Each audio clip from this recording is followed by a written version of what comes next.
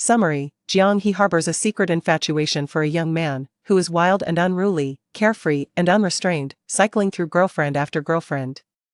When asked, what is it like to have a crush? She contemplates the bittersweet complexity of her feelings. Chapter 1, Zhouyi, Beijiang High School. As the rainy season enveloped Beijiang, the downpours continued for days, casting a stubborn humidity in the air that offered little relief. Jiang He stepped out of her home, clad in a white dress. Her hair was tied up in a bun, with a few strands of black hair cascading onto the nape of her fair neck, creating a striking contrast between the dark and light. She entered a cinema where, throughout the summer, she had been working to earn some money.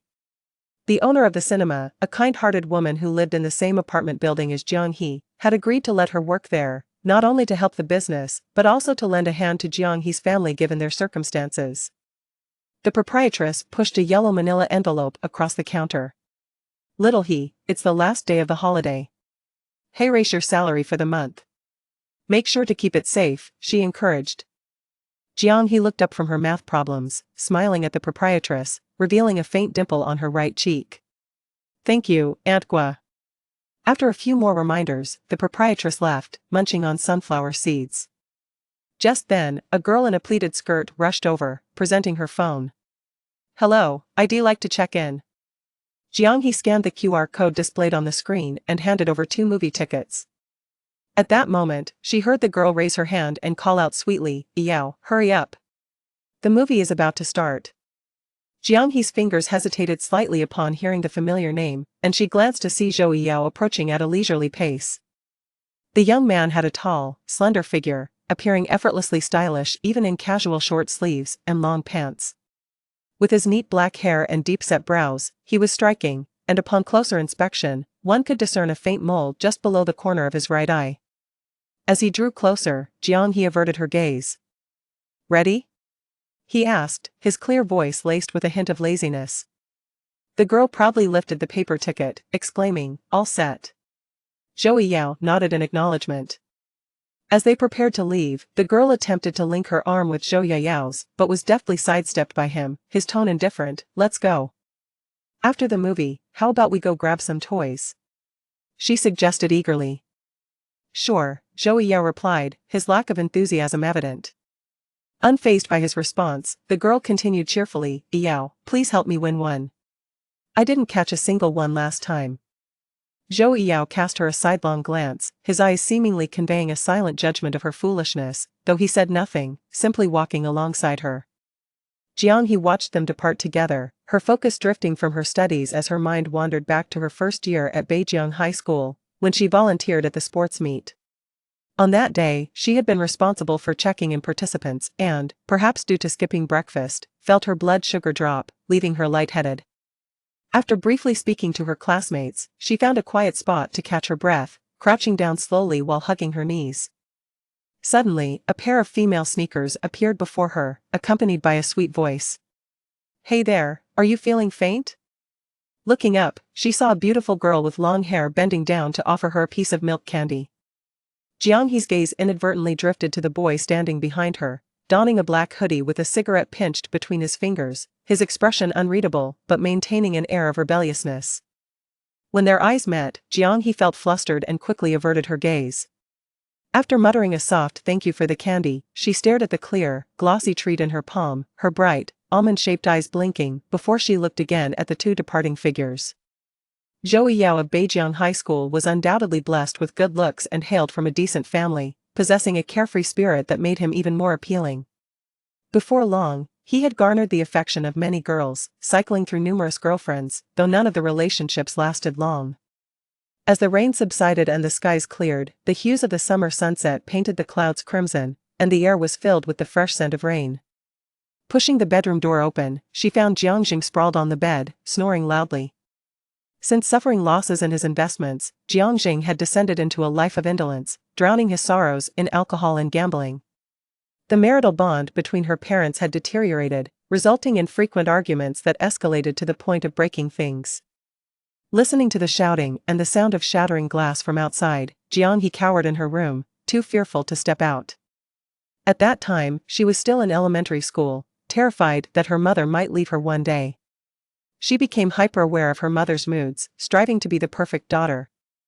During the 6th grade sports meet, Jiang He's mother had promised to take her out for pizza if she won first place. "Dad, where's Mom?" Jiang He asked Jiang, who was clutching a whiskey bottle, scruffy and irate. "Left, doesn't want you anymore," he bellowed, throwing the bottle to the ground, the shards scattering everywhere. Jiang He could hardly believe it.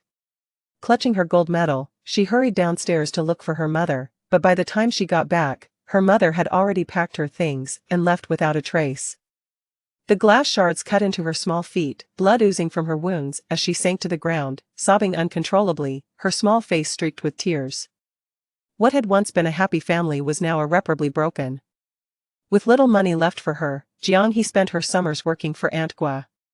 She pushed the door closed, picked up the mess of clothes strewn on the floor and hung them on a rack, then headed to the kitchen to prepare a glass of honey water for herself to set by her bedside. A sound notification from her phone broke the silence, and she glanced down to check the message. It was a voice message from Aunt Gua, mentioning that a friend from her tutoring center needed a substitute teacher for a young girl who needed help with her studies. The job seemed easy, mainly providing assistance and supervising her homework. Jiang He immediately thought of herself and agreed to try teaching the next afternoon. As she listened, sounds of rustling from outside indicated that Jiang had woken up. Stepping out, she noticed that the jacket he had left on the sofa was now missing. This upcoming exam would determine her eligibility for the advanced class and whether she could study alongside Zhou Yao. Perhaps it would grant her the chance to watch him from afar, stealing glances in secrecy. Chapter 2. Too many admirers. You can't stand in line in the northern Jiang region. It has always been a rule to divide the third-year students based on their scores and past performances. On the first day, the morning was dedicated to the Chinese exam, followed by physics and English in the afternoon. The early autumn sunlight was particularly dazzling, each ray shimmering with gold as it filtered through the dense leaves of the camphor trees. Casting shimmering spots of light upon the stone pavement, Jiang He stood on the balcony outside the examination hall, her back to the morning light, engrossed in memorizing ancient poetry from her Chinese booklet. A glance upwards revealed a group of individuals outside the adjacent examination room, both males and females, but the most conspicuous among them was Zhou Yao. Beside him stood the girl he had seen at the cinema yesterday. Still donning a short skirt and adorned with exquisite makeup, Sheng Yifan nudged Zhou Yao with his elbow, a playful smile gracing his lips, and teased, "So, how was your date yesterday?" Zhou Yao lifted his gaze, amusement dancing in his eyes. "What?" He shifted slightly, his elbows casually resting on the railing behind him, casting a sidelong glance, but the sunlight was too blinding to see anything clearly. Adjusting his cap, Zhou Yao chuckled lightly. "Jesting, what could I do? I went to the tutoring center to arrange a tutor for that little devil to supervise her studies." Rising to his feet, he playfully grasped Sheng Yifan's shoulder, a smirk on his face. "Sheng Yifan, why the curiosity? Are you secretly in love with me?" Sheng Yifan found Zhou Yao's antics absurd and playfully wrestled with him. "Of course, I adore you to bits." Zhou Yao retaliated with a swift move, pinning Sheng Yifan's hand behind him against the wall. "There are too many admirers vying for my affection. You simply cannot join the queue." Jiang He, standing not far away, overheard their exchange clearly. Zhou Yao was indeed right. There were far too many individuals smitten with him, rendering her chances futile. As the bell rang, students began to enter the examination hall in succession. Halfway through the Chinese exam, Jiang He felt a gentle poke on her back. "Excuse me, classmate, could you lend me a pen? Mine is broken." After processing the request, Jiang He pursed her lips and paused for 2 seconds. She retrieved a black carbon pen from her pencil case, raised her eyes to observe the supervising teacher. This examination room was filled with high-achieving students, most of whom approached the exam with integrity and silence, allowing the teacher to relax, lost in thought. Seizing the opportunity while the teacher was distracted, Jiang He discreetly handed the pen behind her. "Love you." Qinggu expressed gratitude upon receiving the pen. The Chinese exam was not overly challenging, and Jiang He managed to write her answers smoothly. After completing the essay, she had time to review her paper. Once the exam concluded, Jiang He packed her belongings and prepared to leave when the girl approached her to return the pen. "Thank you for saving me. You're a lifesaver." Amused by her words, Jiang He replied with a smile. It's nothing. A hint of annoyance and regret crossed the girl's face. She had originally possessed 2 pens, but one had been borrowed before the exam. She casually selected a seat and began to eat, when suddenly a commotion erupted nearby. A few girls exclaimed excitedly, "Oh my gosh, is that our president? I can't believe we run into him here. He is so handsome. This is the first time I've seen him up close. His vocal, the beauty mark at the corner of his eye is so alluring. The girl next to him must be his girlfriend, right? I remember she's in the liberal arts class. What's her name? Xiaing. So tall and handsome. I can't even imagine what it's like to be his girlfriend. His lips look so kissable. Handsome guys close their eyes while kissing." Jiang He looked up, searching for a familiar figure. He was dressed as he had been in the morning, wearing a cap that shielded his eyes. His girlfriend walked beside him, chatting animatedly, while Zhou Yao leaned down to listen. After hearing her, he showed little reaction. Seeing Zhou Yao's apparent disinterest, Xiaing obediently fell in step beside him, although he was indifferent toward her.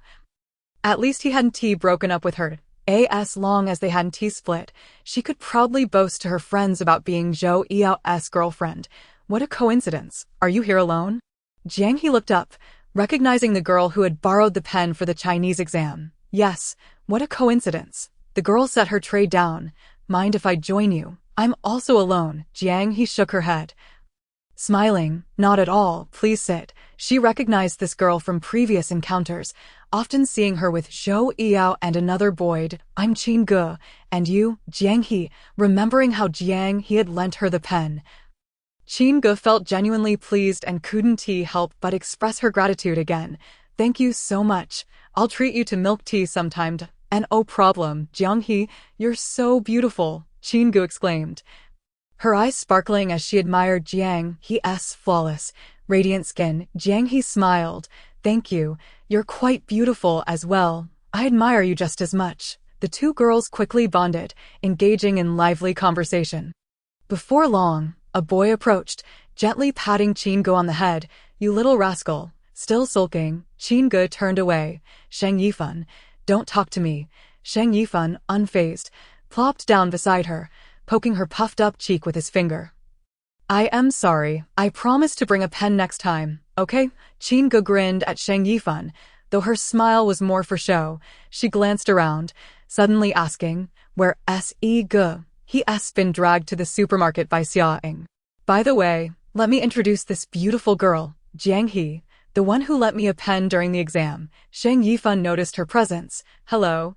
Beautiful. I'm Sheng Yifan. Jiang He nodded. Hello. Suddenly, Sheng Yifan stood up, calling out towards the entrance of the cafeteria. Yi Yao, come sit with us. Upon hearing that familiar name, Jiang He instinctively tightened her grip on her chopsticks. His name acted as a switch. Just mentioning it sent her heart racing uncontrollably, the rhythmic thumping echoing in her ears like a drumbeat. The cafeteria tables were for 4, and Zhou Yao approached without hesitation, taking the empty seat next to Jiang He. Chapter 3. Have you been stealing glances at me? Are you secretly in love? The sudden proximity brought with it the invigorating scent of mint and citrus, enveloping her senses. This was their first close encounter. Jiang He cautiously lifted her eyelids, stealing glances at him. The young man lounged lazily against the back of his chair, engrossed in his phone. Sheng Yifan inquired, where's your little girlfriend? Jiang He turned her head. Beneath the black cap's brim, she caught sight of his prominent nose and defined jawline. Her gaze grew bolder, transitioning from furtive glances to lingering stares, each moment becoming more intense, almost searing. The heat of her gaze became undeniable, prompting Zhou Yao to lower his phone and meet her gaze with his deep, dark eyes. The girl before him was delicately featured, her small nose and mouth striking, but it was her apricot-shaped eyes, clear and pure, that left a lasting impression, akin to an innocent little rabbit easily deceived. He teased, looking at me. Could it be that you're secretly in love with me? Ever since he sat there, he felt a gentle gaze resting upon him, transforming from a brief, subdued glance to an unabashed, intense stare that was impossible to ignore. Not at all. Jiang He's flustered response was almost endearing. Zhou Yao's striking features were naturally blush-inducing, and his teasing words felt like a death sentence. Qin Ge, noticing the girl's flushed cheeks, laughed heartily. Ego, you already have a girlfriend. Don't tease my friend. Zhou Yao lounged back in his chair, a carefree laugh escaping him. Better break up before it's too late. It was uncertain whether he was joking or serious. Jiang He lowered her head to eat, the dish she once relished now tasting like wax. This was the Zhou Yao she had come to know. He pursued a girlfriend when intrigued and ended it when bored, showing no sentimentality, appearing romantic yet heartless. What a jerk. In the classroom, Jiang He diligently memorized vocabulary when a voice called out from the doorway. Jiang He, the teacher is looking for you. She set her pen down and stepped outside. The grade director, a bespectacled male teacher, stood on the balcony, known among students for his haughty demeanor and penchant for observing classroom situations through the window. Hence they privately dubbed him Second Uncle.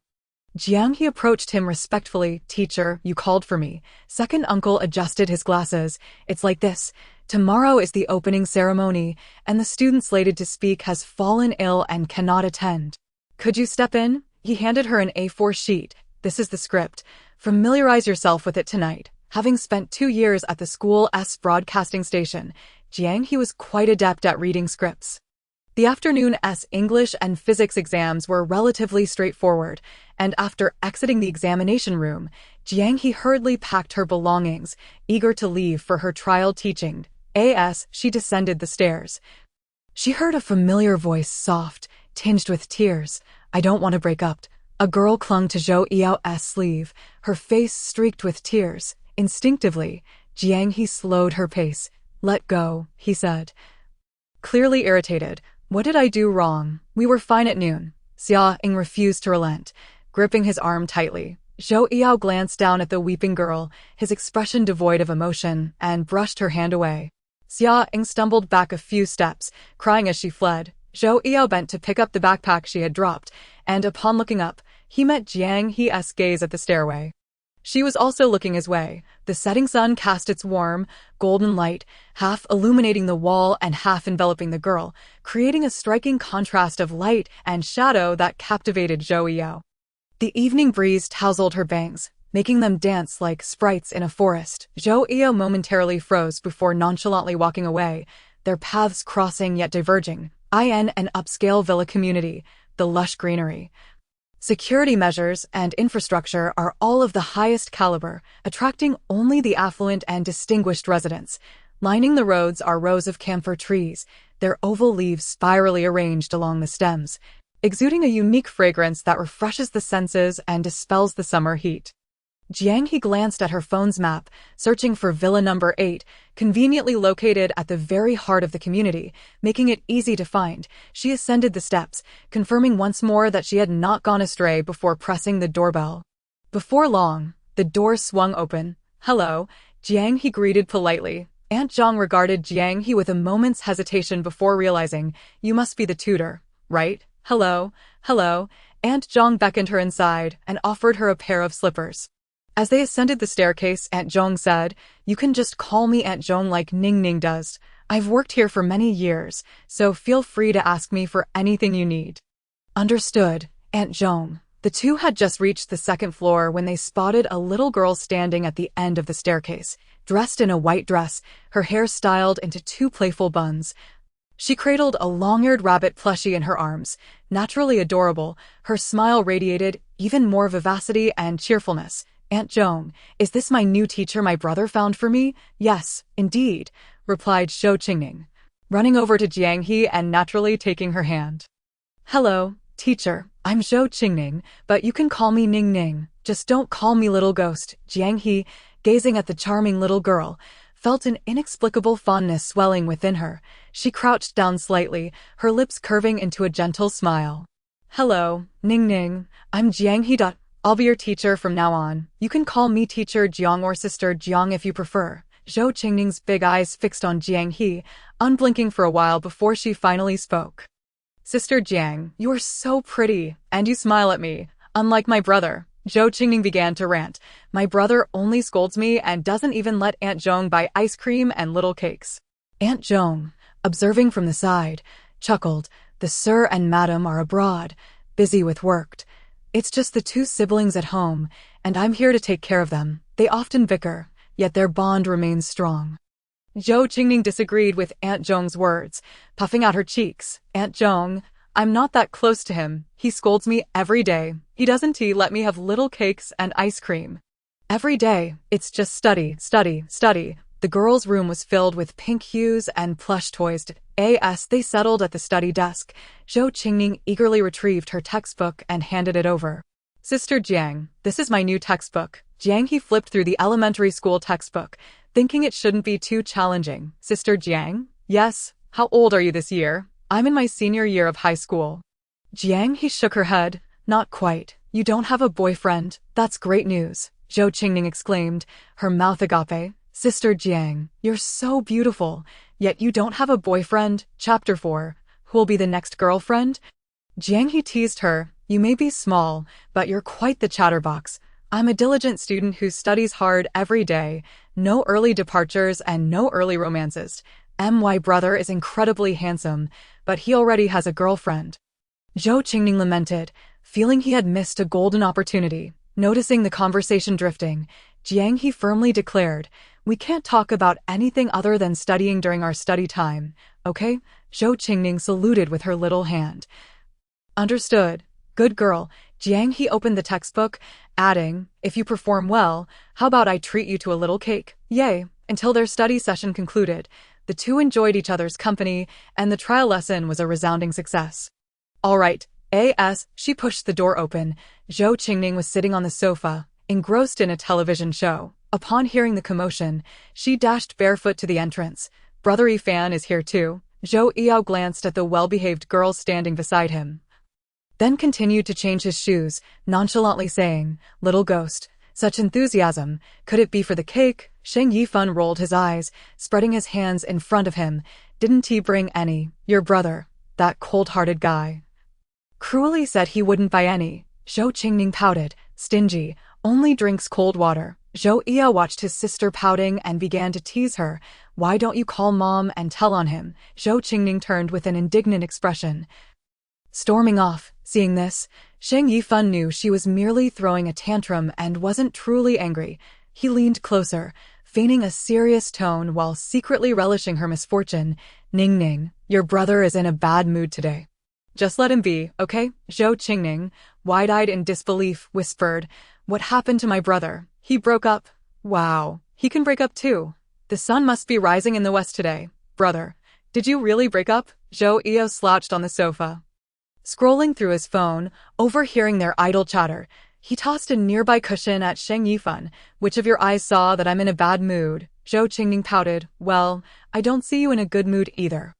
Since you didn't buy any cake, are you studying well? Is the tutor okay? All good. Zhou Qingning dismissed her craving for cake and leapt onto Zhou Yao's lap, kneeling on the sofa. Did you really break up? Yeah, brother. Zhou Yao set his phone down, looking exasperated. Spit it out quickly. Even though you won't buy me any little cakes, I know you mean well, and besides, you already bought me some this week, Zhou Qingning said earnestly, knowing that if she performed well, Sister Jiang would treat her. Whether or not her brother bought her cakes was now inconsequential. Your good sister. I absolutely won't let you die alone. She patted her chest in assurance. What are you plotting now? Zhou Qingning playfully punched him. What do you mean plotting? I'm talking about my tutor, Sister Jiang. You definitely haven't met her. She's incredibly beautiful and gentle. Though you're quite the scoundrel, who can blame you for being my brother? Zhou Yao showed no interest, dismissively pushing her head away. Got it. Go play. Who are you being dismissive with? Seeing his lackadaisical expression, Zhou Qingning gripped his arm and began to shake him. You should pursue Sister Jiang. Think of it as accumulating good fortune for this lifetime. Observing Zhou Qingning's antics, Zhou Yao finally grasped the situation. I think it's you who likes Sister Jiang, right? Exactly. If she could be my sister-in-law, I'd be over the moon. Zhou Qingning, spoiled by her parents and protected by her brother, had always been fearless and headstrong, never showing such affection for anyone before. Now, she surprised Zhou Yao, who looked at his little sister, pondering, is she really that wonderful? Are you agreeing? Zhou Qingning's eyes sparkled with joy. Zhou Yao ruffled her hair. You better not stir up trouble. Zhou Qingning covered her head, turning to pout dramatically. Yifan, my brother hit me. Just thunder, no rain. Zhou Yao stood up, patting his sister's shoulder. Wash your hands. Dinner's ready. After dinner, the sky had turned a dull gray, and the streetlights flickered on, casting dappled shadows of leaves on the ground. Zhou Yao accompanied Jiang He to the door, saying, "Get lost. After you've eaten and drunk your fill, just hurry up and leave." Jiang He stumbled down the steps, holding his backside. "Wait, did you really break up with Xia Ying?" Jiang He clicked his tongue, grinning at the man leaning against the pillar. "Cold-hearted scoundrel, you'll have your day of reckoning." Zhou Yao smirked, looking forward to it. The 2-day exam period swiftly passed, heralding the commencement of the new semester at Beijiang High School. Upon arriving at school, Jiang He was summoned to the backstage of the opening ceremony by the second elder, who inquired whether her script was ready and reassured her not to be nervous. As the head of the school broadcasting station, she had many scripts to read each semester, so she was not intimidated by the prospect of speaking on stage. Moreover, this new semester, she would also be training newcomers to take over her position, ITS All Right teacher, during the opening ceremony. Class leaders guided their classmates to gather in the grand auditorium on such an important occasion. Every student donned their full school uniform, complete with badges and nameplates. At the back of the line, Zhou Yao sat hunched over on a bench, head bowed in slumber, his tousled hair falling obediently over his forehead. While Jiang He also napped with his arms crossed, the two had stayed up late gaming the previous night. The song The Blooming Life playing in the auditorium had become their lullaby. Once everything was in order, the flag-raising ceremony concluded, followed by the principal's speech, an annual monotony that offered little to captivate or remember. After the principal's address, various leaders presented their visions for the new semester. Finally, it was time for the student representative to speak, clad in the summer school uniform, with her hair tied into a high ponytail that accentuated her slender neck. Jiang He's youthful figure made the oversized uniform appear even more vibrant. All the lights converged on her, making Jiang He shine brilliantly, radiating with an enchanting glow. As she took the stage, a wave of murmurs erupted from the audience. Zhou Yao, disturbed by the chatter, turned his neck to glance at the podium. Recalling her as the girl from the cafeteria who had a crush on him, those unfamiliar with Jiang He were curious. "Which class is she in?" "She's absolutely stunning. She's in class 3, called Jiang He. She's from the broadcasting station and is said to be particularly difficult to pursue." Someone who knew the situation chimed in, and oh wonder, her voice sounds so familiar. A boy nudged his friend beside him. "Howsy, do you want to give it a shot?" "No way. Didn't they say she's hard to chase?" The young man attempted to evade the situation, seemingly wanting to witness my embarrassment. There was no way that would happen. Zhou Yao took a moment to register the weight on his shoulder, slightly turned his head, furrowed his brow, and pushed away someone's large head. Jiang He awakened with a start, exclaiming, "What the heck? You woke me up before I even got a chance to kiss you. How are you going to compensate for that?" Zhou Yao, uninterested in further engagement, wore an expression that clearly communicated his disdain. "I'll kiss you," he retorted. "Scram, scram, scram. You're truly disgusting," Jiang He replied, barely steadying himself, stretching lazily as he added, "Even admiring beautiful women can't stop your incessant chatter. Such beauties are merely meant for our admiration." "Unlike Yaij, whose girlfriends are all stunningly beautiful," another male chimed in. Chapter 5. The eyes are the best evidence. Zhou Yao had no desire to partake in their conversation and intended to lower his head and resume his slumber. However, a bold young man beside him inquired, "Yaij, do you fancy this type of girl?" The news of Zhou Yao's breakup with Xia Ying had spread like wildfire that very evening in their small school group. It didn't take long for the group to swell to 99 members, all speculating on who his next partner would be. Zhou Yao opened his eyes, seemingly still in a state of drowsiness. His voice low and husky, not interested. Zhou Yao's previous girlfriends had all been vibrant, striking beauties, while Jiang He was more of the sweet, demure type. Indeed, Jiang He's type did not fall within Zhou Yao's considerations. A consensus shared by all. "Yaij, how about trying a different flavor this time?" Zhou Yao idly played with his fingers, glancing up at the girl on stage who was reading her script with a powerful and emotive cadence. A faint smile tugging at his lips. Too well behaved. I'd rather not provoke her. Laughter erupted around them, too loud and drawing the ire of the teacher, who pointed a finger at them, threatening, "If you lot continue to chatter, you'll be assigned to clean the restrooms." Restrooms are hardly pleasant places. Everyone, understanding the cue, touched the nape of their necks and fell silent. Zhou Yao crossed his arms, surveying the girl on stage. She was indeed beautiful, her lips crimson and teeth pearly white, her skin fair and luminous under the spotlight. The grade head and teachers had convened in the lecture hall for their routine meeting to discuss class assignments. The entire building was in an uproar, the classroom not quiet either, with some playing cards or glued to their phones, while others had sneaked out to the supermarket. Jiang He sat at her desk preparing her lesson, contemplating how to explain the concepts to Zhou Qingning in a simpler manner. By the time class ended for lunch, the homeroom teacher had yet to conclude the meeting. Jiang He ventured alone to the cafeteria, finally finding an empty seat to sit down. Just as she settled, she heard someone say, "Excuse me, classmate, but this seat is taken." Jiang He froze for a few seconds upon hearing the familiar voice. Qin Ge, upon spotting Jiang He, was also momentarily taken aback, waving her hand with a smile. "Jiang He, come, sit down. There are only 3 of us. There's enough space." Jiang He hesitated but ultimately set her tray down again, expressing her thanks. The cafeteria was packed to capacity, with first-year students jostling for space and food scattered on the floor at intervals. The 2 tall figures were easily spotted in the crowd. Qin Ge stood up and waved.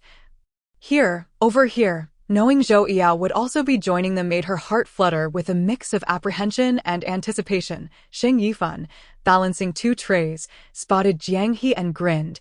"What a coincidence." Qin Ge, recalling that she hadn't had the chance to introduce the 2 earlier, began, "This is Zhou Yao, our president. I doubt he needs further introduction." Jiang He nodded. "Yaij, this is my close friend Jiang He.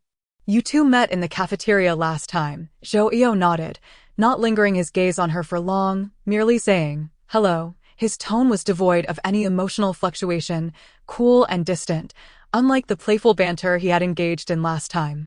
"Hello," Jiang He replied. She focused on her meal, the person across from her eating quietly without making a sound. "Where's my potato?" Sheng Yifan queried, noticing the absence of his desired dish and feeling a tad downcast.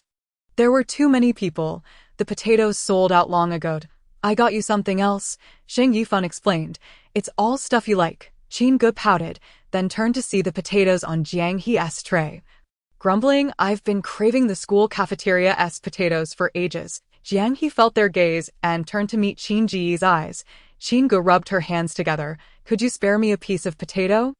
Jiang He, unsure, couldn't resist Qin Ge's pleading expression. After a moment of hesitation, she gently pushed her tray toward her. "If you don't mind." "Not at all, not at all," Qin Ge exclaimed, grabbing her chopsticks. "My chopsticks are clean. I haven't used them yet." Qin Ge took 2 pieces of potato, considering breaking off a piece of her chicken leg for Jiang He. "You're so thin. Why are you only eating vegetarian?" "Here, have a big chicken leg." 2 pieces of potato for a whole chicken leg. Jiang He hesitated to accept, but Qin Ge insisted, stating that one should have principles and not just take without giving back. Back and forth, Jiang He's tray ended up with a hefty chicken leg. This was the 2nd time the 4 of them sat together. The last time, Zhou Yao had been beside her, and this time he sat across from her. Jiang He felt both exhilarated and timid, unable to resist glancing at the person opposite her, her gaze lingering just long enough to avoid detection. Fearful of being caught like last time. "Do you like potatoes too?" Qin Ge asked. Jiang He nodded. "Yes, I do." Sheng Yifan chimed in. "I like potatoes too." Zhou Yao, relaxed in his demeanor, lifted his gaze, his elongated black eyes fixating on the girl across from him, as if swirling pools threatened to engulf her. Jiang He, feeling overwhelmed, hastily lowered her head to evade his gaze. Noticing her startled reaction, Zhou Yao chuckled softly. "I don't particularly like potatoes, but I don't dislike them either." Jiang He poked at her rice, nodding in acknowledgement. "Congratulations, Jiang He," Qin Ge suddenly exclaimed, leaving Jiang He puzzled. "Congratulations, for what?" "Indeed," Qin Ge grinned brightly. "Congratulations on finding our potato clan. From now on, you shall not wander alone." Jiang He gave a slight smile, but as she looked up, she inadvertently locked eyes with Zhou Yao, her smile faltering and her expression dimming. In the presence of someone she admired, she instinctively reined in her behavior. Yet unbeknownst to her, in this grand silent performance, her eyes betrayed her. Tio have feelings for someone. The eyes are the best evidence. Zhou Eo noticed the girl's reaction and felt an inexplicable annoyance. Was he truly that intimidating? Throughout the meal, Zhou Eo felt an uncharacteristic irritation, maintaining a sullen expression, his lips pressed tightly together, remaining silent. The atmosphere around them dropped several degrees. On their way back, Qingge sensed the shift in mood and quietly murmured to Sheng Yifan, "What's up with Yaij? Is it because we like potatoes?" The class assignment list was released. After the lunch break, the entire senior building was in a frenzy, the corridors bustling with students heading to their new classes. Jiang He got her wish and was assigned to Class 1. After bidding farewell to her friends, she carried her books to the new classroom. Upon arrival, there were still not many students, so she chose a seat by the window, where she could easily see the tall sycamore trees outside. After settling in, she scanned the classroom but found no sign of the person she was looking for. She couldn't tell if he had been assigned to this class. Chapter 6. I heard you're hard to pursue. Based on her previous analysis, given Zhou Eo's academic performance, he had a high probability of being placed in Class 1. This was also why she had worked hard to improve her math scores. Subconsciously, she wanted to be closer to Zhou Eo, even if their paths were unlikely to intertwine. Just seeing him filled her with joy. The summer cicadas sang their final melodies on the sycamore trees, heralding the end of their existence. Qingge spotted Jiang He sitting quietly by the window as soon as she entered the classroom. Jiang He was seated alone, her head lowered. The summer breeze lightly tousled the strands of hair resting on her fair neck, her eyelashes gently brushing against her cheeks. Lost in thought, Qingge placed her backpack on the desk, prompting Jiang He to look up and meet the cheerful gaze of her friend. Qingge? She hadn't expected to be in the same class as Qingge. Hello, the third member of the potato family. Qingge settled beside Jiang He. Looks like no one's here, right? What a coincidence. We were in the same exam room, shared a table in the cafeteria, and now we're in the same class. It seems we'll be studying together from now on, Qingge mused. It must be a special fate, she added, feeling fortunate. Unable to contain herself, she hummed a line from a song. If I score 1 point less, I'll end up in Class 2, and it's all thanks to you for lending me your pen. Qingge recalled something, scanning the room again, but ultimately didn't find the person she was looking for. Has he not arrived yet? Who? Yaij. He's supposed to be in this class too. I wonder why he hasn't shown up yet. Just as she spoke, a commotion erupted at the back door. Qingge tugged at Jiang He, eager to gossip. Before they could reach the scene, they spotted two familiar tall figures entering with an air of indifference. The two boys were striking. Zhou Eo wore his school uniform impeccably, exuding a youthful charm, complemented by a sleek black mechanical watch on his wrist. Sheng Yifan followed closely behind, putting on a show. Qingge looked down on him for his antics, playfully kicking his calf. Sheng Yifan, you're in this class too. Sheng Yifan smiled, clearly pleased with himself. Of course. Do you even know who I am? His gaze casually drifted past Jiang He. Oh, Jiang He's here too? What a coincidence. Jiang He smiled softly, choosing not to speak. The two young men settled in behind them, and as more students filled the classroom, the volume of their chatter rose. Qingge leaned sideways against Sheng Yifan's desk, idly toying with the ends of her hair. What do you think of Teacher Bianhua Qing? She inquired. I've heard he's particularly strict. Sheng Yifan shrugged nonchalantly, tugging at her hair playfully. Not really. He's quite a decent teacher. I've heard he's rather lenient with the girls. Qingge nudged Jiang He, urging her to join in the fun. Jiang He nodded, turning around, only to meet Zhou Yao's gaze, his dark eyes exuding an almost suffocating intensity. Startled, Jiang He blinked and hastily lowered her gaze, only to hear Zhou Yao chuckle softly, his tone light. What? Do you have some objections to me? Zhou Yao mused, wondering if she was afraid of him. Every time they crossed paths, her eyes seemed to reflect a sense of distance, as if she were hurriedly trying to evade him, leading him to ponder if he bore some unseen prickles. Was he that intimidating? He wasn't a porcupine, after all. Jiang He shook her head, murmuring, no objections. Zhou Yao leaned back, resting against the edge of the desk, a teasing smile playing on his lips as he regarded the somewhat flustered girl. I asked that so. His tone was gentle, the final note ascending like a feather landing softly on one's heart. Jiang He nodded earnestly, yes. Noticing this exchange, Shang Yifan playfully shoved Zhou Yao and remarked, "You always wear such a cold expression. It's a wonder no one has issues with you. Do you think everyone will coddle you like those pretty girls?" Jiang He looked bewildered. Qin Ge, ever the peacemaker, explained, "You know, Yaij just broke up. A lot of beautiful girls are fiercely pursuing him right now." Shang Yifan nodded knowingly, adding, "Ever since he and Xia Ying parted ways, his desk has been overflowing with breakfast every morning." Upon hearing the word breakfast, Jiang He felt her heart skip a beat, recalling how she had once left a bottle of milk on Zhou Yao's desk. Oblivious to Jiang He's sudden unease, Qin Ge continued recounting the amusing incident from their sophomore year when someone had mistakenly placed a bottle of milk on Yaij's desk, leading him to believe it was from Shang Yifan. Only later did he discover it had been left by a girl who harbored feelings for him. The class was too quiet, and no one knew which girl had left it, with the pink note beneath the bottle only bearing the initials ZJ. Zhou Yao remembered this incident vividly, and Shang Yifan often teased him about it. Upon hearing ZJ, a flicker of recognition sparked in Zhou Yao's mind, and he exchanged a knowing glance with Shang Yifan. "Zhongjing," he mused, feeling exasperated.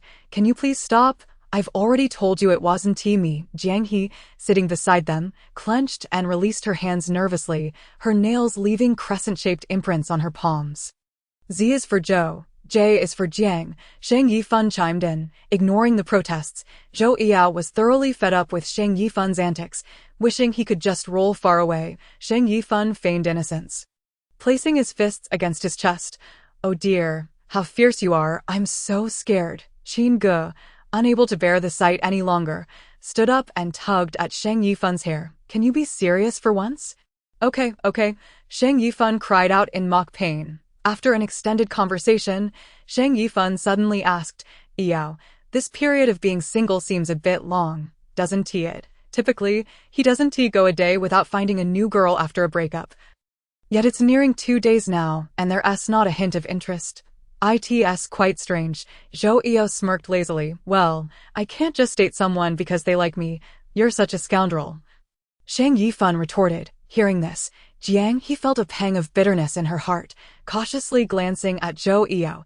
He was undeniably handsome, lounging effortlessly against the desk, exuding an air of carefree elegance. She thought to herself, why couldn't he be more serious? Jiang He considered herself someone who avoided risks. She never fixated on bad people or unfavorable situations. Yet Zhou Yao was an exception. He was far too reckless. Yet she still kept him at bay from her list of risks. Zhou Yao, noticing Jiang He's silence, suddenly asked, "I've heard you're quite difficult to pursue." Chapter 7. Please don't pester me, Jiang. He was taken aback by his unexpected question.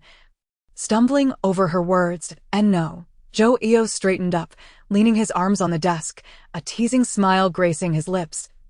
"Oh, that means you're easy to pursue." Jiang He instinctively recoiled at his sudden closeness, her mouth betraying her with the words, "Are you trying to pursue me?" What was she saying? Her mind had gone blank, and she regretted uttering such a reckless statement the moment the words left her lips. She wished she could retract them, feeling a strong urge to bite her own tongue and never speak again. She was filled with remorse and frustration. Zhou Yao smirked, his expression mischievous. "All right then, I'm just joking." Her face flushed a deep hue as she muttered, "Please don't pester me." Zhou Yao regarded her flustered demeanor, finding it endearing, yet sensing she was on the verge of tears. He decided not to tease her further. "All right, I want to pester you. I want to bother the good student." Before long, the homeroom teacher entered the classroom. The students had all heard of his reputation, and as he stepped in, a pin dropping could be heard amidst the sudden silence. The teacher placed a transparent double-air glass cup on the podium and picked up a piece of chalk to write his name on the blackboard. "I am Bian Huaqing. I believe many of you recognize me. So I want to elaborate on my introduction. I will be your homeroom teacher and physics instructor for the entirety of your senior year, and I'm delighted to spend this meaningful yet intense time with you. My expectations are simple.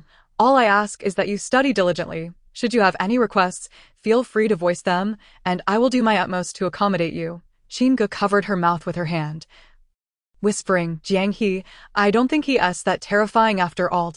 He's much friendlier when he smiles than I imagined. Jiang He nodded in agreement. I feel the same way. Bianhuaqing continued organizing matters from the podium, stating that any issues regarding seating arrangements could be discussed with him privately later. The class monitor would temporarily be Lin Qingzhou, and any concerns could be addressed to him. A boy stood up, his fair skin and black half-frame glasses giving him a gentle appearance. Bianhuaqing instructed Lin Qingzhou, keep a close eye during seat changes to avoid any mishaps. Understood, teacher, Lin Qingzhou replied, his voice warm and steady, exuding a sense of reassurance. After an extensive discussion, the class meeting concluded an hour before dismissal, leaving the remaining time for everyone to rearrange their seats.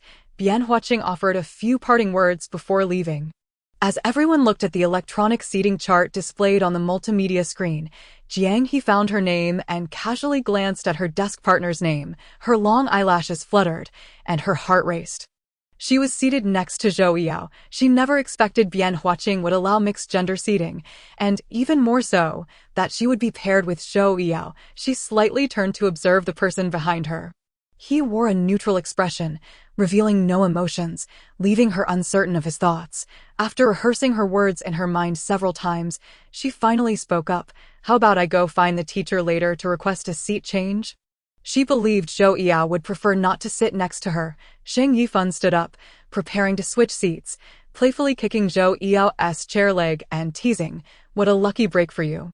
Zhou Yao rose from his seat, his tone lighthearted as he quipped, my honor. Qin Gu laughed. You're finally being sensible. From now on, smile more at Jiang He, seated together. Jiang He found herself stiffening as the refreshing scent of mint and citrus from Zhou Yao wafted into her nostrils. She felt rigid, like a wooden statue. Sensing her discomfort, he propped his chin on his hand and squinted at her.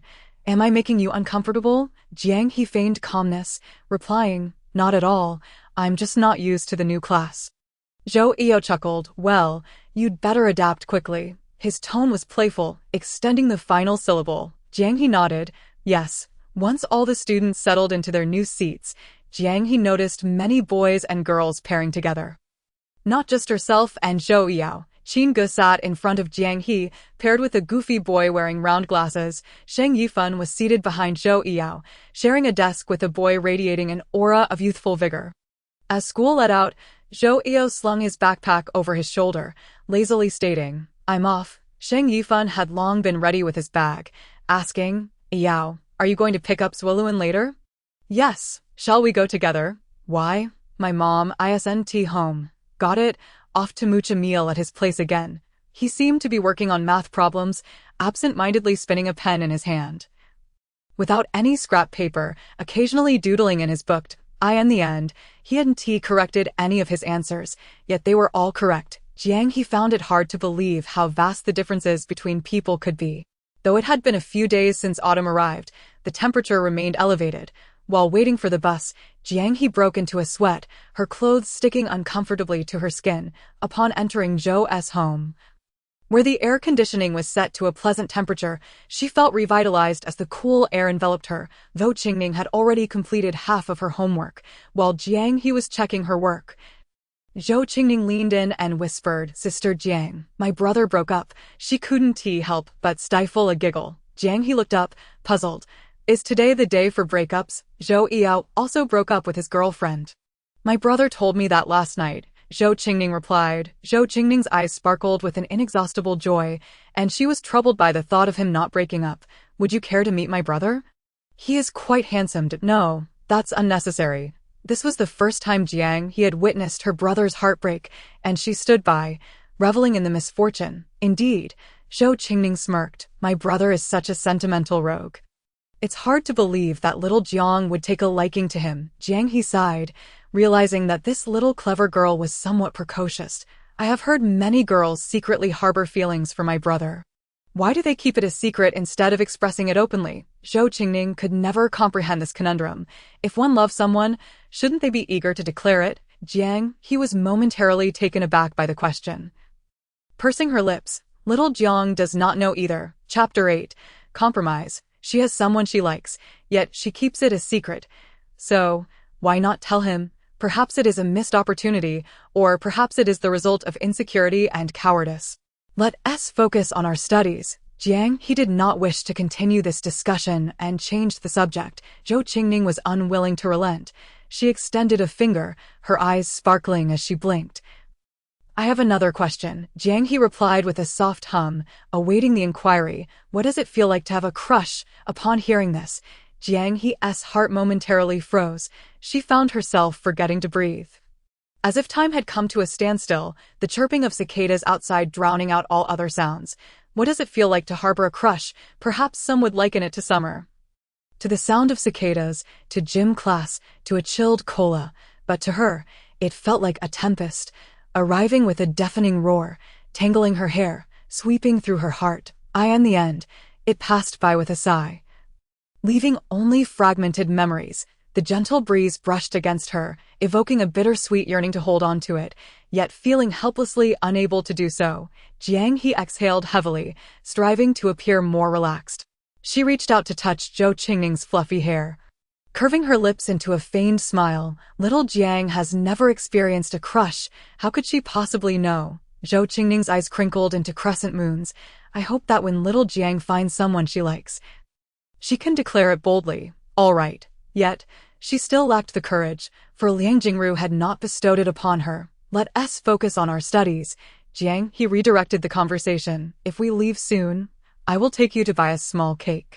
Yay! Ningning loves little Jiang the most. A few days ago, Zuoluan fell ill, and Zhou Yao, fearing he would not be able to care for him properly once school started, decided to have him stay at the hospital for a few days.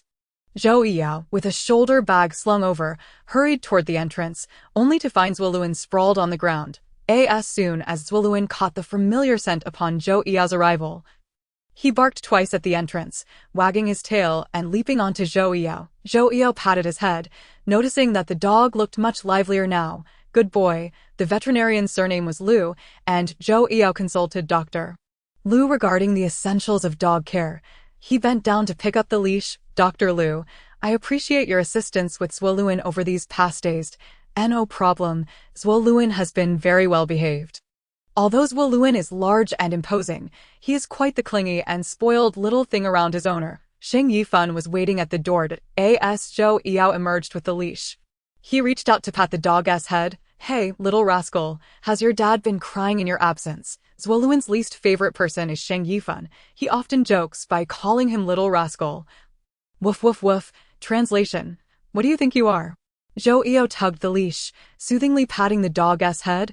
I suggest you quickly address him as Lord Luan, or you might find yourself as his target. Sheng Yifan, with a big boy's demeanor, was adaptable and flexible. He clasped his hands together, apologizing. My bad, Lord Luan. Zhou Yao's phone vibrated in his pocket. Upon seeing the caller ID, he handed the leash to Sheng Yifan. He stepped aside to answer the call, a gentle voice emanating from the receiver. The call ended in less than 2 minutes. The hospital was not far from home, and the two planned to walk while taking the dog for a stroll. By the way, Sheng Yifan suddenly recalled, how are your preparations for studying abroad coming along? Zhou Yao, observing Zuoluan sniffing at the curb, replied nonchalantly, I am preparing the application materials. The rest is pending notification. Sheng Yifan sighed. Have you compromised? Zhou Yao smiled silently. Upon arriving home, Zhou Yao discovered that Zhou Qingning was not there. He frowned and inquired of Aunt Zhong. Has the tutor not come? Aunt Zhong, sensing his misunderstanding, hurried to clarify. She has come. She mentioned that Ningning completed her homework early and that they went out to buy some things. Sheng Yifan led Zuoluan inside. Aunt Zhong, I'm here to mooch off dinner again. Of course. Tonight I will prepare your favorite dishes. Thank you, Aunt Zhong. Zuoluan continued to bark incessantly, seizing a pair of slippers from the floor and beginning to wreak havoc. Zhou Yao scolded him a couple of times, but to no avail. Perhaps he was restless after recovering from his illness, having been cooped up in the hospital, eager to frolic outside. Sheng Yifan, feeling lethargic, lounged on the sofa, playing dead. I won tea go. Zuoluan doesn't tea like me, and it wouldn't tea be enjoyable for me either. Such excuses. Jiang He took Zhou Qingning to a nearby cake shop to buy small cakes, and the array of desserts made Zhou Qingning salivate.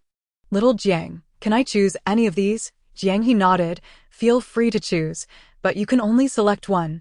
After all, your brother wouldn't allow you to indulge excessively. All right, Zhou Qingning's tutoring fees were quite generous compared to others. The workload was light, the content not challenging, and the pay was high, so it was no problem for her to treat herself. After much deliberation, Zhou Qingning finally settled on the smallest cake on the bottom shelf, the cheapest one, saying, "This one is perfect. I like this." Jiang He, glancing into the display case, understood her intentions. Ning, I believe the one on the top looks better. Why not choose that one? It's fine. I like this one.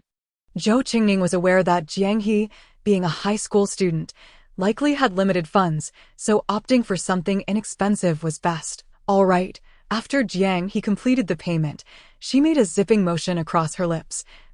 I promise, today's secret about sneaking cake will remain between us. As dusk fell and the sunset, a gentle breeze swept away the lingering heat. The two lovely girls sat on a park bench, sharing their treats. Just as they were enjoying themselves, Zhou Qingning heard a familiar bark.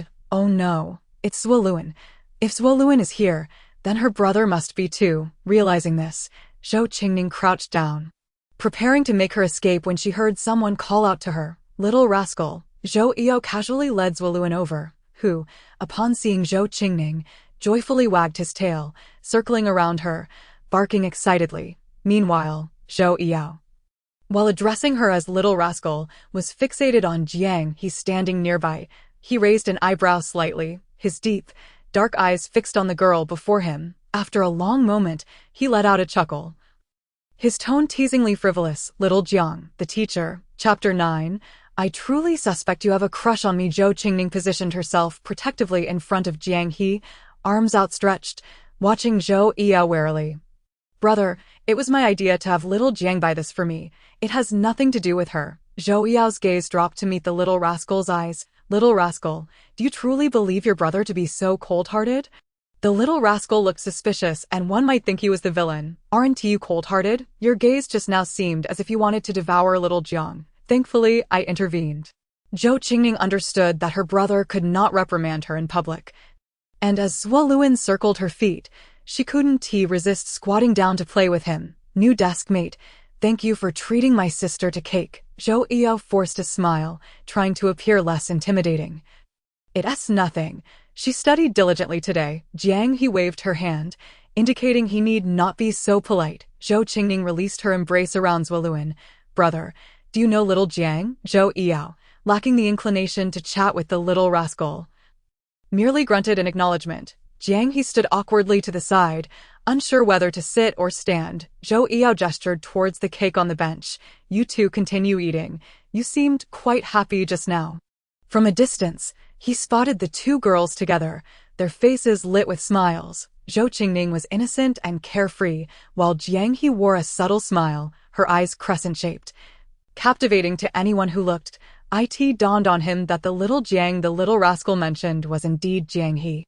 With that, Zhou Qingning, receiving the unspoken command, began to ignore everything and devour the cake with abandon, while Jiang He hesitated, finding it difficult to even open her mouth. She felt immensely uncomfortable. Zuoluan, drawn by the scent, approached Jiang He's feet, being a large adult dog, and one that appeared fierce.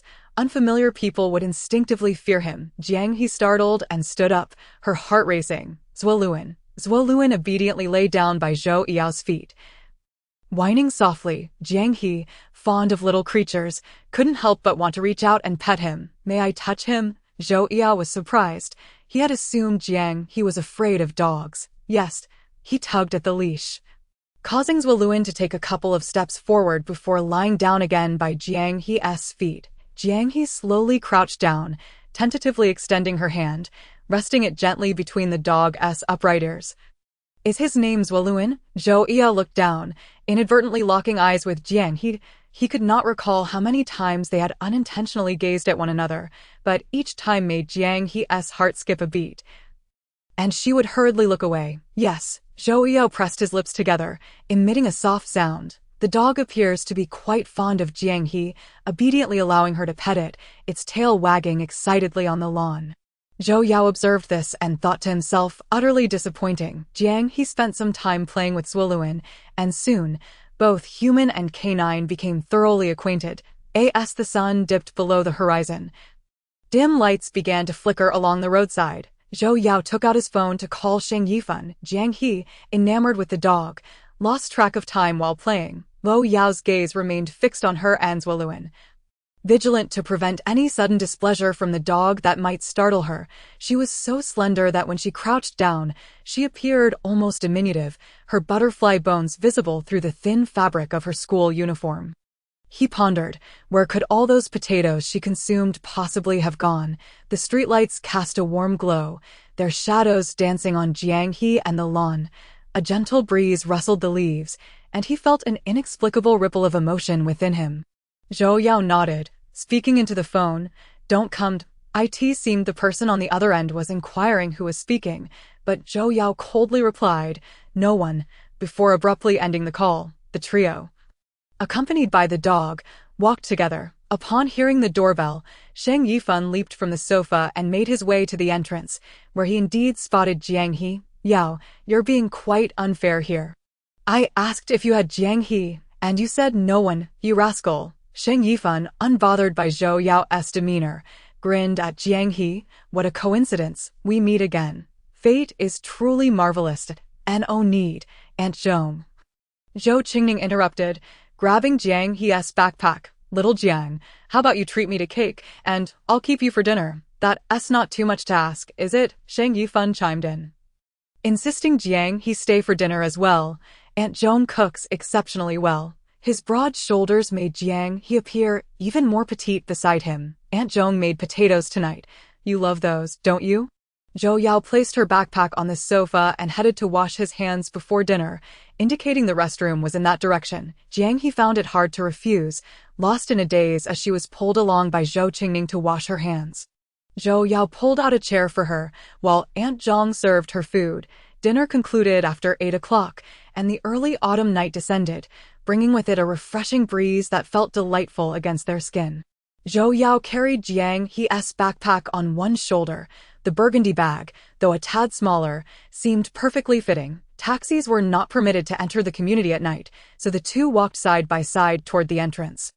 Surrounded by the fragrant camphor trees, the rustling leaves creating a soothing sound, the leisurely post-dinner stroll brought a certain joy, yet their silence inevitably led to an awkward atmosphere. Jiang He was the first to break the silence, alleviating the tension. I didn't expect that the brother Ningning mentioned was you. Oh, Yao chuckled softly, replying, I also didn't foresee that the little Jiang sister spoken of by the little imp would turn out to be my new deskmate. Ningning told me her brother doesn't let her have little cakes, and I thought, what a harsh brother. Jiang He joked. She felt a twinge of doubt about her words and glanced up to gauge Zhou Yao's expression. Unexpectedly locking eyes with him, Zhou Yao smirked. I truly suspect you have a crush on me. Chapter 10. He wished to protect her, not wanting her to feel timid again. Jiang He was momentarily taken aback by his words. Don't jest with me. Zhou Yao smiled, his eyes glimmering. Then why do you always look at me? Jiang He explained. I just wanted to see what you were doing since you weren't speaking. She retorted playfully, if you weren't looking at me, how would I know I was looking at you? Perhaps you have a crush on me. She mirrored his jest. Zhou Yao laughed so hard his shoulders shook, adopting a lazy tone. Indeed, whatever you say is true. Jiang He felt her cheeks heat up, her mind momentarily blank. She reminded herself not to take it seriously. Doing so would only lead to deeper entanglements. As they reached the community entrance, Jiang He prepared to call for a taxi. She lowered her gaze, focusing on the hand covering her phone, her eyelids slightly drooping, long lashes concealing her underlying emotions. With a gentle exhalation, she declared, all right. The moonlight shone brightly, casting dancing shadows. The cake shop was still open, and Zhou Yao chose a beautifully crafted cake. Asking the attendant to package it, she stood obediently beside him, thinking the cake was likely for Zhou Qingning. Upon exiting the cake shop, Zhou Yao hailed a taxi by the roadside. It was for Zhou Qingning. Jiang He's eyes dimmed slightly as she settled into her seat, and Zhou Yao, with his long strides, joined her in the car. The space inside felt suddenly cramped, and the air grew stifling. Jiang He found herself enveloped by Zhou Yao's refreshing minty scent, making her hesitant to breathe, as if she were suffocating. As the car moved, she discreetly cracked open the window, allowing a sliver of fresh air to disperse the enticing aroma. Zhou Yao placed her backpack in her lap, contemplating what he was about to say. Is there something you are dissatisfied with me about? You smile at others, at Zwilluin, yet your smile fades when you see me. Her eyes always held a sense of distance, often avoiding his gaze. It was the first time he found himself so concerned about someone's perception of him. Little did he know, certain matters were heading towards an irreversible direction. Zhou Yao pressed. Really? Jiang He nodded. Indeed. After a pause, she added, if you could spare me some of the breakfast on your desk tomorrow morning, I would have fewer objections. She had heard from Qingge that Zhou Yao's desk was always piled high with various breakfast items. The breakfasts were nameless, and she had no idea who provided them, only guessing they were from his admirers. Zhou Yao hadn't kept any for himself. He had let others take them. Zhou Yao chuckled at the thought and readily agreed. I'll save you a portion, thank you. Upon reaching their destination, Zhou Yao handed the cake to Jiang He, saying, here, take this to... It was meant for her, a way to compensate for interrupting her enjoyment of food earlier.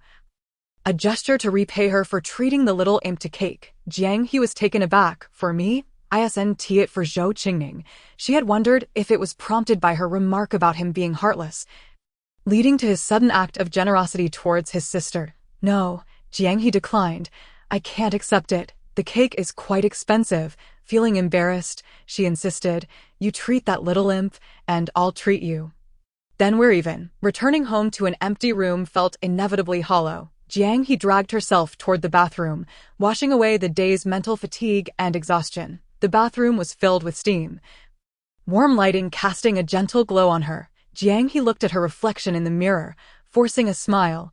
She recalled Zhou Yao's earlier words, we're even. Jiang He managed a bitter smile, dried her hair, and stepped out of the bathroom, spotting the cake sitting on the coffee table in the living room. Approaching it, she examined the exquisite and beautiful cake, realizing it was indeed quite expensive. Cautiously, she opened the box, taking a fork to sample a bit of cream, only to find it wasn't particularly delicious. Suddenly, with a loud click, Zhou Yao swung open the living room door, flooding the space with light. As he stepped in, he noticed Zhou Qingning in her pajamas, cuddling Zwilluin. Zhou Yao frowned. What are you two doing in the dark? Zhou Qingning stroked Zwilluin's fur. I'm bonding with him. Zhou Yao chuckled coldly. Did you even ask Zwilluin if he wanted to bond with you? It was evident he knew her well. While Jiang He was present, he wouldn't dare cross her. Now that she was absent, he was likely worried about being reprimanded, using Zwilluin as a shield. Get up. I want to say anything. Zhou Yao observed her seated on the floor. The early autumn chill had set in, and sitting there any longer would likely make her ill. Zhou Qingning, having narrowly escaped, stood up slowly. Brother, you know little Jiang. Why didn't you tell me sooner? Why should I tell you? Go to sleep. Mom called today, reminding you to be in bed by 9:30. 10 o'clock. No way. Oh, Yao grabbed the back of the little imp's collar, dragging her upstairs. At 9:45, I have questions to ask. Zhou Qingning struggled. After you ask, I'll go to bed. Don't pull me. Zhou Yao. No, you have too many questions. Go to sleep. I'll call Mom to report you, saying you bullied me. Zhou Qingning intentionally used their mother to intimidate him. Zhou Yao released her, standing aside as he watched Zhou Qingning throw a tantrum, urging, hurry and ask, then go to be do like little Jiang. Zhou Yao found the question amusing, wondering what gave her the audacity to think that. Little Jiang is quite beautiful. Zhou Yao thought of the girl who played on the ground with the dog, small and slender, appearing even lighter than Zwilluin. The dappled light danced across her. Her laughter, her timidity, her cautiousness, each movement seemed etched in his mind. He wished to protect her, to ensure she would not feel timid again. Oh Yao replied seriously, I don't. That's perfect. I wouldn't want her with a scoundrel like you. You're not worthy. Zhou Yao found her retort amusing, having just encouraged him to pursue her yesterday, yet today declaring he was unworthy. Little imp, are you my sister or hers? Chapter 11. A teachable child. Of course, she's My sister, after all. Little Jiang buys me little cakes. Zhou Qingning scampered upstairs, sticking her tongue out at Zhou Yao. Unlike you, you only know how to scold me. Zhou Yao stood still, a fond smile gracing his features as he watched Zhou Qingning disappear upstairs. While Zhuoluan whimpered at his feet, he bent down, gently patting Zhuoluan's head. Do you also like her? Woof woof woof. Zhou Yao chuckled softly at the two little white-eyed wolves. The following morning, Zhou Yao's desk was piled high with an assortment of breakfasts, milk, bread, buns, soy milk, truly a diverse selection. Jiang He gazed at the spread, biting her lip, realizing she had witnessed the bravery of certain girls. She set down her backpack. During this time, several girls continued to come over to drop off breakfast, some of whom cast unfriendly glances in her direction. Jiang He was absorbed in her reading. Indifferent to their stares, Zhou Yao and Sheng Yifan sauntered into the classroom, one after the other. Sheng Yifan, noticing Jiang He's dazed expression, chuckled. What's the matter? Are you intimidated by Yao's charm? As he passed by a desk, he turned and casually snatched a cup of soybean milk. Zhou Yao placed down his belongings, an unidentifiable emotion blooming in his eyes. He pointed at the items on the table and said, "Take this and distribute it." His hand inadvertently brushed against a cup of warm milk, and suddenly remembering something, he glanced at Jiang He, who was focused on her studies. After a moment of hesitation, he said to Sheng Yifan, "Also take this." As Sheng Yifan tidied up, stuffing a meat bun into his mouth, he remarked, "Today's buns are delicious. Yao, do you want to try?" Zhou Yao tilted his head to avoid Sheng Yifan's outstretched hand. No. Once the table was cleared, Zhou Yao recalled her words from the previous day and glanced at the girls nearby, declaring, "Breakfast is all gone today." For some reason, he suddenly felt reluctant to give her the breakfast that others had brought. It was acceptable for Sheng Yifan, that rascal, to eat it, but it seemed inappropriate to give it to a young girl. Jiang He had already eaten breakfast and paid little mind to it. During morning class, Bian Huaqing entered the classroom calling names. Qingzhou, gather a few boys to move books from downstairs in the library. The boys in the class preferred to go out and do manual labor rather than endure the long hours in the classroom. Come on, Yao, let's take a stroll. I'm about to doze off.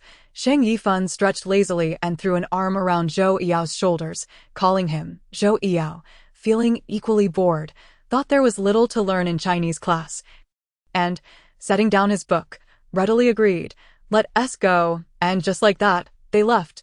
The classroom was suddenly half empty. Jiang He looked up at the pair who were leaving arm in arm, and suddenly recalled Zhou Qingning's words, "If you like someone, you should say it out loud." She lowered her eyelids to conceal her emotions.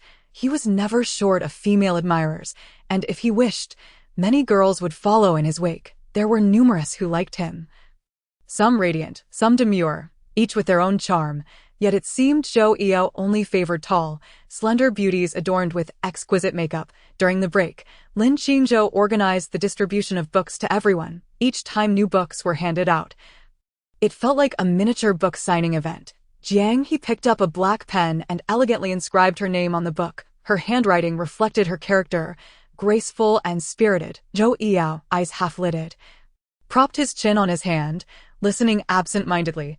He raised his hand to touch his left chest, only to find his school badge missing. Sitting up straight, he tugged at his shirt and glanced down, confirming its absence. Turning away, he thought, well, if it's gone, it's gone. Jiang He noticed her desk-mate's actions and hesitantly asked, "What's wrong?" Zhou Yao, unconcerned about such trivialities, thought that if it came to it, he could always use his connections to rectify the situation.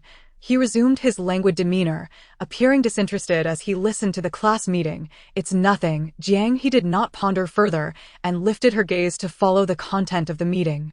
Bian Huaqing stood at the podium with a report card in hand, beginning to analyze everyone's scores. Zhou Yao performed well in physics and mathematics, and Bian Huaqing urged him to assist Jiang He in improving her weaker subjects. During the break, the balcony was crowded with students chatting and playing. Meanwhile, Jiang He was engrossed in pondering a math problem. "Yao, are you going out?" Sheng Yifan leaned forward, having left his seat, and whispered, but Zhou Yao remained motionless. Resting his arms on the table, Shang Yifan called out again, pointing at Zhou Yao. Jiang He, is he asleep? Breaks were the best time for a quick nap. Jiang He tilted her head to look at Zhou Yao, whose face was nestled in the crook of his arm. She observed his features closely, long, thick eyelashes, and a mole beneath his eye. His breathing was steady. He was likely asleep. Jiang He nodded to Shang Yifan behind her. He is sleeping. Shang Yifan did not disturb him and left with others. Jiang He continued to watch Zhou Yao's profile, finding him undeniably handsome, and oh wonder so many girls were infatuated with him. Lost in thought, Zhou Yao slowly opened his sleepy eyes, having overheard the conversation between Jiang He and Shang Yifan. Though he was reluctant to fully awaken, once alert, he noticed Jiang He lost in contemplation, her gaze fixed on the ceiling, seemingly lost in thought. Zhou Yao sat up, ran a hand through his hair, and asked, "What are you daydreaming about?" His voice was slightly hoarse from just waking. Jiang He, startled, replied, "It's nothing." Zhou Yao then noticed the math problem she was grappling with and inquired, "Can't solve it?" Jiang He pursed her lips, "Not really." Zhou Yao reached out, taking her paper to glance at her incomplete solution. Noting that she had misunderstood the concepts, "Clumsy," he remarked, before scribbling 2 formulas on a sticky note. "Try these. They're simpler." Under Zhou Yao's watchful gaze, Jiang He utilized the methods he provided and soon arrived at the correct solution. Zhou Yao beamed with satisfaction. "A promising student, little teacher Jiang. You catch on quickly." Zhou Yao responded with a nonchalant "Not going out with me, teaching a girl to solve problems here," Shang Yifan joked. "Jiang He, you really have some pull. Usually, when I ask Yao to help me with problems, he refuses, fearing I might surpass him." Zhou Yao chuckled. "Too lazy to explain." Chapter 12. Don't hit me in early September. The heat still lingered, and the air was humid. After just a minute outside, sweat beads would form on one's forehead and nose. "Jiang He, today's potatoes are delicious," Qin Gu exclaimed happily. "Potatoes are my lifeblood. From now on, I shall be the potato princess, living for potatoes." Jiang He smiled. "From now on, I'll say, potato princess, please eat." Outside the door of Class 1, Xia Ying stood with Zhou Yao. The boy leaned against the wall, his gaze indifferent, his posture relaxed, holding a half-empty bottle of ice water. Xia Ying, in a skirt that fell just above her knees, with chestnut curls cascading down, wore delicate makeup, her hands gripping Zhou Yao's shirt. Upon seeing them, Qin Gu smacked her lips and shook her head. "She really is quite shameless. That persistent pretty girl." Qin Gu had never liked Xia Ying, who flaunted her status as Zhou Yao's girlfriend and the student council president's girlfriend, often engaging in petty tricks against Qin Gu. Jiang He gazed at Zhou Yao in the crowd. He moved his hand holding the water bottle, his brows furrowing, appearing displeased. She recalled seeing them at the stairwell that day. They seemed to be arguing about a breakup. Later, the school's gossip group buzzed with the news. Jiang He knew little about Xia Ying, only that she had suddenly appeared beside Zhou Yao during the last semester. And before long, they were together. "Yao, can we not break up?" Xia Ying pleaded, her voice thick with tears. "I truly like you." Zhou Yao shifted slightly, pressed his lips together, and said nothing, the droplets from the bottle trickling onto the ground as he prepared to leave. Xia Ying clung to him. "If you don't like me, why did you help me that day?" In the second semester of their second year, Zhou Yao was waiting outside for Shang Yifan, who had been called to the office. The spring chill was biting, and Zhou Yao kicked a pebble on the ground out of boredom when a piercing scream echoed from the alley next to the school gate. The alley was a popular spot for couples. Zhou Yao frowned, zipping up his jacket and preparing to leave, but another scream, mingled with sobs, caught his attention. He turned to see a disheveled girl pressed against the wall, her face against the cold, dark surface, her hair a tangled mess. Zhou Yao, a cigarette in hand, saw the glowing ember in the dim light, like a flicker of hope. "Hey, what kind of skill is it to bully a girl?" The thug, noticing the approaching youth, feigned nonchalance but felt a twinge of fear, stepping back and stuttering. "Who the hell are you?" "Mind your own business." "Mind my own business." A seemingly casual remark, yet it carried great weight. "This is my girlfriend. What is it to you if we're having a spat?" The thug, trembling, shouted at Zhou Yao. Zhou Yao took a drag from his cigarette, his handsome face obscured by the smoke. Then tossed the butt to the ground, grinding it underfoot, extinguishing the spark. Hearing a cold snort, the thug felt a sharp pain on his face the next moment, Zhou Yao's swift punch landing before he could react. The thug was skinny, malnourished, while Zhou Yao's lean frame was athletic, muscles rippling beneath his skin, both in entirely different leagues concerning presence and looks. Zhou Yao pinned the thug to the ground, gripping his red hair. "Still think this is none of my business?" The thug, bruised and battered, begged. No, it's not." Zhou Yao brushed off his hands and stood tall, looking down at the pleading figure. "If I see you bullying girls again, it won't end so easily next time. Got it, bro? Got it." The thug scrambled away, rolling on the ground. Xia Ying curled up in the corner, tears streaming down her face. Zhou Yao cast her a disinterested glance and tossed his jacket to her. She wrapped it around herself, the faint scent of mint lingering, still warm from his body, becoming her only comfort on this chilly, overcast day. Yet, Zhou Yao's tone was as cold as the jacket was warm. "Stop crying, it's over." What should have been a gentle remark came out with an air of indifference. However, Xia Ying held a different opinion, remaining ensconced in her own fantasies. Eventually, she often trailed behind Zhou Yao.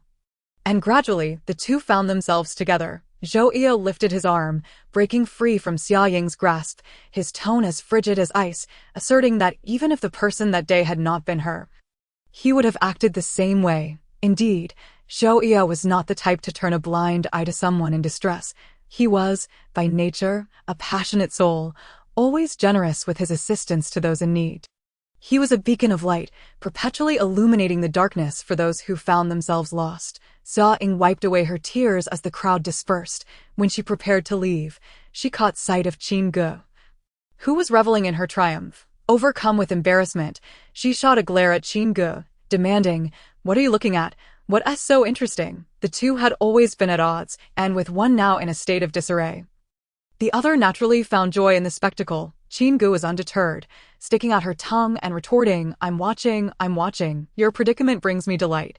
What can you do about it?" "Humph." Xia Ying stomped her foot, vowing, "Just wait, I shall make you regret it." When Jiang He arrived at the classroom, Zhou Yao was already slumped over his desk, asleep, revealing a large expanse of pale skin at the back of his neck. She sat down with pursed lips, attempting to minimize any noise so as not to disturb him, as he was undoubtedly in a foul mood due to his recent heartbreak. She feared that waking him could result in her receiving a beating. Had Zhou Yao known Jiang He's apprehensions, he would surely have risen from his slumber to express his gratitude. That evening, after school, Jiang He hurried to catch the bus to tutor Zhou Qingning. While gathering her books to leave, her foot suddenly stumbled upon an object. It was a school badge. Paying it little mind, she assumed it was her own, picked it up without checking the name, and tossed it into her backpack. She rushed down the stairs, anxious not to miss the bus and incur the expense of a taxi. Just as she was about to descend the last step, she felt an unexpected force pulling her back, rendering her immobile. "Huh?" Jiang He was puzzled as to what he intended, her face etched with confusion. "What's wrong?" Zhou Yao released her, stating, "Nothing, just waiting for you." "Waiting for me? Why on earth would you wait for me?" she thought, concerned he might be seeking retribution for the water cup incident at noon. Although they weren't particularly close, they had shared a semblance of camaraderie. "I accidentally knocked over the cup at lunch. Please don't hit me." Chapter 13. The wild boar cannot digest fine grain. Zhou Yao chuckled, the corners of his mouth lifting in a smile. "Who said I was going to hit you?" As the senior year resumed its rigorous study schedule, Shang Mu suggested that Shang Yifan shadow Zhou Yao for additional learning, encouraging him to ask questions. Qin Ge was also keen to seize this opportunity. Every day after school, they would gather at Zhou Yao's home to complete their assignments, while Zhou Yao would review the material with them. How foolish to have a car and not use it. Jiang He agreed without hesitation. Upon arriving at the Zhou residence, Jiang He ascended the stairs to tutor Zhou Qingning, while the other three settled in the living room below to study. Zhou Qingning fidgeted with a pen, spinning it in his hands or resting it on his nose, pouting to entertain himself. His round, sparkling eyes darted about, lost in thought, sensing the child's mischief beside her. Jiang He warned, "Hurry up and study. Your brother will be back soon." With a clatter, the pen fell from the table. Little Jiang Jia, is my brother okay after his breakup? Zhou Qingning inquired, picking the pen back up and placing it in his mouth. Jiang He reflected on Zhou Yao's state over the past 2 days. Since his breakup with Xiaoying, apart from one incident where she had pestered him, many girls had passed by the classroom window, merely to catch a glimpse of him. Yet, he appeared unaffected, still donning an air of drowsiness, resting his chin on his hand during math class, listening patiently for a time before yawning and dozing off. In language and English classes, he paid no heed whatsoever. The class bell seemed to serve as his personal wake-up signal. Despite this, his grades remained comparable to hers, if not superior. Studying was no easy feat. Jiang He sighed. Aside from that, nothing seemed amiss. There were no signs of a new romantic interest emerging. Jiang He shook her head, asserting that her brother displayed no unusual behavior. Oh, my brother has no new romantic interests? Just as Jiang He was about to advise her to focus on her studies rather than obsessively inquire about her brother's love life, she noticed the door was ajar.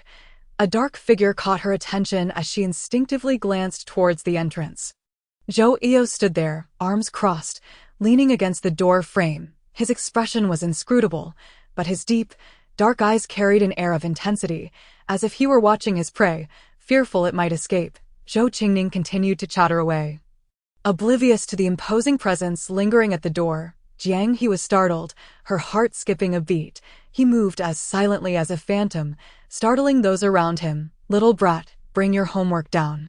Another noise echoed as the pen slipped from Zhou Qingning's fingers, falling to the ground. The two girls exchanged glances. Zhou Qingning's eyes widened as he looked at Jiang He, who was still recovering from her shock, seemingly asking, when did he arrive? Jiang He rose, stating, he observed you for quite some time while you were babbling away.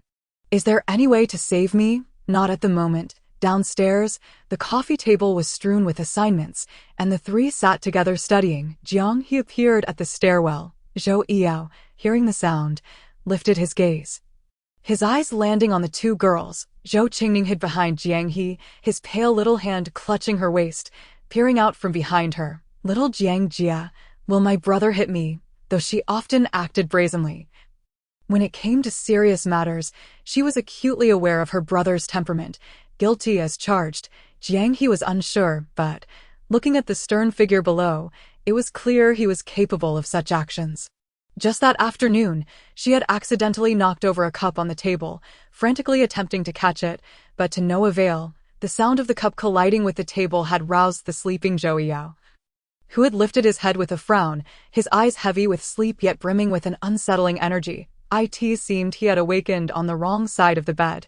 Instantly, her irritation dissipated. As he resumed his slumber, she thought she heard him mutter an apology, but whether it was a dream or reality, she feared her earlier demeanor may have startled him. That moment, Zhou Yao's expression was cold, his gaze simmering with barely contained anger as he observed the two girls upstairs, who seemed engrossed in their own conversation. Little brat, come down to study. He suppressed his anger, not wishing to frighten Jiang He further. It seemed he had already done so at lunch. The little brat, knowing her brother's temperament, clutched her assignments and trotted down the stairs.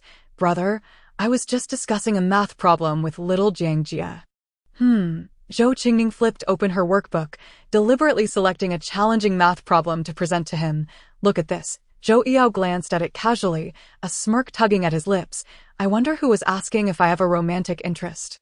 That is definitely not me. Upon hearing this, Zhou Yao's gaze fell upon Jiang He, who had just descended the stairs. She had overheard their conversation, her hands clasped before her, shaking her head. That is not me either. Jiang He, momentarily dazed, nodded as though on a guillotine. That is me. For Zhou Qingning's sake, she was willing to risk it all. Zhou Yao let out a chuckle, and Jiang He detected a hint of mockery in his tone as he remarked, next time, just ask me directly. I can provide you with the most accurate information.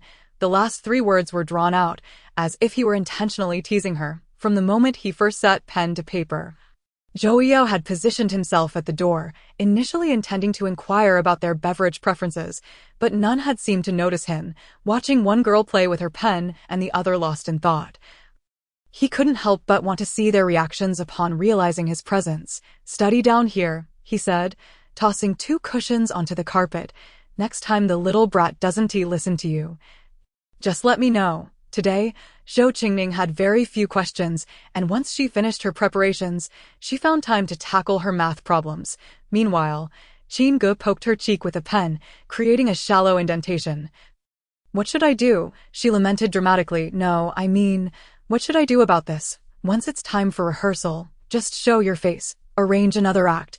Who has the talent to perform?" Zhou Yao proposed. "Everyone who could perform has already gone." Even Shang Yifan was dragged in as a mere background figure. Suddenly, Qin Ge had a brainwave and clasped her hands together in prayer. "Yao, you play the cello and electric guitar, right? How about you casually play a piece for us? Just a little something to fill the void, please." Shang Yifan, quietly gaming beside her, agreed. "Yeah, Yao, just go for it." Zhou Yao shot a glance at his sister, who was trying to dodge work, and replied, "I fear you all are like wild boars that cannot digest fine grain." Chapter 14.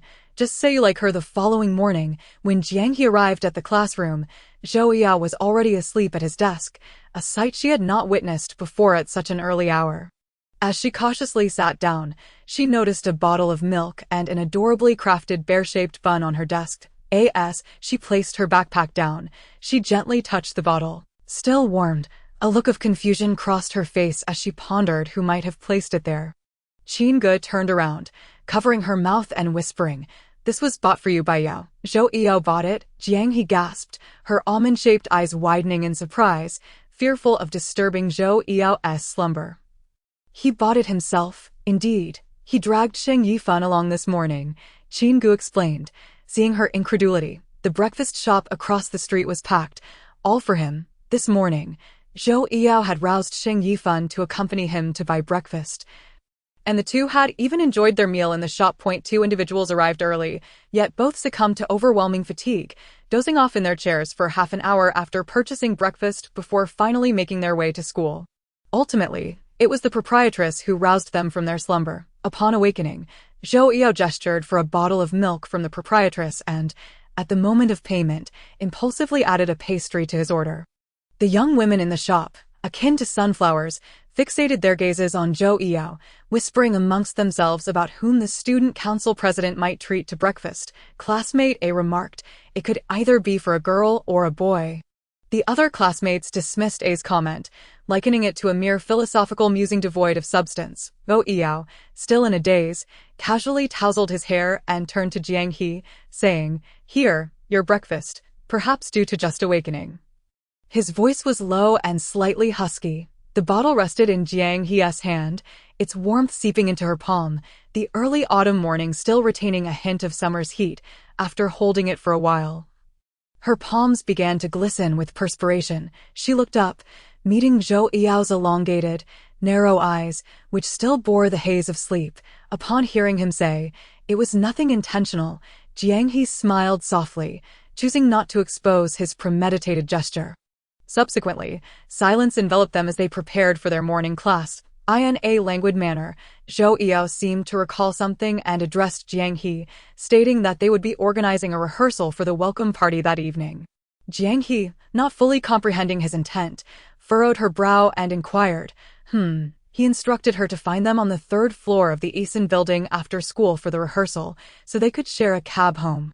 Each day after classes, Jiang He would wait in the building for them to depart together, while she tutored Zhou Qingning. Once classes concluded, the teaching building buzzed with activity as Jiang He hastily packed her bag and headed towards the Eason building. Ascending the steps, she sought the rehearsal room number given to her by Qin Ji as a cultural student.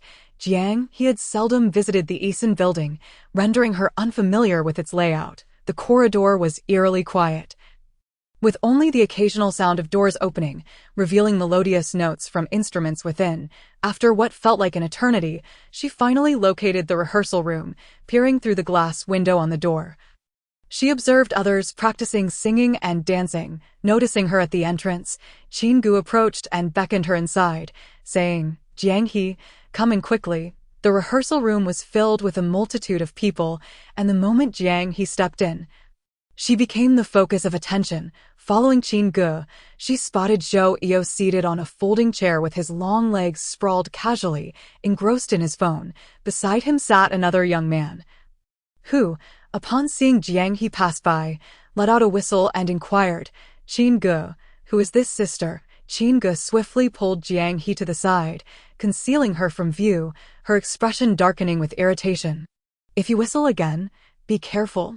I might slap you. Show some decorum." Unfazed by her reprimand, the young man replied, "All right, I won't whistle. But can you tell me who this sister is?" Qin Ge refused, asserting that a scoundrel like him did not deserve to know. The scoundrel, glancing at the two girls as they moved past, nudged his companion, his eyes glinting with interest. "Yao, do you know this girl?" Zhou Yao, having finished with his phone, lazily lifted his gaze in their direction. The two girls engaged in animated conversation, their faces alight with smiles, and Jiang He's dimple on her right cheek subtly appeared. He spoke languidly, "She's my friend. Don't get any ideas." Much like Zhou Yao, the scoundrel was notorious for his numerous romantic entanglements. However, Zhou Yao exuded a more composed demeanor, his nature cooler and his words fewer, radiating a more noble air. "What, are you interested?" This was the first time Lu Yuchuan witnessed Zhou Yao defending a girl, a remarkable occurrence. Zhou Yao turned his head to face Lu Yuchuan, his deep, dark eyes locking onto him, sending a shiver down his spine. His tone was neither harsh nor gentle. "Even if you're not interested, you should not provoke her. Understood? If you like her, just say so." I want to spread it around. "I don't like her." "Then I'll pursue her. Go ahead." and try. Lu Yuchuan found himself momentarily at a loss for words, pausing before retorting, "You're quite contradictory. You don't like her but want to let anyone else pursue her." "What's wrong with me trying for a couple of days?" Zhou Eo rose from his chair, a smirk playing on his lips. "Scoundrel, you're not worthy, having been called a scoundrel twice in one day." Lu Yuchuan felt an inexplicable discomfort. "We're both in the same boat. Don't act superior." Zhou Eo raised an eyebrow. "I'm not like you." "What makes you different?" Lu Yuchuan challenged. "At least I haven't made any girl cry." Unlike Zhou Yao, who treated his girlfriend with more indifference than a stranger, Zhou Yao, disinterested, issued a final warning. "Don't provoke her." Lu Yuchuan was perplexed by this aloof and unyielding man. All right, I see you're anxious. I want to provoke her." Zhou Yao then informed everyone they were free to leave and motioned for Jiang He to follow him out. Once they departed, a few girls lingered in the rehearsal room. "Xia Ying, does Zhou have a new girlfriend?" one girl asked curiously. Xia Ying stared at the door for a long moment before shaking her head. "I don't know. She doesn't seem like one. She appears to be Qin Ge's friend." Mentioning Qin Ge caused Xia Ying to clench her fists, recalling an argument the two had during rehearsal, where Zhou Eo had clearly favored Qin Ge. Ignoring Xia Ying entirely, even telling her coldly not to stir up trouble, a girl beside her rolled her eyes, whispering a suggestion in Xia Ying's ear. Xia Ying furrowed her brow. "That doesn't seem appropriate. Just give her a small lesson. She's always against us." Chapter 15. I see you're jealous. The following afternoon, during the long break, Jiang He was summoned to the broadcasting room. The teacher in charge informed her that after the freshmen's military training concluded, preparations for training newcomers and the transition of duties would commence, urging her to organize previous broadcast scripts and hand over her responsibilities. When Jiang He exited the broadcasting room, preparing to leave, a warm voice called out from behind her. Turning, she saw Lin Qingzhou rushing towards her, clutching a stack of documents. His fair skin, tall stature, and half-framed glasses, coupled with a friendly smile, made him appear quite approachable. Jiang He nodded. It was the long break, and the campus was alive with laughter and playful banter. Lin Qingzhou showed no signs of departing, keeping pace with Jiang He. "I've heard your broadcasts. Your voice is lovely, very soothing, and you have a real talent for hosting." "Thank you." Jiang He smiled shyly. "I just enjoy it. It's merely a hobby." An awkward silence ensued for a few seconds, prompting Lin Qingzhou to break the tension. "I remember in sophomore year, you had scripts to read every week, and I would listen to your broadcasts before leaving school each day. Now in junior year, the broadcasting tasks have been handed over to the sophomore students." Lin Qingzhou smiled. though a fleeting look of disappointment crossed his face. I wonder if I'll still hear your voice in the future. Jiang He sighed softly, smiling. Perhaps I won't have the chance to read scripts anymore. Upon entering the classroom, Lin Qingzhou maintained his polite smile. That's really quite a pity. Jiang He smiled silently as she walked to her seat. Sitting down, she grabbed a piece of potato chip. She stole a glance at the person beside her, who reclined lazily, playing with a water bottle. Suddenly, Zhou Yao slammed his water bottle onto the table, the loud noise interrupting their conversation.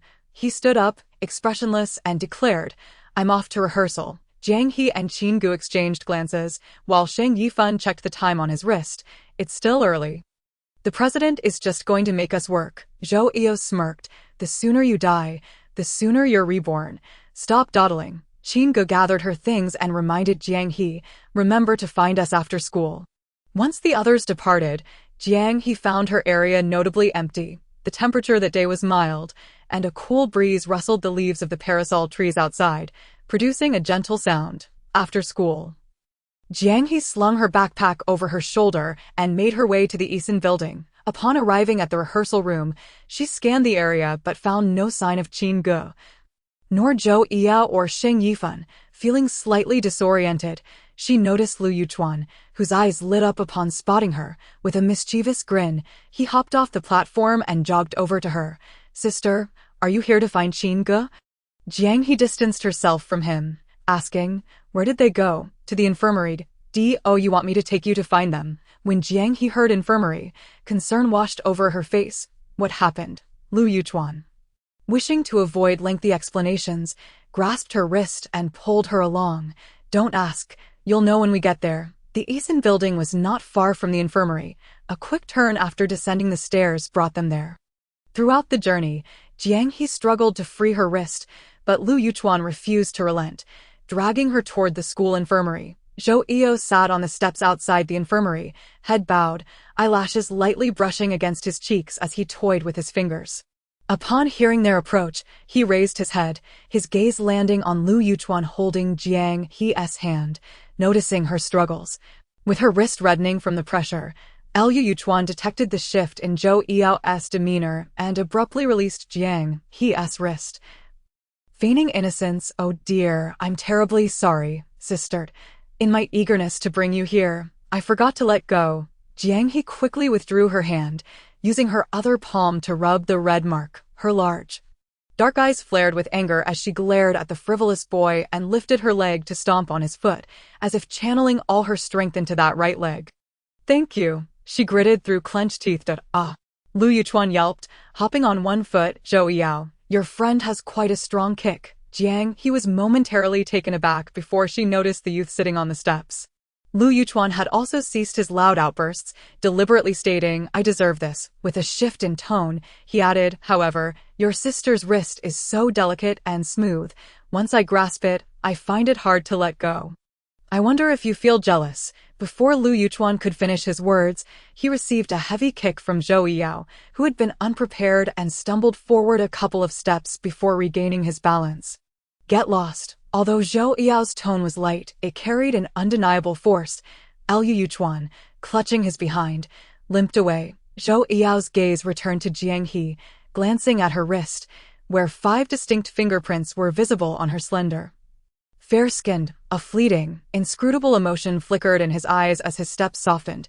Jiang He recalled how he had witnessed her fiercely assertive side and felt a wave of embarrassment wash over her. Wishing she could vanish into the ground. That moment, he remarked, next time, keep your distance from him. It's not safe. Oh, Jiang He remembered her purpose for coming over. How did you end up here?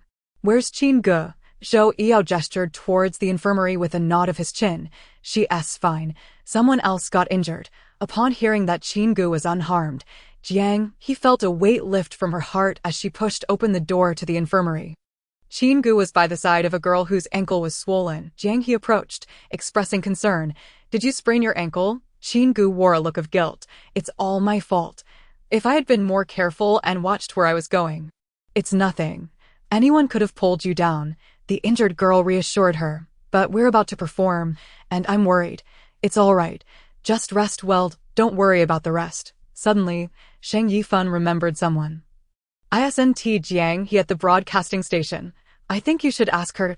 Oh, Qin Ji's eyes lit up with excitement as she hugged Jiang Yifan, exclaiming, "You're simply amazing. You're my savior." Chapter 16. Do you want to hear it? That noon, Qin Gu insisted on treating Jiang He to milk tea, saying it was to show gratitude for lending her a pen during the exam and for agreeing to fill in as a host. Having worked at the broadcasting station for quite some time, Jiang He was quite adept at public speaking and readily agreed. Due to the lunchtime rush, the milk tea shop was packed with patrons. And after placing their orders, they found a spot to sit. Qin Gu rested her chin on her hand. "We need to rehearse this afternoon, so I should head over early." "All right," Jiang He, noticing the bustling students around them, suddenly recalled, "How is that student S foot doing?" That day, while she was adjusting the lights on stage, someone had spilled water on the steps of the audience area, and without caution, the girl had slipped. Fong Tong had quickly caught her, but ended up twisting her ankle instead. Jiang He hadn't heard clearly what happened. Qin Gu sat up straight. "I suspect someone deliberately spilled water on the steps in the audience area." Deliberately? Jiang He found it hard to believe. That thought merely flitted through her mind, as she wasn't certain. After all, she hadn't seen anyone spill water, and it might have been an accident that went unaddressed. Qin Gu shook her head. "I don't know either." When their number was called, they retrieved their milk tea and exited the shop. As they left, they remained oblivious to the three girls in the corner of the CF.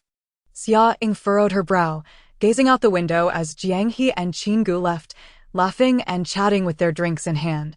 A trace of worry crossed her face. "Do you think they might suspect us of spilling the water?" A friend beside her patted her shoulder, offering comfort. No one saw it.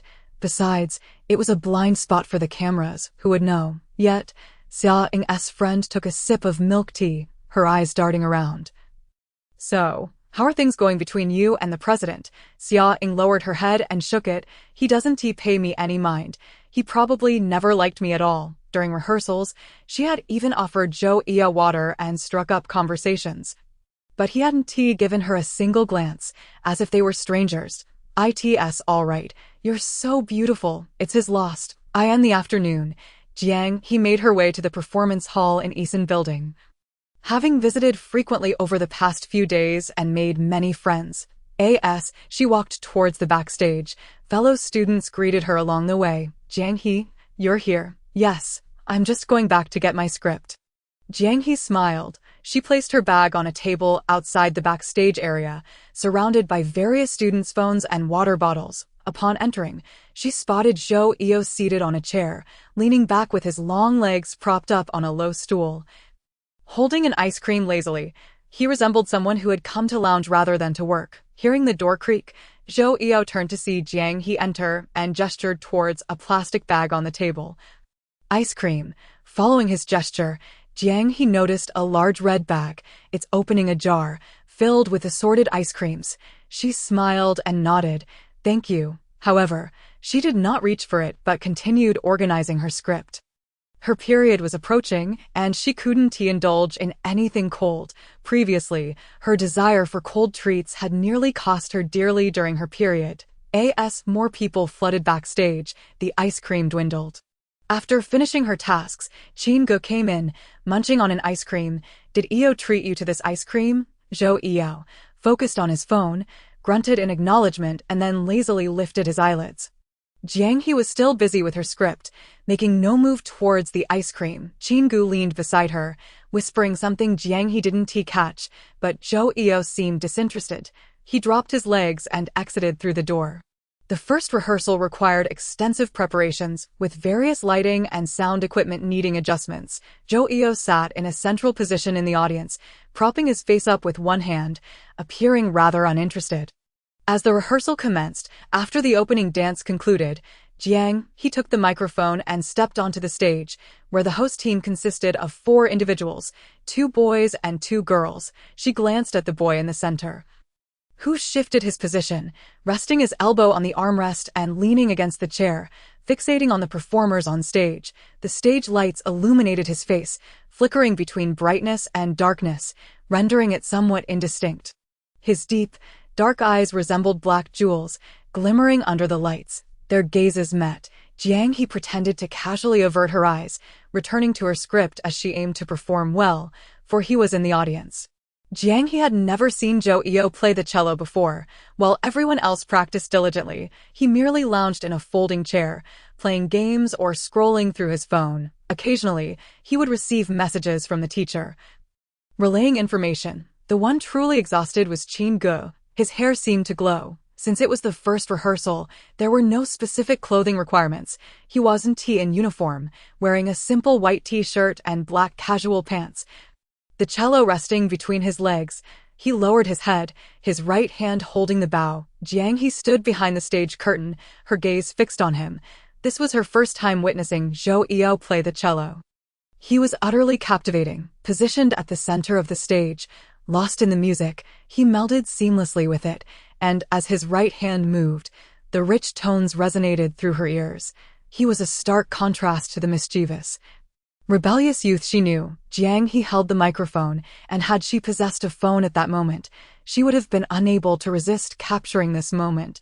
This was the boy she admired, the one she had secretly cherished for a long time. Qin Ge, having approached her side, inquired, "How is it? Isnteos cello playing enchanting." Jiang He was entranced, oblivious to the presence beside her. Not even hearing Qin Ge's previous words, recognizing Jiang He's dazed expression, Qin Ge deduced the answer. Zhou Yao's cello performance was indeed mesmerizing. Even Jiang He, who seemed ethereal and detached from the mundane, was utterly captivated. As the piece concluded, it was time for the hosts to deliver their final summary. Overall, the first rehearsal went relatively smoothly without any significant issues, with 20 minutes left until school ended. Zhou Yao secured his cello, declaring, "You all did great. You can leave now. Thank you for your hard work during this rehearsal." Amidst the cheers, someone exclaimed, "I heard the president not only plays the cello beautifully, but also sings well." In response, Zhou Yao smirked slightly, reverting to his previous nonchalant demeanor. His peripheral vision caught sight of Jiang He, who was packing her bag, preparing to tutor Zhou Qingning. "Want to hear it?" Zhou Yao casually sauntered over to her side, placing his cello case down and glancing at her from head to toe. Chapter 17. Jiang He harbored a secret crush on Zhou Yao. Her friends began to whistle and cheer. "President, sing us a song." "Yeah." The clamor grew louder, and Jiang He lowered her head, tugging at her bag's zipper, when suddenly, his voice resonated above the noise. "Want to hear it?" After a moment of hesitation, Jiang He subtly nodded. The next instant, she watched as Zhou Yao picked up the microphone and speaker used during rehearsals, turning it on. That time, the audience in the broadcasting hall had yet to disperse. Zhou Yao walked to the center of the stage, and the student responsible for lighting was quick to respond, directing a spotlight on him. This time, he stood confidently. His tall frame, naturally suited for any attire, exuded elegance. Holding the microphone in his left hand and a phone displaying the lyrics in his right, Jiang He remained rooted in place, glancing sideways. The young man stood under the dazzling lights, his unique voice infused with an inimitable charm. His singing combined clarity with a hint of languor, delivered with a casual ease that didn't appear careless. Every nuance was perfectly executed. "I can only follow your shadow, my most beautiful you." The boy stood beneath the piercing, scorching lights, his voice tender, lingering and magnetic, like a gust of wind, fleeting without a trace like a beam of light. "Warmly illuminating you, I am always like the wind, like light, like an illusion." Jiang He listened to the lyrics. A pang of discomfort gripped her heart, wishing he could be more devoted, could protect one girl faithfully. Even if it wasn't her, he was like the wind, passing by without leaving a trace. Yet she forever trailed behind the mere remnant of his shadow, although she stood there in reality. It felt as though she were enveloped in a wisp of nothingness, utterly unable to grasp anything. She felt powerless. As the song concluded, Jiang He inhaled sharply, reining in the pangs of sorrow within her heart, and tucked away her manuscript. Amidst the cheers of his friends, Zhou Yao made his way to the backstage, placing the speaker aside and carelessly tossing the microphone away. Was it all right? He leaned against the table, the proximity between them palpable. The familiar scent of mint and citrus invaded her nostrils once more. Jiang He's hand trembled slightly, The zipper wouldn't close. She looked up, pressed her lips together, her eyes glistening with unshed tears. He rose, silent. Shang Yifan awaited Qin Ge to finish her tasks from the audience, when suddenly a figure descended beside him. Liu Yuchuan tossed a drink bottle to him. Yifan, are you waiting for Sister Qin? Shang Yifan paused in the act of twisting the cap off the bottle, raising his hand to swat at Liu Yuchuan's head. Can you call her Sister Qin? All right. I want to call her that. Point one after another. All of you are so protective. What is going on? Liu Yuchuan propped his chin up. Don't you think Yao looks like a flamboyant peacock today? Shang Yifan took a sip of water. Indeed, Zhou Yao was quite different from his usual self. Previously, he wouldn't even utter a word. Today, he was both playing the cello and singing, akin to a peacock displaying its feathers to court. Shang Yifan shot him a glance. If you have something to say, just say it. Liu Yuchuan furrowed his brow, pressing down on Shang Yifan's shoulder. You think he likes Jiang He? Wow, you can even see that? Shang Yifan didn't share the same sentiment. I don't think so. Zhou Yao is completely heartless. If you said he liked me, I might believe it. Liu Yuchuan clicked his tongue. You fooled. A casual remark floated in. I am straightforward. Zhou Yao approached with his backpack slung over one shoulder, his eyelids half-lidded, his expression listless, a stark contrast to the person who had just been singing and playing. Jiang He remained rooted in place. Many classmates came over to retrieve their phones and water bottles, still discussing Zhou Yao's performance. Indeed, the president sings beautifully and plays the piano superbly. It's simply astonishing. Which door did God close for him? I think he was given another door. As two girls walked away, she too shouldered her backpack, preparing to leave. That moment, a loud voice suddenly rang out. Where's my phone? Xia Ying and her friends were searching around the table but could not find it. Jiang He cast a casual glance, not overly concerned, and turned to leave. Hey, classmate, is your bag here? A friend of Xia Ying called out to her. She halted her steps, nodding gently. A sense of foreboding settled within her. She felt as though something was about to happen. Xia Ying furrowed her brow, looking quite anxious, her tone inadvertently becoming a bit harsh and commanding. Open your backpack and let us take a look. Jiang He frowned, instinctively rejecting Xia Ying's attitude. Being suspected and forcefully searched felt like an invasion of her belongings. You suspect I took your phone? If we check your bag and it's not there, then naturally it wasn't you. Jiang He tightened her grip on the shoulder strap of her backpack. I didn't take it. There's surveillance. You can check the footage. You think we're fools?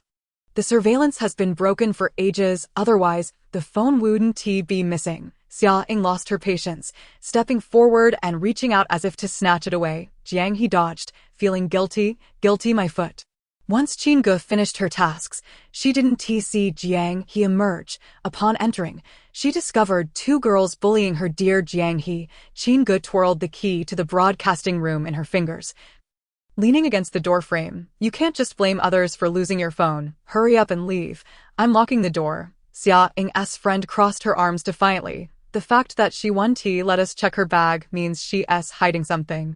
We're merely suspicious. If she opens her bag and there's nothing, that proves her innocence. You with your spoiled princess attitude, speaking as if you've just come from the restroom. Whoever rummaged through her bag must be the one with issues. Hurry up and leave. I'm locking the door. Xia Ying's character was well known. Her intentions to corner Jiang He were transparent. Xia Ying, I'm telling you, Jiang He is my friend. I want to let you bully her. I'll help you investigate the phone issue, but blocking her from leaving is entirely wrong. Qin Ge's demeanor turned serious as she pointed a finger at Xia Ying. I believe Jiang He wouldn't do such a thing. Xia Ying, agitated, insisted on searching Jiang He's bag today, regardless of anyone's opinion. In a swift motion, she grabbed Jiang He's backpack and yanked it down forcefully, scattering its contents across the floor. Papers flew everywhere, revealing no trace of the phone. Observing the chaotic mess of books, Xia Ying's anger diminished significantly. Oh dear, no phone. How unfortunate. That moment, a school badge beneath her foot caught her eye. Bending down to pick it up, the words on it widened her eyes. Jiang He, do you like Zhou Yao? Though phrased as a question, her tone was exceedingly assertive. Qin Ge, losing her patience, retorted, What nonsense are you spouting? pack up the mess and apologize to Jiang He. So, you're secretly keeping Zhou Yao's badge. Doesn't that indicate you like him? Xia Ying smirked, holding the badge with a sense of triumph. Observing Jiang He's silence as if it confirmed her suspicions. When did this start? Was it when I was still with Yao? Even Qin Ge, usually careless, noticed Jiang He's demeanor. She appeared as though she were a delicate butterfly caught in a torrential downpour. On the verge of being struck down by the rain, Jiang He felt her blood rush to her head, her fingers turning cold. She wanted to escape. Taking a step back, she felt a warm presence beside her wrist. Chapter 18. The first encounter with Zhou Yao. What are you hiding from? Turning her head, her gaze followed the arm up to Zhou Yao's profile. His expression was devoid of emotion. His tone gentle yet inscrutable. The feelings she dared not imagine were being voiced effortlessly by another. She liked him long before he was with Xia Ying. When did it begin? In September of her first year of high school. She had just stepped into this new world. Friends from middle school invited her to hang out, and they gathered at a barbecue stall. In the evening, the warm breeze carried the lingering heat of summer, offering no hint of coolness. The barbecue stall was crowded with people smoking, drinking, and laughing loudly. She listened to her friends chat, but found little interest. Holding a skewer of grilled food, her gaze drifting aimlessly. A mother and child caught her attention. The adult held a helium balloon in one hand while grasping her son's hand with the other. The child looked about 10 years old, with a vacant expression, appearing not particularly bright. Jiang He thought of her own chaotic life, devoid of a mother, and with a father who drank too much, yet she could not bear to witness the suffering of others. This mother and child faced hardships, yet a twinge of envy stirred within her for the child, for his mother never let go of his hand. As for her, she was the one who had been abandoned. She felt her pocket for change, estimating she could buy a few balloons, and approached the mother and child. Though she was shrouded in darkness, she wished to be a ray of light for others. Although she was merely a freshman, she could spare some lunch money to help this pair. She stood up and walked toward them, only to be overtaken by someone else. Hello, I'll take all these balloons. How much do I owe you? A boy wearing a black cap and a white t-shirt with black pants stood before her. The bright lights from the barbecue stall illuminated him, casting a shadow on the ground. Jiang He watched as he paid, and the mother and child bowed in gratitude. The boy stood before her, a handful of balloons in his grasp, towering over her, forcing her to look up. He asked, "Choose one, it's a gift for you." His skin was pale, and beneath the brim of his cap, his eyes were long and narrow, with a small mole at the tail of his right eye. The proximity allowed her to see him clearly. Jiang He, almost instinctively, pointed to a white sunflower. "This one, is it all right?" The boy handed it over. Jiang He thanked him as he walked away. She then noticed him distributing balloons to all the children at the barbecue stall, even to the adults. For a fleeting moment, Jiang He felt a stirring in her heart. He seemed to be like her. This was the first time Jiang He encountered Zhou Yao. She didn't know his name then, but she remembered the mole beneath his eye and his voice, mint and citrus, devoid of any acrid smoke. She later learned his name, Zhou Yao. Upon noticing Jiang He's pale face, Zhou Yao's expression shifted subtly to one of concern. "What are you hiding from? You look scared." His words, the sorrow within Jiang He surged forth, forcing tears to the brim of her eyes, yet she dared not let them spill. She didn't want anyone to see her weakness. Zhou Yao, half letting his eyes, glanced down at the scattered books on the floor and began picking them up. Xia Ying, disregarding the moment, held Zhou Yao's badge out in her palm for him to see.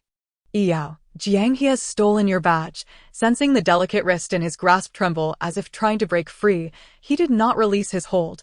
His grip was gentle yet firm enough not to bruise her skin. It was as if he silently supported her, providing her with strength. His gaze fell upon Xia Ying, his ex-girlfriend, now appearing utterly unfamiliar, as if he were seeing her for the first time. So what? Just because something is with her, it means she has stolen it. What about that old man who confiscated my game consoles? They're all with him too. Be why your logic. Is he in love with me? His words caused everyone present to burst into laughter. Xia Ying's face turned a mix of white and green, looking extremely displeased. She stamped her foot, declaring, "I am indeed your girlfriend." Zhou Yao lifted his free hand. Lightly scratching his brow with his index finger, his tone tinged with a hint of laziness. Haven't we been broken up for quite some time now? So, do you like Jiang He? Xia Ying's eyes glistened with unshed tears. Her voice filled with defiance. I asked it because of her that we broke up? Zhou Yao's lips curled into a faint smile. What does that have to do with you? He retorted, as if recalling something. He glanced around at the crowd gathered nearby. I must clarify the young lady's innocence. I lost my school badge a few days ago, and she found it and intended to return it to me. I've simply forgotten to ask for it back, and it may have ended up in her backpack. This marked the first time he had patiently explained himself. In the past, he had been too indifferent to clarify such matters, deeming them unnecessary, but circumstances had changed. At this moment, all his refinement seemed absent in Xia Ying's presence, replaced instead by cold-heartedness and a hint of his rogue nature. Just pick up the item. Apologize and leave, he suggested nonchalantly. Once the crowd dispersed, Zhou Yao cast a sidelong glance at Jiang He. It's all fine now. Let us go. Thank you, she replied. Zhou Yao sauntered away with an air of nonchalance. Qin secured the door, offering comfort. It's all right. Yaich has clarified everything. Jiang He nodded, never anticipating that Zhou Yao would come to her aid. Upon arriving at the Zhou residence, she found it had already been half an hour late. As she prepared to head upstairs to teach, she was intercepted by Zhou Yao. Hand me the teaching materials. Your eyes are red. The little one will be worried. He blocked her at the door. You should go downstairs and study with Qin and the others. Jiang He gave a slight nod. She was uncertain of Zhou Yao's true thoughts. Despite his earlier explanation at school, no one aside from the two of them knew that his words were false. The school badge had been picked up a few days prior. She had assumed it was hers and, in her haste to catch the bus, had forgotten it in her bag. Jiang He recognized the flimsy nature of her excuse, but still hoped he would believe her. In the end, she added, Really? Zhou Yao smiled but remained silent, gently patting her head as if to console her. He pushed the door open but found that she had not yet released his hand. The girl, head bowed, wore a look of grievance that tugged at Zhou Yao's heart. With a resigned smile, he said, I understand. Although he had broken up with Xia Ying, the events of the day were partially his doing. Unwilling to witness others suffer because of him, he felt a pang of guilt. I will handle today's matters properly. I will also take care of the phone issue. You needn't worry. Jiang He felt no concern over actions she had not taken. Nor did she feel guilty. Rather, it was the truth of her feelings for Zhou Yao that made her uneasy. She hastily denied, I don't like you. Chapter 19. What to do when it hurts so much? What can be done? If she tells him, I like you, will they have a resolution? Zhou Yao nodded. I know. Jiang He descended the stairs with her bag, while Zhou Yao stood at the door, gazing at the petite girl with a peculiar feeling that lingered in his heart. Grasping the doorknob, he lowered his head, a slight smile tugging at his lips. This indescribable sensation was truly perplexing. Xia Ying's phone was found, taken by a friend who hadn't had the chance to inform her, leading to a significant misunderstanding. The situation regarding Xia Ying's phone escalated, resulting in the disciplinary head seizing the device and recording a demerit. Jiang He had overheard the details of her punishment. However, due to Xia Ying's incident, Jiang He suddenly caught the attention of the students at Beijing High School, becoming a topic of discussion in small groups. Overnight, the entire school learned of Zhou Yao, the notorious playboy, and his desk mate, the girl with the lovely voice from the broadcasting station. Moreover, there were claims of them frequently leaving school together. As time passed, various rumors circulated, and the discussions grew increasingly fervent. In the following days, Jiang He busied herself with recruiting for the broadcasting station while also attending rehearsals at Eason Building, with her long hair cascading down and dressed in her school uniform. She stood at the entrance, peering inside. Hello, senior. May I ask if the teacher in charge of the broadcasting station is present? Jiang He looked up, spotting a girl in a second-year uniform. A smile graced her lips.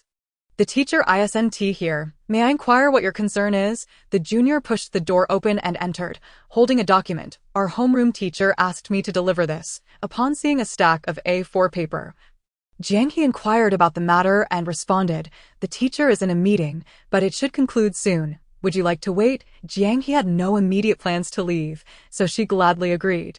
The junior placed the materials down, thanked her, and exited.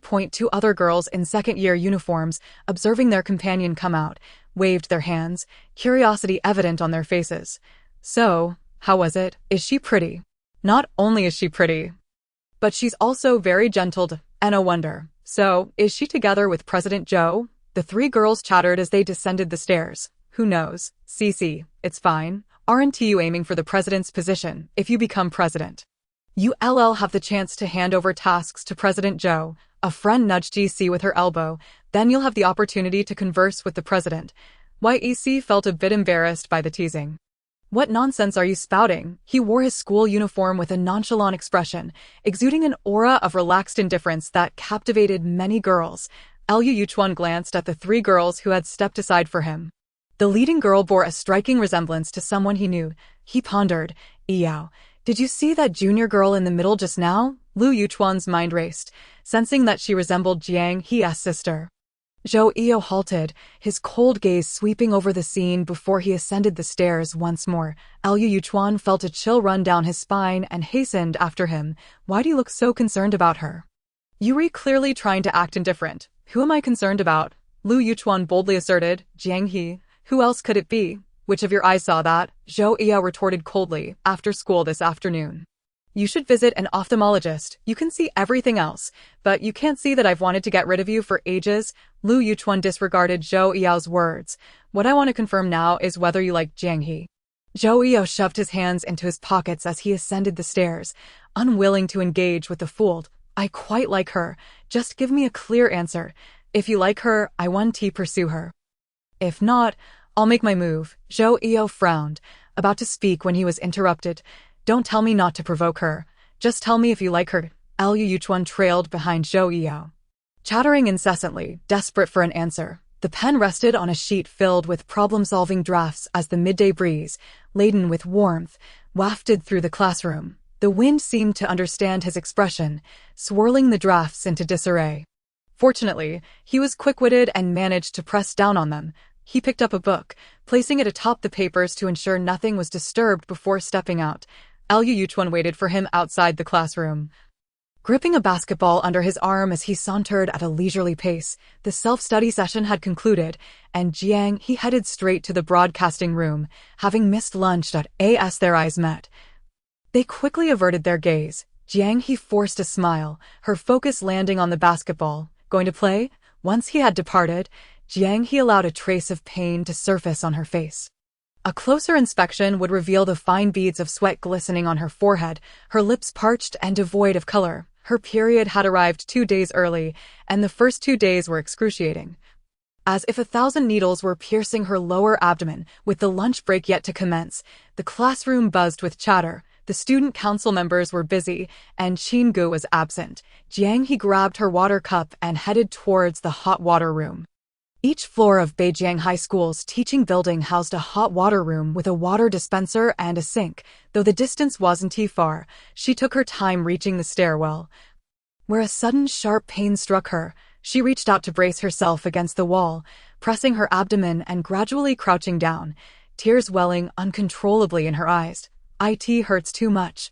What to do? What's wrong? Jiang He heard a voice and looked up to see someone beside her, the midday sun shining brightly. She squinted, trying to see the face of the person silhouetted against the golden sunlight.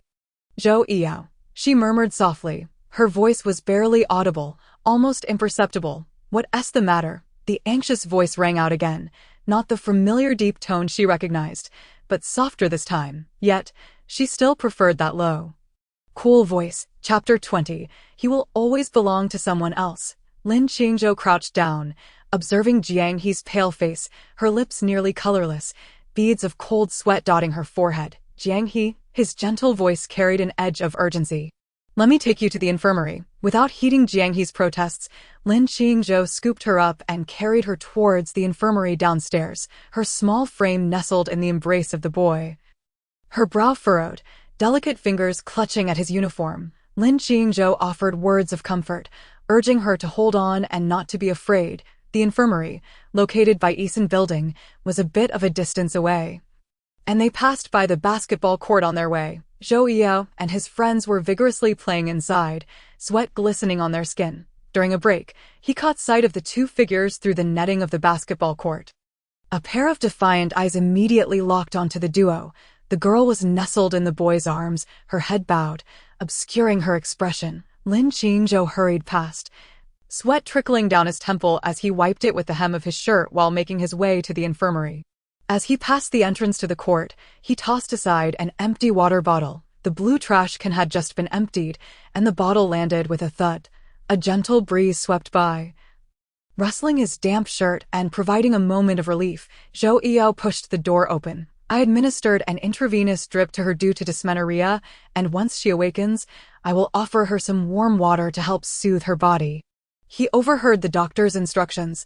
No wonder I noticed her pallor in the hallway moments ago. After the doctor departed, Lin Qingzhou emerged from the inner room to pour hot water. Upon seeing Zhou Yao, a look of surprise crossed her face. He hadn't changed out of his white basketball jersey, and his damp hair was tousled, revealing his forehead. "How is she?" Zhou Yao inquired coldly, his tone devoid of the warmth one might expect from a caring question. Lin Qingzhou shook her head. She had fainted from the pain. Girls experience varying degrees of discomfort during their menstrual cycles. Some feel nothing at all, frolicking without a care, while others endure excruciating pain. As if a hand were wreaking havoc within their abdomen, Jiang He had always suffered from dysmenorrhea, but with careful preparation, she could often endure it. Perhaps the recent hectic schedule with the welcome party and the broadcasting station had exacerbated her suffering this time. Lin Qingzhou placed down the cup and, while she was still on the drip, asked, "Could you please look after her? I need to request a leave for her." Zhou Yao nodded gently. After Lin Qingzhou left, he unconsciously lightened his footsteps, taking the paper cup filled with hot water into the inner room. The girl lay on the bed, staring for several seconds without daring to approach. Her complexion remained pale, reminiscent of a fragile doll on the brink of shattering.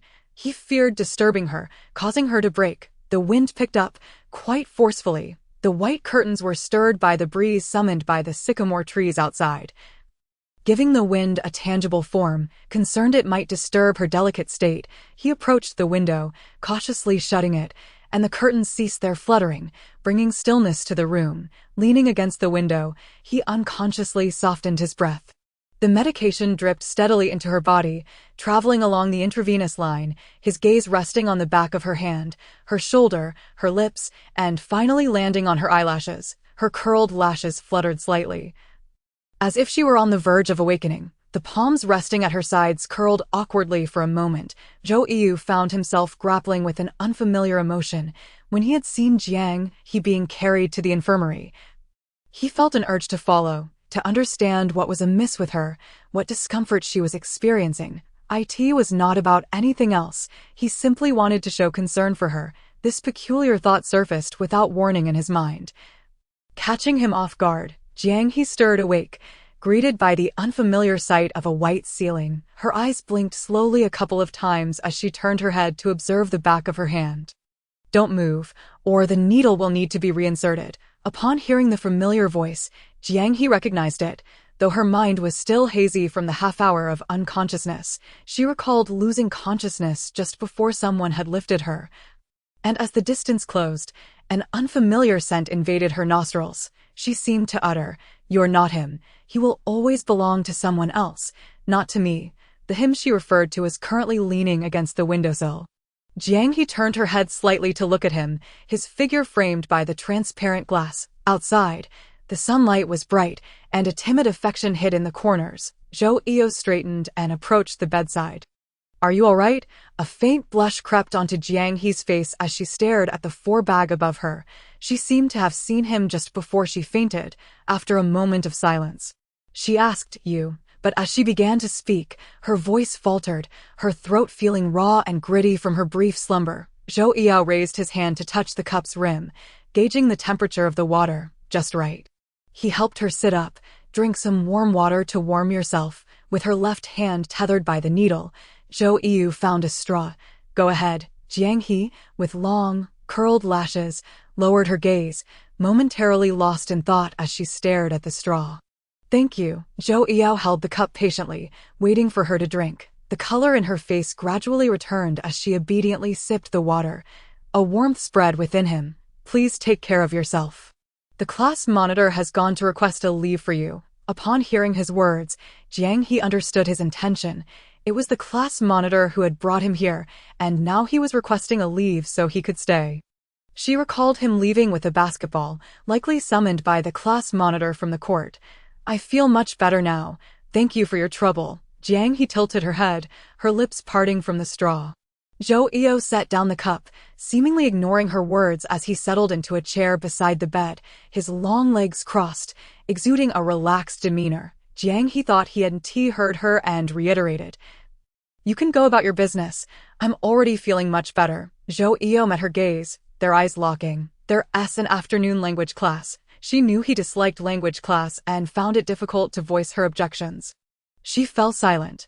With the welcome event approaching, rehearsals had been hectic. "It's all right. I can manage both the first and second performances," Jiang He interjected before he could finish. Zhou Eo smiled faintly. He had intended to suggest she take some time off to recuperate, but he remained silent, a smile lingering on his lips. They sat in comfortable silence, one on the bed, the other on the chair beside it, during a tranquil afternoon break in the campus. No1 initiated conversation. Yet they could hear each other's breaths. Jiang He gazed at the pristine quilt before her, a smile subtly gracing her lips. Even in her shyness, she felt a sense of happiness. Lin Qingzhou stood outside the window, peering through the partially drawn curtains, observing this seemingly aloof Zhou Eo patiently keeping company with a girl. He recalled the fragmented words Jiang he had unconsciously uttered when he brought her here. Who was the him she referred to? Chapter 21. The cautious affection. Everyone was abuzz, discussing how their seemingly indifferent Zhou Eo would accompany his female classmate for an intravenous drip. The fact that it was a female classmate only fueled the envy among their peers. Before the afternoon rehearsal, Qin Ge pulled Sheng Yifan to the infirmary. The doctor had just removed Jiang He's needle, a small white bandage now adorning her hand. Qin Ge felt a wave of concern. Perhaps only girls could truly understand the pain of another girl. "Are you feeling better?" Jiang He nodded, her complexion having improved significantly. During her brief slumber, she had awoken to find Zhou Eo sitting beside her, head bowed in rest. Hearing her stir, he immediately opened his eyes, glanced at the nearly finished bag, and said, "It's almost done. You can sleep a bit longer. I'll wake you when it's finished." Jiang He obediently lay back down, closing her eyes, and only awakened when the doctor came to remove the needle. As soon as the doctor left, Qin Ge and Sheng Yifan rushed in. Qin Ge brought a bag filled with supplies, inquiring, "Do you need me to accompany you?" Although Qin Ge appeared carefree, her thoughts were meticulous. Knowing Jiang He was unwell during class, she had gone to the store to prepare heat patches and sanitary supplies. Qin Ge assisted Jiang He to the restroom while Zhou Eo and Sheng Yifan headed to the Eason building. On the way, Sheng Yifan teased, "No, Eo, you ran off mid-game to accompany Jiang He." "Huh." His voice took on a playful tone, clearly eager for some amusement. "It seems this Jiang He is quite special to you." He nudged Zhou Eo's chest with his elbow. "What's the hold-up? Aren't you going to make a move?" He noticed that Lu Yuchuan, that scoundrel, also seemed quite fond of Jiang He. "Don't let him beat you to it." Scram, scram, scram. A sudden, nonsensical remark left Sheng Yifan momentarily speechless.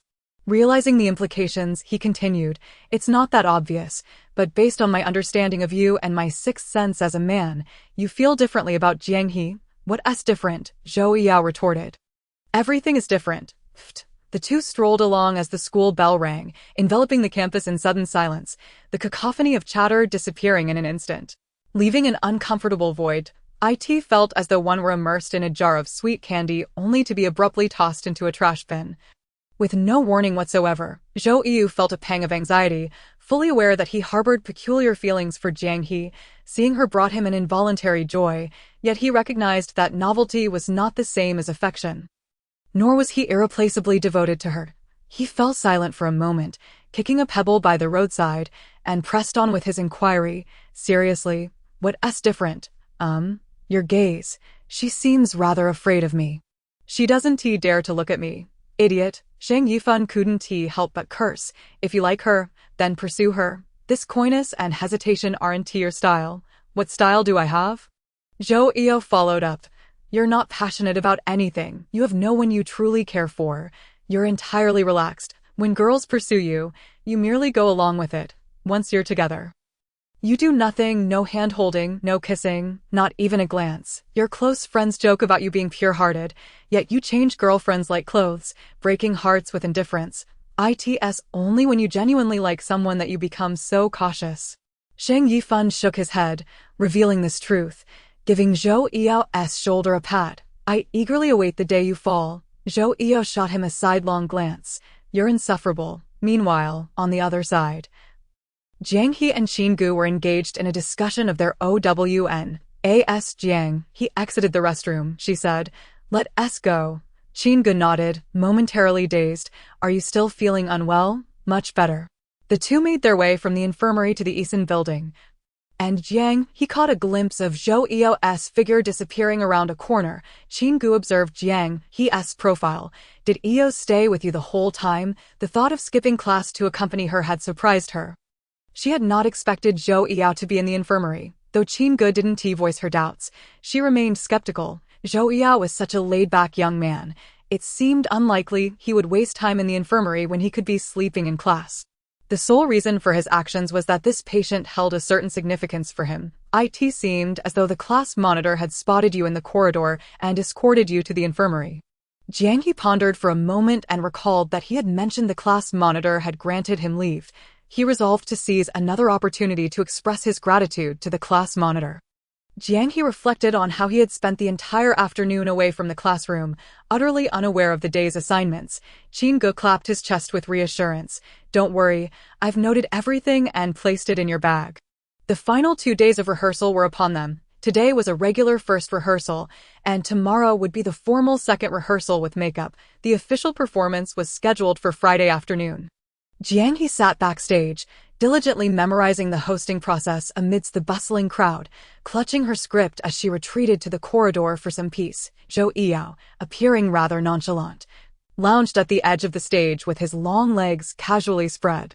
Chairman, how does this spot suit you? Zhou Yao sprang up, taking 2 steps toward the audience to assess the stage's lighting and layout. The vibrant lights illuminated the area, and as Jiang He passed by, a wave of warmth enveloped her. Where are you headed? Jiang He raised her script, explaining that the backstage commotion was overwhelming, and she needed to jot down the process in the corridor. Zhou Yao, towering over her, had previously looked down at her with half-lidded eyes, exuding an air of superiority. Now, perhaps due to the chaos, he leaned closer, his ear inclined toward her lips to catch her words.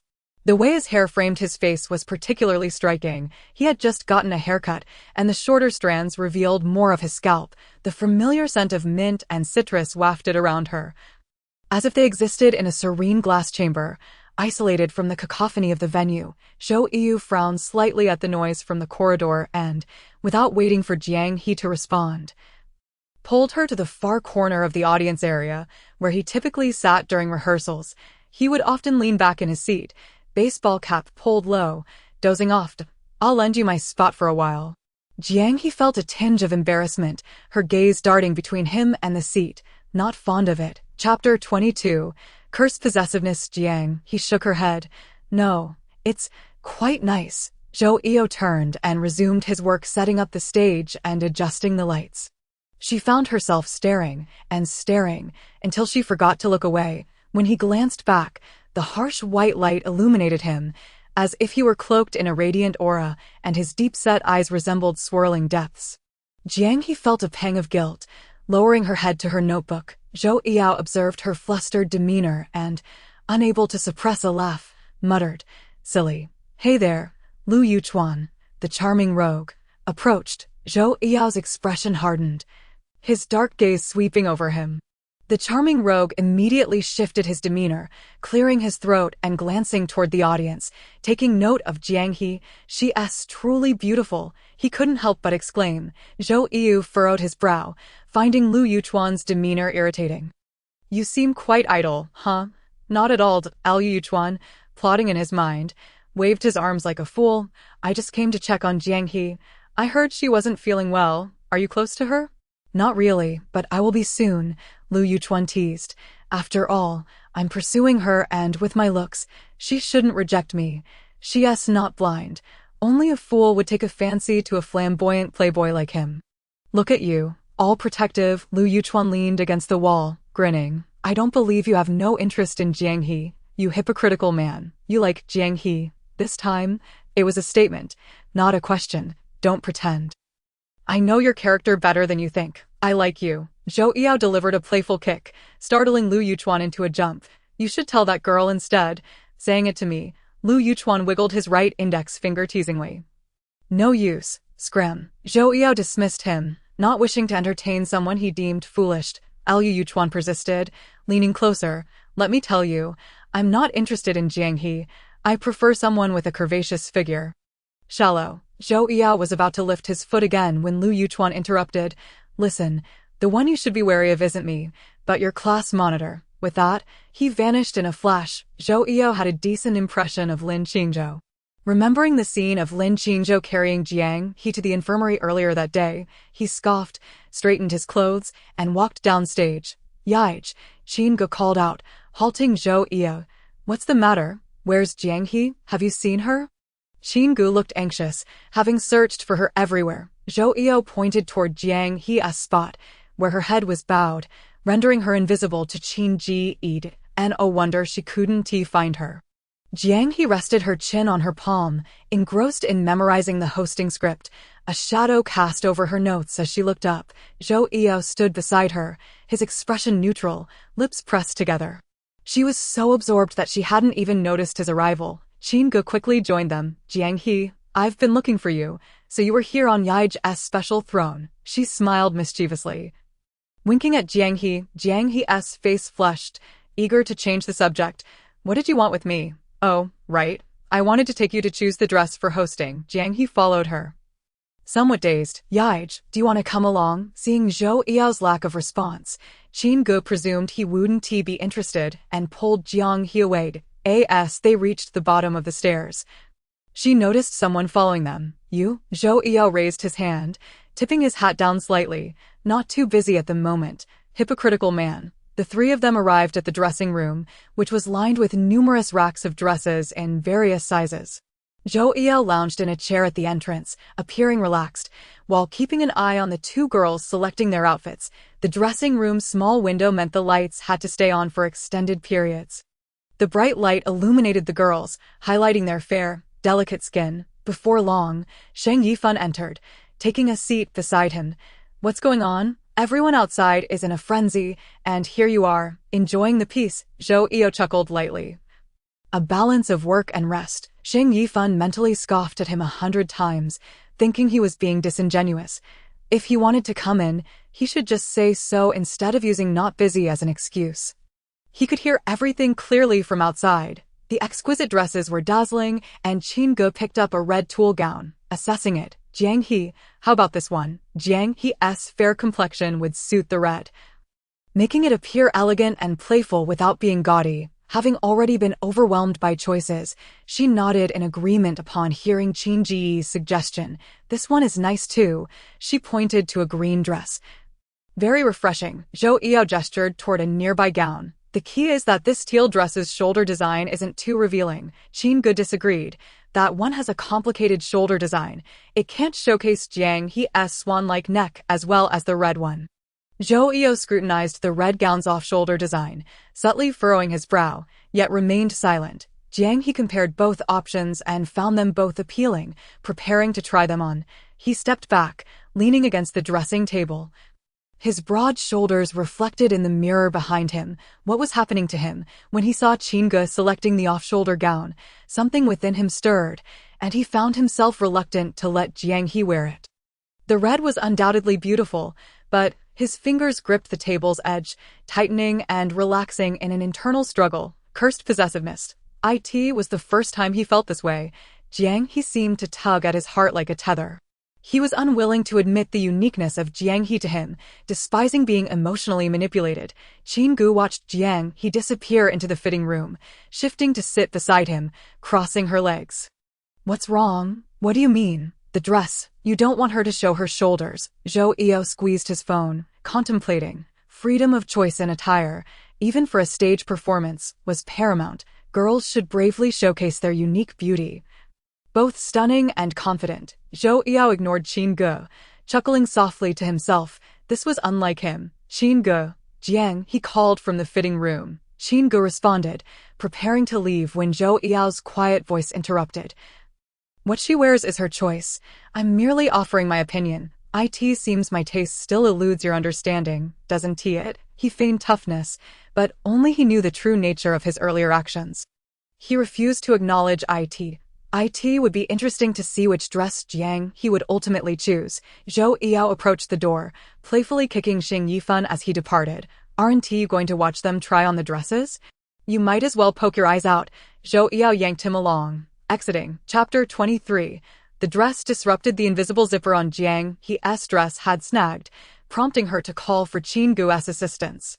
By the time they emerged, the fitting room was empty. The light green dress, with its sheer sleeves, offered a perfect balance of coverage and allure. The red gown felt overly revealing, and Jiang He, struggling to accept its boldness, explained to Qingge, the red off-shoulder design is too loose and exposed, not quite fitting. She felt a bit embarrassed for not taking her advice, as she was not accustomed to such styles.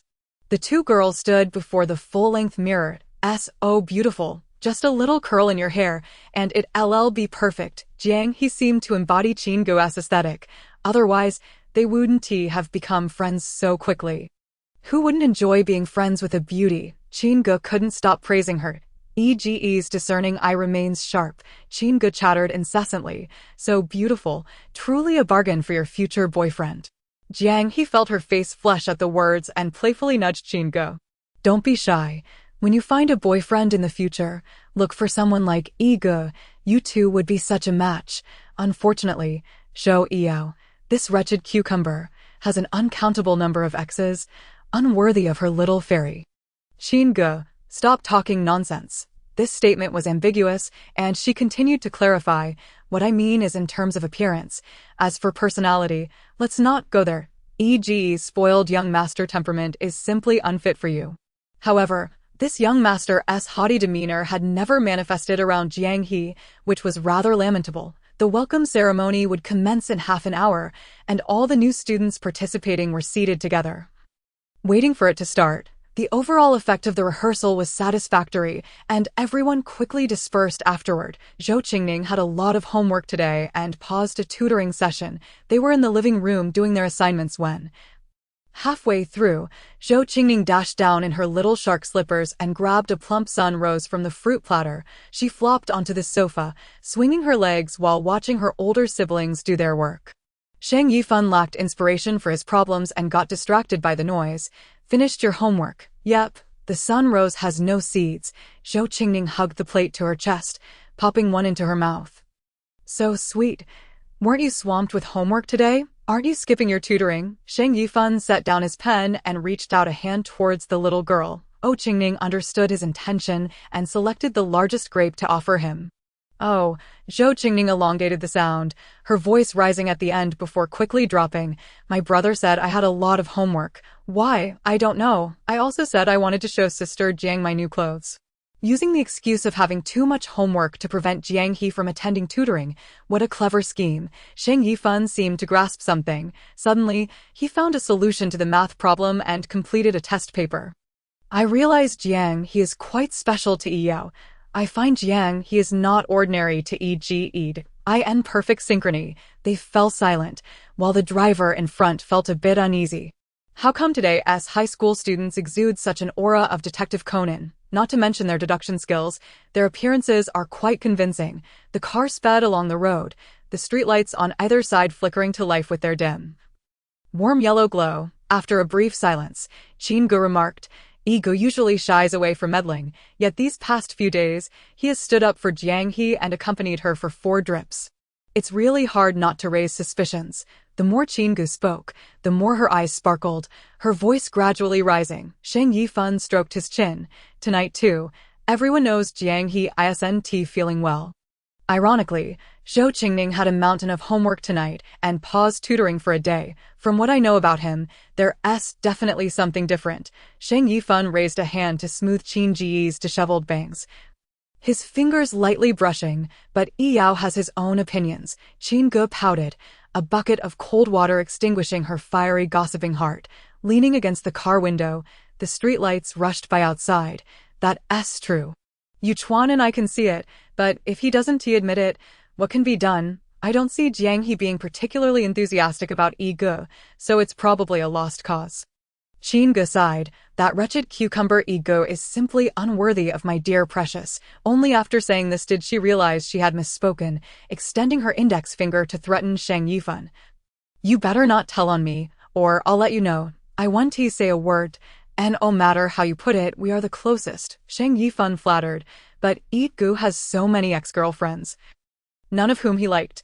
I'm nothing like him. What's wrong with you? I'm loyal to you, don't make me sick. Well, while other people's little green plums are soft and tender, mine is just like a firecracker. Qin Ge punched him. Who are you calling a firecracker? The one who hits people is the one who is guilty. The driver watched the two children with a smile that resembled that of an amused ant. Youth is indeed wonderful. Dressed in the same school uniform, they were discussing the most exciting topics for their age. How do you know he never liked anyone? Qin Ge believed Zhou Yao was rather indifferent towards girls, but he should have had at least one crush. She had always thought so. He doesn't even remember who he's been good with. How could he have liked anyone deeply? The welcome party proceeded as scheduled. That afternoon, all performers took a collective leave, and Jiang He sat in front of the makeup mirror while the makeup artist busily worked on her face. Your skin is really great. The makeup artist couldn't help but compliment.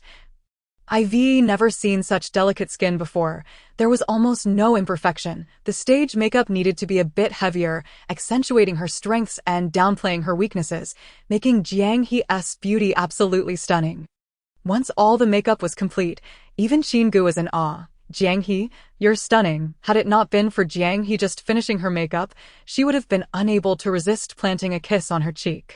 With 2 hours remaining until the opening, everyone had finished their makeup, and Jiang He was about to change into her outfit. Approaching the rack, she took down her gown, removing the dust cover, only to be met with utter chaos. The aqua-green gauzy sleeves were completely shredded, rendering them unwearable. Jiang He lowered her eyelashes, concealing the emotions swirling beneath, touching the fabric. The gauzy texture felt irritating. The anger within her remained unexpressed. A beautiful gown was thus ruined. Qin Ge, waiting outside the dressing room, grew anxious when Jiang He didn't come out. She knocked and entered, only to see a slender figure frozen before the torn clothes, her brows furrowing in suspicion as a pile of ruined fabric came into view. Who did this? Jiang He shook her head. I opened it, and it was like this. Qin Ge, unable to contain her fiery personality, pushed the door open and questioned the people in the dressing room. Did anyone come in just now? A sophomore, unable to withstand the fury of the senior, trembled. Senior, I didn't see. Zhou Yao approached, frowning when he saw Jiang He still in her regular clothes. Not ready yet. Jiang He's eye makeup sparkled as she lifted her gaze to look at him. Her curled, thick lashes resembling a sunbeam, though her eyes were filled with regret for the ruined dress. Chapter 24. Yearning for his touch, the aqua-green gown hung on the rack, the shredded fabric resembling something deliberately cut with scissors. Zhou Yao glanced at his wristwatch, noting there was still an hour until the show. Jiang He stood nearby, her brow tightly knitted. Finding a fitting dress at this moment was utterly impossible. Panic set in. Zhou Yao sensed the tension in the girl beside him, casting a glance at her head, his hands at his sides clenched into fists before relaxing. The priority was to find a suitable gown and comfort her. Suppressing the anger bubbling within, Qin Ge had her own gown, but there was simply not enough time to bring it over. He gently patted Jiang He's head. It's all right. I'll find a way. After speaking, he took his phone and stepped out. Upon hearing his words, her long, curled lashes fluttered, and a sense of relief washed over her and them. The people around them continued to gossip. It was evident that this incident was directed at Jiang He. The room was increasingly crowded, filled with voices echoing one after another, creating a cacophony that reignited Jiang He's earlier calm into agitation. She wanted to step outside for a breath of fresh air. Qin Ge, I'm going out for some air. She raised her head, leaning closer to whisper in Qin Ge's ear. Her voice was soft and weak, sounding quite concerning. Do you want me to accompany you?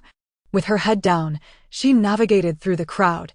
Reaching for the door, she didn't pay attention to her surroundings, colliding with someone approaching. The firm chest muscles in front met her forehead, the buttons digging painfully into her skin.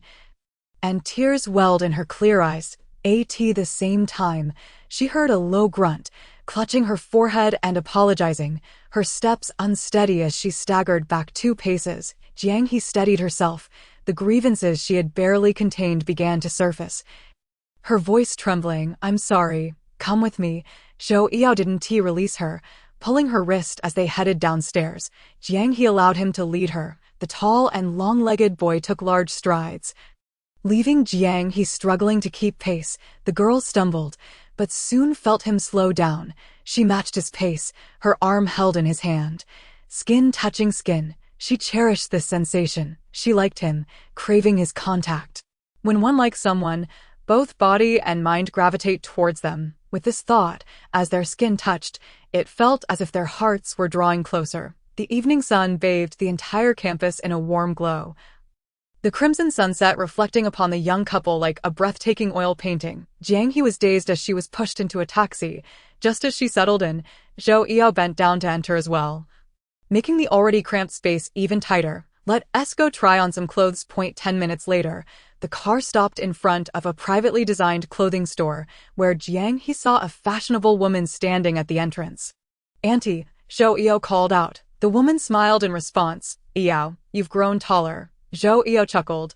"We just met last week." The aunt was the owner and designer of the store and was a close friend of Zhou Yao's mother. They had played together since childhood. Jiang He quietly stayed by the side. "Itsu, right? I think you'd look great in a lotus pink gown. Wait a moment, I'll get it for you." They sat on the sofa, surrounded by a variety of exquisite clothing in the studio, clearly expensive. "This is my mom's best friend's store. I've already given her a heads up." The aunt returned with the gown, opening the dust cover to reveal a stunning lotus pink dress. The gauzy skirt was layered with pleats, adorned with tiny diamonds that sparkled under the incandescent lights.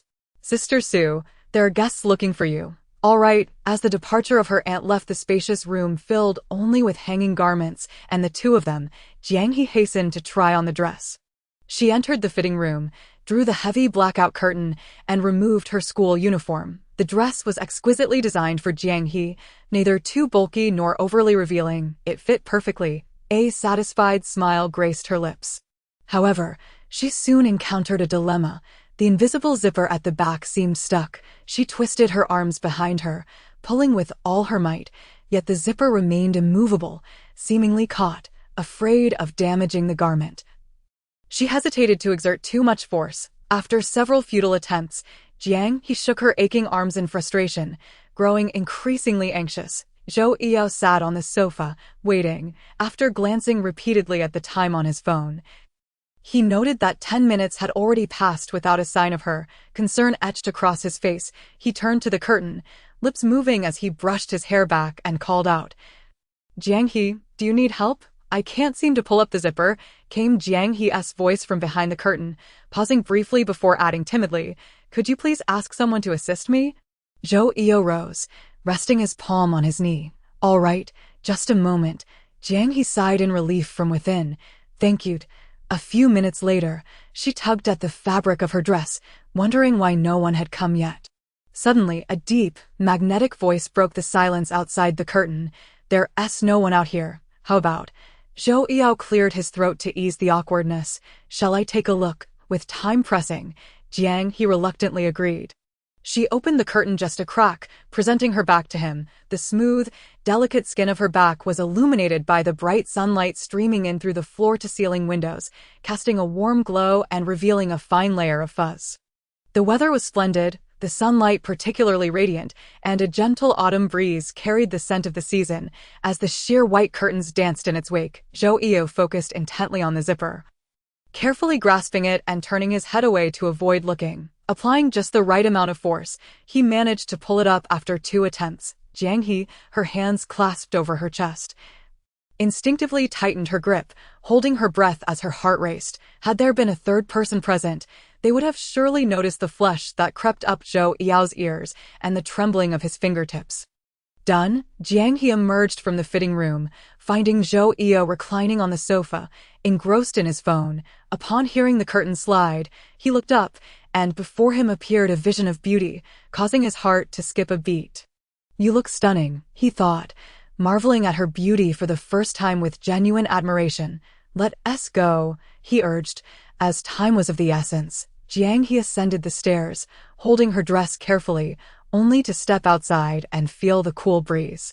She wrapped her arms around herself, rubbing her skin, which had broken out in goosebumps. And the next moment, a garment imbued with a refreshing minty citrus scent settled over her shoulders, his warmth, his fragrance. Jiang He turned to look at him. Chapter 25. Requesting WeChat. Zhou Yao's jacket still draped over her shoulder. The scent of laundry detergent mingling with his signature aroma compelled Jiang He to inhale deeply. He was busy ordering a cab through his phone, confirming the arrival of a white Volkswagen in 3 minutes. She carefully held her dress, patiently waiting. Zhou Yao, noticing the lifted hem of her dress that revealed her delicate ankles, lingered his gaze a moment longer before she shifted uncomfortably. "I'm afraid it will get dirty if I let it down," she said, glancing at the expensive garment. "It's fine," he reassured her. Ultimately, she kept it carefully grasped, and Zhou Yao raised an eyebrow but chose not to comment further. Jiang He delicately held the fabric, afraid to leave any marks, as they traveled in silence until they arrived at school just in time. When Qin saw Jiang He in her new dress, she exclaimed with enthusiasm, giving her 2 thumbs up. "Absolutely stunning." As she recalled a recent incident, she added, "If I find out who damaged the dress, they want to get away with it."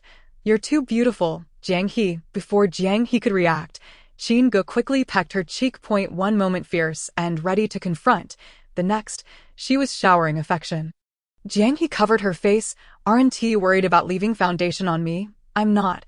I want another." As she leaned in closer, Zhou Yao raised a hand to push her away, exasperated. Qin, feeling thwarted, retreated. The event proceeded smoothly, the stage illuminated with vibrant lights, as Jiang He and 3 other hosts made their way to the center amidst the music. With beaming smiles and graceful steps, they sparkled in the spotlight. "Dear leaders and teachers, esteemed classmates," Jiang He began, her familiar voice transitioning from the school radio station to the welcoming ceremony stage.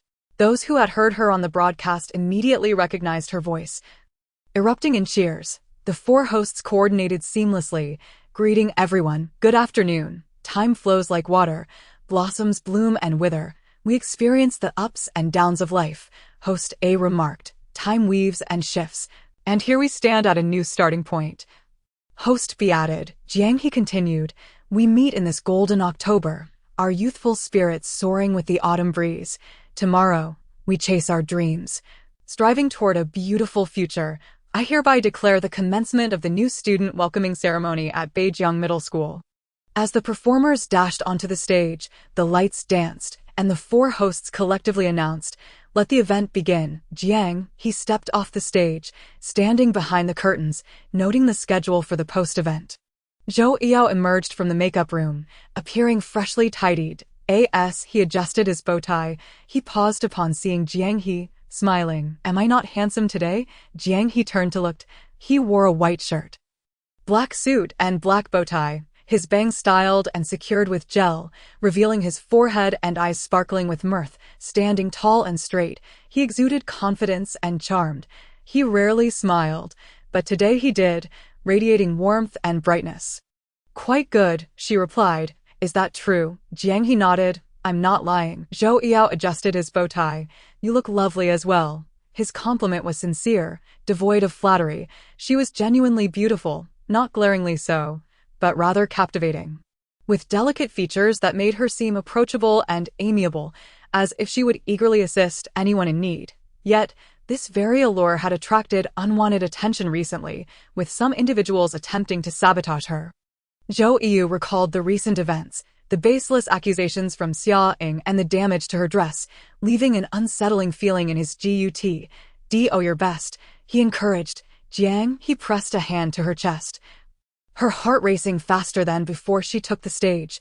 Glancing at Zhou Yao's departing figure, her lips involuntarily curled into a smile. His praise and encouragement bolstered her spirits. Taking a deep breath to steady herself, she focused on her duties.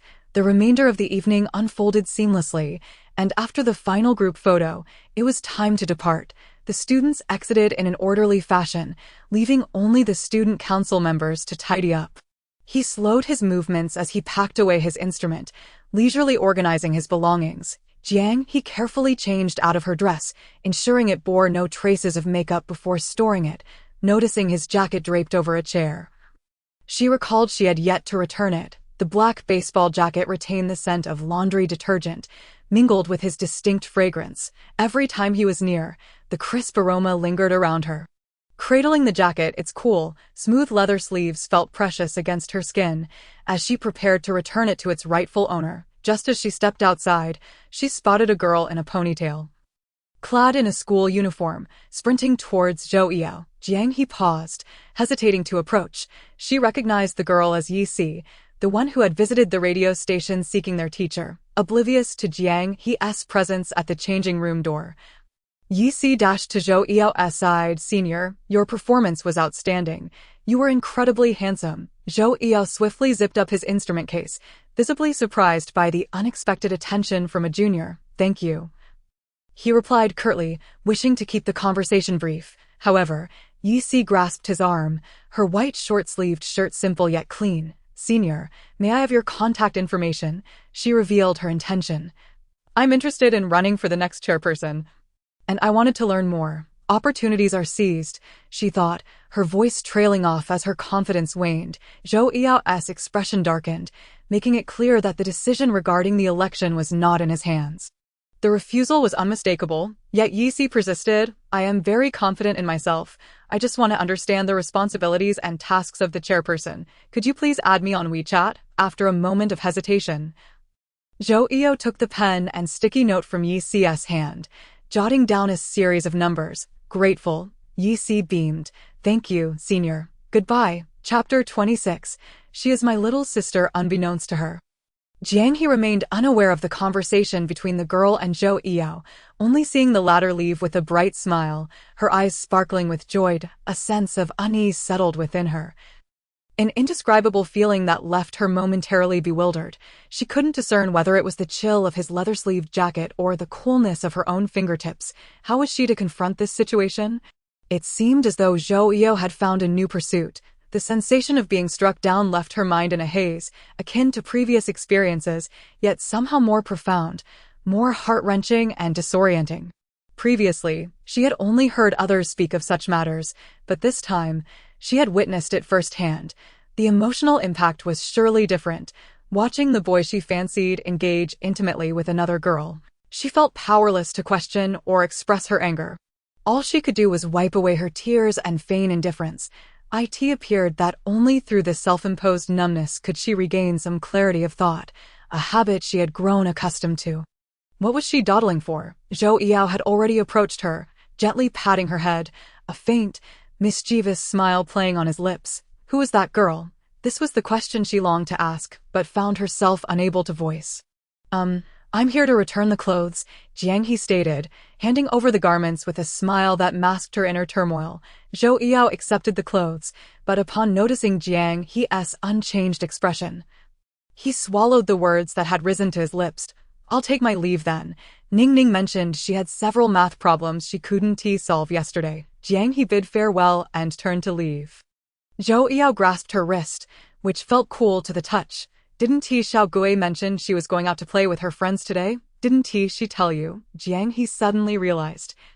In her flustered state, she had forgotten what Zhou Qingning had mentioned. Zhou Yao stared at his empty palm, suspended in the air, fingers tightening as his heart felt a void. Jiang He paused, startled. He seldom called her by name. Zhou Yao, tall and long-limbed, closed the distance to Jiang He in 2 strides. "Let us go return the clothes. We'll head to the celebration banquet together later." As they sat in the car, the atmosphere was cold and awkward. The driver, peering through the rearview mirror at the 2 beautiful youngsters, seemed oblivious to the tense ambience. "What year are you both in?" he asked. Zhou Yao looked up, meeting the driver's gaze through the mirror. "Senior 3, uncle," he replied with a smile that made him even more handsome, dissipating his earlier aloofness. "All right then, uncle," Zhou Yao continued, his repeated address bringing amusement to the driver, who then noticed the girl beside him. I asked this little girl also in senior 3, neither of them wore school uniforms, merely hailing a cab from Beijing High School, leading the driver to assume they were both high school students. The driver chuckled awkwardly at his mistaken assumption. I thought you two were classmates. Turns out your siblings. One must look like your mother, and the other like your father. Upon exiting the vehicle, Jiang He grimaced. Why did you say I'm your little sister? I'm not. Zhou Yao, holding the garment bag, replied, I say you're foolish. It's not safe for a girl to be questioned by strangers repeatedly. Even that little ghost knows this. Hearing his explanation, Jiang He felt a twinge of embarrassment. Oh, thank you. Don't let that friendly driver make you lower your guard. It's best to remain vigilant and protect yourself. Little sister. He added the last 2 words in a teasing tone. Jiang He reacted to the simplicity of this address, feeling it carried an ambiguous undertone when it came from him. I am not your little sister. Moreover, he now had a new target, and it was wise to maintain some distance from him. The smile that had lingered on her face vanished instantly. She had no desire to entangle herself in his turbulent emotions. Keeping her distance was the prudent choice. How could it not be? I taught you the same principle as that little ghost. She calls me brother, so you should too, Zhou Yao argued, leaving Jiang He momentarily speechless. However, calling him brother was absolutely out of the question. After returning the clothes, the two took a cab to a familiar gathering spot, a favored venue among Beijing students. IT was not upscale, but offered dining, karaoke, and billiards. This gathering served to celebrate the successful conclusion of the welcome party and to mark the upcoming transition of the student council, thus acting as a simple farewell dinner. Jiang He followed Zhou Yao inside, where Qin Ge and Sheng Yifan were already seated. Upon seeing Jiang He approach, Qin Ge gestured for her to sit beside her. Jiang He hesitated, glancing at the back of the boy in front of her, biting her lip, and ultimately chose to sit beside Qin Ge without uttering a word. Zhou Yao was incensed by her behavior, smirking slightly as he regarded her stubborn demeanor. Liu Yuchuan whistled at Zhou Yao, his expression playful. Chairman Zhou, come sit here. Zhou Yao shot him a glance, but remained silent, sidestepping the chairs in front to sit beside Liu Yuchuan. His long legs sprawled comfortably as he contemplated the untouched cutlery before him. Hey, how come you came with Jiang He? Liu Yuchuan probed. On a date? Zhou Yao, irked by the question, dismissed it with a wave. How's the matter I asked you to investigate? He inquired, steering the conversation back on track. Deliberately damaging clothing is strictly prohibited by the school. It's crucial we get to the bottom of this. However, the cameras in the changing room have been out of order for ages, so there's no footage to review. I've requested the school to restore the surveillance. We'll have to wait. It was evident that this incident was directed at Jiang He. The first time Xia Ying rummaged through Jiang He's bag could be dismissed as mere coincidence or Xia Ying's unreasonable behavior. However, the second time could not be so easily explained away. Zhou Yao sighed heavily, his gaze drifting to Jiang He, their eyes meeting for a fleeting moment. Chapter 27, vowing to no longer like him. Qin Ge, ever the chatterbox, animatedly recounted how the thugs had eventually left with money without causing harm to the girl. Recently, there had been reports of thugs loitering outside Beijing High School, initially just robbing money but gradually becoming more brazen, cornering girls in secluded areas. Not only did they steal, but if they spotted pretty girls, they would attempt to make unwanted advances. The school had reported the incidents to the police, but the outcome was still pending. In the meantime, several male teachers had been assigned to patrol outside during dismissal. Jiang He recalled Zhou Yao's sudden caution about strangers while they were returning the clothes. Could it be he had heard of these incidents? Thus his concern for her. She smiled faintly, revealing her dimples. I understand. As they waited for the dishes to arrive, Jiang He casually glanced at the boy across from her, who was lounging in his chair, appearing lethargic and yawning frequently. Until the food was served, neither Jiang He nor Zhou Yao exchanged a word or even glanced at each other. Every time Jiang He stole a glance, he was either absorbed in his phone or lost in thought. Qin Ge, contentedly devouring the prawns Sheng Yifan had peeled for her, declared, I'll keep you company. No need. There are so many prawns, you should eat them. It's all Sheng Yifan's kindness. Jiang He declined.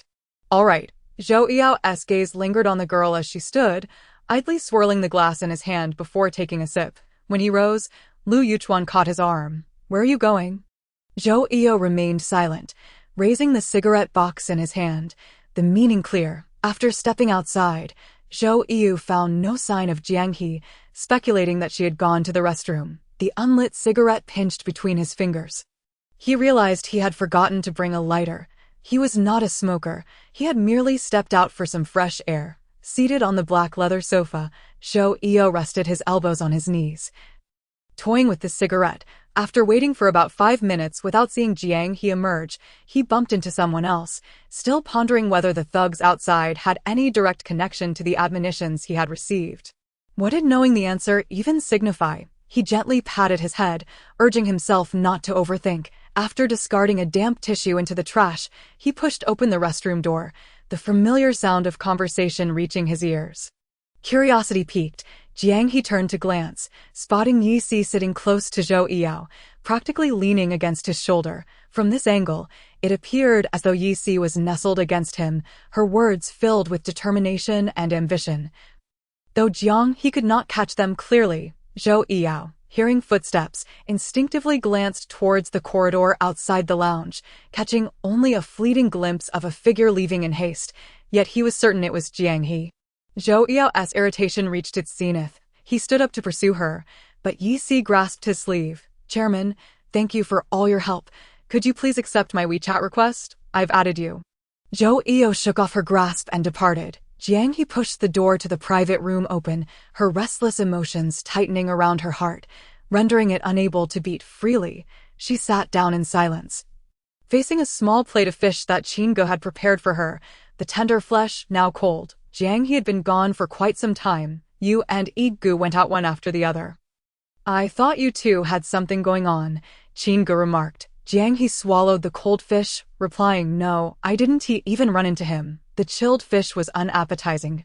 "It's truly dreadful. The chef really can't cook fish." "It was perfectly fine before. What's wrong, darling?" Qingge inquired. Jiang He's eyes brimmed with tears. She dared not blink, turning her face away to hide her distress from Qingge. Jiang He had been trying to suppress her emotions, unwilling to let her turmoil affect others. She had been all right, but when Qingge expressed concern, she felt a wave of heartache, sadness, and helplessness surging within her, her tears blurring her vision until everything became indistinct. She had always been this way, able to endure her grievances, yet the more others cared, the harder it became for her to hold back her tears. "It's nothing. I just got soap in my eyes while washing my hands." The reasons presented were mere fabrications, and Qingge would not be deceived. "Is someone bullying you?" Qingge inquired. Sheng Yifan, noticing the situation, turned his head in concern.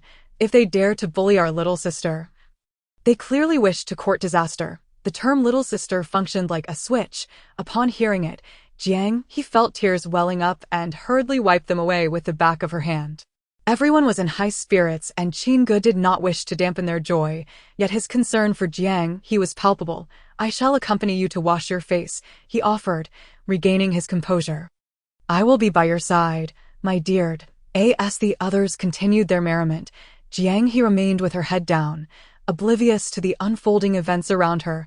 Before Qingge could finish expressing his intent to take Jiang He out, a tall figure pushed the door open and strode directly to her side. His expression was dark, devoid of any other emotion, his obsidian eyes fixated on Jiang He's profile. Jiang He had been masking her distress, managing to conceal her turmoil from the group, but the moment Zhou Iyo entered and closed the door with a resounding thud, the attention of their friends shifted towards them.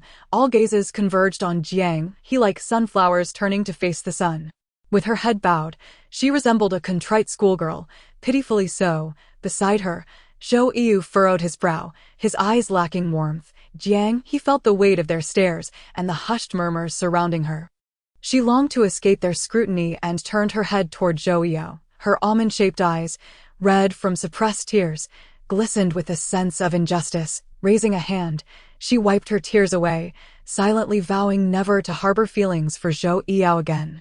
Time and again, this was her plight, unrequited love that, while not overtly painful, was undeniably bittersweet. His every action tugged at her heartstrings, distorting her sense of self. Yet, Jiang He could not even count how many times she had made such promises, nor how often she had failed to uphold them. Seeing her tear-streaked face pierced Zhou Yao's heart, leaving him breathless. "Come with me," he commanded. Chapter 28.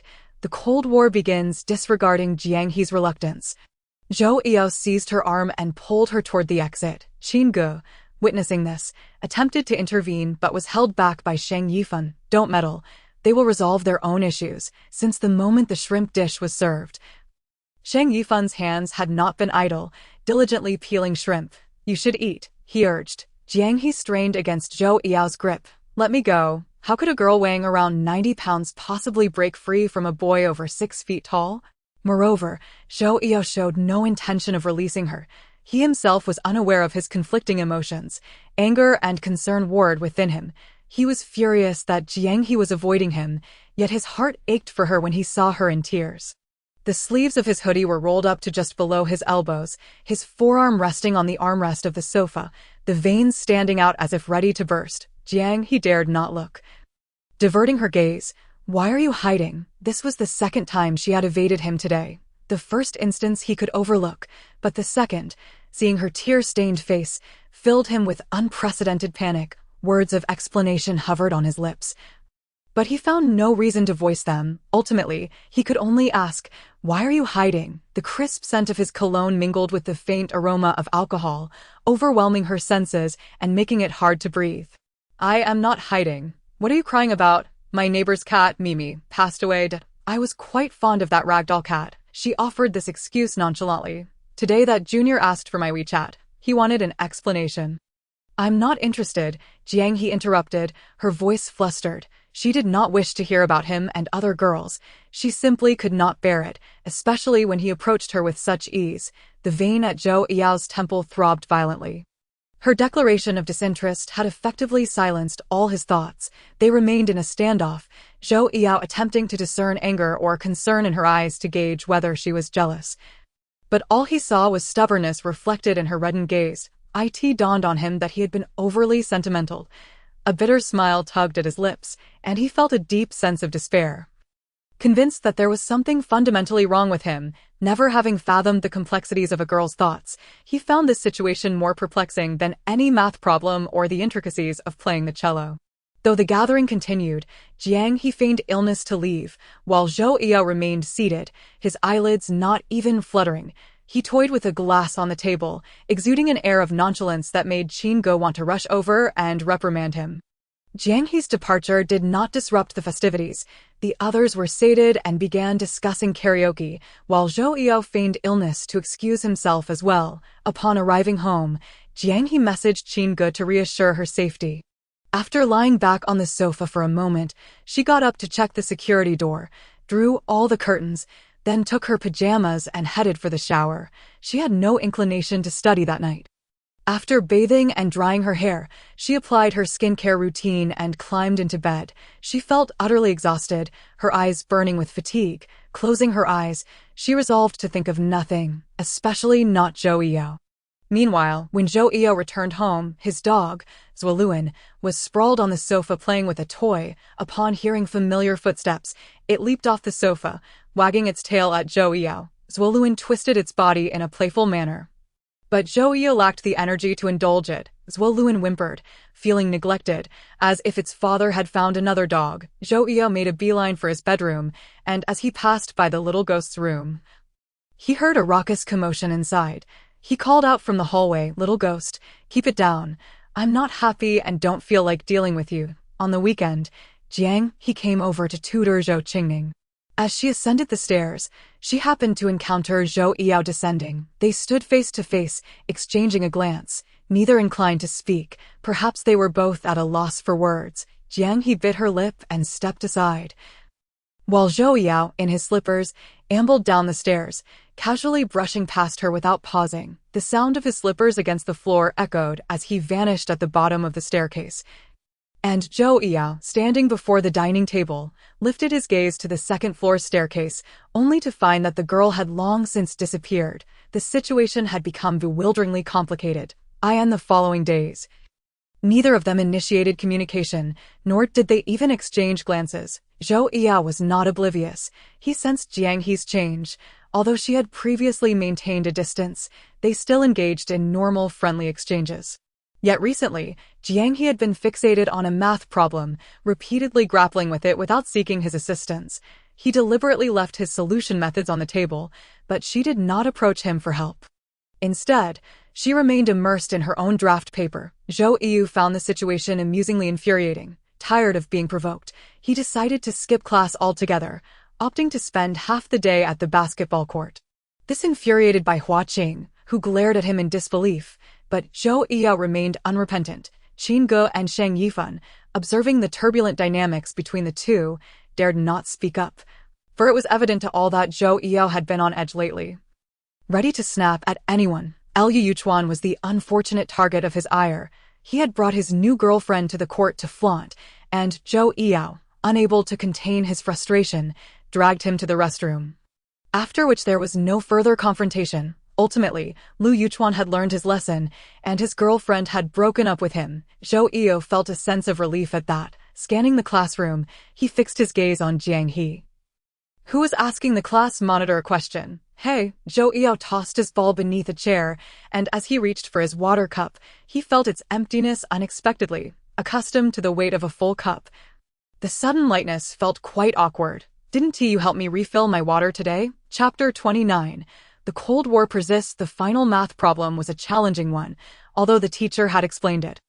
Jiang He still struggled to grasp it. The class monitor offered to help her, and she felt it would be rude to decline. Glancing at Zhou Yao's solution process laid out on the table, she hesitated to ask, fearing it would be inappropriate since he had a new girlfriend. Moreover, she was resolute in maintaining her distance. Since becoming deskmates, she had found joy in their shared classroom, listening to the same teacher's lectures, but the dream had shattered. Yet, she felt satisfied just to have shared those moments. Jiang He gripped her pen, bowing her head in contemplation, daring not to linger her gaze on him. Fearful of losing herself once more, she was acutely aware of her own muddled clarity. She acted indifferent, convincing herself that this would allow her to sit beside him as a friend. Jiang He thought to herself, her fingers tightening around the pen, exhaling before returning to her studies. To her surprise, Zhou Yao suddenly spoke, his voice calm yet cheerful, engaging her in conversation as if nothing had transpired between them. They had not exchanged words in several days. Their encounters had dwindled significantly, with Zhou Yao often skipping class, and after school, they seldom crossed paths. She should maintain her distance. Her upbringing forbade her from making such a mistake. That was her principle. Jiang He continued to look down, the strands of hair framing her forehead dancing in the bright sunlight, resembling countless whimsical little sprites. Zhou Yao leaned back in his chair, his gaze fixed on the back of Jiang He's head, his dark eyes inscrutable, hiding his thoughts. He felt no resentment for his own folly. Rather, he was filled with fear that he might never speak to her again. To Zhou Yao, the atmosphere felt noticeably aloof. The air seemed to pause for 2 seconds, both harboring unspoken sentiments, resembling a tranquil lake. Yet, beneath the surface lay a bed of stones, hard, perplexing, and multifaceted. Jiang He consciously sought to avoid suspicion, while Zhou Yao found himself with no grounds for explanation. In her eyes, he had someone else he admired. In his heart, she was indifferent to him. During those suspended seconds, Jiang He's attention was entirely on those around her. She could sense a pair of deep-set eyes fixated on her, making her feel uneasy. She remained still, scribbling absent-mindedly, yet oblivious to the words she was writing, or what she ought to write. Zhou Yao stood up and departed. Jiang He focused her gaze once more on the paper, where the content was uniformly composed of characters, large and small, densely overlapping on the crumpled draft paper. She hoped he hadn't seen it. Hadn't he recognized it? Jiang He cautiously tore off the draft, obscured its contents with ink, folded it neatly, and discarded it in the trash bin at the back of the classroom, concealing her affections in a place no one could discover. However, on the second sheet, traces had already been left behind, something even she hadn't noticed. Zhou Yao had skipped class again. This time the homeroom teacher Bian Huaqing was furious, insisting on inviting Zhou Yao's parents to school for a chat.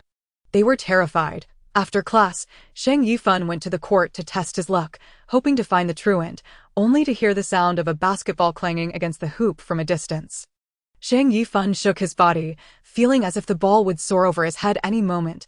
He recounted Bian Huaqing's words to Zhou Yao. Zhou Yao leapt and shot a beautiful three-pointer, then lowered his head to wipe the sweat from his brow with the hem of his shirt, seemingly ignoring the previous conversation. Together, Shang Yifan understood that Zhou Yao had been troubled lately. Having witnessed Jiang He's indifference towards him, he empathized. When Qin Ge disregarded him, he too felt murderous, contemplating self-harm. Without a moment's hesitation, Shang Yifan stripped off his school jacket, clapped his hands, and gestured. Zhou Yao tossed the ball over. An exhilarating, silent duel ensued, with Shang Yifan accompanying Zhou Yao. This unspoken companionship surpassed any vocal expression.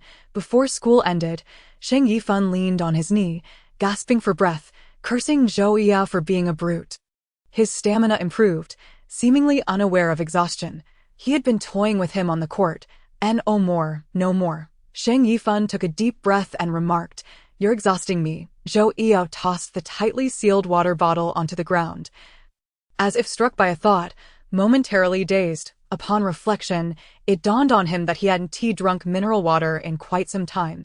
He couldn't recall when he had started preferring to drink from a cup. Perhaps when Jiang He had casually offered him water, that moment, he thought. Not wanting to squander the girl's kindness, he brought the water cup to the court. His friends often mocked him, calling him a health enthusiast. He merely smiled in silence. Now, it had become a habit. Shang Yifan regained his breath, wiping the sweat from his forehead. "I'm not criticizing you, but your constant truancy and this absent-minded demeanor are truly infuriating." The deep affection he displayed was lost on Jiang He. Zhou Yao lowered his eyes. "I don't wish for it either." As the sun set in the west, its rays refracted through the clouds, creating a vast expanse of crimson twilight. After an exhilarating game, the two youths sat on the steps of the court to rest, one elbow resting on his knee, tilting his head back to drink water, his expression indifferent. The other reclined against the steps, gazing at the distant sunset, wondering if Qin Ge had noticed such a beautiful sight. He pulled out his phone to snap a picture to send to Qin Ge. Shang Yifan tossed his phone aside. "That woeful expression on your face finally shows you're tasting bitterness." Zhou Yao retorted, "What nonsense are you talking about, with my over a decade of experience? If you truly care about Jiang He, you must take the initiative to show goodwill. Otherwise, your relationship is finished, and you won't even have a friendship left. What experience could you possibly have?" Zhou Yao scoffed, a dismissive smile curling at the corner of his mouth, clearly unconvinced by Shang Yifan's words, as if they were mere bluster. "Since I met Qin Ge, I've been learning how to charm girls." Shang Yifan felt a swell of pride. "I've been studying ever since, and I'm still continuing my education. She ignores me." Zhou Yao started to believe. Shang Yifan straightened. "What heinous act have you committed? Did you kiss a girl in front of her?" Zhou Yao genuinely wished to slap him, his tone unfriendly. "I kissed you." Upon hearing this, Shang Yifan immediately covered his mouth. "Don't speak carelessly. I still want to save my first kiss." Zhou Yao lost interest, interrupting, "I wouldn't give you my first kiss anyway." "Then what happened?" "A girl wanted my WeChat, and she saw it." Zhou Yao recounted how Yusi had asked for his WeChat and the incident in the break room to Shang Yifan. "Are you kidding me? You can't clarify even this trivial matter." Shang Yifan was exasperated with this convoluted person. "Did you add her?" Chapter 30. Perhaps they think you've kissed her senseless. "I did, but I didn't agree." "Then explain." Shang Yifan was on the verge of tearing his hair out. Jiang He said she didn't want to hear it. Zhou Yao gripped the empty water bottle, making a clattering sound. Shang Yifan was utterly speechless. "She said she didn't want to hear it, so you won't say anything? If you don't explain, Jiang He might just think you've kissed her senseless." Zhou Yao fell silent, and after a moment, he sighed, revealing his true concerns. "She seems quite indifferent." This time, Shang Yifan didn't explode. He appeared to understand, completely falling for it. "You must explain." Regardless of whether she wants to hear it or not. Girls are particularly prone to overthinking. "I'm telling you, when she says she doesn't want to hear it, you often have to stubbornly explain." Shang Yifan spoke earnestly. "Moreover, if you say Jiang He doesn't care, she might just be avoiding suspicion. You can't blame her for overthinking when you keep changing partners. Jiang Yifan looked at him with disdain. Haven't you had your share of partners? Don't you understand this? After saying this, he suddenly realized, well, can you even call what you had a relationship? You don't hold hands, you don't kiss, I guess you don't even talk much. Fine, still the pure-hearted boy, huh? Jiang Yifan secretly rejoiced, finally surpassing him once. At least he and Qingge had hugged, and it was Qingge who initiated it. You'd better hurry and explain, seeing Zhou Yao's conflicted expression. Jiang Yifan, frustrated at his lack of resolve, presented him with a choice. Do you want face or Jiang He? Zhou Yao fell silent for a moment, his gaze resolute as if joining a party. Jiang He, then you'd better hurry. Tomorrow at noon, Jiang He is inviting Lin Qingzhou to lunch. Zhou Yao's heart, which had just begun to clear, instantly clouded over, and he looked at Jiang Yifan in confusion. Jiang Yifan patiently explained. Qingge mentioned that tomorrow at noon, Jiang He is going to have lunch with the class monitor, and then she'll eat with me, which means I can't accompany you. Get lost. Zhou Yao tossed his trash into a nearby bin as the school bell rang with a clang. Are you sure? Sure, I heard Qingge say they're going to Xiaohatong to eat. Xiaohatong was the name of a food street near the school, filled with street food of various kinds. When students from Beijiang High School didn't eat lunch at school, they mostly came here to satisfy their cravings. Zhou Yao picked up the basketball beside him and waved goodbye to Jiang Yifan. I'm feeling down today. No studying. He was determined to confirm something today, having no time to watch fools display their affection. When Jiang He arrived at the Zhou residence, Zhou Qingning was downstairs feeding Zuoluan. The dog could recognize her footsteps instantly. In recent days, Zuoluan had grown quite fond of Jiang He. When he saw her, his tail wagged like a spinning propeller, nearly taking off. Zhou Yao had often called out to Zuoluan with a smile before bed, and when the dog joyfully jumped onto the bed, he would begin a reprimand. You like Jiang He? She's been smiling at you a lot these days, hasn't she? Look at your fawning expression. The dog whimpered, whimper, whimper. Zhou Yao gently patted its ear. Little traitor, you little ingrate. Don't tell other dogs I'm your dad, and don't let Jiang He be your mom. Upon hearing this, Zuoluan broke free and bounced on the soft bed, barking at the one who had just bullied him. Woof, woof, woof. Translation: you're just envious and resentful that I have a mom to hug. In the end, Zhou Yao ruthlessly kicked Zuoluan off the bed. Unable to tolerate the little dog's smugness, Zhou Qingning shrugged. No, I don't know which girl he's been fooling around with again. Jiang He fell silent, her eyelashes lowering, a fleeting look of disappointment crossing her eyes. There was no exchange. Sometimes, even when Jiang He attended extra classes, she couldn't catch a glimpse of him. Zhou Qingning cast a glance at the composed Jiang He, sighed inwardly, and silently cursed Zhou Yao for being ungrateful. Ignoring such a wonderful sister while mingling with those unknown girls, Zhou Qingning took Jiang He's hand. Sister, keep your distance from my brother in the future. With a firm grip, Jiang He bent down to follow his lead. Zhou Qingning leaned in and whispered, my brother isn't a good person. Even if he pursues you in the future, don't give him a single glance. Oh, no, not even half. Jiang He forced herself to smile. You little devil, I'll teach you new knowledge points when we get upstairs. Zhou Qingning chattered on as they climbed the stairs, urging Jiang He to promise him. Jiang He, unable to withstand the little devil's charm, nodded in agreement. The next morning, during morning reading, Bianhuaqing came to supervise the class. Noticing Zhou Yao dozing with half-closed eyes, his irritation flared up rapidly, and he entered the classroom with his hands behind his back, his expression stern as he circled the room. Finally stopping at Zhou Yao's desk, grabbing a book, he stood at the back to recite, and when Bianhuaqing didn't smile, he exuded an intimidating presence. Zhou Yao tousled his hair and picked up his review materials, standing at the back of the classroom with a limp demeanor. Bianhuaqing was brimming with rage as he stood straight.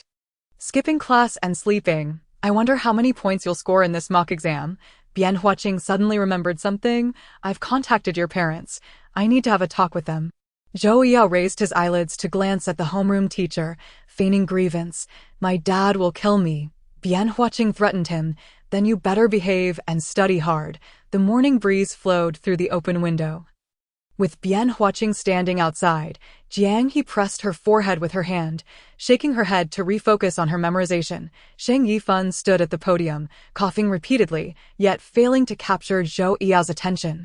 As the Chinese teacher entered, she admonished Sheng Yifan, reminding him to concentrate on his recitation and warned him to visit her office after class to review key concepts. Sheng Yifan lamented dramatically, pleading, "Please, dear beautiful teacher." The teacher, dismissive, turned to the back of the classroom and waved her hand in front of Zhou Yao, teasing, "While the young lady is diligently studying, you needn't gaze longingly."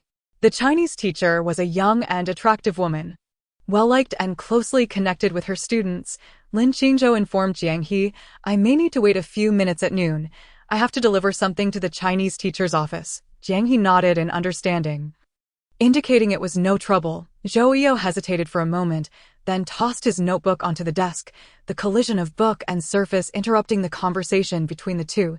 With a scoff, Zhou Yao took his seat, deliberately spreading his long legs into the aisle, forcing Lin Qingzhou to shift to make room. An uncomfortable silence enveloped the three of them. Chapter 31, I am not. You sweep his path. Zhou Yao endured an entire morning of standing at the back of the classroom, his legs aching. As he limped back to his seat, he noticed Jiang He rising to leave, their exchange devoid of words or even a glance. Yet, before exiting, Lin Qingzhou exchanged a significant look with him, remarking, "Chairman, we're heading to lunch now," before following Jiang He out the door. Zhou Yao let out a cold snort. He grabbed a book from the desk, preparing to hurl it towards the exit. He had never truly endured such indignities in his life. Sheng Yifan and Qin Gu exchanged glances, swiftly restraining Zhou Yao from rising further. Sheng Yifan wrapped his arms around his waist, exclaiming, "Brother, please, don't get angry. The class monitor was merely saying goodbye politely."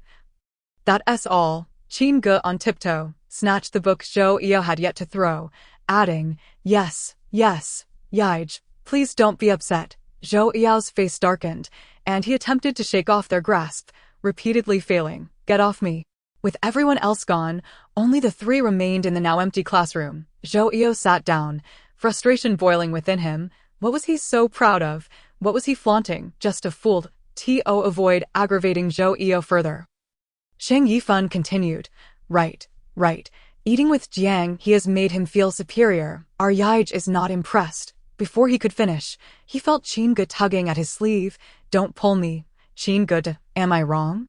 Yao must feel the same. In a fleeting moment, Sheng Yifan caught sight of Zhou Yao's dark eyes, glinting with icy disdain as they fixated on him, causing him to shiver involuntarily. It dawned on him that he had misspoken, having flattered too close to the hooves of the horse and receiving a kick for it. With a stiff smile, Sheng Yifan attempted to clarify, "No, brother, I meant we've shared many meals with Jiang He, and we're not envious of that. Really, no worries. Fan Bao comforts you. Don't disgust me. Get lost." Zhou Yao shot him a disdainful glance, uninterested in his words. Zhou Yao continued muttering to himself about inconsequential matters. "If it were me, I would feel superior too." Qin Gu, perplexed, asked, "Yaij, what are you talking about? Do you two want to eat at that little alley's fried rice place?" "I'll treat," Zhou Yao suddenly proposed. Sheng Yifan had no intention of heading to the little alley, as he had already chosen a quiet restaurant for his date with Qin Gu. "Can I say I don't want to?" Zhou Yao shot him a look, bluntly rejecting. No. Qin Gu, however, was agreeable. "It's been a while since I've had fried rice. I'm fine with whatever." Yaij is treating. Sheng Yifan, seeing through Zhou Yao's intentions, remarked, "I see you're trying to find an excuse to invite Jiang He, right?" He could somewhat decipher Zhou Yao's little schemes, even as he sought reasons to treat them to a meal.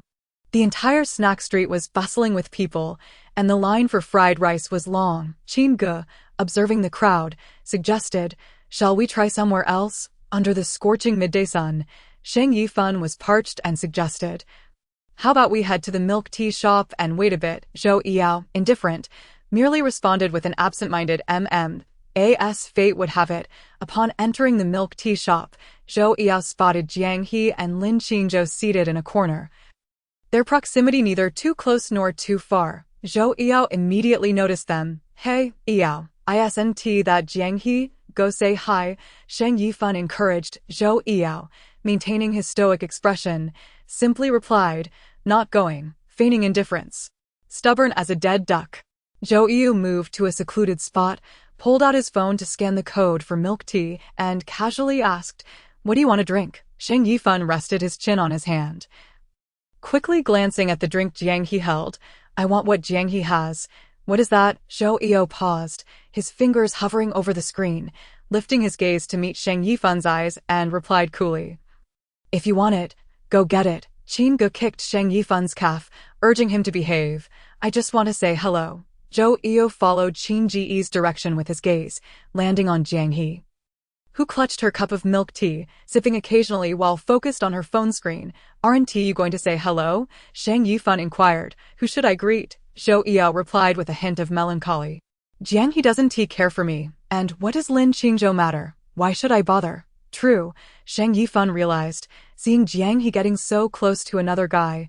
What does that feel like for you? Zhou Yu fell silent for a moment, exhaling, nothing much. Shang Yifan chuckled. I find it amusing to see you getting jealous. It's hilarious. Get lost. Zhou Yu, already irritated, was met with yet another annoyance. As Yi entered the milk tea shop. She spotted Zhou Yu sitting there, her face lighting up with joy as she hurried over. The second and third years were in separate buildings, making encounters rare, only possible during major school events.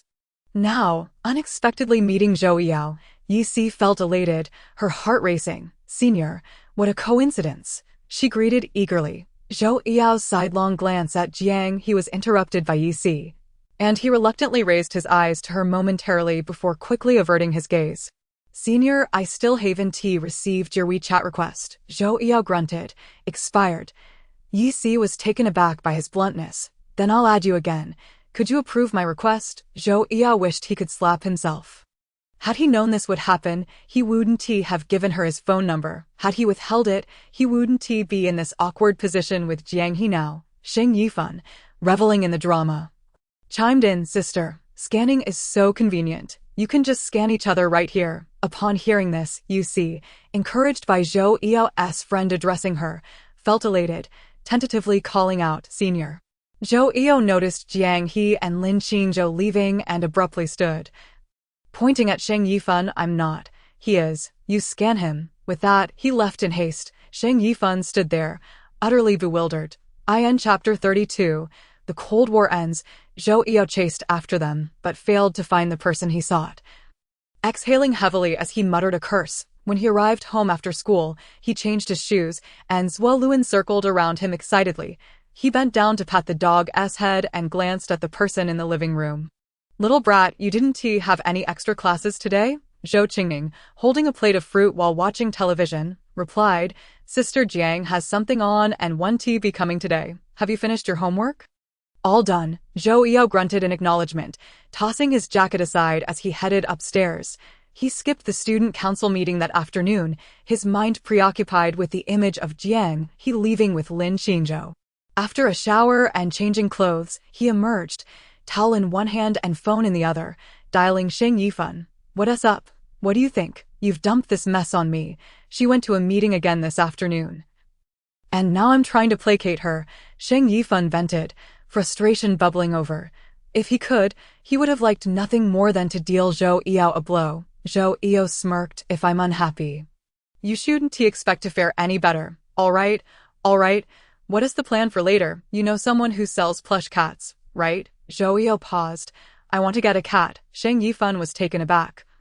A cat? What's the issue? Have you consulted Zuoluan about this? Zhou Yu glanced at Zuoluan, who had just entered, and it seemed agreeable. The little kitten nestled comfortably in Zhou Yu's arms, mewing softly. Good kitty. Zhou Yu scratched its chin. You'll be with me soon. Zuoluan jumped around, trying to get a glimpse of the small creature, but Zhou Yu nudged him away with his foot. Behave. Don't scare it. Whimper. Zhou Qingning, gazing at the kitten in Zhou Yu's arms, her clear, round eyes sparkling with delight, exclaimed, Brother, what made you want to get a cat? Nothing much. I just stepped out for a bit. Zhou Yu retrieved his phone, searching for Jiang He's contact information that he had obtained from the little brat. After a moment of hesitation, he finally dialed her number. IT rang for a while before being answered. Hello, came Jiang He's voice through the receiver. Zhou Yao cleared his throat, gathering his courage to speak. It's me, Zhou Yao. Jiang He had just completed her homework when an unfamiliar number rang in. Initially, she contemplated ignoring it, but upon noticing it was from the same area, she ultimately decided to answer. To her astonishment, it was Zhou Yao calling. They had no means of contact, as any tutoring arrangements were made through Aunt Zhang and Zhou Qingning. I am downstairs, he said. A breeze seemed to pick up outside, and Jiang He could hear the wind through the receiver. She dashed to the balcony to look down. The sky had turned completely dark, and the yellow streetlights flickered to life, allowing her to faintly discern a figure below. The call remained connected as Zhou Yao continued. Can you come down? I have something to discuss with you. Jiang He tightened her grip on her phone, feeling a twinge of anxiety. All right. Zhou Yao did not hang up, his voice cutting through the wind. It's windy. Make sure to dress warmly. Jiang He wrapped herself in her coat and hurried downstairs, where she spotted Zhou Yao standing beneath the streetlight, clad in black attire that nearly melded with the night, creating a striking silhouette. Upon closer inspection, she noticed a cat carrier at his feet. As she approached, he lifted the carrier, revealing a little plush cat that seemed displeased with being confined, scratching at the sides and meowing insistently. I got a cat. You should name it. Huh? Jiang He replied. Perplexed, you want me to name it? Yes. I'm not very good at that. Jiang He found it difficult to conjure a name on the spot. It's all right. Take a couple of days to think about it. Zhou Yao hesitated before continuing. There's something else I need to say. Okay? Jiang He glanced at him for a moment before lowering her gaze. Zhou Yao pressed his lips together, dried by the wind, and began. I don't know why you cried that day, but I have a feeling it's related to me. After much contemplation, I still want to apologize. His tone was sincere and calm, devoid of the usual chilliness. I asked the elderly gentleman and the cleaning lady at your community. Neither had heard of any kittens passing away, so I came to apologize, and I also didn't add your WeChat. He opened his phone, displaying the expired friend requests for her to see. Jiang He felt awkward and murmured, You don't need to explain so much. I do. Zhou Yao insisted earnestly. I consider you a friend, and I don't want to lose that. Jiang He felt a pang of disappointment. Was it merely friendship? Nevertheless, the thought of being friends with Zhou Yao seemed rather delightful. Many sought connections with him, but found no opportunity. Yet here she was, receiving his apology. She felt content and realized she should cherish this. Jiang He ascended the stairs. She caught sight of the figure still standing below. The autumn night air was biting, and lingering in the cold would inevitably lead to illness. Zhou Yao chuckled softly, feeling elated as he teased the plush cat inside its carrier. In a few days, you'll have a name. Upon arriving home, Zhou Yao was handed his phone by Zhou Qingning. Dad wants to talk to you. Meanwhile, as Jiang He finished her shower and skincare routine, her phone, which lay nearby, chimed. She grabbed a tissue to dry her hands and opened a friend request notification. The request bore the name Zhou Yao. Jiang He paused for a moment before accepting it. Z. I am Zhou Yao Jiang He. I know Z. Have you thought of a name yet? Jiang He. Not yet. The following morning, yawning, Jiang He made her way to school. She had been too excited to sleep the previous night, staying up late. However, today, Zhou Yao did not attend class, nor did Bian Huaqing inquire about his absence. Thus, a day passed, then another, and by the third day, he still had not shown up. During the long break, Qin Ge turned to ask, Is Ge not coming to class? Where has he gone? Jiang He shook her head. She hadn't been tutoring Zhou Qingning lately and was unaware of the situation. Stealthily, Jiang He retrieved her phone from her bag and began typing in the chat with Zhou Yao. Why didn't you come to school? Is something wrong? She quickly finished typing, hesitated, deleted her message, and retyped it. Jiang He, what's wrong with you? Chapter 33. Opposites attract. Damn. What do you mean by all those messages I sent him? A joke? Shang Yifan was fuming. On the third day, he bombarded Zhou Yao with meme stickers. Finally, Friday arrived, and during PE class, Zhou Yao, who had been absent until now, was lounging on the steps of the sports field. Squinting in the sunlight, Jiang He and Qin Ge linked arms as they made their way to the playground. Spotting Zhou Yao from afar, they drew closer. Jiang He couldn't shake the feeling that Zhou Eo seemed thinner. His face bearing a pallor she had never seen before. You look like you've been dead this week. I'm worried about you.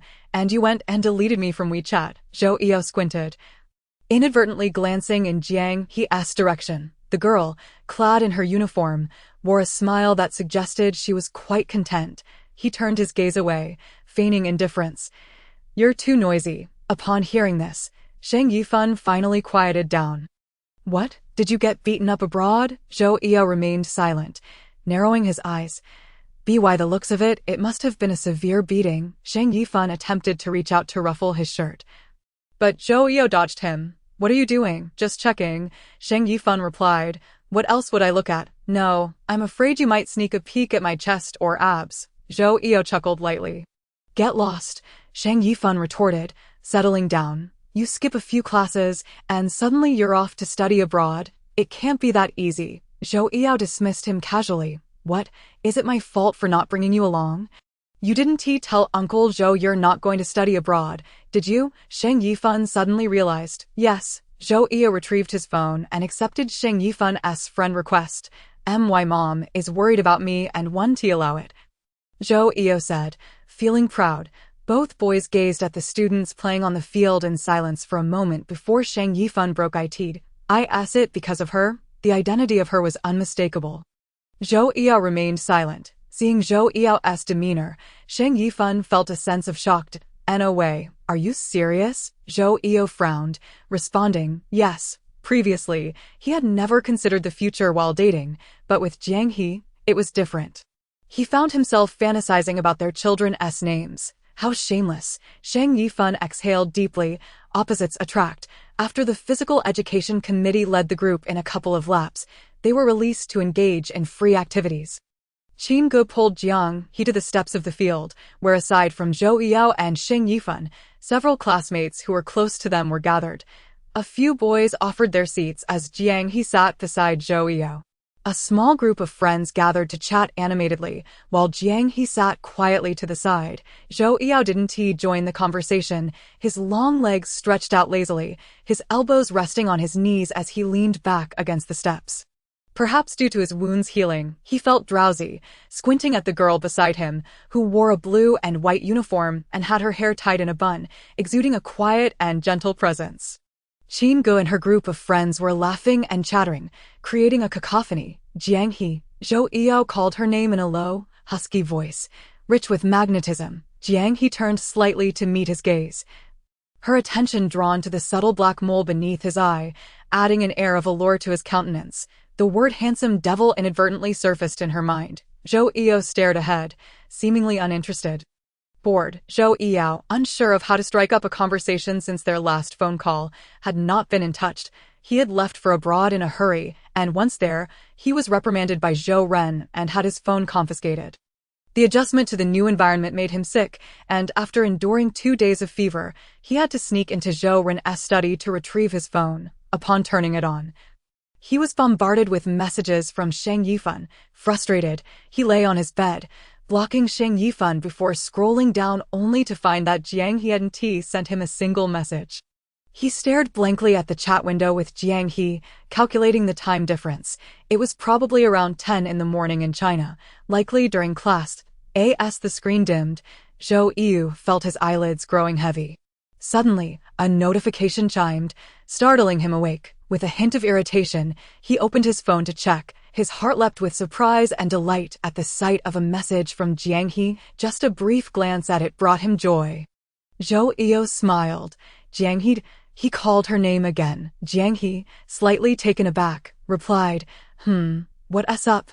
Nothing. Are you bored? Jiang He feigned annoyance. Zhou Eo found delight in her flustered expression, his heart swelling with joy. Have you thought of a name for the cat yet? Why do I have to think of it? Jiang He protested, still confused about why she had been assigned this task, especially since it wasn't her forte. I want you to think about it. Jiang He remained speechless, staring at the beaming Zhou Eo, who seemed like a stranger, so different from the boy she remembered. Her aloof brother had transformed into someone more carefree. Suddenly, Zhou Eo had a spark of inspiration. How about Fluffy? It sounds so odd for an adorable little sister cat. Jiang He recalled the plush cat's bright eyes and its cute meows. It doesn't T quite fit, its quite fitting. Actually, just like you right now, Fluffy is adorable, Zhou Eo chuckled, his tone light and teasing. Chapter 34. The indescribable place as dawn broke, the sun painted the clouds with a breathtaking brilliance. This moment. Jiang He pulled back the curtains, allowing the morning light to gently filter through the refreshing mist and into the room, shielding her eyes from the glaring rays. She took a moment to adjust before stretching lazily and making her way to the washroom. She had enjoyed a restful sleep the previous night. After completing her morning routine and having a light breakfast, she prepared to tutor Zhou Qingning, who had not attended classes for a week, necessitating an extended tutoring session today. With her bag slung over her shoulder, Jiang He hurried out to catch the bus. Upon ringing the doorbell, it was Aunt Zhang who answered. Teacher Jiang has arrived. Have you had breakfast? I have, Aunt Zhang.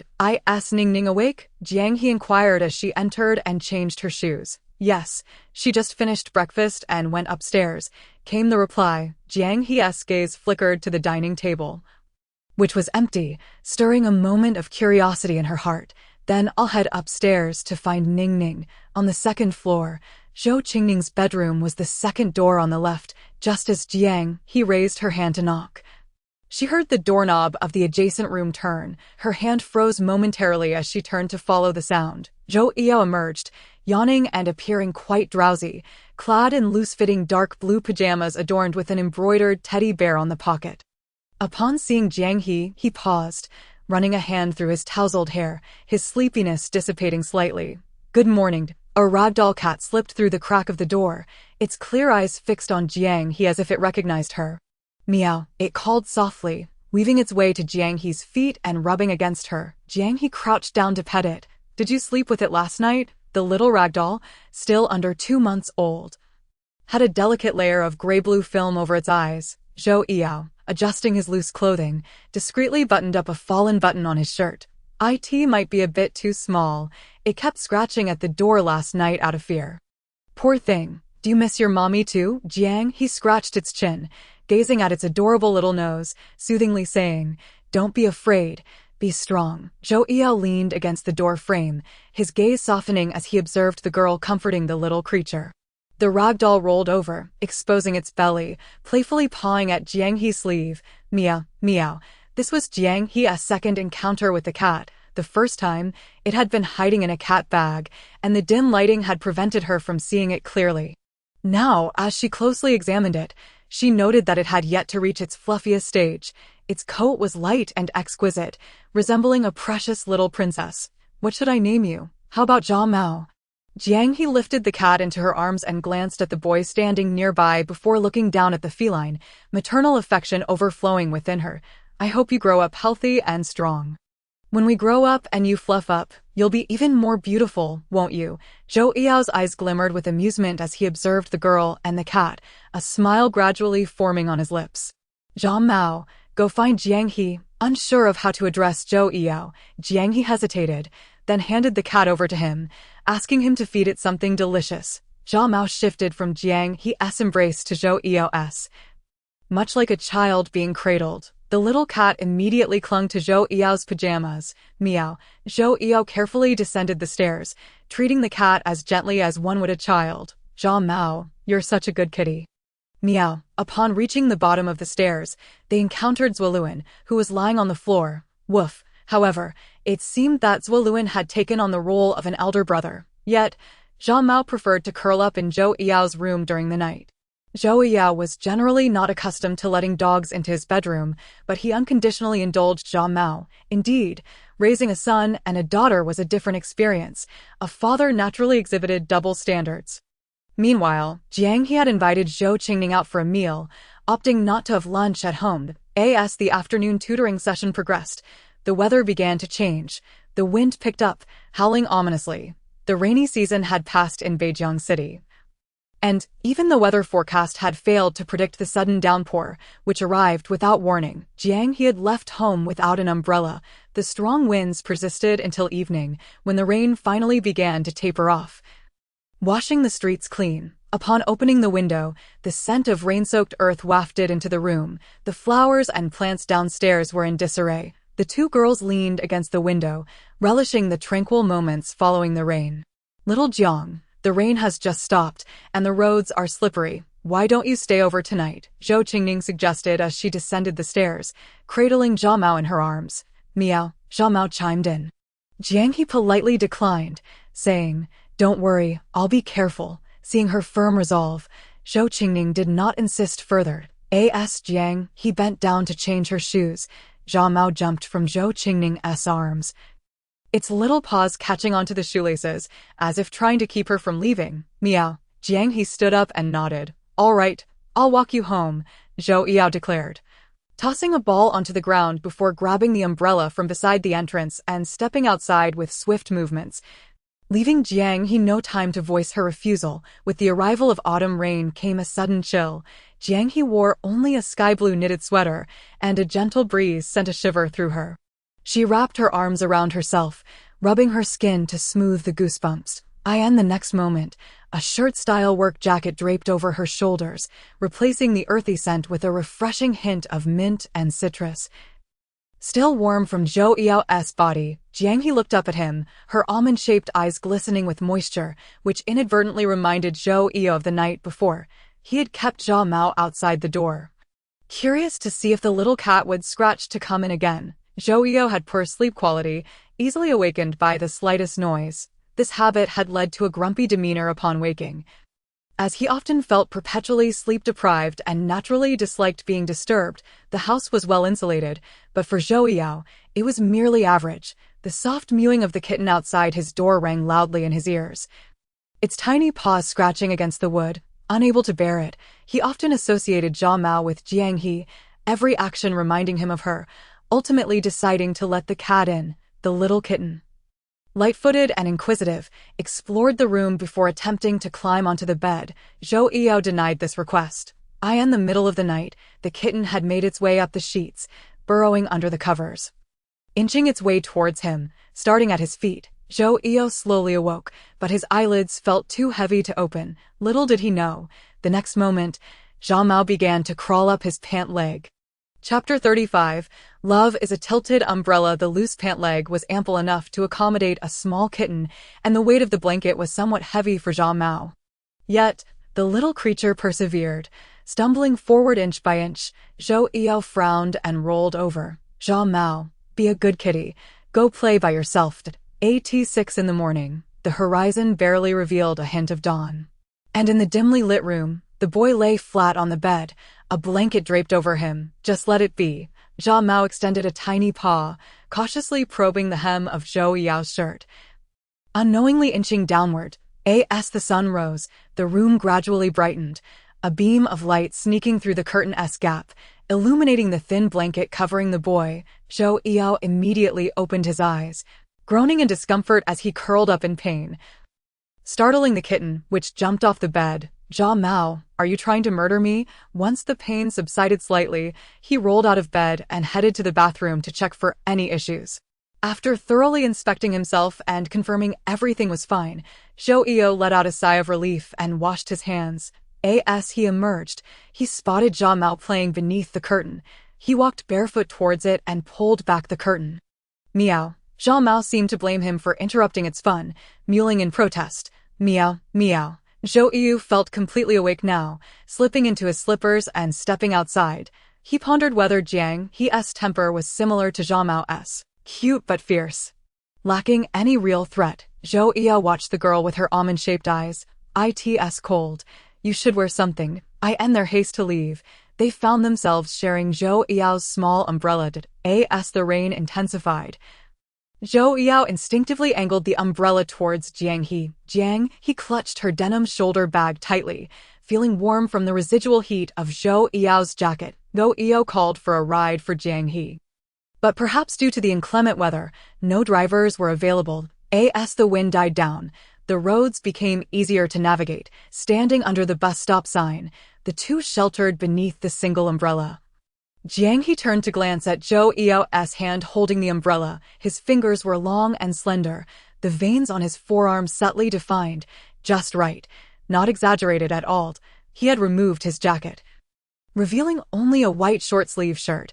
His arms appeared slightly darker than she remembered, perhaps from playing outdoors in the sun.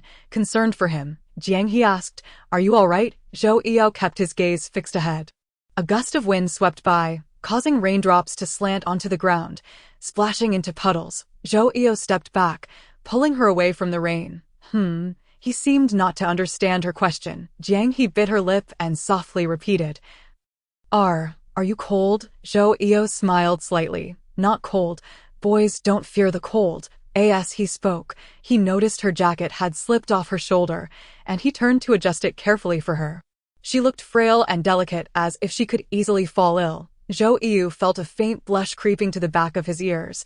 After tidying her jacket, he quickly stepped away. The sound of his heart thudding echoed in the rhythm of the raindrops falling around them, mingling with both their heartbeats. "You wear it properly, don't catch a cold." Zhou Yao stammered for the first time in his life, feeling a bit dizzy. "Thank you, Jiang," he replied softly. As the bus arrived, Jiang He stepped on and opened the ride code. After hearing the mechanical voice inviting her to board, she turned to bid farewell to Zhou Yao, only to find he had already folded the umbrella and scanned his code. "Please board," the voice announced again. "I'll walk you," he insisted. Due to the rainy weather, there were few passengers on the bus, and the two sat apart, one in front, one behind. Raindrops cascaded down the car window as Jiang He tilted her head to gaze outside. The curtain of rain obscuring her view, a strand of hair fell across her neck, and she was still draped in Zhou Yao's coat. Realizing something, Jiang He hesitated, choosing silence as she continued to watch the outside world. Zhou Yao, seated behind her in the car, glanced sideways at the petite figure of the girl. Memories flooded back of his visit to Jiang He's apartment building, where he inquired with the cleaning lady about the unfortunate demise of her kitten. Unintentionally, he learned from the lady that Jiang He came from a single-parent household, living solely with her father. She mentioned that her father was often absent, leaving her alone at home. The cleaning lady described Jiang He as well-behaved, always greeting her with a cheerful smile, and had often heard her colleagues mention these matters. The phrase Jiang He uttered, "Are you also missing your mother?" regarding her kitten lingered in Zhou Yao's mind. Why did she use also? Her strength seemed to be partially directed towards the cat, yet also towards herself. Contemplating this, Zhou Yao felt a pang in his heart, as if it were being tightly grasped. How much pressure could such small shoulders bear? Was she tutoring to make ends meet? Soon, they arrived at Jiang He's residence. As they both exited the car, Zhou Yao opened the umbrella, stepping out first. Once Jiang He followed, the modest umbrella was entirely positioned above her head. Jiang He caught a glimpse of his drenched sleeves, the rainwater clinging to his shoulders. Noticing Jiang He frozen in place, Zhou Yao cast her a questioning look, wondering what was amiss. Jiang He shook her head in response. He accompanied her to the entrance of her building before taking his leave. Just before he departed, Jiang He called after him, "Your coat." Taking out her phone, Jiang He opened the chat interface with Zhou Yao. "Jiang He, stay safe. Z. Okay. Z." Animated emoji, a cute dog nodding, on the other end. The call was quickly answered. "Hello?" The rain had ceased, and Zhou Yao folded the umbrella, speaking into the phone. "What are you up to, Sheng Yifan? I got caught by my mom while out playing and just finished being scolded.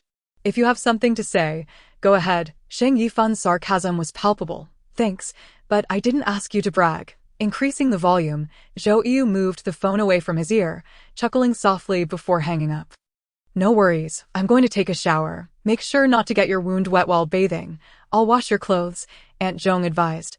"That's all right," Zhou Yao replied, holding onto the clothes, his mind drifting to the image of Jiang He wrapped in that very coat. Her small shoulders enveloped within it. He decided not to wash it. In the dead of night, Zhou Yao's wound became infected, compounded by a cold, leaving him with a fever that persisted through the night. Chapter 36. Jiang He, my head hurts. The following day dawned clear, the sun rising high. Zhou Yao stirred groggily, his entire body aching, the wound on his back throbbing painfully. His head felt heavy, and as he made his way downstairs, he encountered Jiang He, who was arriving for tutoring. She paused at the sight of him, taken aback by his disheveled appearance in his pajamas, his hair tousled, looking utterly worn out. "Good morning," he rasped, his throat inflamed and dry, as if he had swallowed blades. After changing her shoes, Jiang He stepped inside, her eyes scrutinizing him. "Good morning. What's wrong? Are you unwell?" Zhou Eo felt as though the air he exhaled scorched his skin, his body devoid of strength. "I'm thirsty. Could you pour me a glass of water?" "Of course." Jiang He picked up an empty glass from the dining table and hurried to the kitchen to fill it with warm water. "What happened?" she asked, rushing back, tossing the glass carelessly onto the table. Kneeling before him, she examined his condition. Zhou Eo, already in a state of confusion, leaned against her, resting his forehead on her shoulder. "Why are you so hot?" His awareness waned. He felt utterly weak. "Jiang He, my head hurts." This was the first time Jiang He witnessed such vulnerability in Zhou Eo, fragile, aggrieved, and almost childlike. It was as if he were a puppy yearning for comfort from its owner.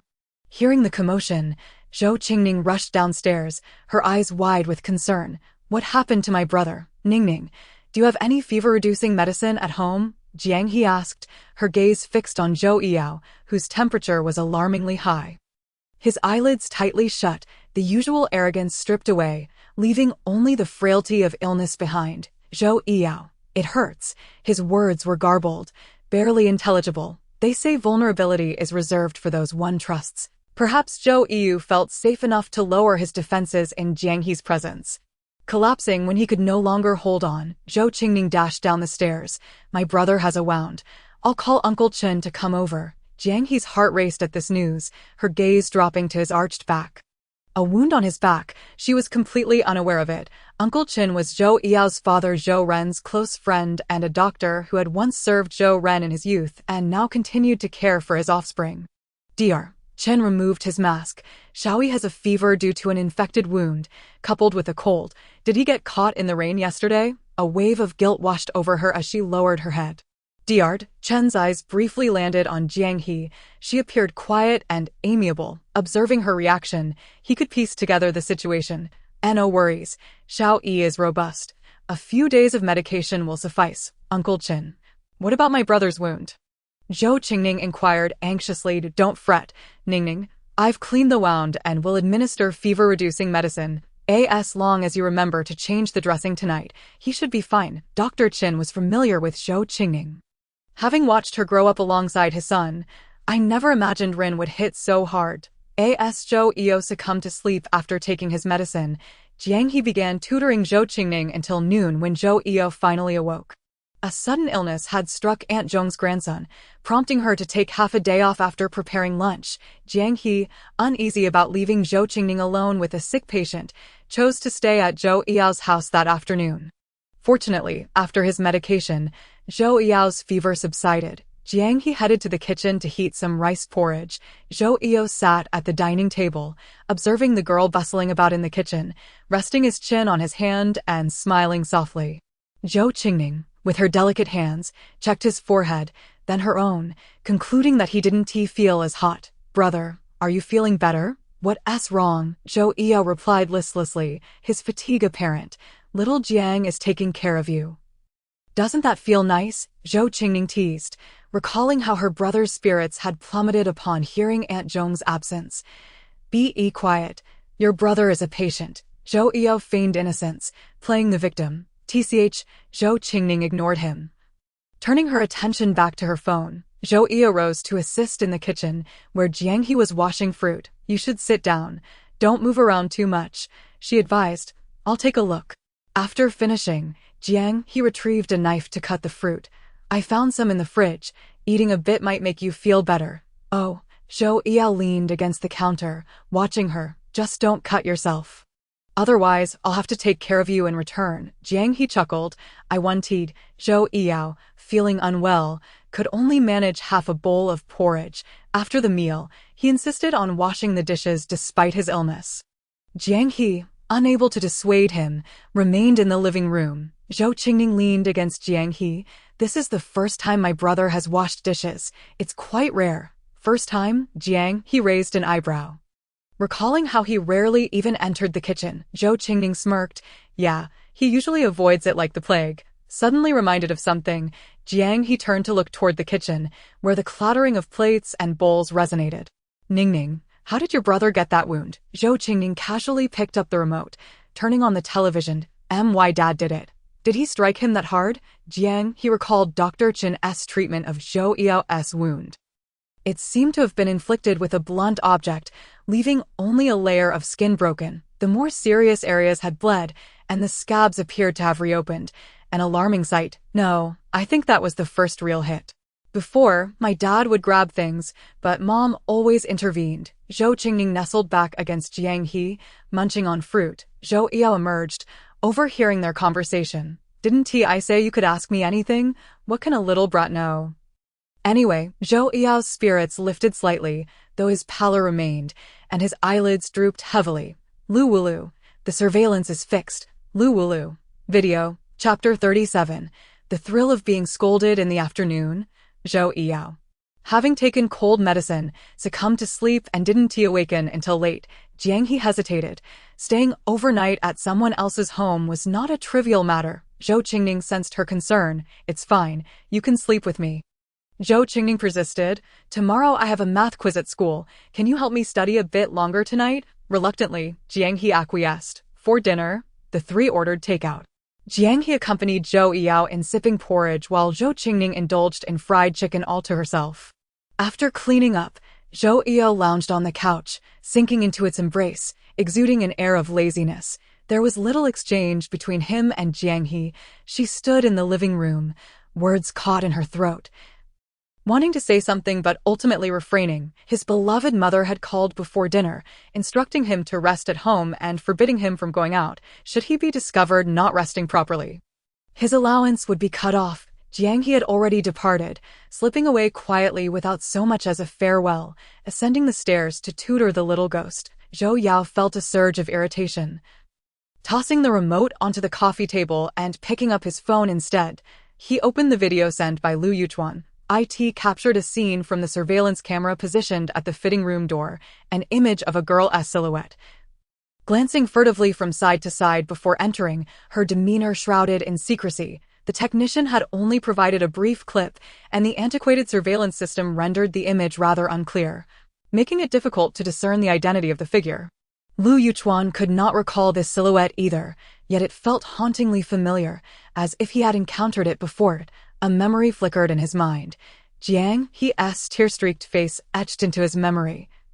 Her eyes swollen and glistening with unshed tears, Zhuoluin, satiated from his meal, expressed a desire to venture outside. Zhou Yao grabbed the leash and stepped out.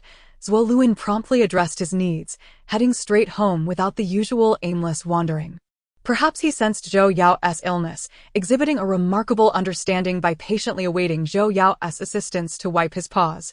Zhou Yao set the kitten down at the entrance, instructing Zhuoluin.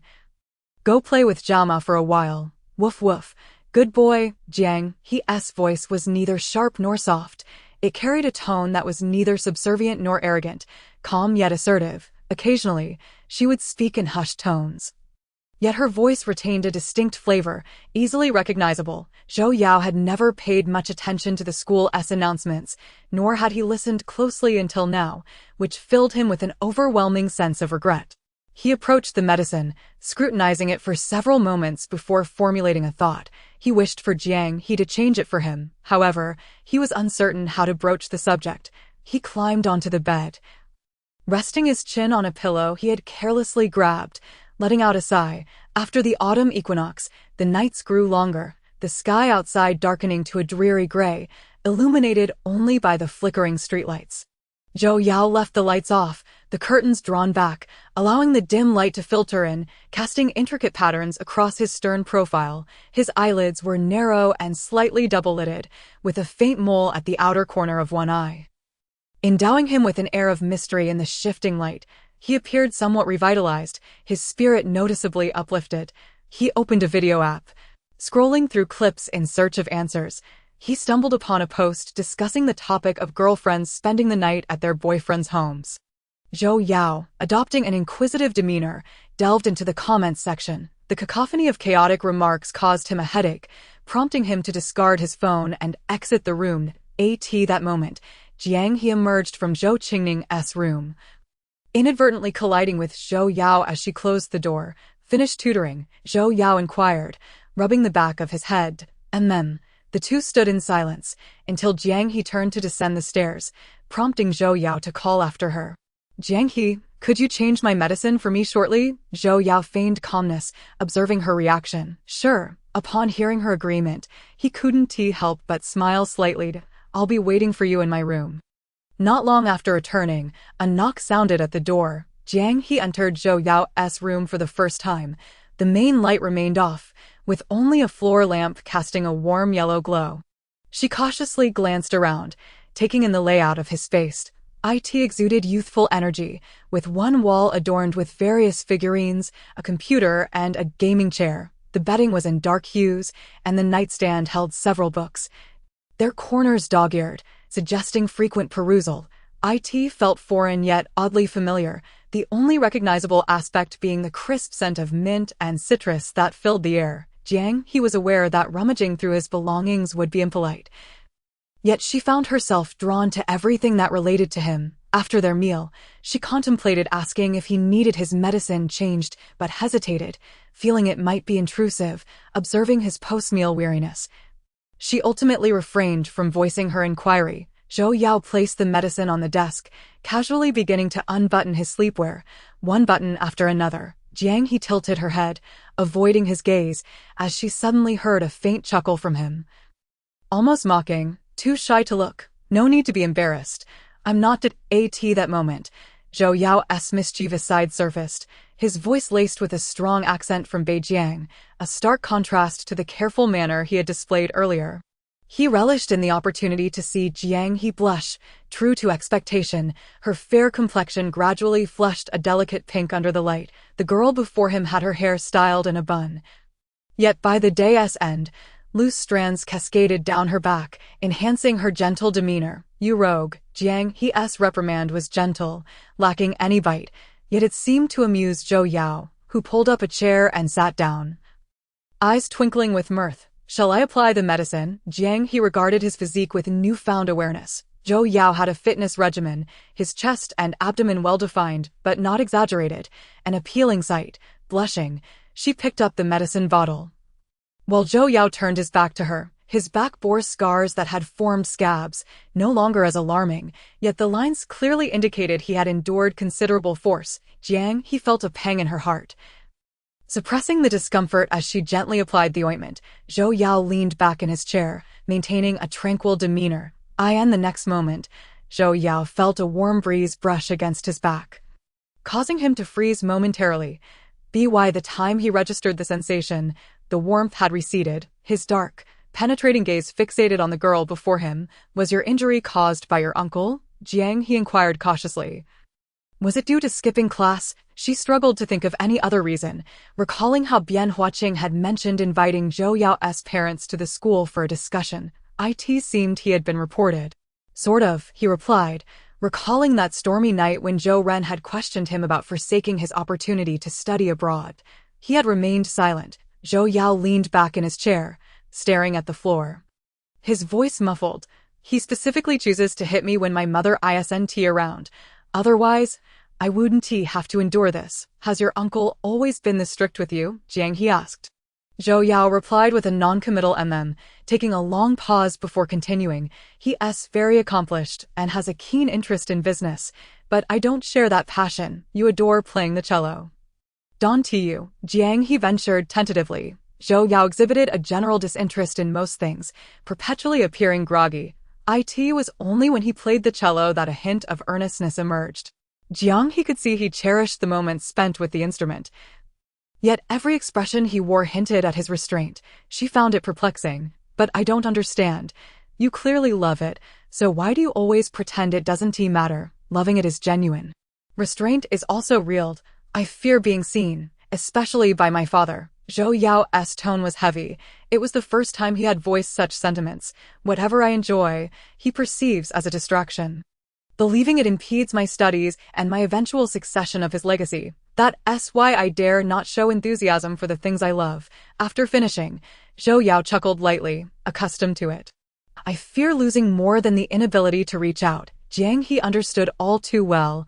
for she was undergoing a similar experience. She concealed, evaded, and buried her feelings for him, afraid of the potential loss. Upon hearing her words, Zhou Yao's pupils dilated, and their gazes locked, each finding a reflection of themselves in the other's eyes. The collision of their souls was overwhelming, shattering Zhou Yao's last vestige of doubt. This girl who understood him was one he must possess. Throughout the years, from childhood to the present, he had always longed to pursue things he once scorned yet desired deeply. He never comprehended the impulse to run through the rain.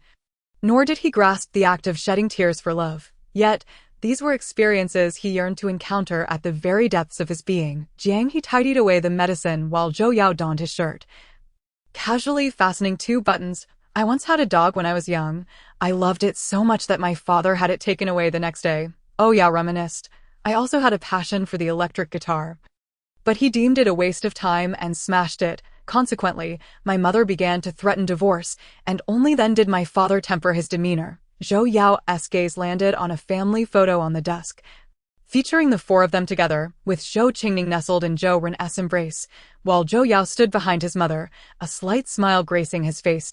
My father has high expectations of me, which I comprehend. Zhou Yao forced a smile, yet I perpetually disappoint him. Jiang He shook her head. No, you are already remarkable. Zhou Yao reached out, gently patting her head. Silly, I'm not foolish. Who praises you like this? Jiang He retorted, feeling justified in her words. Then tell me where I excel. Zhou Yao challenged, reverting to his carefree, spoiled demeanor. At least 3 things. Upon saying this, he stared at Jiang He, as if insisting she list them. Refusing to let her leave until she complied, Jiang He nearly laughed in exasperation. Do you truly want me to list them?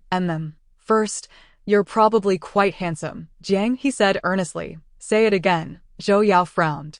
What do you mean by probably quite handsome? It must be handsome. Jiang He chuckled softly, raising her gaze to him, sitting on the edge of the bed, looking disheveled yet captivating. First, you're handsome, and many girls adore you. Upon hearing this, Zhou Yao's eyebrows twitched slightly. Jiang He ignored him, continuing to ponder her next answer. Second, you're tall. All right, that's enough. Zhou Yao interrupted, seemingly dissatisfied. That all you see in me? Just my appearance? Not at all. Jiang He fell silent, obediently standing aside. You sing beautifully, and your math skills are impressive. Zhou Yao rose, approaching her step by step, noticing that he had fastened all the buttons on his shirt without her noticing. Do you admire me? The room was suffused with Zhou Yao's unique scent, enveloping Jiang He, each step he took resonating with the rhythm of her heartbeat. She involuntarily stepped back, distancing herself from him. Fearful that Zhou Yao might hear the frantic beating of her heart, she yearned to flee, struggling to maintain control over herself. Her body reacted swifter than her mind, propelling her towards the door. But alas, she stumbled over a toy that had gone haywire beneath her feet, nearly falling. She braced herself for an embarrassing tumble. The next moment, the world spun, and Jiang He found herself collapsing onto Zhou Yao's bed. With Zhou Yao following suit due to inertia, her nose collided with his chest, causing a slight sting and a tingling sensation in her nostrils. Jiang He clutched the fabric of his arm tightly, forgetting to release her grip. After a considerable pause, her dazed mind gradually cleared. Are you all right? Please don't let your wound reopen. I'm fine. Their eyes locked, and Jiang He was the first to avert her gaze, attempting to rise, but Zhou Yao remained still. She looked at him in confusion. Jiang He. Zhou Yao called her name repeatedly. What? You just mentioned that many girls like me. Zhou Yao pressed his lips together, his gaze earnest. Does that include you? Jiang He's eyes widened in disbelief, stumbling over her words. What? She was uncertain of his implication. Had she concealed her feelings poorly and been discovered, or was it merely a casual inquiry? Jiang He dared not risk it. Observing her reaction, Zhou Yao's eyes dimmed slightly. It's nothing. I was just asking. He rolled off, but did not move otherwise, looking down at Jiang He, who still clutched his shirt, refusing to let go. Little girl, loosen your grip. I need to get down. Jiang He. She immediately released her hold and flipped off the bed. I'll step out first. She could no longer remain in that space. Her mind was running low on oxygen, and she feared that if she stayed any longer, she might commit some indecent act. Her hand rested on the doorknob, and just as she turned it halfway, she was called out. Jiang He. Zhou Yao's call was effortless, yet she found it hard to respond. Wait a moment. Zhou Yao is coming over with his phone. The surveillance is fixed. Jiang He released the doorknob, accepting the phone and checking the video that was currently playing. That figure was all too familiar to her. Can you tell who it is? Chapter 39. Standing up for her Jiang He was deeply impressed by her. Yi Si, she mentioned casually. Zhou Yao frowned, clearly unfamiliar with the name. Yi Si, Jiang He couldn't believe it. You don't know her? He seemed slightly guilty. She is my ex-girlfriend. Jiang He's expression darkened. No. She is the junior who asked for your WeChat. Upon hearing this, Zhou Yao retorted, don't say nonsense. I don't recall that name. Jiang He observed his earnest demeanor, which didn't appear to be an act of ignorance. She is the one who asked for your WeChat. She reiterated. The two entered the classroom one after the other, with Zhou Yao trailing behind Jiang He like a little follower, carrying her backpack in one hand and his own on his shoulder. Jiang He cradled the hot milk Zhou Yao had bought her, along with 2 bear-shaped buns. Oh dear, Shang Yifan remarked with a teasing tone, you came together. Zhou Yao cast a glance at him, ignoring the comment, and bent down to place Jiang He's backpack down for her. Jiang He felt her cheeks flush. It's nothing at all. Curious? Zhou Yao chuckled lightly. Tell me. Shang Yifan couldn't contain his excitement, leaning in closer. I won't tell you, you little rascal. Are you hiding it even from me? Shang Yifan playfully punched him. Jiang He shook her hand. It's nothing. I'm just helping Ning Ning with her studies. Really? Qin Gu expressed skepticism. Really? Jiang He affirmed with a nod. During the long break, Jiang He went to get water and inadvertently caught sight of Zhou Yao's cup. She decided to take it with her to fill it with hot water. Then she remembered that Zhou Yao hadn't bought her breakfast, nor had he taken his medication. On her way back, Qin Gu approached her, saying she was called to the student council office. Me? Yes, I heard the surveillance is fixed. Yao asked me to call you over. Upon pushing open the office door, she found no teachers inside, only Zhou Yao and Lu Yuchuan, along with Yi Si standing in the corner, hearing the door open. Yi Si glanced towards the entrance with reddened eyes, but upon recognizing who had entered, she lowered her head. Zhou Yao was seated on the sofa, leaning back comfortably, his legs propped up on a nearby stool. Jiang He, come sit. The student council's activities fell under Zhou Yao's purview. While this matter did not directly concern Jiang He, the most he could do was record the damage caused to the gown. Nevertheless, Zhou Yao still summoned Jiang He, intent on defending her and making an example of Yi Si. Jiang He complied, uncertain of Zhou Yao's intentions, her eyes questioning. Zhou Yao remained silent, patting the space beside him, indicating for Jiang He to take a seat. Jiang He was still confused. Lu Yuchuan stood up from the side, wearing a cheeky grin. Jiang He, since our esteemed Zhou chairman has asked you to sit, you should sit. Did as he spoke, he pressed Jiang He down onto the sofa. Zhou Yao shot Lu Yuchuan a sidelong glance, focusing on the 2 clumsy hands resting on Jiang He's shoulder, sensing the unfriendly gaze. Lu Yuchuan smacked his lips and sheepishly retracted his hands. He then placed his phone on the table, asking Yi Si, is this person you? You'd better speak the truth. If I'm satisfied with your apology, I won't pursue this matter. If not, I can't guarantee what will happen, Zhou Yao said, his tone stern. Yi Si, trembling with fear, looked down. It was me. Please don't report it to the school. I can apologize. Zhou Yao chuckled lightly. All right, apologize now. I'm sorry, master. Yi Si bowed slightly, expressing her contrition to Zhou Yao. Before she could finish, Zhou Yao interrupted, not to me, but to the senior. Yi Si approached Jiang He, her eyes glistening with tears, her voice quivering. I'm sorry, senior. I shouldn't have ruined your gown. I don't want to be marked down. Please help me plead with the chairman. Jiang He gazed at the beautiful girl before her. What I say won't hold weight. You should have been prepared to face any consequences before you undertook this action. Jiang He did not pay much attention to how the matter was resolved thereafter. During lunch, she and Qin Go headed to the cafeteria together. The two girls, clad in their sophomore uniforms, caught the attention of another girl who pointed at Jiang He and whispered to her companion, "Hey, that's her, Zhou's deskmate. She's quite pretty." The companion commented on Jiang He's looks. "Keep it down. This senior is quite domineering, using her power to bully us younger students." The girl urged her friend to lower her voice, yet her tone grew louder, perhaps hoping Jiang He wouldn't hear.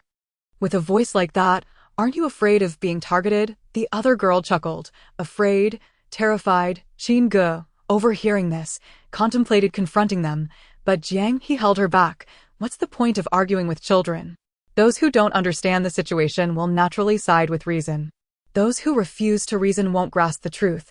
There's no need to pay them any heed. Jiang He spoke softly, yet her presence commanded respect. With a pure, tearful visage, her words instilled a sense of trepidation. When she finished speaking, she turned to the two girls, her eyes sparkling with mirth, the corners of her mouth curving into a gentle smile, revealing her charming dimples. "Junior, am I right?" The two girls, overwhelmed with shame, lowered their heads and departed. "Impressive, Jiang He, my dear. You needn't bother with them. They're just a bunch of little jokers." Something felt amiss. While Qin Ge was present, Jiang He was not. "Qin Ge, where is she?" Qin Ge pouted. "Jiang He seems a bit upset. She went to the rooftop to study." After recounting the events, Zhou Yao turned to leave. Qin Ge watched Zhou Yao's slightly agitated figure and teased, "Look at how anxious Yao is. Did he bump his leg on the table? Ha ha ha." Sheng Yifan was already accustomed to it, remarking, "Now when he asks with me, 9 out of 10 sentences are about Jiang He. Being in love is truly delightful." "Are you envious?" "Not at all," Sheng Yifan replied seriously. Chapter 40. A secret love revealed. Jiang He stood on the rooftop, the breeze tousling her hair, the view expansive and the sunlight warm, a perfect refuge from the clamor below. Alone, she lingered in thought. The wind scattered her books, and her hair clung to her cheek. She tucked it behind her ear just as she heard the sound of the iron door opening behind her. Turning around, she saw a boy approaching with 2 cups of milk tea, closing the door with his elbow, silently walking toward her. Jiang He stood still, the wind seeming to unsettle him as he squinted against it. Extending a cup of milk tea towards her, gently asking, "Studying?" His gaze fell upon the scattered pages, fluttering chaotically in the breeze. "Class monitor." A flicker of surprise crossed Jiang He's face, her eyelids dropping slightly, her long lashes casting shadows. "Oh, you look disappointed to see me," he inquired with a slight smile. Jiang He shook her head. He always exuded calmness, never flustered, his temperament serene. "If there's something bothering you, you can always talk to me, as long as you're willing." Jiang He politely accepted the milk tea, cradling it in her hands. The air was growing colder, and the leaves of the phoenix trees below were beginning to yellow. The events of the day left Jiang He in contemplation, uncertain about the source of the malice directed at her, lost in confusion. However, she did not wish to voice her troubles. "It's all right. I'm just here to study. And I'll head down shortly." Jiang He masked her emotions, offering Lin Qingzhou a gentle smile. Yet, how could the boy not perceive her concealment? Perhaps the person she sought to share her feelings with was not him after all. Lin Qingzhou's eyes sparkled with mirth. "The National Day holiday is approaching. Do you have any plans?" "I might be a bit busy." Jiang He chose not to mention her search for a part-time job. "I see." Lin Qingzhou paused. "If you have time, may I invite you to study together?" Jiang He was taken aback by his suggestion. Their friendship was rather superficial, and they seldom conversed in class. Jiang He could not fathom why she had been suddenly invited. Lost in thought, she inadvertently caught a glimpse of a familiar figure behind the rooftop door, though it was somewhat indistinct. "Jiang He," Lin Qingzhou chuckled softly, aware that Jiang He was merely indulging him. Leaning against the wall, he flicked his phone on and off repeatedly. Upon noticing him, Jiang He tensed slightly. Zhou Yao lifted his gaze at the sound, straightened up, and gradually approached Jiang He, casting his eyes downward.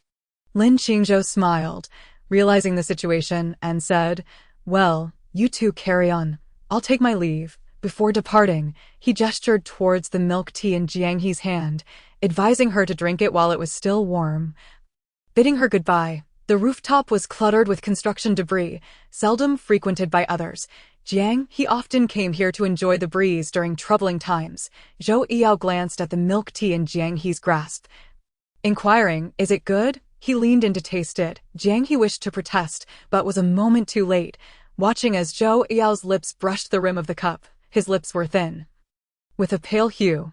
Thus, they both sipped from the same spot on the same cup. Zhou Yao took a swig, and the cloying sweetness instantly filled his mouth. He frowned, inwardly cursing profusely. Jiang He felt her cheeks flush and spoke slowly.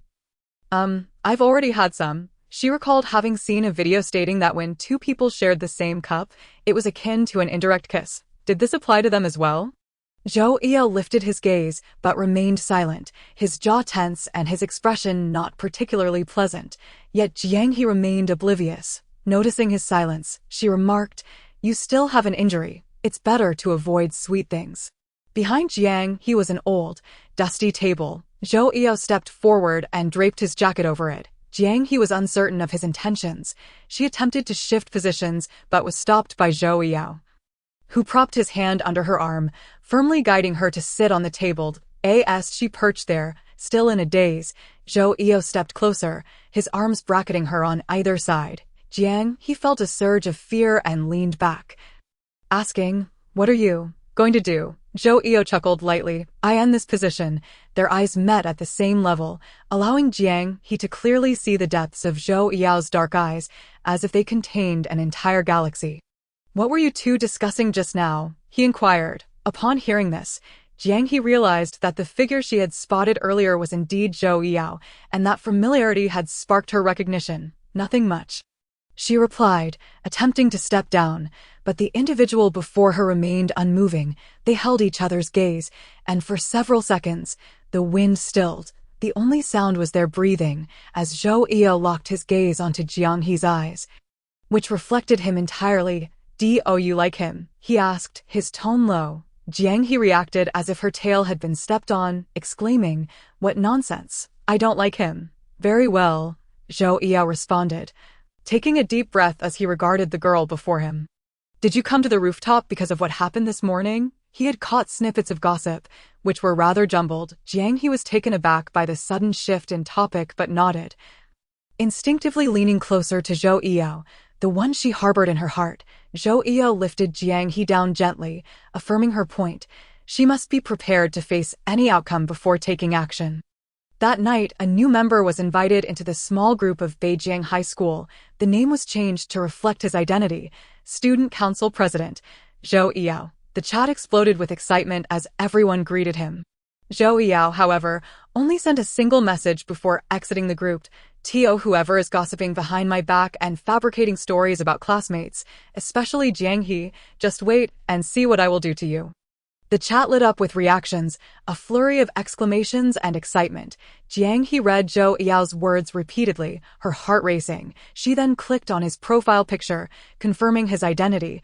The light of her hidden affection had begun to shine through, even if only through a crack, and she no longer felt she was fighting alone. She opened the chat with Zhou Yao, hesitating over her words. "Thank you," she finally typed, her slender fingers fidgeting with the side buttons of her phone, a habitual gesture of her nervousness. A smile crept onto her lips as she continued typing. "How about I treat you to a meal?" Her previous invitation to someone had been to express gratitude towards Lin Qingzhou for escorting him to the infirmary.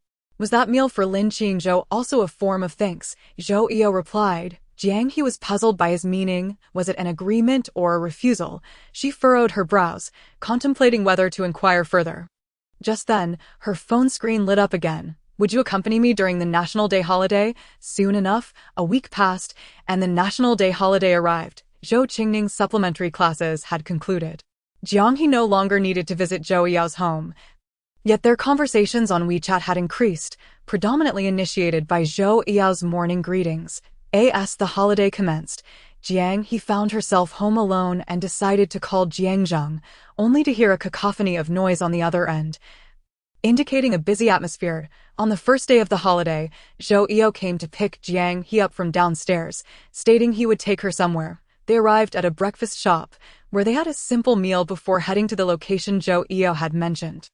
After exiting the taxi, Jiang He felt a twinge of fear in the unfamiliar surroundings, a secluded spot in an old residential area. As Zhou Yao led her into the alley, he asked, "Are you scared?" Jiang He nodded, then shook her head. Zhou Yao chuckled and extended his arm, saying, "If you're scared, hold on to me." After a moment's hesitation, she grasped his arm, her delicate fingers clutching his clothing. Seeing her cautious demeanor, Zhou Yao continued onward. The end of the alley, a sign with a stylish black font hung on a door, the name of a tattoo studio. Jiang He gazed at the sign, puzzled, and looked up at Zhou Yao.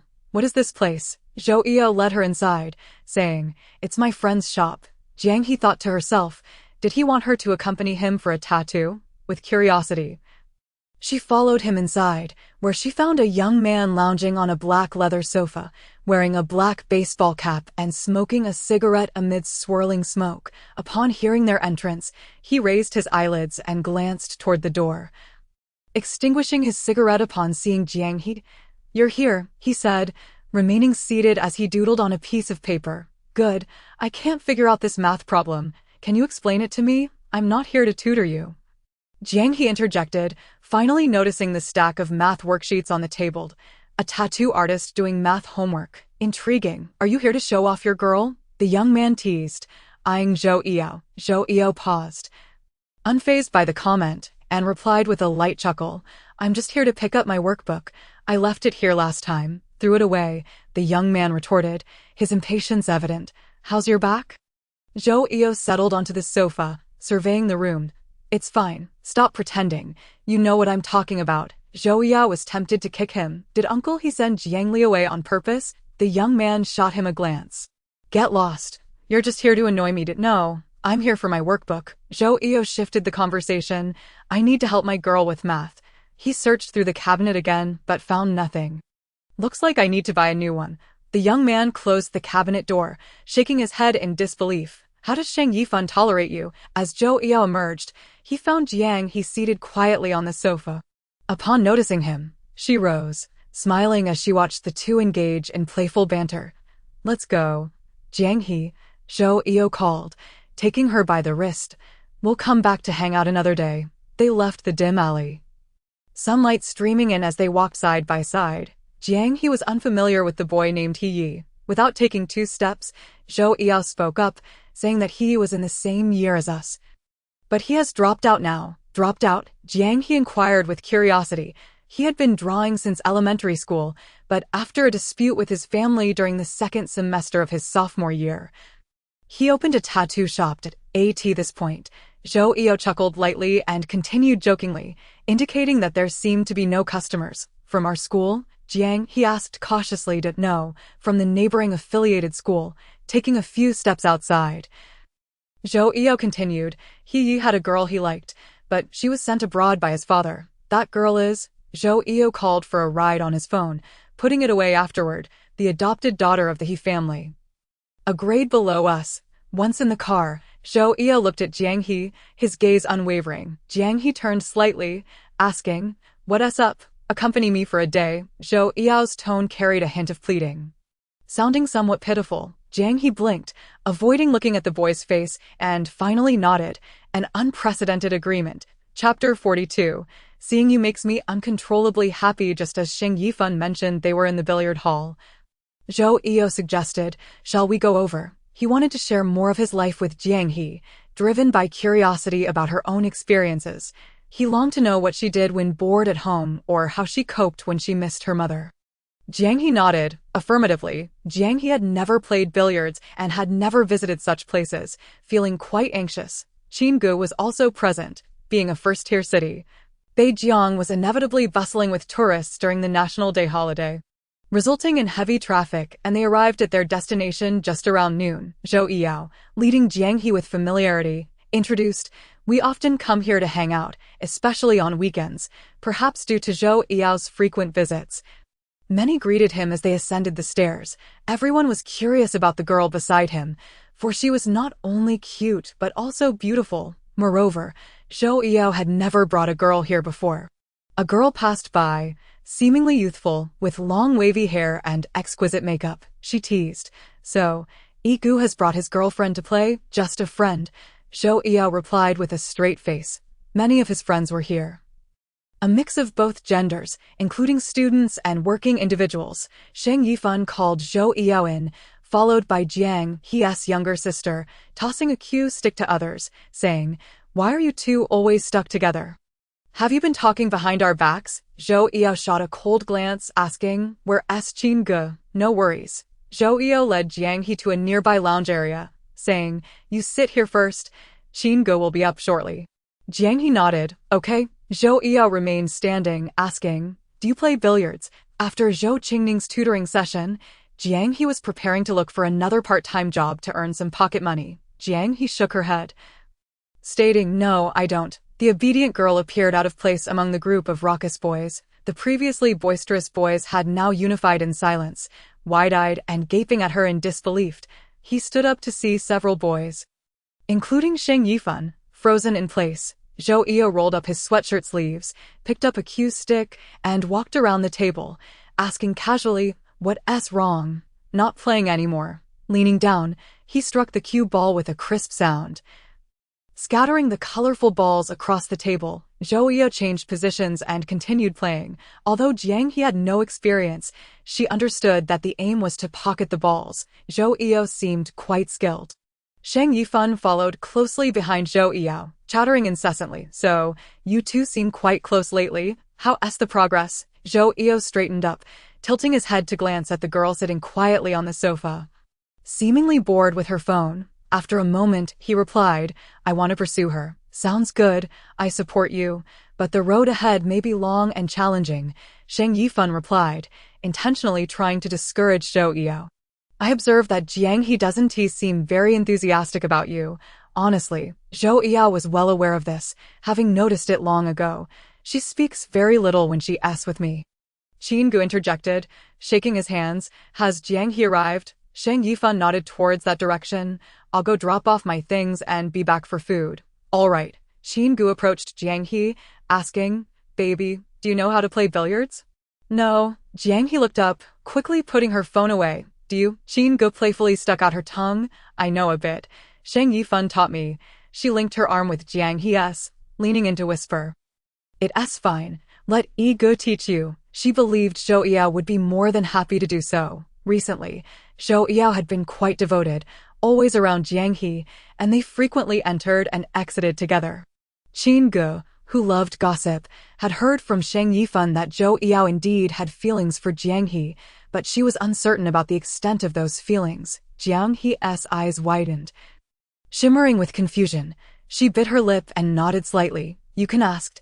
Do you have special feelings for Yi Ge?" Qin Ge carefully inquired. Jiang He, in a daze, felt her heart racing. Special feelings, indeed. Last time, Yi Ge stood up for you in the group chat. Did it make your heart flutter? Yes, definitely. However, she might need to apologize. Jiang He nodded. "I am very grateful for his help, but, Qin Ge, hearing her affirmation, was excited and nearly laughed, but upon hearing the latter part, her expression twisted in confusion. "But what? I only feel gratitude towards him, nothing more," Jiang He stated earnestly, afraid her feelings would be too obvious. Previously, she would sneak glances at him, even taking detours after school just to watch him play.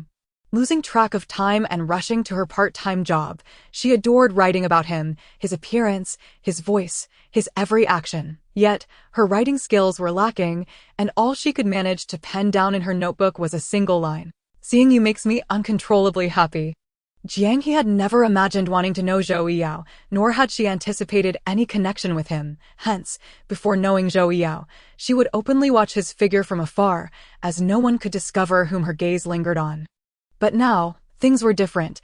She reveled in the proximity, yet her eyes couldn't wander freely in longing. She thought she could keep it hidden. Qin Ge sighed. Jiang He couldn't help but suspect she was concealing something. "What's wrong?" Qin Ge waved her hand, laughing. "No worries. I was just curious about what it feels like to have someone backing you up." Jiang He felt a wave of relief wash over her. Touched and empowered, temporarily forgiving the world for 3 minutes, the two girls shared a laugh. Zhou Yao, hearing their voices, walked over, cue stick in hand, bending down to grasp Jiang He's arm, gently saying, Come, follow me. Shang Yifan was still busy with food. You can familiarize yourself with the cue stick first. I'll teach you how to play shortly. Chapter 43, Ambiguity. Jiang He held the cue stick, glancing at Zhou Yao, sighing. I don't want to play. It's really fun. I'll teach you, Zhou Yao insisted, demonstrating how to hold the cue and sharing essential tips for billiards beginners. Zhou Yao explained earnestly. Jiang He stared at Zhou Yao's face, lost in thought. Why are you staring at me? I'll continue explaining. Zhou Yao's voice was soft, meant only for the two of them. After a while, Zhou Yao asked Jiang He. Do you understand? Jiang He nodded. Zhou Yao chuckled. I didn't explain anything just now. Jiang He glared at him. You did that on purpose. Zhou Yao's hearty laughter echoed, and Jiang He, feeling exasperated, raised her fist as if to hit him, but ultimately restrained herself. Are you mad? Zhou Yao tossed the cue stick aside, tilting his head to observe the girl's face. With her head lowered, he bent down to coax, not angry anymore. I apologize. Why do you want to teach me this? Zhou Yao leaned against the billiard table, meeting Jiang He's gaze with seriousness. I want you to know more about me at the same time. I wish to learn more about you. Jiang He blinked. Why? Zhou Yao chuckled softly, holding a pink billiard ball. Want to know why? He wanted to understand her, to know everything about her. If Jiang He was willing to share her burdens with him, he would solemnly bear them, for no other reason than that he seemed to have fallen for her, fallen to the point where, even with his eyes closed, the darkness before him reflected Jiang He's visage, her joys, her sorrows, the anxiety when faced with math problems, which made him ache for her. Knowing that Jiang He juggled part-time work alongside her studies, he wished to be her shelter from life's storms.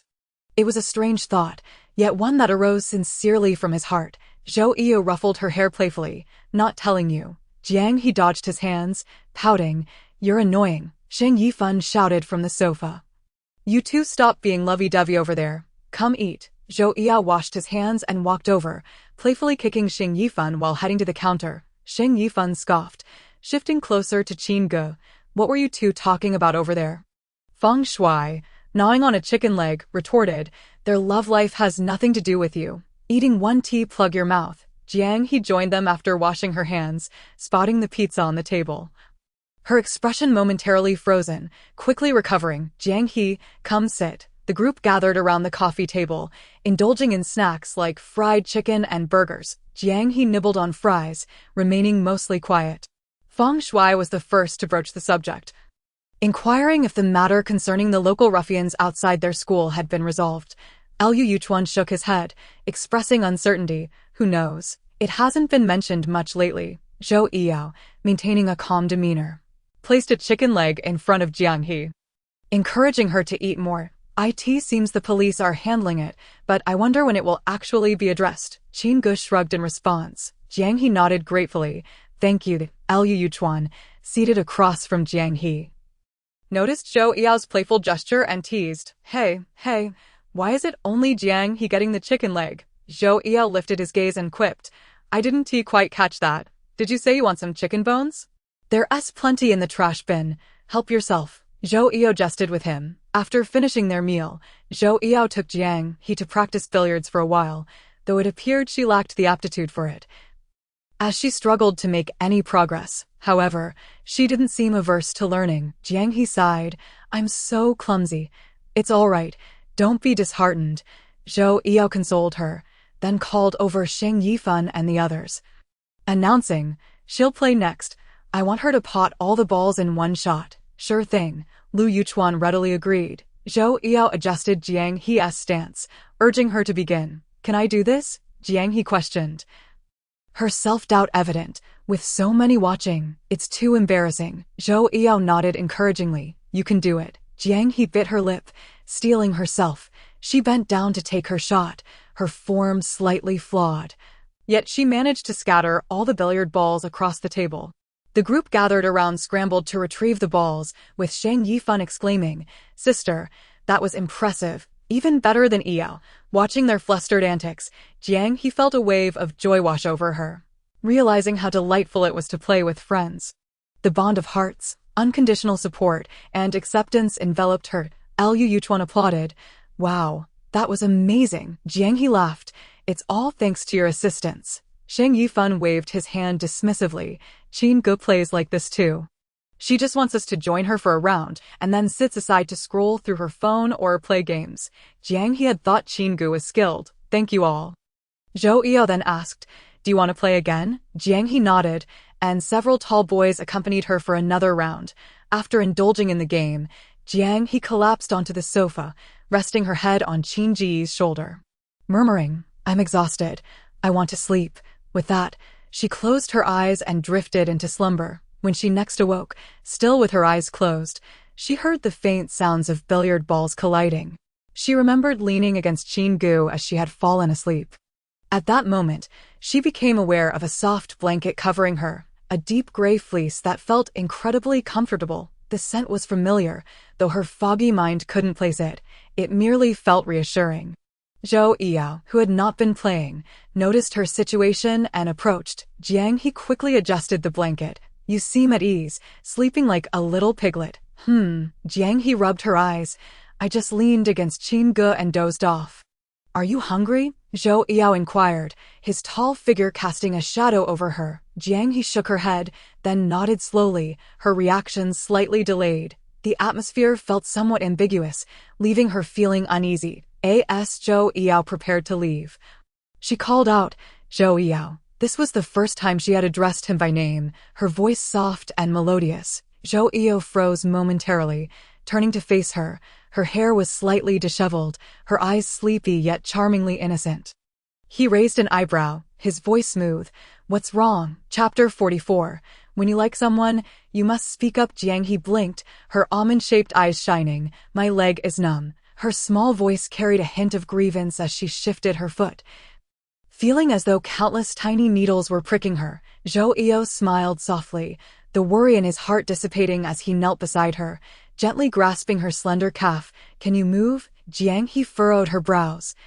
Shaking her head, I don't have any strength. Zhou Yao supported her under her arms, helping her sit up and adjusting her clothing.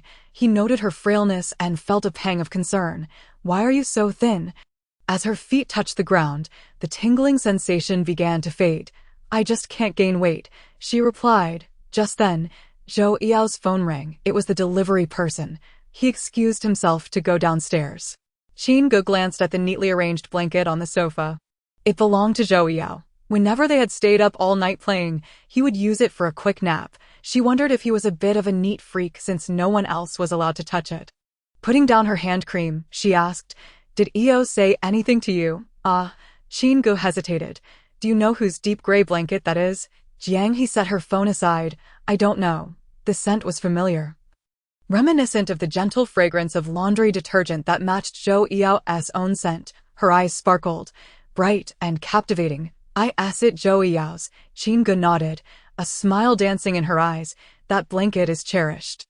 No one is allowed to touch it. Jiang He listened intently, her heart racing at the thought. It was true. Yes. Qin Ge began to continue, but then Zhou Yao entered the room, and she fell silent.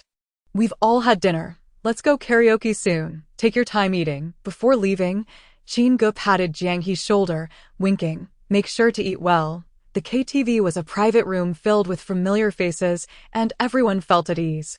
Shang Yifan had just finished belting out a song when he handed the microphone to another classmate and settled beside Zhou Yao. Zhou Yao, seemingly disinterested, leaned on his chin while scrolling through his phone. Noticing Shang Yifan glance at him, Shang Yifan, always the playful one, proposed, How about playing truth or dare? No. Zhou Yao replied firmly. Hey, you. Shang Yifan poked him with his finger.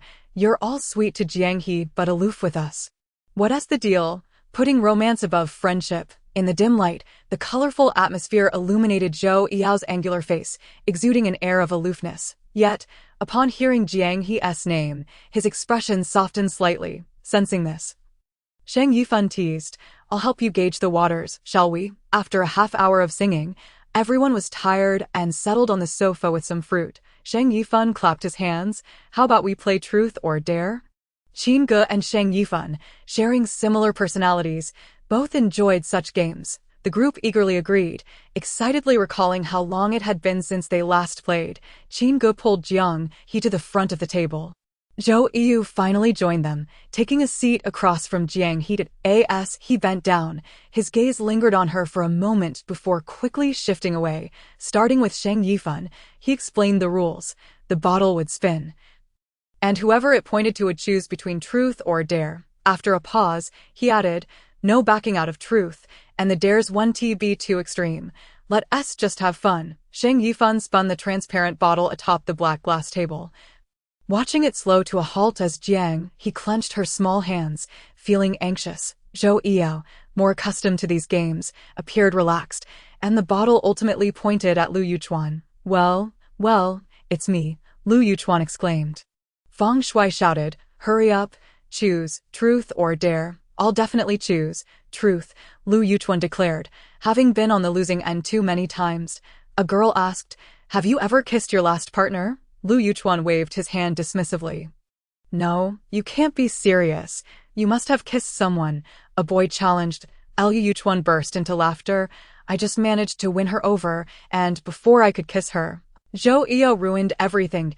Lu Yuchuan's previous girlfriend was the girl he had proudly shown off to Zhou Yao, who had then taken her away. Zhou Yao smiled. "No need to thank me. It was only right. You must be envious of my relationship," Lu Yuchuan teased, pointing at Zhou Yao. "You owe me a girlfriend." Zhou Yao smirked. "You want me to give you one?" Lu Yuchuan shuddered at the thought. "Next round. Let us keep going." The bottle then spun to Qin, who opted for truth as well. A voice asked, "Qin, what is your ideal type?" Qin tilted her head, glancing at Sheng Yifan. "Isn't he right there?" Having grown up together, Qin and Sheng Yifan shared an unspoken bond, a mutual understanding that lingered unvoiced between them. The others in the room were well aware of their connection. As the crowd erupted in excitement, someone called out, "Sheng Yifan, with Qin being so explicit, aren't you going to respond?" Sheng Yifan chuckled, genuinely delighted. He reached for a can on the table and took a swig, laughing heartily as he declared to the already seated Qin, "I really like you." His ears turned a deep crimson as he added, "I like you a lot." Qin shrugged, her face tinged with a faint blush. "You're disgusting." Sheng Yifan grinned widely. "Even if I'm disgusting, you still like it." The atmosphere grew lively, and amidst the clamor, Zhou Yao glanced up at Jiang He across the table. Jiang He was laughing and applauding. Zhou Yao, having been caught sneaking a glance, was unfazed, continuing to gaze intently into Jiang He's eyes. In the dimly lit private room, the ambient lighting shimmered, casting an alluring glow that enveloped everyone in mystery. The girl laughed joyously, her smile lingering like honey sweetening the heart. They both looked at one another unabashedly, neither shying away. Zhou Yao's lips curved in a subtle smile. His rare smiles produced soft, shallow arcs. He was not one to laugh often. The game continued, becoming more thrilling with each round. In the midst of it, someone opted for a daring challenge, deleting the teacher's WeChat, calling the teacher late at night to say hello, and neglecting any homework assigned for the National Day holiday. Strange enough, throughout the rounds, neither Jiang He nor Zhou Yao was selected until now. Zhou Yao set down his cup, his expression triumphant. "Good fortune, I supposed." Lu Yuchuan was having a blast and urged everyone impatiently, "Hurry up. Next round." Qin gripped the bottle tightly, her delicate wrist twisting it upon the glass table. Tension filled the room as everyone eagerly anticipated who the next chosen one would be. The bottle slowed, finally pointing at Zhou Yao. "Zhou Yao, it points to Zhou Yao." Looking at the bottle in the center of the table, Zhou Yao smiled down. Lu Yuchuan laughed. "See, I told you. It was bound to be Zhou Yao this round." "Hurry. Truth or dare?" Zhou Yao raised an eyebrow. "Truth." Sheng Yifan chuckled twice, tugging at the sleeves of his hoodie. "All right, I'll start asking." He leaned towards Lu Yuchuan, pondering what to ask while time passed in silence. Zhou Yao prompted, "Ask quickly. If you don't, it'll be void." "Ask, ask, ask." Sheng Yifan exclaimed with a mischievous gleam in his eyes. "Zhou Yao, if you had a girl you liked, would you confess your feelings?" The room buzzed with curiosity. Everyone was intrigued since Zhou Yao seemed perpetually pursued by others. Upon hearing the question, Zhou Yao chuckled softly, his gaze settling on Jiang He as he replied, "Of course." If it's a girl I like, I wouldn't hold back. Jiang He awaited his answer, her eyes fixed on him with anticipation. Someone interjected, so, are you pursuing anyone at the moment? Zhou Yao smiled. That's another question. Sheng Yifan clicked his tongue and continued spinning the bottle. It seemed as if Zhou Yao's luck from earlier had come to an end, as he found himself selected again. He rubbed his forehead in mild annoyance. Ask truth. Are you seeing anyone right now? So you don't have feelings for anyone? That's the second question. When it was Zhou Yao's turn once more, he still chose truth. Does the chairman have someone he likes? The crowd bristled with eagerness, yearning to know who she was, but Zhou Yao was tight-lipped, replying, that girl is still in school, so I'm just admiring her from afar. Sheng Yifan, ever the informant, teased, what are you pretending for? Didn't you tell me just the other day you were planning to confess? His classmates picked up on something and closed in on Sheng Yifan. Urging, tell us who it is. If you know, please do share. We want to spread it around. As they clamored for information, Sheng Yifan wiped his face, exasperated. If you really want to know, just ask him. I want to say.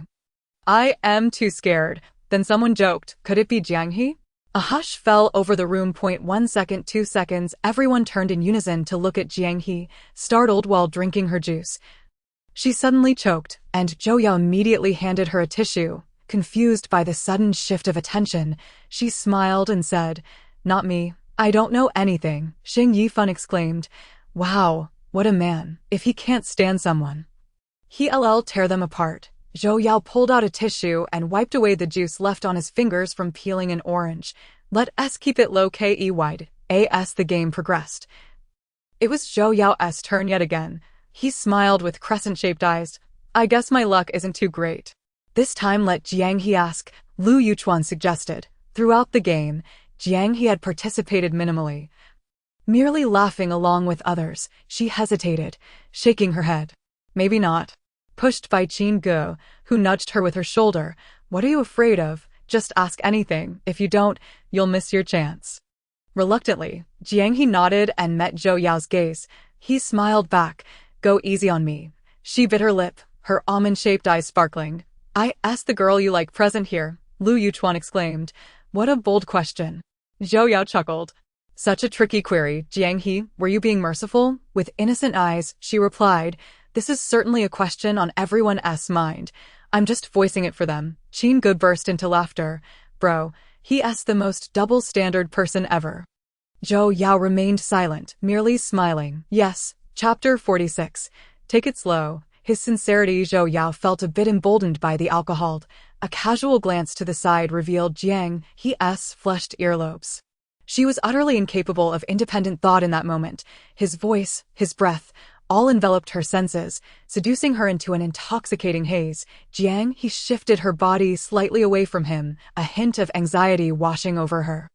However, Zhou Yao interpreted this movement differently. To him, it seemed she was evading him. Patience, take it slow. This was his way of demonstrating sincerity. The initial thrill began to fade, and his mind cleared a little.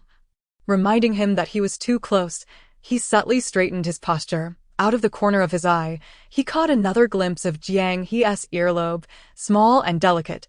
He mused that a pair of pearl earrings might look lovely hanging from those dainty lobes. Jiang He cleared her throat, her curiosity piqued. Who is it? He had left her hanging with a tantalizing mystery. Zhou Yao reclined against the back of the sofa, exhaling a long sigh, nearly letting slip the words. It's you, Jiang He. He always preferred calling her by her full name. It felt more sincere to him. The two syllables danced in his mind, eventually spilling tenderly from his lips. I want to tell you. Jiang He plucked a grape from the table and popped it into her mouth as Zhou Yao watched her thoughtfully. Jiang He, are you tired? He raised his wrist to check the time. It was past 8, quite late. Jiang He nodded. Zhou Yao smiled, a mischievous glint in his eye. Hand me a grape. I need to sober up. He extended his palm toward her. Get up and put on your clothes. Oh, after a moment's reflection, Zhou Yao added, actually, I'd rather not. I'm not comfortable leaving the little one home alone. All right, be safe on your way back. Zhou Yao gave Sheng Yifan a reassuring pat on the shoulder. Remaining silent as he waited for Jiang He to finish bidding farewell to her friends before they left together. Once they departed, those who remained in the KTV immediately delved into gossip. IV always thought there was something special between Brother E and Jiang He. I think so too. There's definitely something going on between them. Liu Yuchuan stroked his chin thoughtfully, elbowing Sheng Yifan beside him. How much patience do you think Yao has? Sheng Yifan furrowed his brow. What do you mean? I'm curious about how long Yao can pursue her. I heard from a group of girls that Jiang He turned down quite a few suitors during her first 2 years.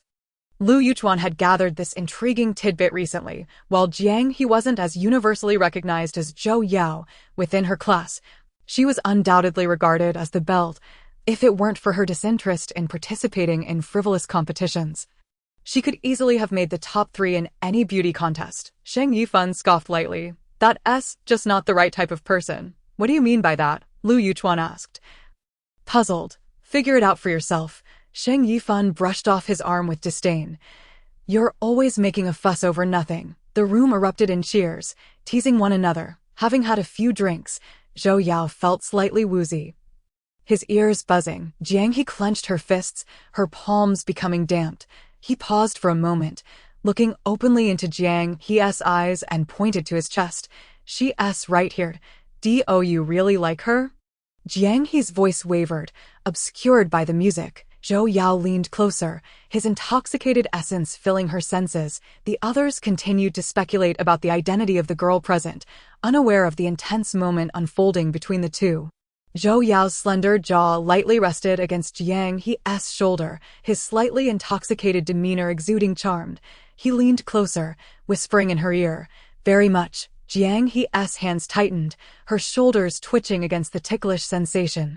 Then, Zhou Yao asked softly, "Do you want to know who she is?" Liu Yuchuan pressed his arm against Sheng Yifan's neck, warning, "If you continue to be so arrogant, I'll beat you to a pulp." The two began to bicker once again, the KTV room buzzing with energy. The pressure of the final year of high school weighed heavily on them, and with a rare long weekend, they were like wild horses set free. Reveling in their freedom, Zhou Yao called for a ride on his phone, and the two stood by the roadside, the moon shining bright and full that night. The trees lining the sidewalk stood desolate. As a gentle breeze rustled the leaves that were beginning to turn yellow, moonlight streamed through the gaps in the foliage, casting dappled shadows on the ground. As a car passed by, the wind tousled Jiang He's bangs, prompting her to wrap her coat tighter around herself.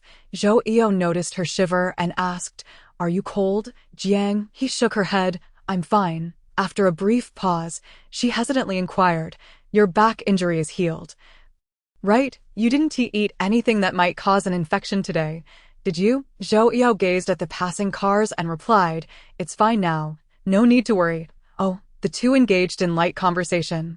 From complaining about the excessive homework assigned by watching to discussing the numerous math worksheets, all the way to tonight's game of truth or dare, Zhou Yao remarked, "You've had good luck tonight. You haven't had to take a turn even once. That's fortunate." Zhou Yao, adept at conversation, successfully piqued Jiang He's curiosity about a certain question. She slowly blinked her slightly sore eyes and said, "Go ahead and ask." "Zhou Yao, do you have someone you like?" Jiang He smiled. "Yes, Qin Ge, Sheng Yifan, and all the classmates I spent time with today." A charming little dimple appeared on her cheek as she smiled, her eyes curving beautifully. Jiang He pondered. "Yes." Zhou Yao stopped kicking the curb, looking up at Jiang He. "Really?" Jiang He nodded. "Why would I lie? It was no big deal. After all, at this moment, it was just the two of them." With a playful grin, she added, "Keep it a secret for me. A crush, MHM. How long has it been?"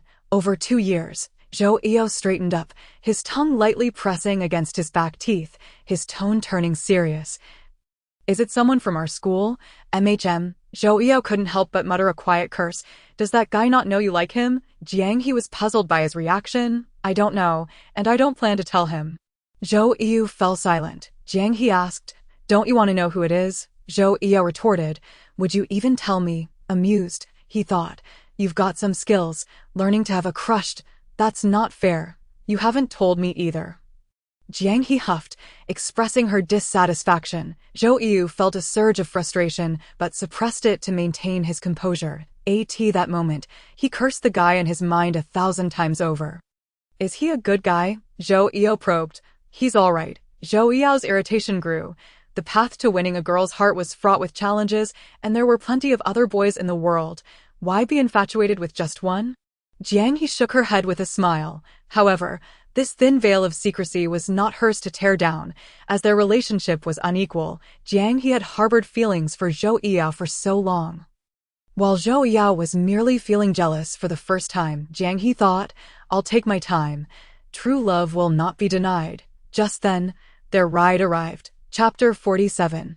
A father's love. Zhou Yao escorted Jiang He to her building, ensuring she reached home safely before messaging her on WeChat. Lock the door. Jiang He. Okay.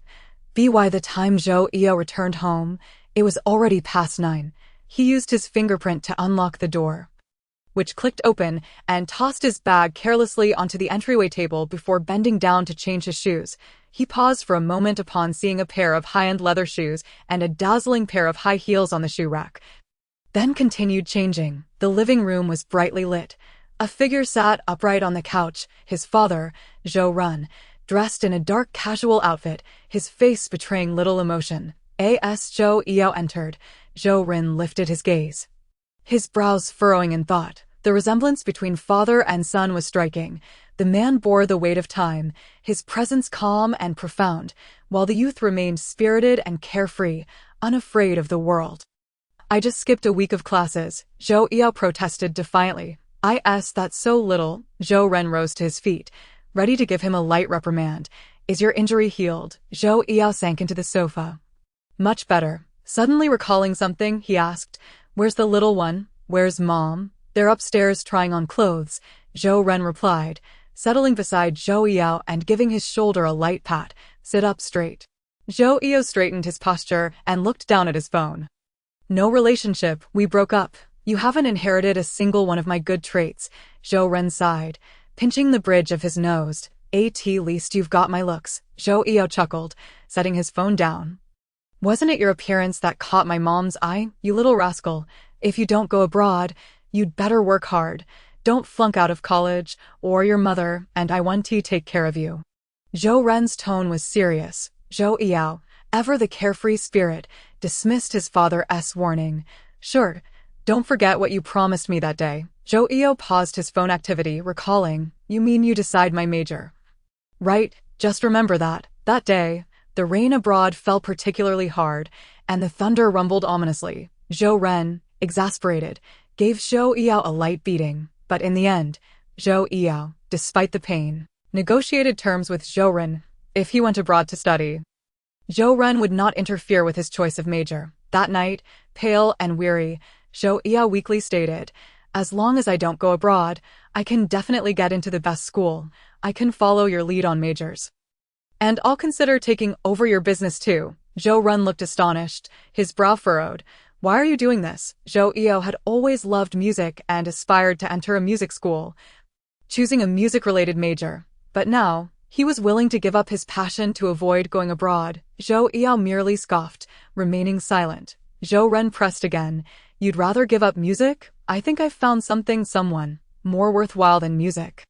Zhou Yao scoffed with disdain. You did it for my mom back then, so why can't I do the same now? His laugh was one of superiority, as if he were looking down on the world, mocking any obstacles in his path. Zhou Ren had sacrificed his identity as the heir to the Zhou family for Wenwan, establishing a name for himself in Beijing City. Wenwan, Zhou Yao's mother, was indeed a gentle and graceful beauty compared to Zhou Ren's sacrifice.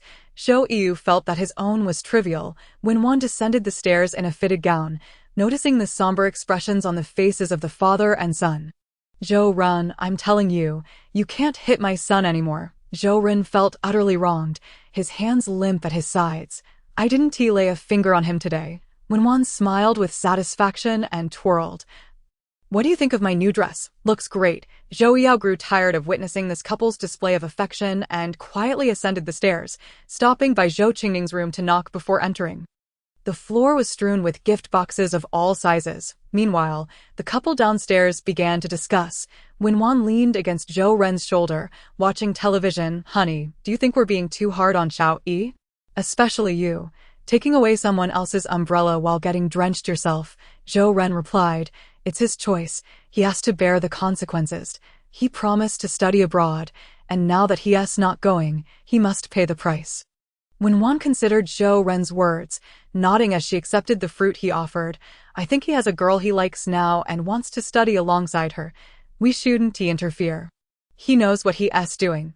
Zhou Ren scoffed. He didn't inherit that trait from me. I've heard he has plenty of female friends. Isn't that's still your fault? When he was young, you took away everything he liked. Now he doesn't share anything with us, probably because he is tired of dealing with you. When Juan's anger grew as she spoke, standing up from Zhou Ren's side.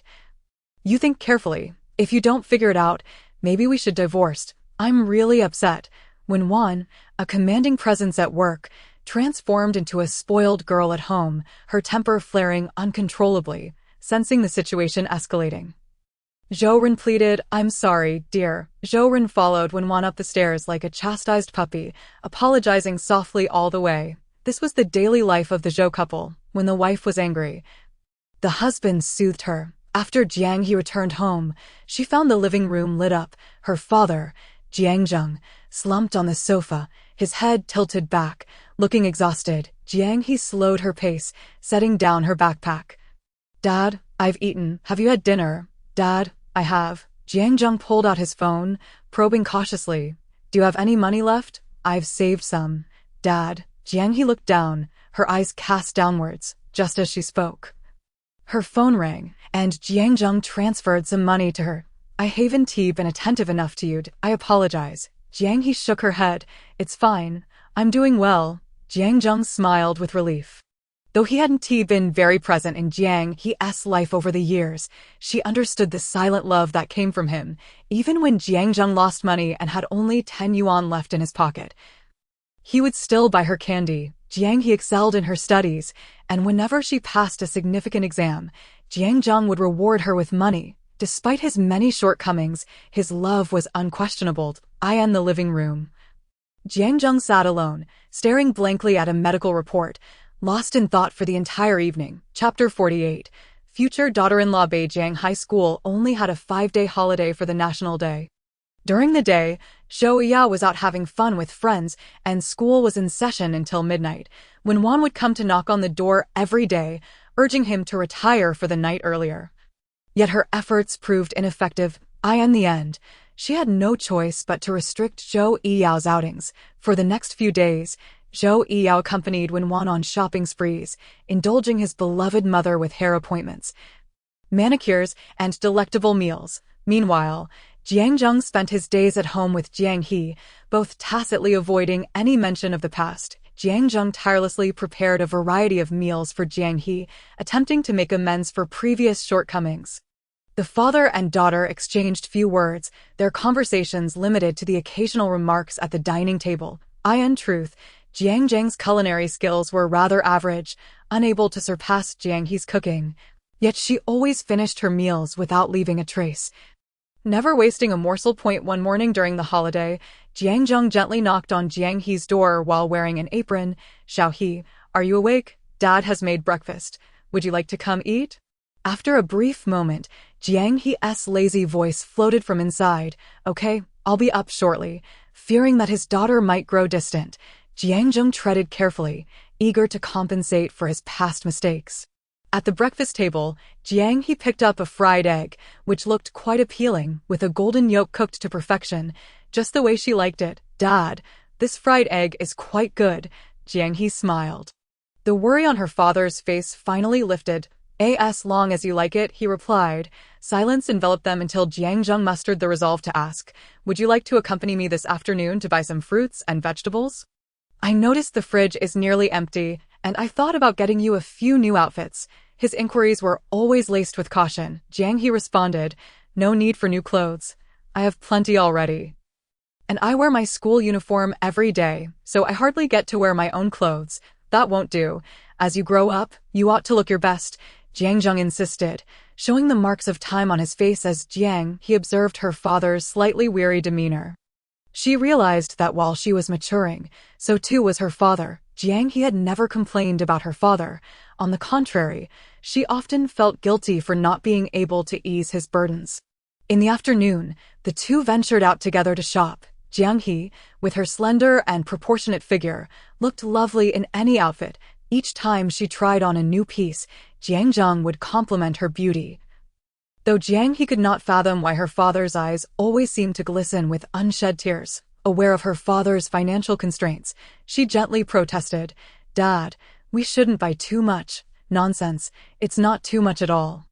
I've saved up," he assured her. As their outing concluded, they encountered an acquaintance. "Xiao Jiangjia," a familiar voice called from behind Jiang He, who paused for a moment, trying to place the voice. Turning around, she saw Zhou Qingning jogging towards her. Throwing her arms around Jiang He's slender waist, looking up, Zhou Qingning's eyes sparkled with delight.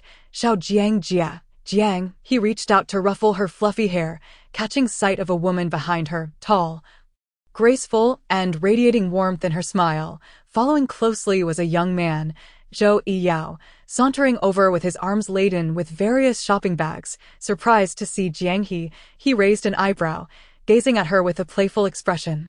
As they approached, Zhou Qingning released Jiang He and took her mother's hand. "Mama, this is the Xiao Jiangjia who tutors me." "Xiao Jiangjia, this is my mother," she introduced. Jiang He greeted the beautiful woman politely. "Hello, Auntie. This is my father." The two adults exchanged pleasantries. Wenwan took an instant liking to Jiang He, finding her to be well-mannered and charming. "Hello, Xiao Jiang," she said, taking Jiang He's hand. "Are you here to shop?" "Yes," Jiang He replied. "You should come over to play more often. Auntie will cook for you," Wenwan suggested, unaware that Jiang He was her son's classmate. "Okay, I will," Jiang He responded politely. The young man, tall and with a casual demeanor, glanced at the man beside Jiang He before setting down his bags and greeting. "Hello, uncle. I'm Jiang He's classmate. We're deskmates and get along quite well." Wenwan was pleasantly surprised by Zhou Yiyao's enthusiasm and the revelation that he and Jiang He were classmates. After a moment of astonishment, she maintained her smile. Zhou Yiyao picked up his bags again, his tone gentle. "Are we almost done shopping?" Wenwan, who knew her son well, sensed that he was hiding something. "If you have something to tell Mama, I promise I want to share it with your dad." Zhou Yiyao sighed. "Really, it's nothing. Mama could invite Xiao Jiang to our home as a guest." Wenwan suggested, her alluring eyes narrowing playfully. Zhou Yiyao, feeling a surge of vigilance, glanced at Zhou Qingning, who seemed to share everything with Jiang He. "Mom, please stop," he urged. Wenwan understood her son well, lowering her lashes in comprehension. "All right, Mama knows you're shy, but I support you." She beamed, though she warned, "But you mustn't neglect your studies." "Understood, Mom. What are you thinking?" Zhou Yiyao jested, feigning denial. "Do you really trust me that much?" he added, a smirk gracing his lips, the small mole at the corner of his eye adding a hint of allure.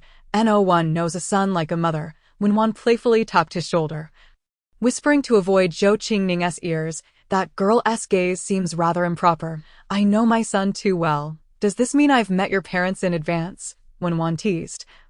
Embodying a youthful spirit reminiscent of an 18-year-old girl, Zhou Yiyao placed a hand on his forehead in exasperation. The matter was understood by Wenwan, for though Zhou Yiyao neither confirmed nor denied it, his silence was akin to acquiescence.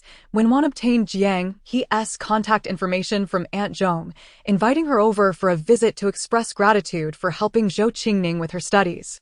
"That little rascal's math scores have improved significantly," she noted. The night before, Wenwan had called to inquire, and although Jiang He initially refused, insisting it was unnecessary, she ultimately succumbed to Wenwan's enthusiasm and agreed to come. Chapter 49, Confessions of the Heart. One morning, a series of knocks echoed through the air, rousing Zhou Yiyao from his slumber. His brows furrowed as he turned over. Beside him, his fluffy companion was startled awake. Leaping off the bed with a meow, scurrying to groom its fur in the corner, Wenwan gently pushed open the bedroom door, peering in to find the curtains half-drawn, revealing her son sprawled on the bed. His pale shoulders exposed. Xiao Yi, hurry and get up. It's time for breakfast and to pick up Xiao Jiang from school, she urged. The one in bed merely mumbled in response, remaining motionless. The previous night, Zhou Yiyao had stayed up late completing his assignments, finishing only at 2 in the morning. You need to hurry and tidy yourself up to welcome our guest. Mama will go by the ingredients, she insisted. Slowly, Zhou Yiyao opened his eyes, revealing his striking features, enhanced by the slight mole at the corner of his eye, which added an air of charm. Dressed in a light gray loungewear, his bare skin radiated a soft glow. He found the clothes he intended to wear and headed to the bathroom for a quick freshening up, grabbing his phone as he prepared to leave. Zhou Qingning was in the living room watching television, and upon noticing her brother heading out, she turned to ask, "Are you going out?" "I'm going to pick up Xiao Jiang," he replied before closing the door behind him. Zhou Qingning huffed softly, returning her attention to the screen. That afternoon, when Wan took it upon herself to cook, and after Zhou Yiyao left, she and Aunt Zhang went shopping for the day's ingredients. Jiang He rose early, washing up and changing into a white hoodie, securing her hair with a sharp clip. As she finished adjusting her bangs, her phone buzzed twice with messages from Zhou Yiyao. Z, I'm downstairs. Z, take your time. No rush, I'll be waiting. Jiang He tucked her phone away and went to the entrance to put on her shoes. Dad, I'm heading out. I want to be home for lunch, she called out. Jiang Zheng emerged from the kitchen, handing her a bottle of warm milk. You must take this. You can't skip breakfast, he reminded her. All right, she replied, taking the elevator down to find Zhou Yiyao seated on a bench outside their building. Engrossed in his phone, the sun at 10 o'clock was dazzling, casting a golden glow upon him. Today, he wore half-rimmed glasses, a sight Jiang he had never witnessed before. The glasses tempered his youthful exuberance, adding a touch of maturity to his demeanor. Upon noticing Jiang He approaching, he took her bag from her hands. Let us go. Curiously, Jiang He studied Zhou Yiyao's face. Sensing her gaze, he looked down and asked, "What's up?" "Oh, nothing," she replied cheerfully. "I just didn't know you wore glasses." Zhou Yiyao chuckled softly. "My eyesight isn't too bad. I don't wear them often. Last night, having stayed up late." His eyes were strained, prompting him to don the glasses this morning. "I see," Jiang He said, glancing up at him again. "You look rather handsome."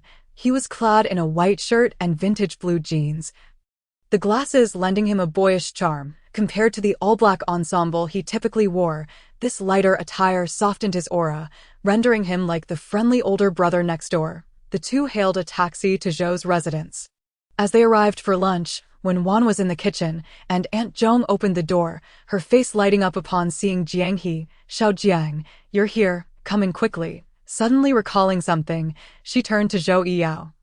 "When are Yifan and Yifan arriving? The rice is almost ready. You should call and check." "All right," Zhou Yiyao replied. Jiang He spent some time watching TV with Zhou Qingning until Yifan and Qinggu arrived. Unaware that Jiang He was present, upon seeing her, Qinggu's eyes sparkled. "Jiang He, you're here too." Sheng Yifan, having changed his shoes, entered and asked, "Are you here to hang out with Yiyao?" Jiang He found herself momentarily at a loss for words, unsure of how to articulate her thoughts. Zhou Yiyao casually handed her the peeled orange, his movements languid as he retrieved a tissue. Casting a sidelong glance at Sheng Yifan, as if to inquire, "What's the matter?" "Not acceptable." Sheng Yifan chuckled awkwardly. All right.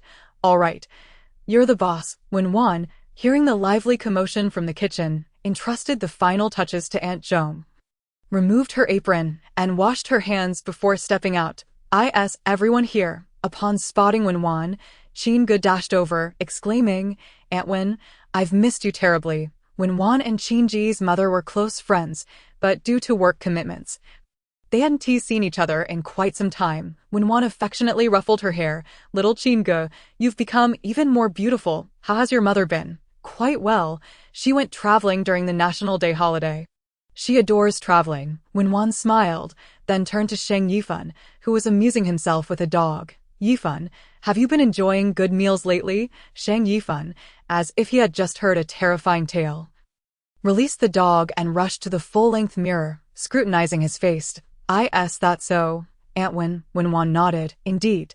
At the dining table, Wenwan had prepared a sumptuous feast. Suddenly, a thought struck her.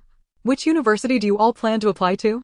Shang Yifan, having finished his chicken wings, replied, wherever Qinggu applies, I'll follow suit. Qinggu chimed in, who told you to apply to the same school as me? Your grades are better than mine.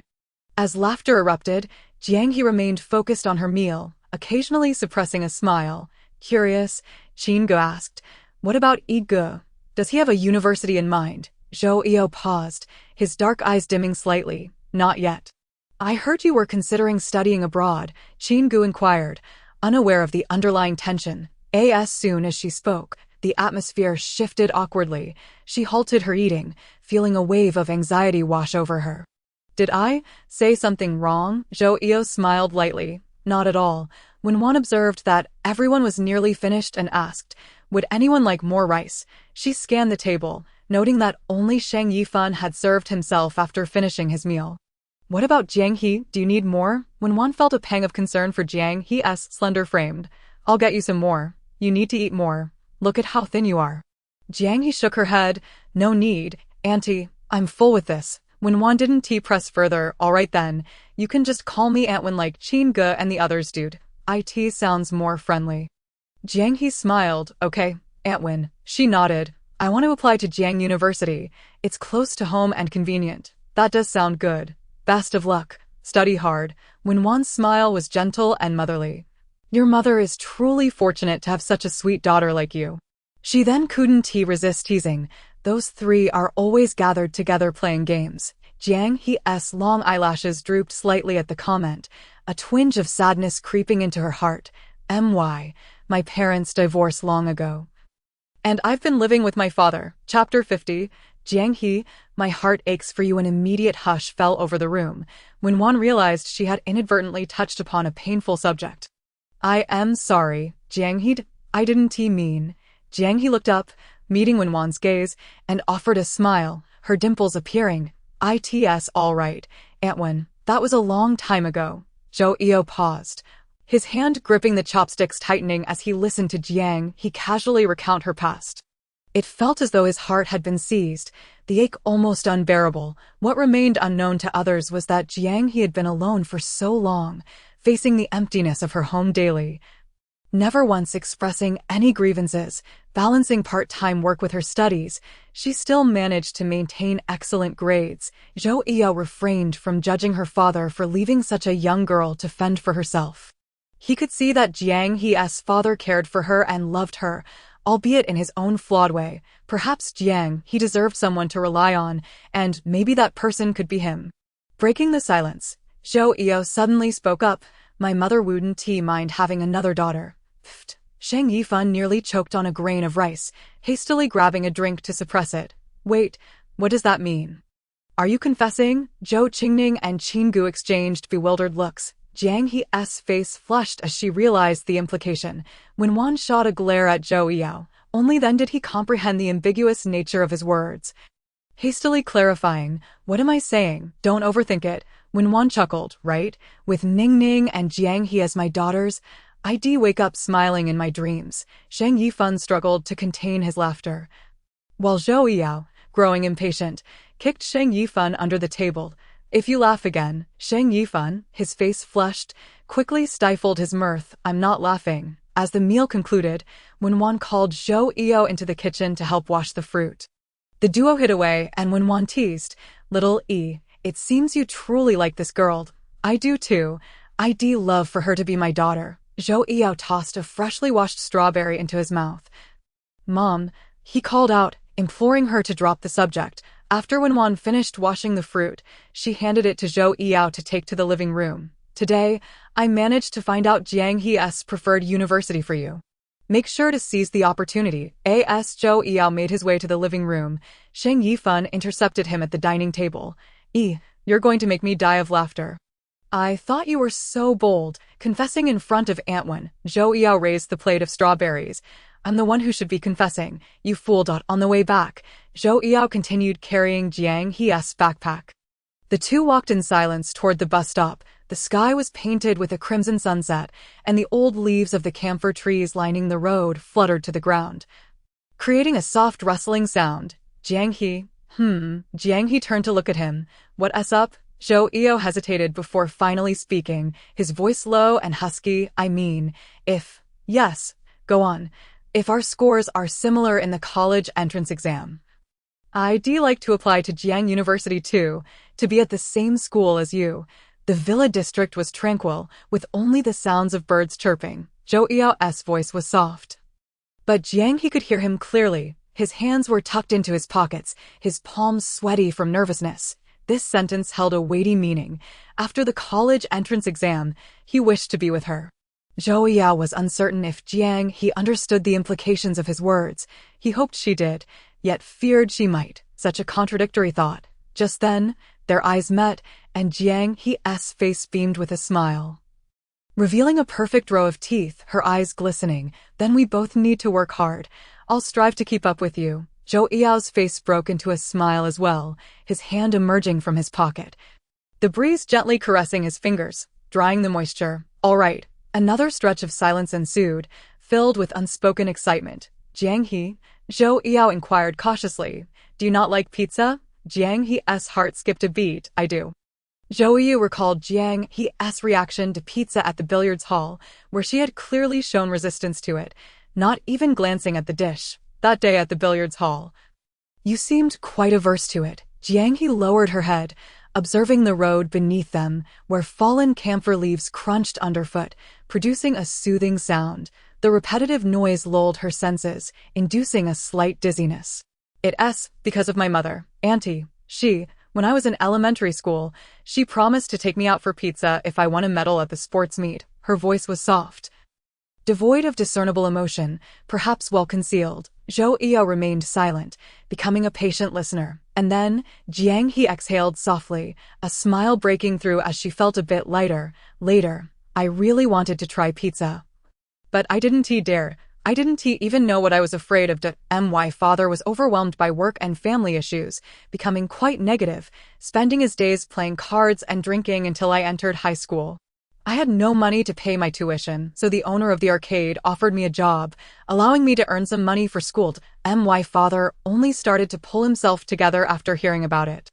Jiang He succinctly narrated her story, perhaps having moved on or grown numb to it all. Her expression remained calm and untroubled. In contrast, Zhou Eo's countenance darkened, his lips pressed together, his throat tightening.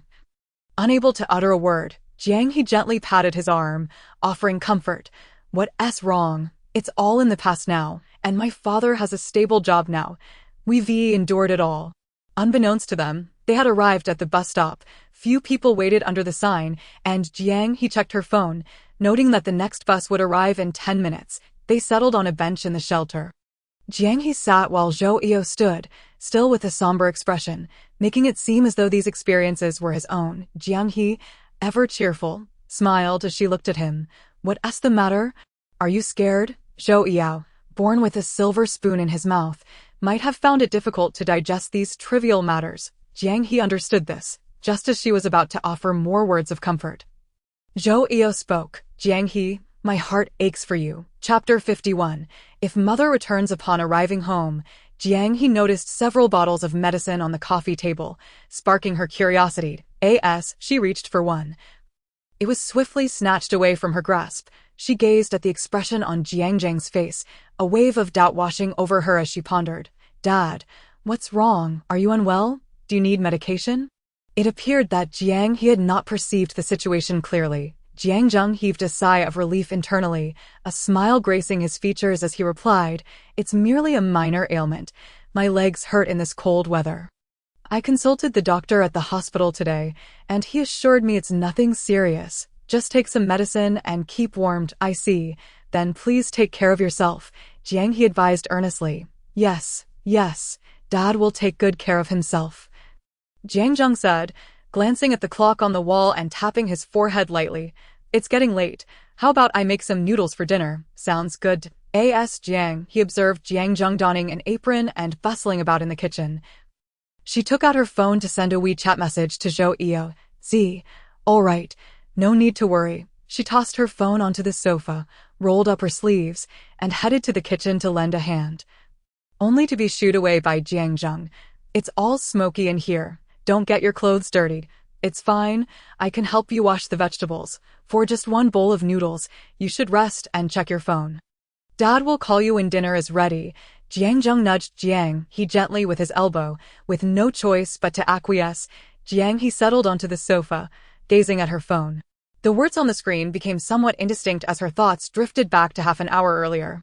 She recalled the pained expression on Zhou Yao's face when he spoke at the bus stop, his eyes filled with compassion. Zhou Yao raised his hand to tuck a stray lock of hair behind her ear, his fingers lingering at the edge of her earlobe, testing the waters. Their eyes sparkled, reflecting each other's faces, and she held her breath, her moist lips slightly pursed, her heart racing with each thud.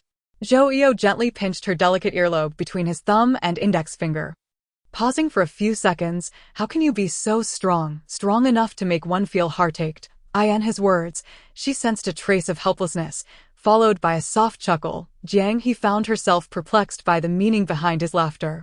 Perhaps it was her dazed expression that amused him, or perhaps it was the thought of becoming her future support. The bus arrived, and silence enveloped them during the ride. Zhou Yao accompanied Jiang He to her apartment building, only leaving after ensuring she had entered safely. Just before departing, he finally spoke. "Remember to send me a message when you get home." "All right, I will." After gathering her thoughts and washing her hands, she sat down at the dining table. The tomato and egg noodles prepared by Jiang were her favorite, a dish she often relished in her childhood, always eating to her fill. Jiang handed her a pair of chopsticks, urging her to taste and see if it still held the flavor of her memories. And then Jiang He savored each bite slowly, the taste unchanged, still reminiscent of her past. She recalled that it wasn't just Jiang He who adored Jiang's noodles. Her mother loved them too. On weekends, the three of them would gather, with Jiang cooking this simplest of dishes.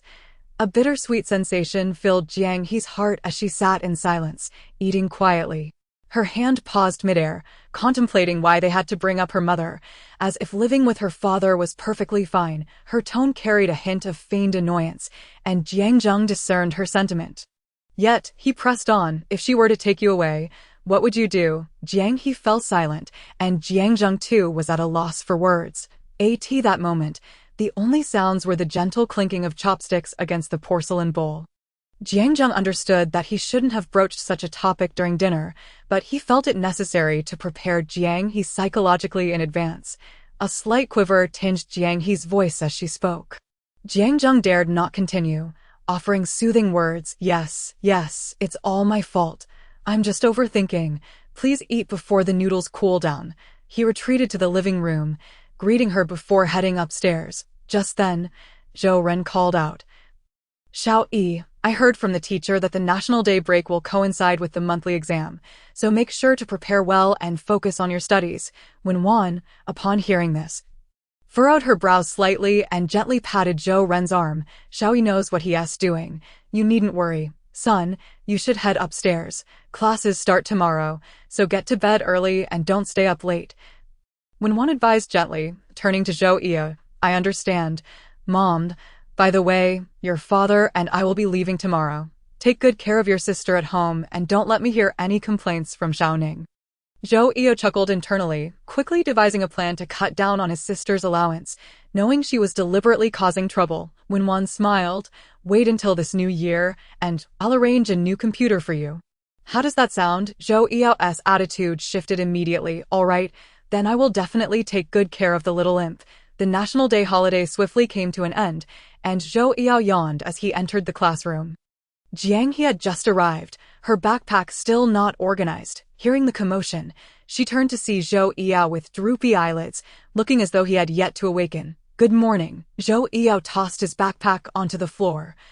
"Morning, Jiang He." He slept soundly, his breathing shallow, his head and face nestled in the crook of his arm, his features relaxed. Zhou Yi, in slumber, exuded no aggression, appearing quite docile. During the monotonous language class, he opted to doze off. The language teacher, unable to do much about it, descended from the podium and gently tapped Zhou Yi's shoulder. "Wake up." Zhou Yi lifted his face, standing up promptly. displaying politeness and respect, the teacher's irritation subsided significantly. In 2 days, we will have the monthly exam. You must recite the material to your desk mate every day. Jiang He will supervise you. Upon hearing her name, Jiang He sprang to her feet. The teacher turned to her. You will have to work hard these next few days. Jiang He did no problem. The bell rang. During the break, Zhou Yao propped his face up with one hand, leaning to the side as he stared at Jiang He. She finished organizing her language materials and turned to him. What's up? Chapter 52. A brother worth relying on. Zhou Yao smirked, then straightened up. Nothing. Just wanted to see you. Jiang He found him boring and chose to ignore him. This phenomenon was known as the back-to-school syndrome. Having slept enough during class, Zhou Yao leaned back, attempting to work through a physics problem. Suddenly, Jiang He recalled something and quietly inquired, Zhou Yao, don't you like cats? Zhou Yao set down his test paper, puzzled by her unexpected question. Who told you that? Aunt Wenwan. She said you were scratched by a cat when you were young, so you're not very fond of them. Jiang He explained, I didn't like them at first, but I grew quite fond of them later. The fluffy ones are adorable. Jiang He felt relieved. I was worried you wouldn't take good care of Zhao Mao because you were afraid of cats. Zhou Yao, too, harbored fear that his beloved mother might say something that could tarnish his image. He leaned in closer, whispering, what else did my mom tell you? Zhou Yao chuckled lightly. Oh, just that someone once tricked her into believing that her favorite neighbor's cat had passed away, leading her to cry uncontrollably. That time, Zhou Yao, believing it to be true, began contemplating buying her a ragdoll cat to cheer her up. However, upon reflection, Jiang He's tears that day might have been a result of jealousy. Hearing him laugh, Jiang He asked, what's so funny? Zhou Yao straightened up, gesturing for her to come closer. Hesitating momentarily, she eventually approached. Jiang He, were you jealous last time when you cried? A sudden rush engulfed Jiang He, akin to an explosion in her mind, leaving her dazed and unable to think. Her cheeks visibly flushed a rosy hue as she shifted away from Zhou Yao. No, don't joke around with me. She playfully swatted his arm. I'm not playing with you anymore. Zhou Yao wore a fond smile. Really? You're not going to play with me? Jiang He pouted, pulling out her physics homework, preparing for class. I dislike you. Zhou Yao observed her adorable demeanor. You dislike me again. Indeed. Zhou Yao chuckled, mimicking Jiang He's tone. Indeed. The bell rang, and Bian Huaqing entered with a cup of water, clearing his throat, prompting the students to gradually raise their heads. Bian Huaqing, exuding frustration, declared, stop sleeping. I have 2 announcements for everyone. Tio roused the students. Bian Huaqing revealed the upcoming details of the class meeting. I believe you are all aware that the monthly exam is in 2 days. This is our first major examination since the class division. I hope everyone will take it seriously. Make sure to memorize what needs to be memorized and clarify any math or physics problems in advance. Feel free to ask the teacher or your classmates if you have questions. Bian Huaqing took a sip of water. After the exams, the school will be hosting a sports day to help everyone relax a bit. The announcement sparked excitement among the students, and the classroom buzzed with chatter. Sensing the energy in the room, Bian Huaqing instructed, all right, take out your holiday physics test papers. We'll go over them now. At noon, the 4 of them gathered for lunch, discussing the upcoming monthly exam and sports day. Qin Gu appeared anxious, poking at her rice with her chopsticks. I can't eat it all. I feel so upset. Shang Yifan used the serving chopsticks to pass her some potatoes. Eat first. You need to fill your stomach to have the strength to feel upset. Jiang He suddenly had an idea. The weather is lovely today. How about we go to the rooftop to study before our afternoon break? Taking action is the best remedy for anxiety. Qin Gu raised her hand in agreement. Zhou Yao yawned. I might want to sleep soon. No way, Jiang He firmly rejected. The language teacher asked me to supervise your recitation today. You need to cooperate with my work. Zhou Yao tilted his head back to drink some water, tightening the bottle cap. What's in it for me for cooperating with your work? Jiang He pouted, her bright almond-shaped eyes narrowing at Zhou Yao. I'll give you 2 extra points on your language grade.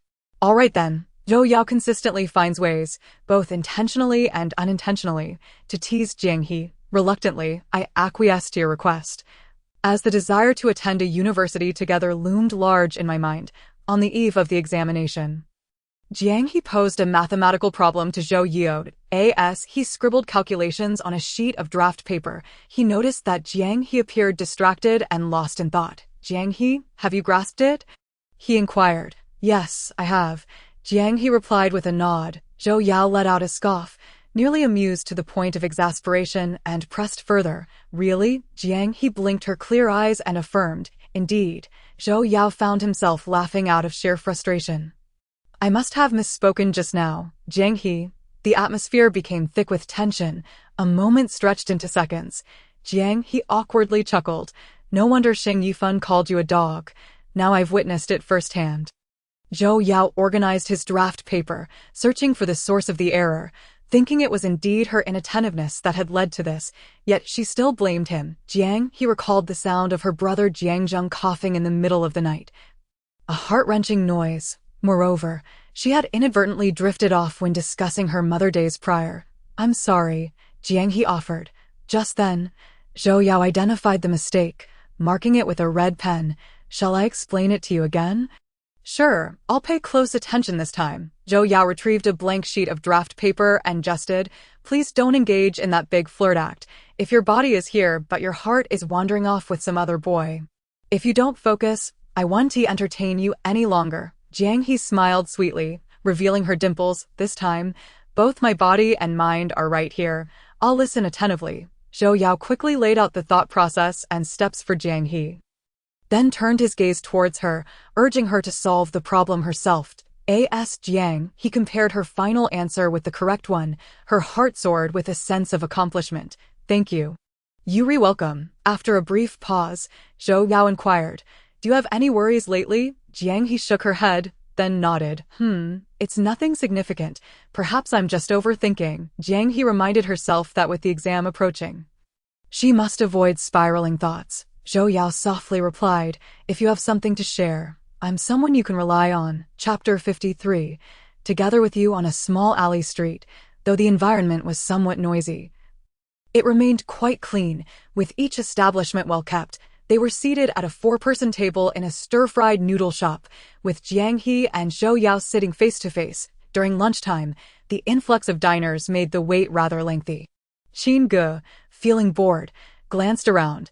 There are so many people today. Jiang He pulled out a napkin to wipe the utensils before her, noting the crowd, particularly the high school freshmen and sophomores. Sheng Yifan handed Qin Ge a pair of chopsticks, explaining that they didn't have to worry about the monthly exams, as they had been busy preparing for the upcoming sports festival. Yao exchanged his fully cleaned utensils for Jiang He's half-cleaned ones. Observing her empty hands, Jiang He felt warmth spread within.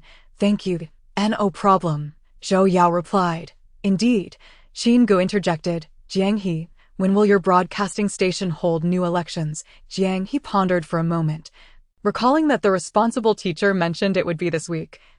Quite soon, the group engaged in light conversation, while high school students passing by would steal glances at them, only to shyly avert their eyes afterward. Zhou Yao, leaning on his hand, scrolled through his phone with an air of indifference.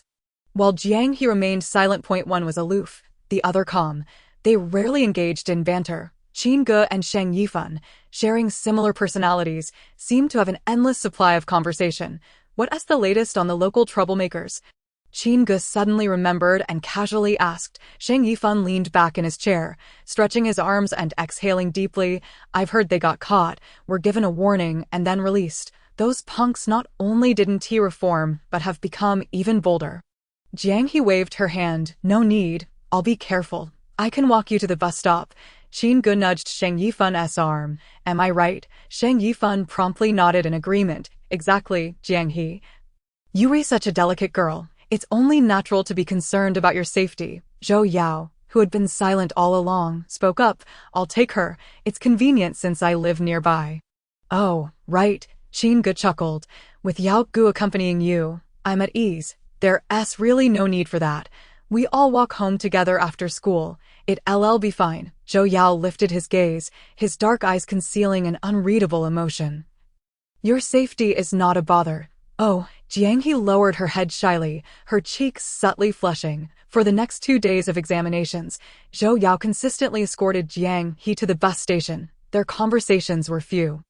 Zhou Yao strolled ahead nonchalantly with his backpack, while Jiang He obediently followed behind. With his longer legs, Zhou Yao naturally took longer strides, increasing the distance between them, unbeknownst to him. He would subtly slow his pace or pause to wait for Jiang He. Whenever she noticed him waiting, she would quicken her pace to catch up. The 2-day monthly examination flew by, and today, as usual, Zhou Yao stood on the classroom balcony, awaiting Jiang He. The meticulous girl took her time packing up, and Zhou Yao remained unhurried, leaning against the railing while fiddling with his phone. Occasionally, familiar faces would pass by, and they would share brief greetings. "Yao Ge, aren't you leaving yet?" Zhou Yao casually leaned back, lifting his eyelids and gesturing toward the classroom. "I'm waiting for someone." His friend, catching on, smiled and departed. As the 5th minute of Zhou Yao's wait began, Jiang He finally appeared, her backpack slung over her shoulder.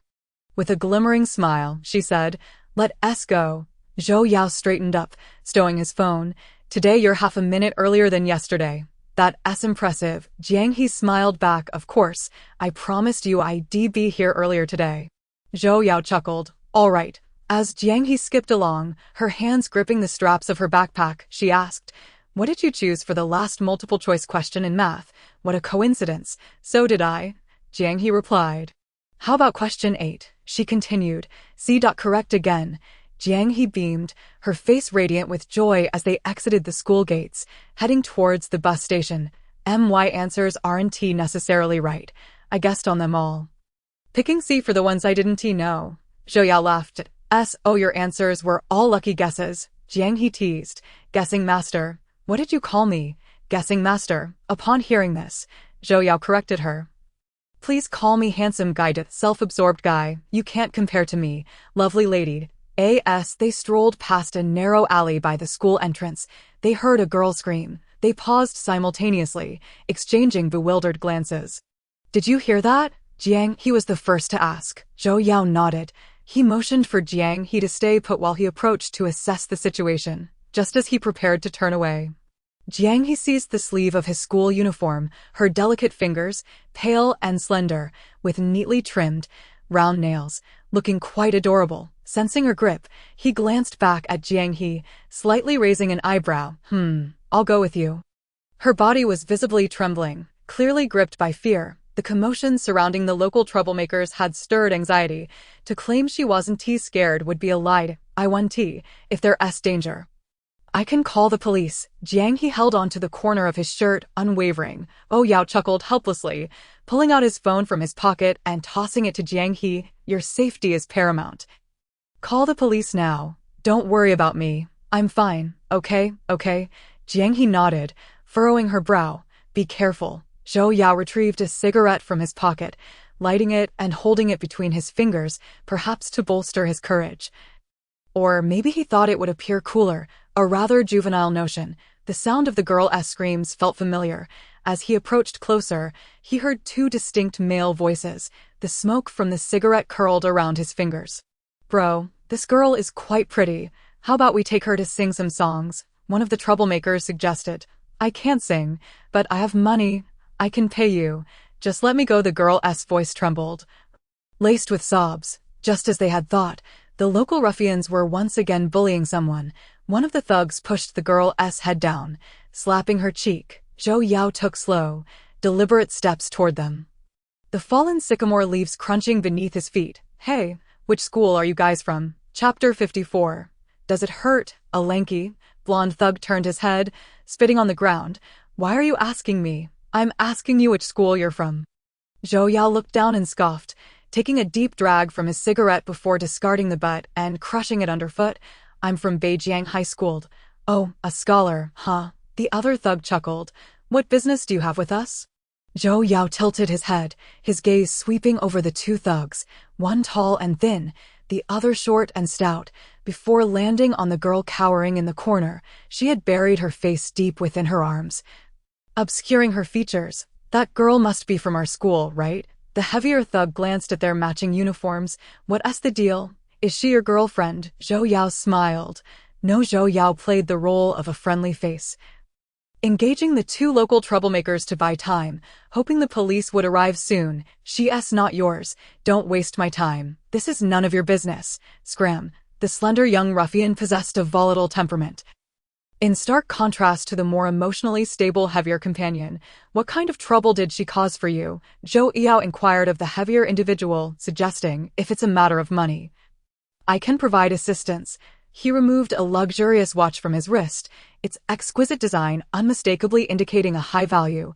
If sold, it would fetch a considerable sum. Upon seeing the timepiece, the slender one's face twisted into a lewd grin, revealing yellowed teeth that were quite repulsive. Zhou Yao suppressed his discomfort and averted his gaze.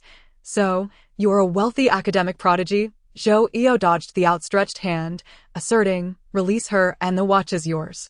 Very well, the heavier one readily agreed, turning to viciously tug at the girl's hair, forcibly yanking her from the ground. The girl screamed in pain.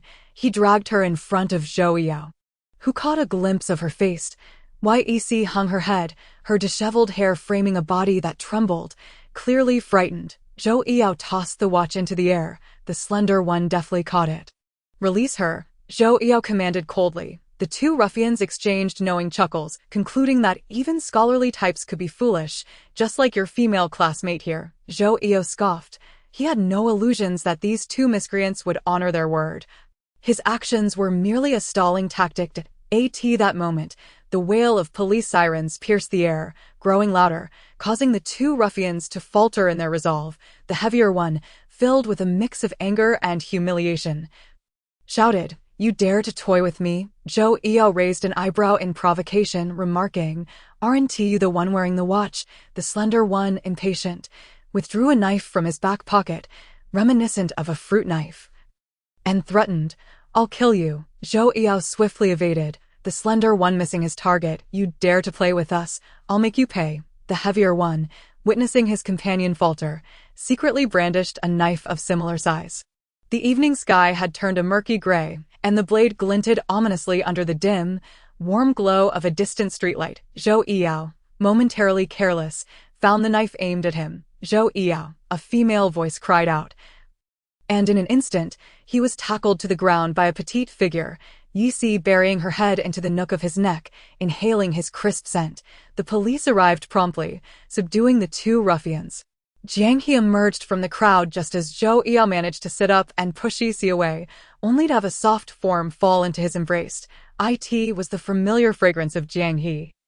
Perhaps freshly washed hair, the scent of shampoo wafting through the air. Jiang He choked back tears, exclaiming, You nearly scared me to death. Zhou Yao chuckled softly, wishing to wipe away her tears, but upon raising his hand, he noticed the abrasions on his knuckles and instinctively hid them behind his back. I'm fine. Jiang He pouted, only then realizing her own emotional upheaval, awkwardly standing up. Yec, overwhelmed by fear, fainted and was taken away by an ambulance. As the involved parties, Jiang He and Zhou Yao concluded their statements at the police station, it was already quite late. Emerging from the station, Jiang He grasped Zhou Yao's hand, noticing the extensive abrasions. Does it hurt? She asked, pouting and gently blowing on his wounds. This looks serious. Zhou Yao's hand remained atop Jiang He's small one, instinctively retracting his fingers. Not too painful, likely a result of Yec knocking into him against the wall. I have some medicine at home. I can treat it, Jiang He suggested. Given that Zhou Yao's home and the hospital were not nearby, they opted to head to Jiang He's place for the time being. It was Zhou Yao's first visit to her home. Previously, he had only been to her apartment building. Please, have a seat. I'll fetch the first aid kit. Jiang He's home, though modest, radiated cleanliness and warmth. Adorned with an array of charming trinkets that clearly bore her creative touch, the balcony was filled with thriving plants, the vibrant green of the pothose leaves indicating they were well cared for. Zhou Yao settled onto the sofa, quietly awaiting Jiang He. Shortly, she returned with a small first aid kit. Taking a seat beside him, Zhou Yao obediently extended his hand. Jiang He's movements appeared practiced as she retrieved iodine and gently dabbed the stains with a cotton swab. Her touch was light and slow. She lowered her head, softly blowing on the back of his hand, occasionally asking if it hurt. The gentle breeze caressed the skin of his hand, and Zhou Yu felt no pain. Only a warmth and sweetness blossoming in his heart. Soon, Jiang He had wrapped his hand, declaring, "All done, just try to keep it dry." "Thank you." An unexpected silence enveloped the air, the soft glow of the living room lights illuminating them both. Jiang He's face still bearing traces of tears, her eyes reddened. Zhou Yu reached out, tenderly brushing her cool cheek, still frightened. "No." Jiang He shook her head, grateful for the police's timely arrival. After tidying up the first aid kit, she turned away, her eyes heavy with exhaustion. Zhou Yu, a hint of amusement in his eyes, remarked, "You were quite impressive today. Without you, the police might not have come, and I wouldn't have been so safely rescued. It was you who urged me to call them, but you were the one who dialed, accurately stating the address to ensure their swift arrival. You did great. Let me commend you." Zhou Yu's tone softened, lacking his usual sharpness, as he gently reassured her, hoping to soothe Jiang He's lingering fears. Chapter 55. Do you dislike me again? After tidying away her belongings, Jiang He glanced at the wall clock, realizing it was getting late. "Are you hungry? How about I make some noodles?" Jiang He suggested, pointing toward the kitchen. Upon hearing her offer, Zhou Yu ended their conversation, their eyes meeting as he noticed her slightly reddened gaze.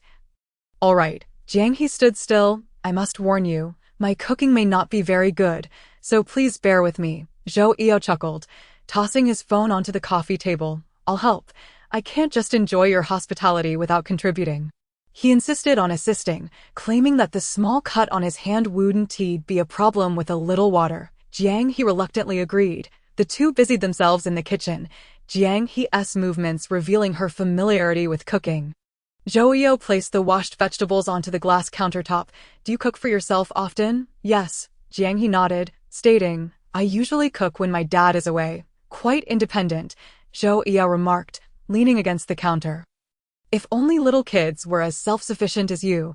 The water in the pot began to boil, the noodles swirling in the creamy bubbles. Jiang He abruptly recalled the sudden change in her life. In the second semester of 6th grade, her mother left, and her father grew despondent. She would hide away in her small bedroom, eyes wide open until dawn. The light in her room remained on all night, and she locked every door, crying every evening until her eyes were swollen like walnuts. She envied Zhou Qingning, who lived a carefree life. As the noodles reached the perfect tenderness, Jiang He turned off the heat, and Zhou Yu handed her a bowl, just the right amount for each of them. The dining table. Jiang He watched Zhou Yu eat, and after he took his first bite, she asked, "How is it?" "Is it terrible?" "No, it's delicious," Zhou Yu replied, chewing and nodding. "Your cooking skills are commendable." "That's good." The two ate in silence until Jiang He suddenly asked, "Do Aunt Zhang and the others know about you?" "Yes," Zhou Yu responded, finishing his bowl of noodles swiftly, placing his chopsticks down. Jiang He still had plenty left. Zhou Yu remained quiet, patiently waiting for her. He relished the process of waiting, the gradual unfolding easing his inner restlessness. Observing Jiang He as she ate delicately, he found her movements slow and ladylike. The soft light above the dining table bathed Jiang He in a gentle glow, her loose strands of hair dancing like fairies in a forest. Today, her low ponytail had likely lost its hair tie, leaving her hair cascading like a waterfall over her shoulders. The act of bending to eat caused her hair to fall inconveniently, and she repeatedly tucked it behind her ear in annoyance. After finishing, Zhou Yu took charge of washing the dishes, while Jiang He stood at the kitchen door, watching him. Be careful not to splash any water. Zhou Yu, tall and imposing in the small kitchen, made Jiang He want to laugh. Jiang He, Zhou Yu, placing the clean dishes away, wore a mischievous smile. "Do we not resemble an old married couple? You cooking while I wash the dishes?" Jiang He's cheeks flushed, suppressing her laughter, retorting, "What nonsense are you spouting? You're insufferable." Before turning to leave, "Disliking me again," Zhou Yu chuckled, wiping his hands clean, ensuring the kitchen was tidy. "I'll be on my way now." "All right." Autumn had fully set in, the air growing cooler, condensation forming on the window. Jiang He cautioned, "Stay safe." Zhou Yu nodded, bending down to change his shoes at the entrance. "After I leave, make sure to close the windows and draw the curtains." Jiang He wore adorable cat pattern slippers, standing properly. "Yes." Well then, feel free to contact me anytime. You have my number, and I want to turn off my phone or silence it. Zhou Yao's demeanor shifted to one of seriousness as he earnestly advised her. Jiang He nodded. She pouted, giving him a pointed look. I got it.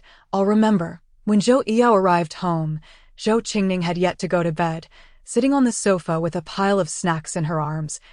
Drinking porridge, Zhou Qingning cast aside her snacks and, barefoot, dashed towards Zhou Yao. Brother, you're not going out with a girl again, are you? She glanced down at the pile of dirty clothes nearby. So filthy. Have you been mining coal? Who's playing with girls? I had dinner at your Aunt Jiang's house, Zhou Yao replied candidly, revealing no intent to hide the truth. The dirt on his clothes was a result of his valiant efforts. Just you? I don't believe it, Zhou Qingning said, trailing behind him like a little shadow as he walked to the dining table to pour himself a glass of water. Did you really go to Aunt Zhang's house for dinner? Zhou Qingning asked. On the day Jiang He visited, she had noticed her brother's gaze frequently drifting towards Aunt Jiang, sometimes lost in thought or grinning foolishly. Zhou Yao ignored her question, focusing on tidying up the snacks scattered on the sofa. You better brush your teeth well later. I won't tolerate you crying on my shoulder about a toothache, with snot all over me. It's disgusting. Then wash it, she retorted. Zhou Yao shot her a sidelong glance. Left speechless and prepared to head upstairs for a shower, Zhou Qingning switched off the television and followed him upstairs. Brother, do you like Aunt Jiang now? Why would I tell you? Well, if you won't say it. Then I want to press, Zhou Qingning pouted, dressed in her pink teddy bear pajamas. Anyway, I made Aunt Jiang promise that if you pursued her, she wouldn't spare you even a glance. Upon hearing this, Zhou Yao paused, turning to look at the incessantly chattering little imp. She promised you that, of course. You truly are my wonderful sister. Thanks for the compliment. I didn't compliment you, Zhou Yao retorted, pulling out his phone and dialing. Hello, Mom. The little imp still hasn't gone to bed. Zhou Qingning widened her eyes and shouted, You're so childish. I'm cutting ties with you. I'll tell on you. You're the childish one. He then closed the door. Zhou Yao chuckled softly, suddenly remembering something, and knocked on Zhou Qingning's door. After a brief pause, he gently pushed it open. Little imp, give me 2 of your hair ties. Chapter 56. Why don't you praise me? The following day, the phoenix tree leaves on campus had turned yellow, and as the wind blew, they rustled down to the ground. When Jiang He entered the classroom, everyone was buzzing with excitement. The sports committee member stood on the podium, clutching a notebook, while Jiang He sat down in a daze. Zhou Yao, heavy-lidded and weary, greeted her as she approached. Good morning. Morning, Jiang He replied, removing her backpack. What's going on? Zhou Yao nodded towards the sports committee member. Feng Shui is gathering participants for the sports meet. Oh, Jiang He pulled out her English vocabulary book and flipped it open. Have you signed up? Zhou Yao hesitated for a few seconds. Not yet.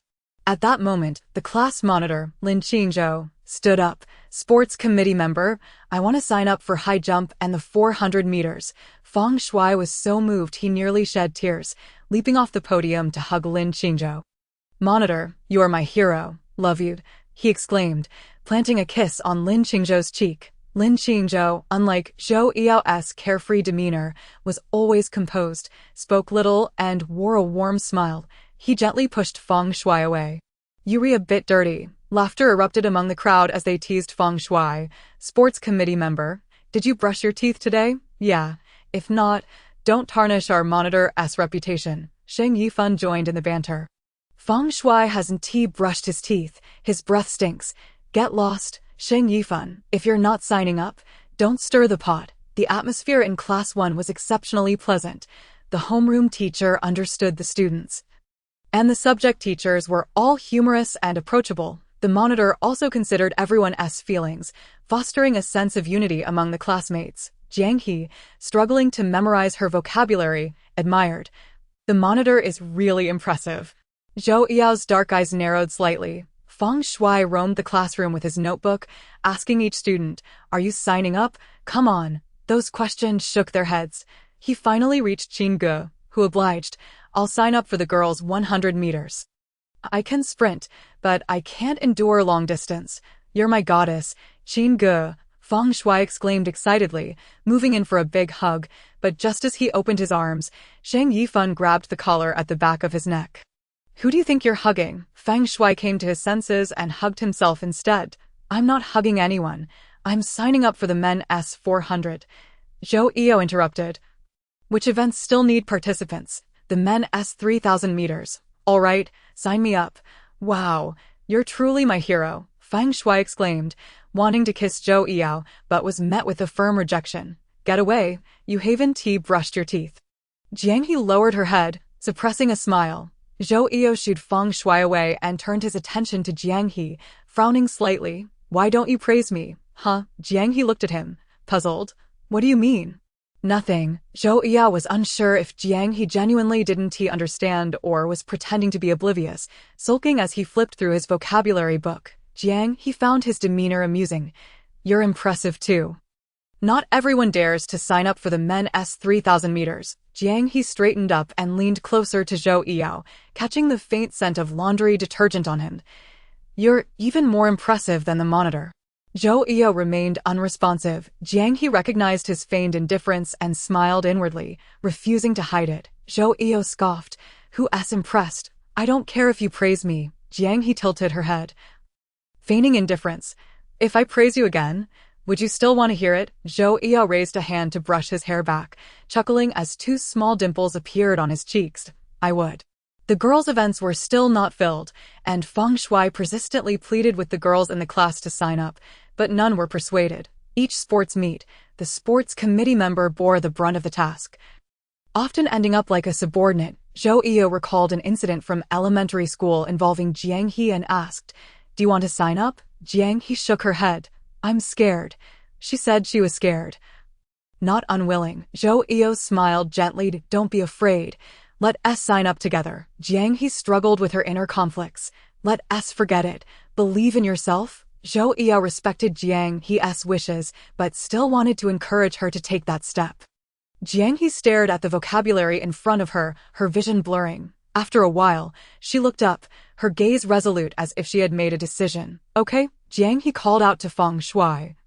Sports committee member, which girls' events still have openings? Feng Shui perked up. Are you signing up? There's still the girls' 200 meters. The 200 meters was just right for Jiang He.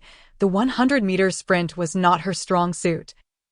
And she lacked stamina for long distance. Then please help me sign up for the 200 meters. It's no trouble at all. Before lunch, Jiang He and Qin Ge decided to run a lap around the playground to get a feel for it.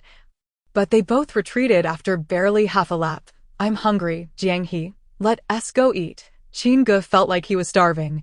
Barely any energy left, deciding to wait until after school. Jiang He agreed. Let us go. On their way back, Qin Ge suddenly asked Jiang He about what happened yesterday after school. Are you hurt? Last night, Zhou Eo had once again become a hot topic of conversation in the school's small group chat. The last time he had been the center of such discussion was when he stood up for Jiang He. Many classmates had shared photos from last night's scene, with the most being of Jiang He nestled in Zhou Eo's embrace.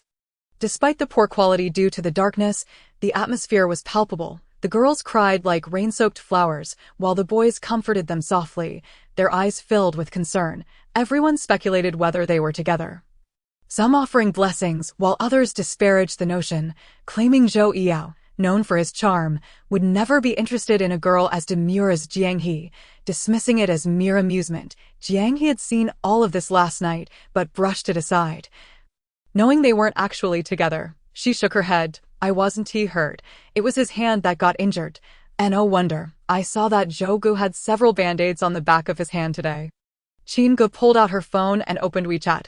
Oh, I saved a photo of you and Zhou Gu in the group last night. I don't know if you saw it. Qin Ge showed Jiang He the photo. This is the one I found most atmospheric. The angle is perfect. Jiang He felt a bit wide. It was an urgent situation. I was just worried about him. As they walked, they ran into someone familiar. Chapter 57. A delayed resolution. Just as the two emerged from the staircase, they spotted Xia Ying standing on the balcony outside the classroom. The girl was dressed neatly in her uniform, with no makeup on her face and her hair tied back in a ponytail. Qin Ge momentarily failed to recognize her. That's Xia Ying, Qin Gu exclaimed in shock, since she had known Xia Ying. The latter had always worn makeup and rarely donned a uniform. Xia Ying, Qin Gu tentatively called out, It really is you. What is going on? Are you trying to act like a good student? Qin Gu scoffed, as she usually did. Xia Ying was unfazed, accustomed to such remarks, and shot Qin Gu a glare. Even if you wear a uniform, you can't hide that spoiled princess attitude. Qin Gu kindly adjusted her collar. Remove your hands. Xia Ying swatted her away. You've already mocked me. Can't I at least roll my eyes at you? Xia Ying, it's none of your business, Qin Gu remarked indifferently, reminding her. You aren't still thinking about reconciling with Yi Gu, are you? Xia Ying could never win an argument against Qin Gu. Each time she was verbally bested to the point of tears, yet she remained unwilling to concede. Whenever she encountered Qin Gu, she would still engage in verbal sparring, insisting, it's none of your concern. Turning to the quietly observing Jiang He, she stated, I have something to discuss with Jiang He. Jiang He widened her almond-shaped eyes in confusion. You want to talk to me? Yes. Qin Gu interjected, we haven't had our meal yet.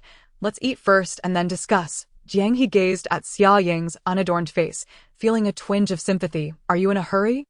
Xia Ying had mustered considerable resolve to approach someone. If she couldn't speak her mind this time, she might lose the courage to do so again. She nodded. Not much, just a few words. It will be over quickly. All right. Jiang He thought Xia Ying was not malicious. On the contrary, she found her somewhat naive. Her only flaw was her temper, characteristic of a spoiled young lady. She patted Qin Ji's arm. You go ahead to the cafeteria. I'll catch up with you shortly. Or I could wait for you downstairs. Jiang He was concerned that Zhou Yiyao and Sheng Yifan might be anxiously waiting for her in the cafeteria. No need, you go on, otherwise they might get worried. Fine. Fearing that Xia Ying might concoct some mischief, Qin Gu pointed at her before leaving, don't pull any tricks or I'll give you a beating. Xia Ying huffed, ignoring her. The teaching building was deserted, enveloped in silence, with only the two girls remaining in the long corridor. Jiang He waited in silence for Xia Ying to speak first. They stood on the balcony, where the tall phoenix trees had nearly shed all their leaves, leaving only a few yellow ones teetering on the branches. Hesitating, Xia Ying finally spoke. Jiang He, I truly envy you. Jiang He was puzzled by this sudden admission and turned her head to look at the girl beside her.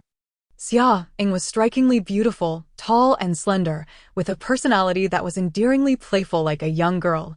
It was no wonder Zhou Yiyao was fond of her. This thought, Jiang He lowered her eyelids.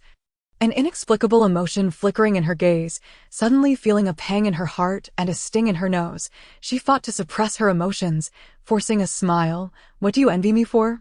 She lacked Xia Ying's beauty, her favorable family background, and her multitude of friends. Xia Ying's gaze followed the falling leaves, and she slowly replied, you have Zhou Yiyao by your side. Jiang He shook her head. Zhou Yiyao cares about you.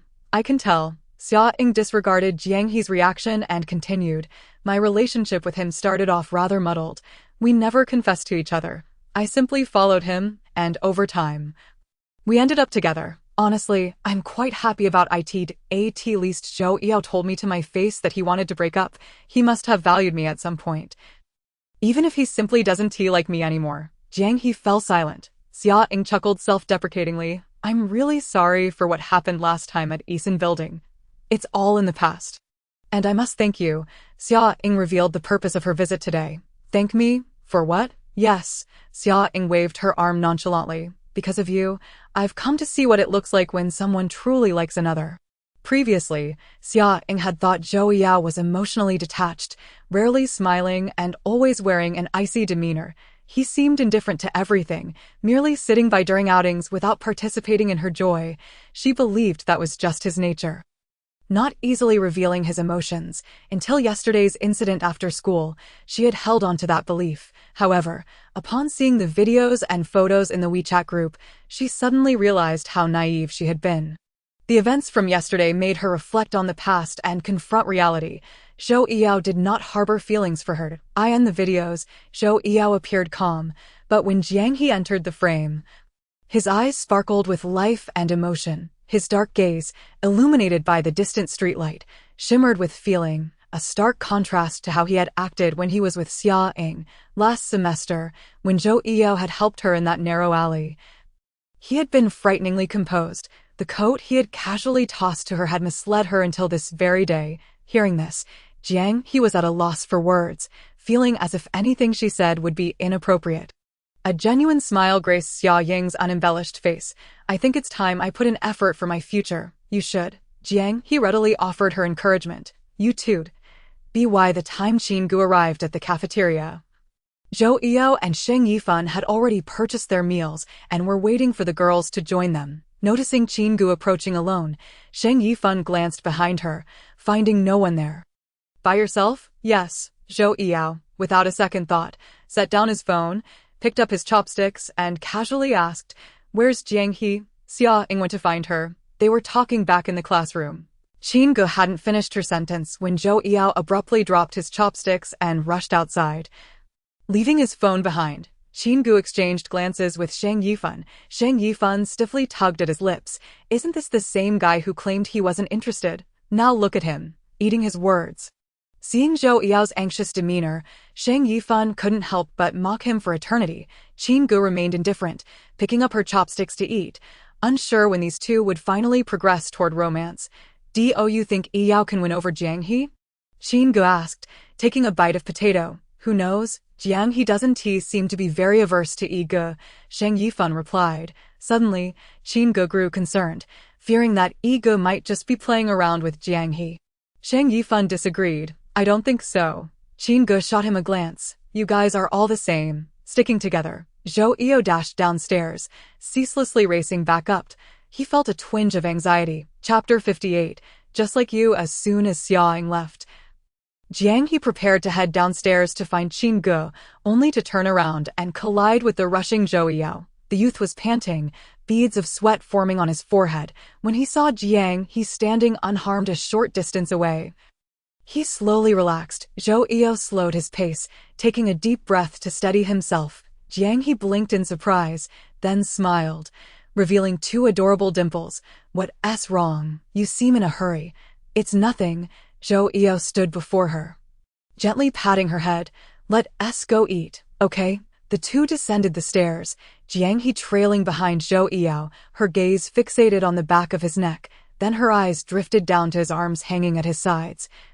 Is your hand feeling better? Once outside the teaching building, Zhou Yao paused, waiting for Jiang He to catch up before continuing.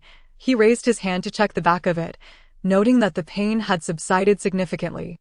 It's much better now. Good. Zhou Yao's expression turned serious. Are you all right? Jiang He was taken aback for a few seconds, then shook her head. I'm fine. All right. Lunch hour had already passed, and many students were heading back to their classrooms after finishing their meals. Zhou Yao and Jiang He walked against the crowd, drawing curious glances from passers-by. Jiang He instinctively shrank her neck, feeling a bit uncomfortable. Zhou Yao. Zhou Yao turned to look at her. What's up? Jiang He mentally prepared herself, repeating her question several times before finally asking, Is it true that you have a girl you like? Zhou Yao smirked, a scoff escaping his lips. Of course, that's the truth. I still have my gaming spirit intact. Oh, Jiang He lowered her gaze, lost in thought, and nearly bumped into someone. Zhou Yao, quick on his feet, caught the back of Jiang He's collar. Watch out. He apologized to the girl Jiang He almost collided with. Sorry. Zhou Yao switched places with Jiang He, positioning her on the inside. What were you daydreaming about? Nothing, Jiang He replied, her mind elsewhere. Xia Ying's words had prompted her to think deeply. Retreating was not the answer. And perhaps she could bravely take a step forward. So, did you confess to that girl? Jiang He probed, feeling bolder, her clear almond eyes fixed on Zhou Yao's slender black ones, which were captivating like a deep pool. Mysterious and unfathomable, Zhou Yao sensed that Jiang He was acting strangely today, fixated on a single question. He worried that Xia Ying had said something that troubled her. Did she say anything to you? He wondered. Nothing. Jiang He furrowed her delicate brows, a hint of irritation on her face. I'm asking you. Jiang He looked particularly like a disgruntled cat, her pouting demeanor lacking any real threat. Zhou Yao couldn't help but laugh at her expression. Why are you so feisty? She had previously been intimidated by him, her gaze always evasive. Now, she was bold enough to maintain eye contact and point accusingly at him. Zhou Eo chuckled. Looks like this little girl has grown bolder. If you know, you should tell me. I haven't confessed yet. She doesn't know I like her. Zhou Eo replied candidly, his expression relaxed. Is that answer satisfactory? It's acceptable. Jiang He haughtily waved her hand. Why haven't you confessed? Is it because of the college entrance exam? Zhou Eo squinted. Partly, yes.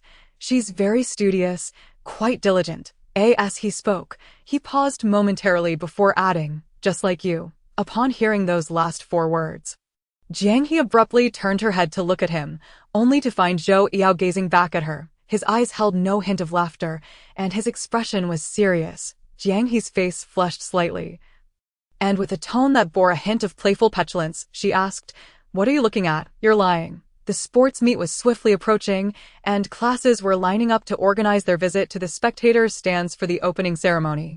Qin pulled Jiang He downstairs to prepare for the queue, but with few classmates descending, the two had no choice but to sit beside the flower bed and wait. The flower bed was devoid of blooms, only neatly trimmed boxwoods remaining. Qin wrapped her arm around Jiang He's, resting her head on her shoulder. "I'm so tired. I stayed up late last night." "What were you up to?" Jiang He inquired softly, her gaze fixed on the classmates frolicking around the campus. "I played a game with Shang Yifan for a while, then discussed a few math problems with him." Qin yawned. "Rarely do we have such leisure. After the sports meet, the student council will undergo a change, and I will have it even easier. Indeed, the weather is quite pleasant today." As the temperature continued to drop, all students were seen wearing hooded sweatshirts beneath their uniforms, including Zhou Eo. Today, he donned a black hoodie paired with school trousers. With his long legs, the trousers fit him effortlessly. Qin spotted Lin Qingzhou nearby. He seemed to be looking in their direction. "Jiang He, the class monitor is watching you," she called out, but Jiang He did not respond. Curiously, she followed Jiang He's line of sight, only to discover Jiang He was staring at the boxwoods. The 2 towering boxwoods had been planted by the previous teachers decades ago. Following her gaze, Qin saw nothing from her angle and wondered what Jiang He was daydreaming about. She waved her hand in front of Jiang He's face. "Jiang He, the class monitor is looking at you." "Looking at me?" Jiang He frowned in confusion, needing confirmation. "Yes." Jiang He smiled politely. One by one, the students began to descend the stairs. Feng Shui assessed the situation and organized the queue, rising from behind the boxwoods. He clapped his hands to direct everyone to line up for the playground. Zhou Eo approached Jiang He, halting beside her. "What's wrong?" Jiang He asked, puzzled. Zhou Eo chuckled softly, his eyes twinkling with mirth, a subtle smile playing on his lips. He had been playing less recently. His skin appeared fairer, and the black hoodie accentuated his complexion. "Were you secretly watching me just now?" Chapter 59. You cry, and I'm at a loss. Jiang He raised her hand to gently touch her nose, a hint of awkwardness crossing her face. "Stop being so vain. I wasn't looking at you." Zhou Eo's eyes sparkled with amusement, and he smirked. "Then why were you staring this way at the boxwoods?" Jiang He momentarily lost her train of thought, scrambling for an excuse. "I was just admiring how large the boxwoods are." Zhou Eo chuckled softly, "And perhaps sneaking a few glances at me as well?" Jiang He, flustered, retorted, "You're so annoying. Are you starting to dislike me again?" Zhou Eo asked, his mood seemingly buoyant as he leaned closer, his warm breath brushing against Jiang He's ear, causing her delicate earlobes to flush a deep crimson. Every nuance of her reaction was captured by Zhou Eo, who found himself thoroughly amused, continuing to tease, "Your secret crush of 2 years isn't me, is it?" Jiang He's long, curled lashes fluttered, her cheeks instantly turning crimson. "Don't say such things." Zhou Eo remained unbothered, his voice languid. "Am I mistaken?" "Yes," Jiang He firmly denied. "It's definitely not you." Her mind was in disarray, and without thinking, she blurted out, "That person is simply not you." Zhou Eo observed the girl before him, who barely reached his shoulder, her cheeks flushed with color. Her long lashes cast delicate shadows beneath her eyes. With a soft sigh, he remarked, "If it's not me, then what a pity." "Jiang He." Zhou Eo gently patted the back of her head, akin to how one would tease a small pet. "Don't be so stubborn. There's no possibility for you to. Look at you. Is that what a person should say? Jiang He pouted. It's none of your business. I know what I'm doing. Zhou Iyao squinted against the sun, its brightness stinging his eyes, and he casually remarked. Like me. Jiang He kept her head low, her heart racing uncontrollably. Noticing her lack of response, Zhou Iyao's deep voice rose slightly. Jiang He felt her heart in turmoil, urging him, we need to line up. You should go. She began to usher him away. Zhou Iyao felt a pang of sadness, but chose not to voice it, not wanting to pressure Jiang He. I was just teasing you. Don't take it seriously. I'm not taking it seriously. Just go, Jiang He insisted, giving Zhou Iyao a gentle push on his arm. Her slight force nudged him back a couple of steps, but he steadied himself. I'll stand at the end of your line. Without waiting for her reaction, he walked away. Zhou Iyao found himself at the back of the line, counting the taller students. He cast a sidelong glance at Sheng Yifan and chuckled. Self-taught, huh? He reached out and touched Jiang He's forehead lightly. No fever, huh? Maybe it's just the sun. Jiang He bit her lip, moistening her dry lips. Qin Gu looked up at the sun, which indeed shone brightly today, with birds frolicking on the nearly bare branches. The line leader, Bian Huaqing, approached to ensure all classmates were seated properly, offering a few last reminders. Don't litter, don't shout, behave yourselves. Sheng Yifan chimed in. Got it. Bian Huaqing smiled, pointing at Sheng Yifan. I am talking about you. Sit properly. With a little time left before the opening ceremony commenced, Jiang He felt the sun beating down on her, resting her head. Qin Gu chatted with Zhou Iyao and the surrounding classmates. Noticing someone sitting beside her, Jiang He looked up to find Zhou Iyao had taken a seat. The stray hairs on Jiang He's forehead blocked her vision, and Zhou Iyao glanced over.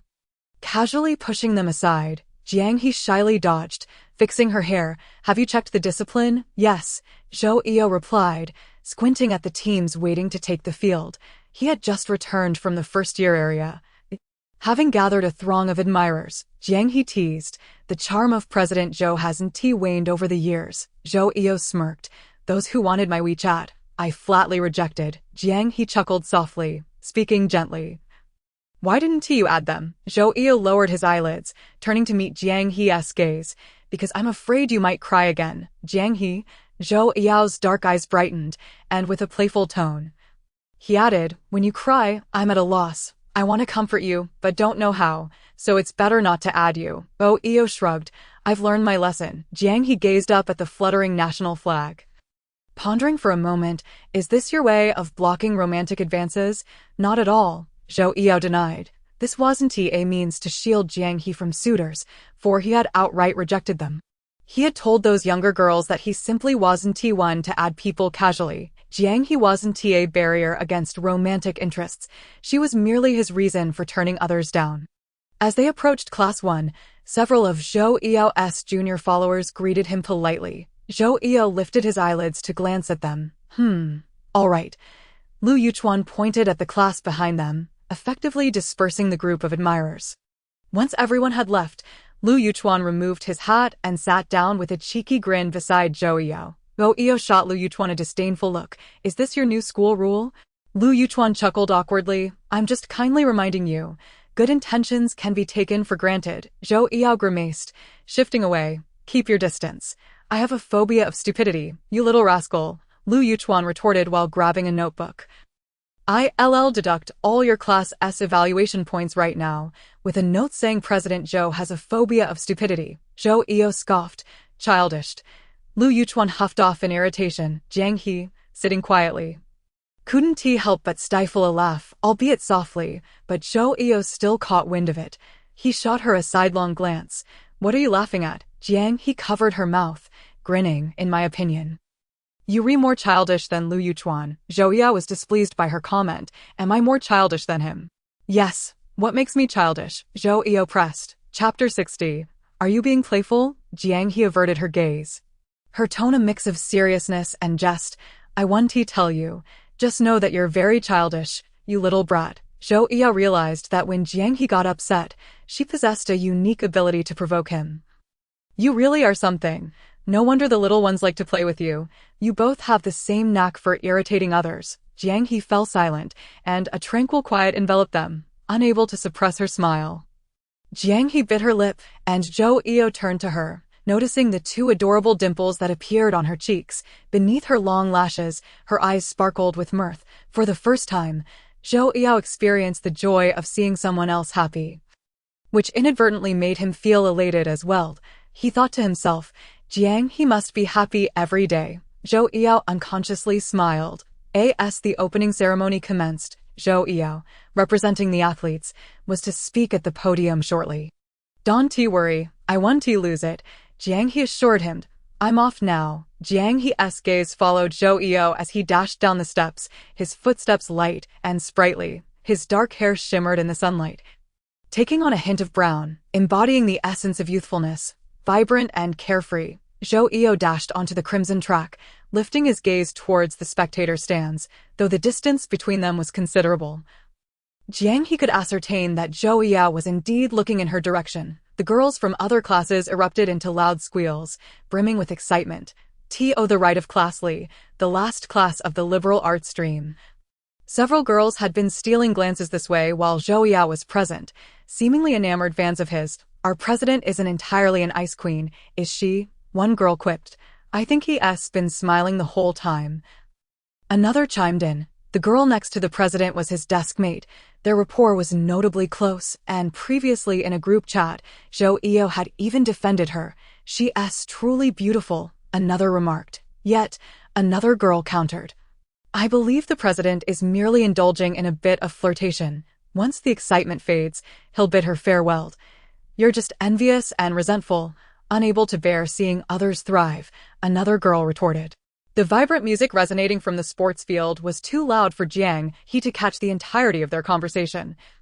But she could vaguely surmise they were discussing Zhou Eo. She nudged Qin Ge, asking, Qin Ge, is the girls' 200-meter preliminary round in the morning or afternoon? Qin Ge flipped through her handbook, responding, in the afternoon. The morning only has the girls' 100 and boys' 100 preliminaries. All right. Jiang He was not one to be overly competitive. Her approach to the race was to exert her utmost effort, irrespective of the outcome. One by one, the teams entered the arena. From a distance, Jiang He could only discern their silhouettes. The young man stood tall, his voice steady and powerful. A few simple words were quickly exchanged before Zhou Eo bowed and exited the stage.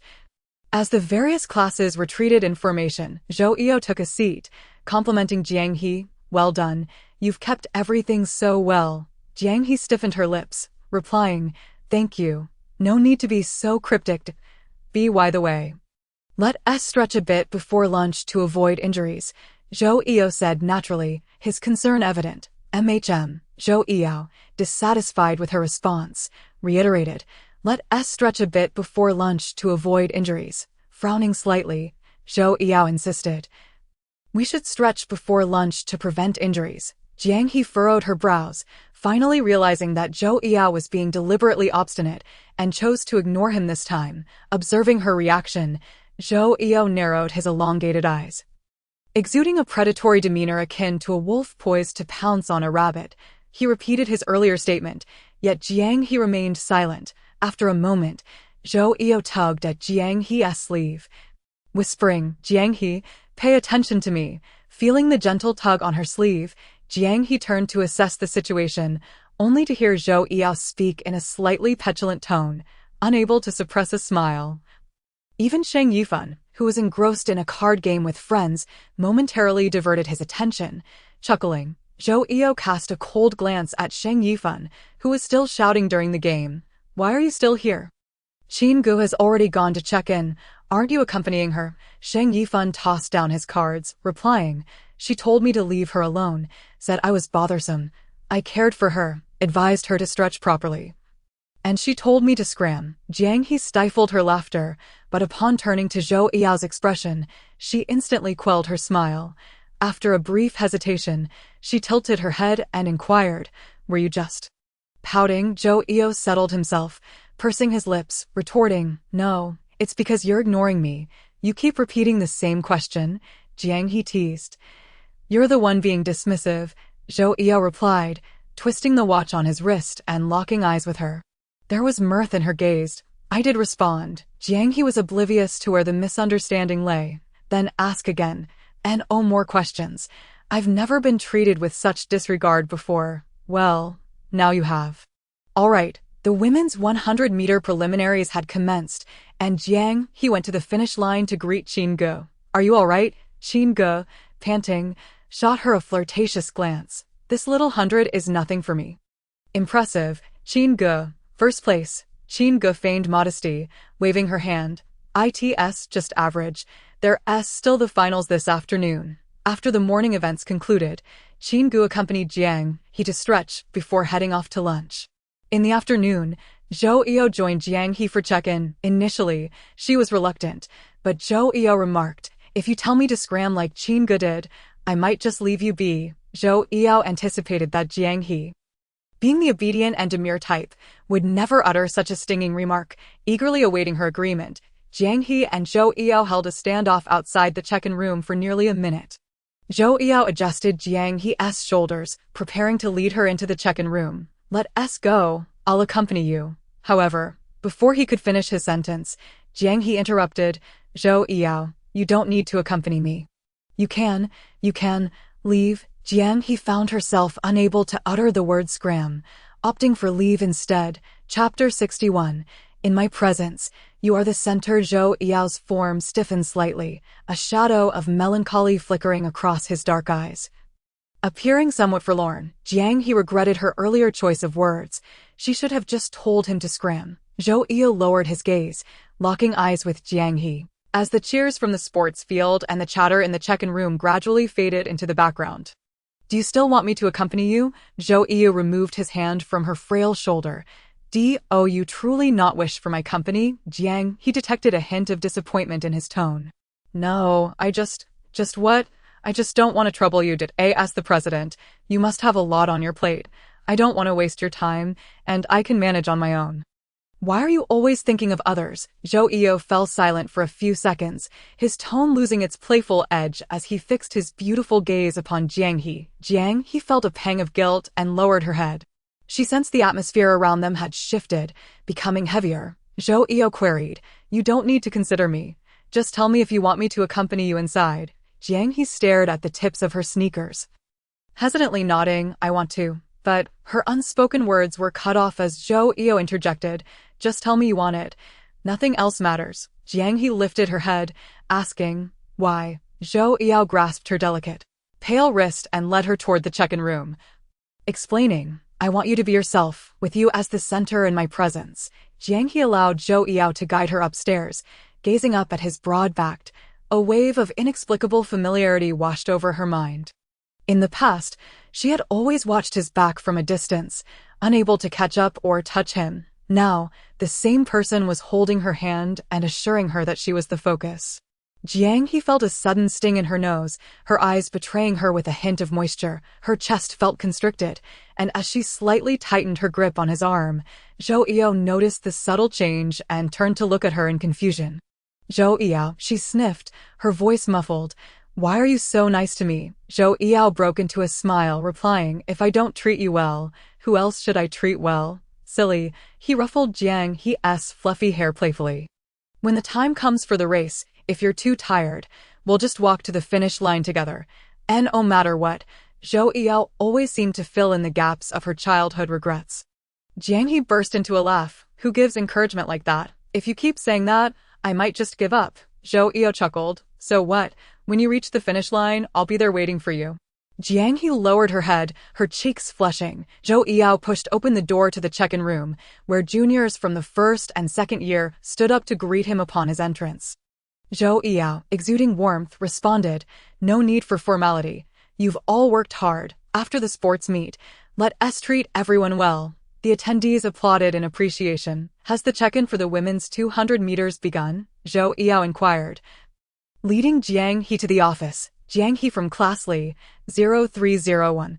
Oh, understood. The boy handling the paperwork glanced at Jiang He with cautious admiration, his face reddening as he looked down. Before leaving, Jiang He politely thanked him. As the two exited, the door closed behind them, and the quiet check-in room erupted with excitement. The juniors had long heard rumors about the beautiful senior beside President Zhou. Upon seeing them together today, they could confirm her beauty. The two were a striking pair, one cool, the other serene. Once outside, Jiang He turned to Zhou Yao, surprised to discover that he was so considerate of his subordinates, contrary to the rumors of his cold demeanor. When Zhou Yao first assumed office, it was said that this year's student council president was particularly aloof and had high standards. He rarely smiled or spoke. At that time, Jiang He had no direct contact with Zhou Yao, and her understanding of him was limited to the gossip circulating in school. Zhou Yao glanced at Jiang He, remarking, "I have to put on a good face, especially with you around." For Jiang He, the typically reserved president was unexpectedly warm today. Jiang He smiled subtly, choosing not to respond. Returning to the sports field, Jiang He reported at the starting line for the women's 200 meters, which was divided into several heats. The first to compete were the first and second-year students, and the final heat would feature the third-year students. When it was Jiang He's turn, she took a deep breath, at the ready position. She looked up towards the finish line, where Zhou Yao stood, seemingly engaged in conversation with a male classmate. The young man was tall and bathed in sunlight, occasionally lowering his head to smile lazily. Before long, the classmate departed, and Zhou Yao turned his gaze towards her. He truly came. He was waiting for her at the finish line. Jiang He secretly smiled, her heart feeling as though it had been drizzled with honey. As the starting gun fired, Jiang He surged forward with determination, unleashing her full potential and sprinting to the finish line in one breath. First place, Qin Ge and Sheng Yifan awaited her at the finish line. Upon seeing Jiang He approach, Zhou Yao cautioned her to take it slow. Jiang He's small face flushed crimson as she gasped for air, her calves aching with fatigue. She nodded in acknowledgement. And the next moment, Zhou Yao pressed a piece of chocolate into her palm. Jiang He glanced down. She indeed had a tendency towards hypoglycemia, a condition she had managed to avoid for quite some time by being mindful of her health. Raising her gaze, she looked at Zhou Yao with a questioning expression, her hand still holding the chocolate. "I was worried about your blood sugar," he replied. This scene mirrored a memory from their first year of high school during the sports meet when Jiang He, serving as a volunteer, had suddenly experienced a hypoglycemic episode. Crouching in a corner, Zhou Yao's girlfriend had offered her a milk candy while Zhou Yao stood nearby, cigarette pinched between his fingers, his demeanor indifferent. Jiang He clutched the chocolate tightly, whispering her gratitude. Qin Gu approached, intending to assist Jiang He, but she raised a hand to stop him, asserting, "I'm fine, I can still manage." "Fantastic job, Jiang He. You're bound to reach the finals," he encouraged. And the next moment, Zhou Yao lifted his hand, offering her a piece of torn chocolate, his fingers pinching a half piece of the wrapper, bringing it close to her lips. Chapter 62. Jiang He. "Have you ever had a boyfriend?" Jiang He was taken aback. Her gaze followed the chocolate wrapped in the packaging to Zhou Yao's fingertips, which were meticulously trimmed and neat. Zhou Yao raised his hand again, and only then did Jiang He comprehend, wanting to catch it herself, but Zhou Yao withdrew his arm, evading her grasp. The two were momentarily at an impasse. Ultimately, Jiang He conceded, reluctantly opening her mouth to take a small bite of the chocolate. The rich sweetness enveloped her mouth, alleviating her anxious feeling somewhat. Jiang He tightened her grip on the chocolate. The edge of the wrapper pricked her palm, and she shook her head. No. In the next moment, Zhou Yao produced a bottle of mineral water from somewhere, unscrewing the cap, offering her a small sip. Jiang He accepted the bottle, thinking to herself how observant he was. "I have plenty of chocolate left. I'll save some for you during the finals. Don't hesitate to indulge," Zhou Yao teased, playfully coaxing Jiang He. Together, they walked towards the spectator stand, Zhou Yao gazing straight ahead, sunlight casting a warm glow over both of them. Behind them, Qin Ge and Sheng Yifan chattered away, gradually falling behind until their figures faded from view. Jiang He looked down at the chocolate wrapper, her fingers smoothing the edges, smiling softly. "Why don't you usually give me this? Especially emphasizing the finals. I'm afraid it's too sweet enough to melt your heart," Zhou Yao replied with a teasing tone, his words playful. Jiang He felt an urge to roll her eyes at Zhou Yao. Surprised by his cockiness, as they walked side by side outside the stadium, Jiang He suddenly inquired, "And how do you know whether I'll make it to the finals? The list hasn't been released yet." Zhou Yao chuckled lightly. "I just know. You truly seem to know everything," she remarked. Zhou Yao smirked, casting a sidelong glance at the girl beside him, noting her slightly tousled hair and the color returning to her face. The chocolate had been prepared by him at noon. He had feared for her low blood sugar and specifically went to the supermarket to buy it. In reality, he had purchased a variety of sweets. Intending to offer her all of them, but unsure of her preferences, he ultimately settled on a few pieces of chocolate and a bottle of water. "I have my share of unknowns too. I don't know who that boy you like is, nor what makes him so special that you've been harboring feelings for him for so long. If it were me, I would have moved on to someone else by now." Zhou Yao's words flowed freely, a mix of frustration and helplessness. If given the chance, he would have liked to confront that idiot directly. If he were handsome, he would aim for his face. If not, he would go for his entire body. Jiang He's eyelashes fluttered. "I wouldn't change my affections." Zhou Yao gave her head a gentle pat. "Then I'll wait until you do." He paused. "You're too scared to tell me who that boy is, aren't you? Is he particularly ugly?" Jiang He felt a surge of frustration, wishing to silence Zhou Yao. "He's not ugly. Then he must be short. He's very tall. Then he must not be academically inclined. He excels in his studies. Then he's not Zhou Yao." Jiang He was growing weary of Zhou Yao's childish antics. She continued, thoughtlessly, "He is Zhou Yao." Zhou Yao burst into laughter, two faint arcs of joy appearing on his cheeks. "So that person is me?" Jiang He realized she had been drawn into his playful banter. Smacking his arm in mock annoyance, "You're insufferable." Zhou Yao attempted to evade her smack but failed. Defending himself, "You just claimed your crush is me. How can you dislike me now? It's not you." Jiang He ascended the steps, with Zhou Yao trailing closely behind. All right, not me," Zhou Yao replied, a playful smile on his face. Lin Qingzhou wore a polite yet gentle smile. "Jiang He, congratulations on your first-place finish." Lin Qingzhou encouraged her, "Believe in yourself, and you will succeed." After a brief pause, she added, "I will believe in you too. Thank you." Jiang He replied, lowering her head, clearly signaling the end of their conversation. Lin Qingzhou didn't linger. "I have some matters to attend to. I'll be off." Jiang He nodded absently. "All right." Not long after, the school's podium announced the list of competitors who had qualified for the women's 200-meter finals. As Zhou Yao and Lin Qingzhou had anticipated, Jiang He successfully advanced to the finals. Jiang He pondered whether drinking ice water in this weather would make her ill. However, the bottle of water Zhou Yao had handed her earlier was warm. She had been too exhausted at the time to notice its temperature. Noticing Jiang He's gaze, Zhou Yao looked at the mineral water in his hand. "What's wrong? Do you want a sip?" Jiang He shook her head. "It's too cold. You shouldn't drink it." Zhou Yao gestured towards the water beside him. "The bottle I gave you is warm. Don't worry about mine. I'm not concerned about yours." Zhou Yao chuckled softly. "That's the best part." The two of them watched the men's 100-meter final, a fierce competition, culminating in a victory for a classmate from their own class. Suddenly, Zhou Yao asked, "Did you make it to the finals?" "Yes." Jiang He, still curious about earlier, asked, "How did you manage to get that warm water?" Zhou Yao studied Jiang He's face for a few moments before breaking into a smile.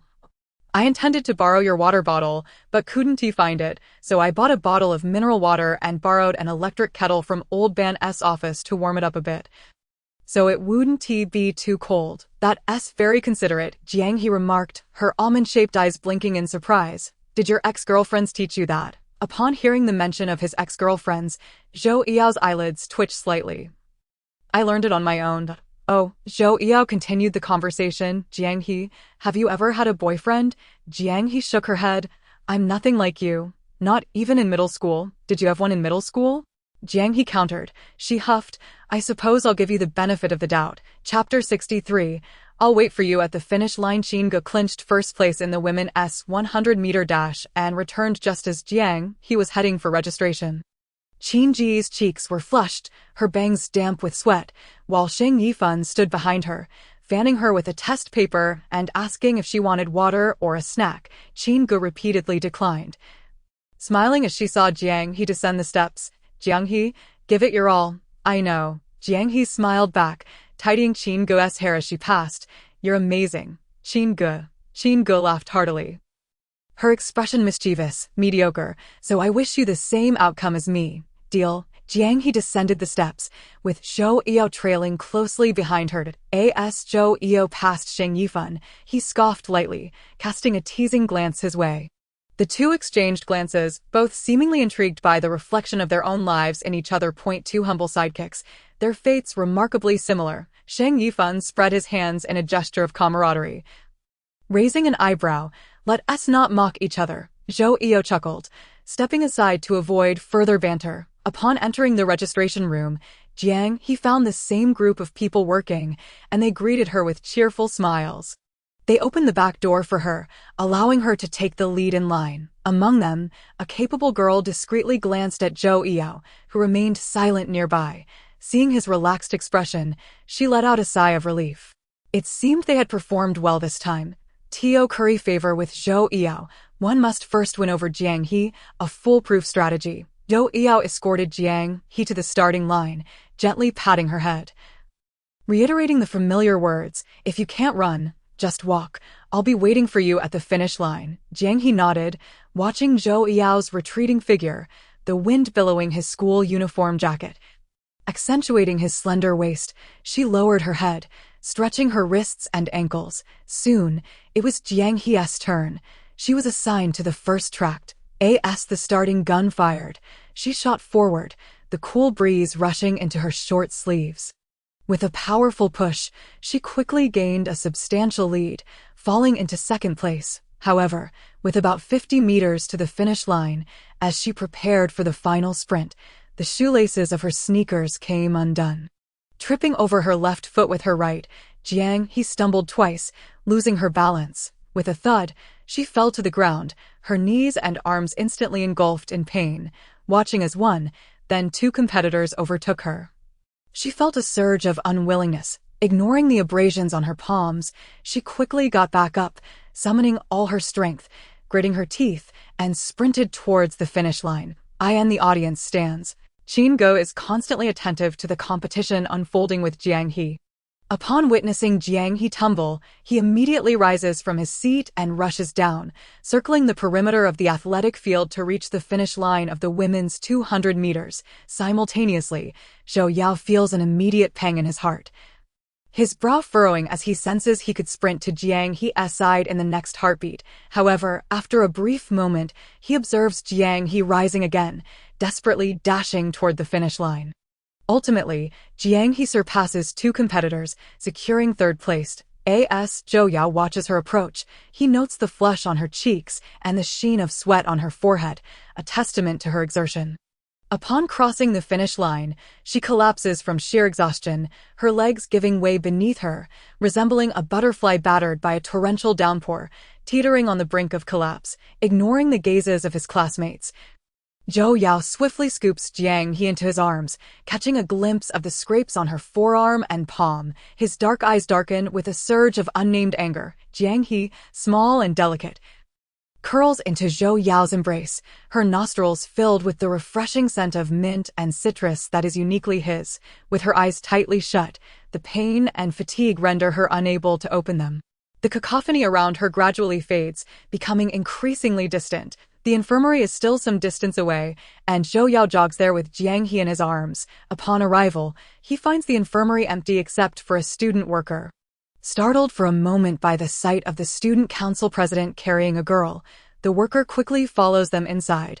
Zhou Yao, his tone urgent, prepares some iodine. "All right." Jiang He slowly opens her eyes, finding Zhou Yao's jaw clenched before her gaze travels up to his nose, his eyes, and lashes. Sensing her gaze, Zhou Yao slightly turns his head, his tone softening. "Are you feeling better?" Jiang He nods.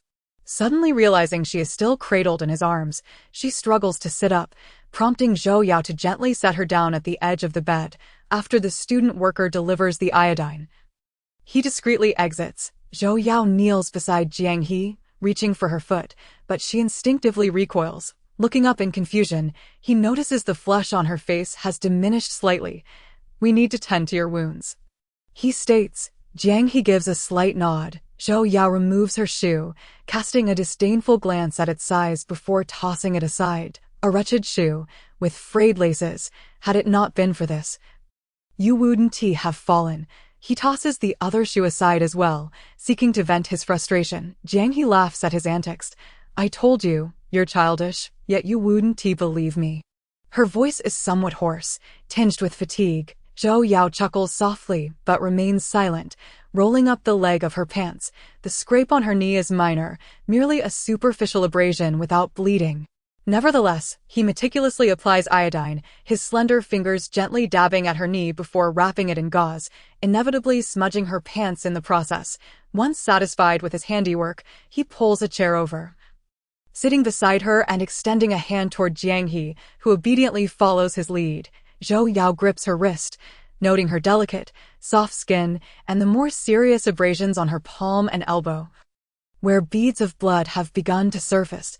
He attentively cleans the wounds, occasionally blowing gently on them. "Does it hurt?" he inquires. Jiang He shakes her head. "It's manageable." Zhou Yao lifts his gaze to meet hers, their eyes locking momentarily before he flashes a mischievous grin. "You're putting on a brave face." Jiang He insists. "I'm not." Zhou Yao continues his meticulous care. "Your tears were just about to spill over." After tending to her elbow, he turns his attention to her palm, observing the blood and dirt clinging to her fair skin, feeling a pang of discomfort in his heart. "Just wait a moment, and I'll dispose of those dreadful shoes for you. I'll buy you a new pair." As he recounts this, Jiang He suppresses a smile, a faint blush coloring her flawless complexion. "Are you taking out your frustrations on my shoes?" she teases. Zhou Yao discards the cotton swab, unable to resist brushing his hand against her cheek, which feels soft and warm. "Did you just figure that out?" he retorts, switching hands to continue treating her wounds. "Why didn't you check your shoelaces before running? I've nagged you so many times. Which of my words did you heed?" Jiang He, recognizing her fault, does not argue, her expression apologetic. "It's my fault. I forgot, but I did warm up properly." Zhou Yao scoffs lightly. "So you're trying to make amends?" "What else?" she replies. Zhou Yao glances at her, amusement flickering across his face. He realizes that Jiang He is simply a girl at heart, her aloofness merely a facade. Deep down, she remains a typical girl who cries easily and must be indulged in every whim. Thankfully, he had vented his frustration on her shoes. Had he lost his temper with Jiang He, she would likely have been in tears, requiring his soothing. He genuinely enjoys comforting her, primarily because he cannot bear to see her cry.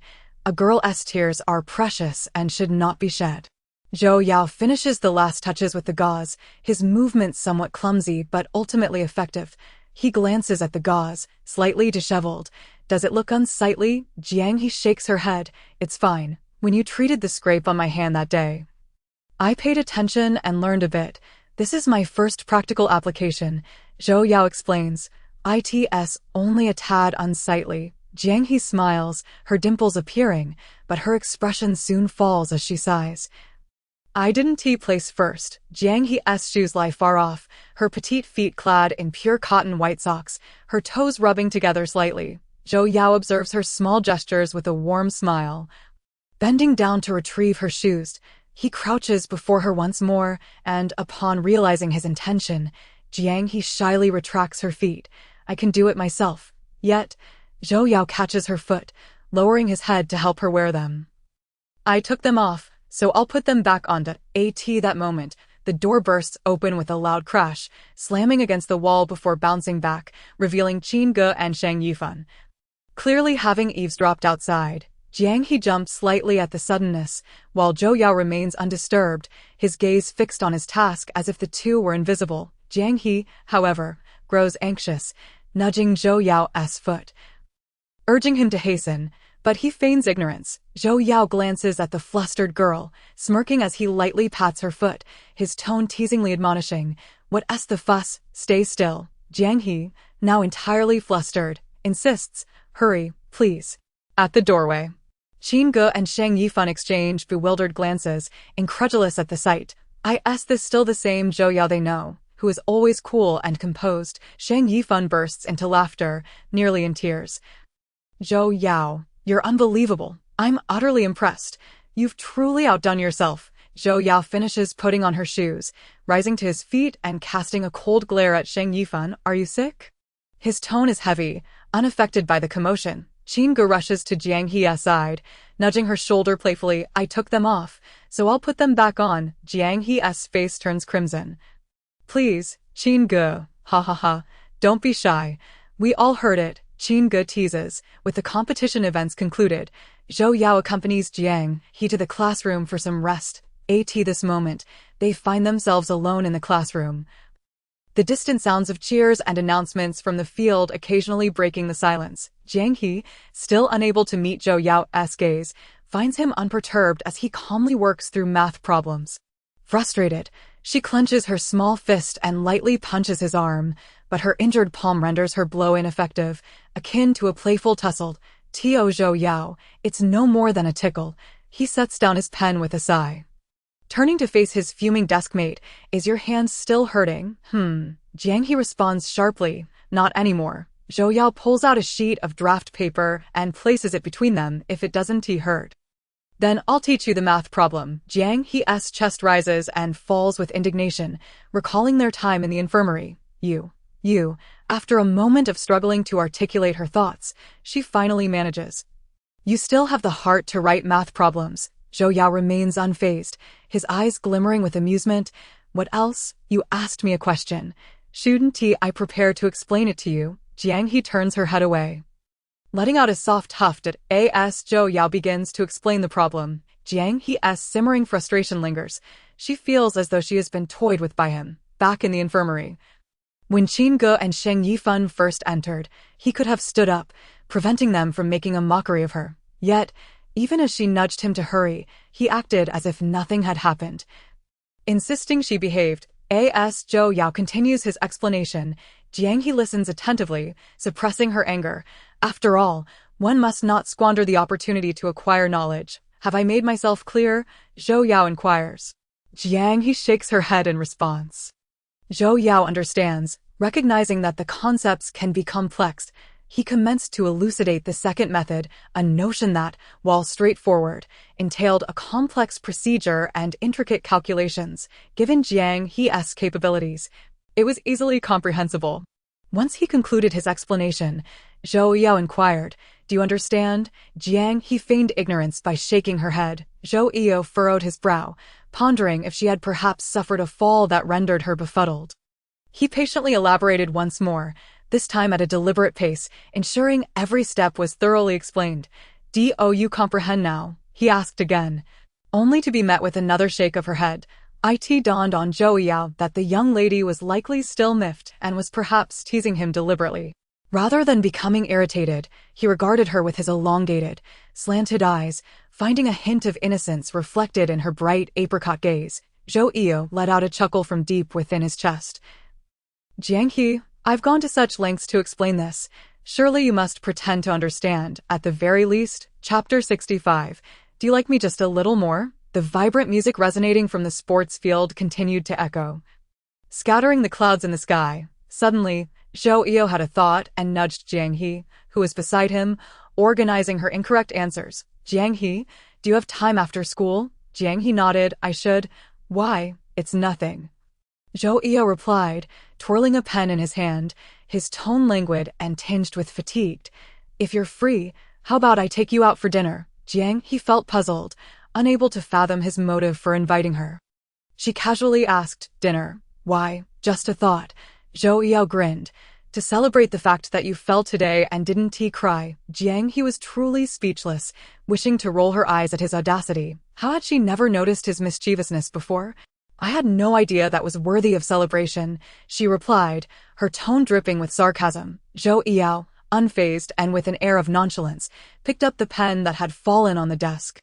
Why not? Everything is worth celebrating as long as someone is willing to celebrate with you. The setting sun cast a reddish hue across the sky as the temperature dropped, and the music from the sports field finally ceased, restoring a semblance of tranquility to the campus. Upon entering the classroom, Zhou Yu and Jiang He remained seated at their desks, engrossed in their exercises. Due to the sports event, the bell signaling the end of class had been silenced, leaving the two immersed in a sea of problems, oblivious to their surroundings. Qingge took a sip from her water cup and inquired, "Jiang He, are you feeling better?" Jiang He looked up, "Much better. It doesn't hurt anymore. I can even write now." Zhou Yao completed the final step of his calculations and promptly dismissed Qingge's query, "You can leave first. I need a moment to enjoy some quality time." Shang Yifan frowned. "Quality time? With whom?" Zhou Yao leaned back against the desk, nonchalantly replying, "With Jiang He." Qingge, who was drinking water, nearly spewed it all over Shang Yifan's face. "Thank goodness I reacted quickly," he said as he sidestepped. "Wait, have you two started dating?" Jiang He waved her hands, eager to clarify. "No, don't listen to his nonsense." Zhou Yao maintained his carefree demeanor, exuding a distinct sense of nonchalance as he continued his playful banter. "Of course, we are enjoying our time together." Shang Yifan shifted his gaze from Jiang He to Zhou Yao. "You don't spout nonsense." Zhou Yao pulled out his phone, not bothering to look up, his laughter resonating from his throat. "We were just having a candlelight dinner." Before he could finish his flippant remark, he yelped in pain. Jiang He, unable to tolerate his incessant teasing, pinched the flesh of his thigh. Though the strength of a girl was not formidable, she twisted a small portion of his flesh with her thumb and index finger. Zhou Yao winced, casting a mournful glance at Jiang He. "Are you pinching me?" Both Shang Yifan and Qingge mimicked gagging and stepped away from the door.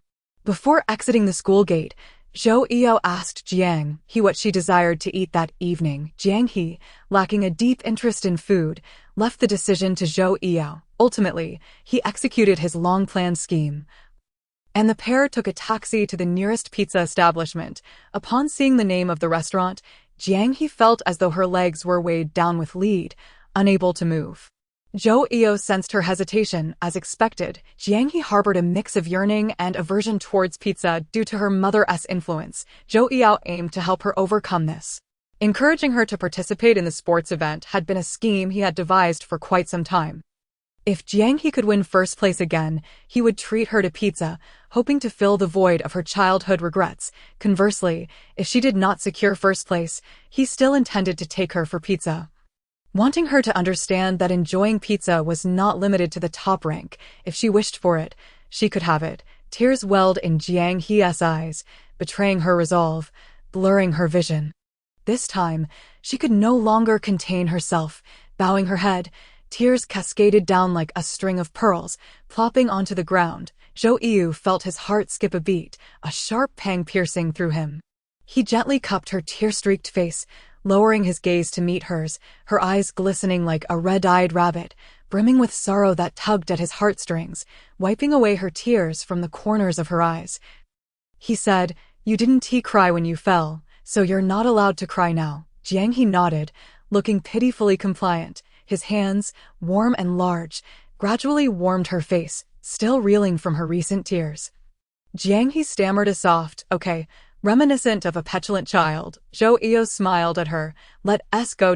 As dusk descended, the street lamps flickered to life, casting a warm glow that mingled with the light spilling from the pizza shop, illuminating the path beneath their feet. The restaurant's decor was minimalistic, and the warm lighting gradually eased Jiang He's resistance, the cozy atmosphere allowing her to relax. Zhou Yao had placed the order ahead of time, and the server guided them to their seats. The establishment was not crowded, and Jiang He and Zhou Yao sat facing one another. After taking a sip of water to soothe her dry throat, Jiang He suddenly asked, "But I didn't win first place." Upon finishing her statement, her thick, curled eyelashes drooped, concealing the disappointment in her eyes.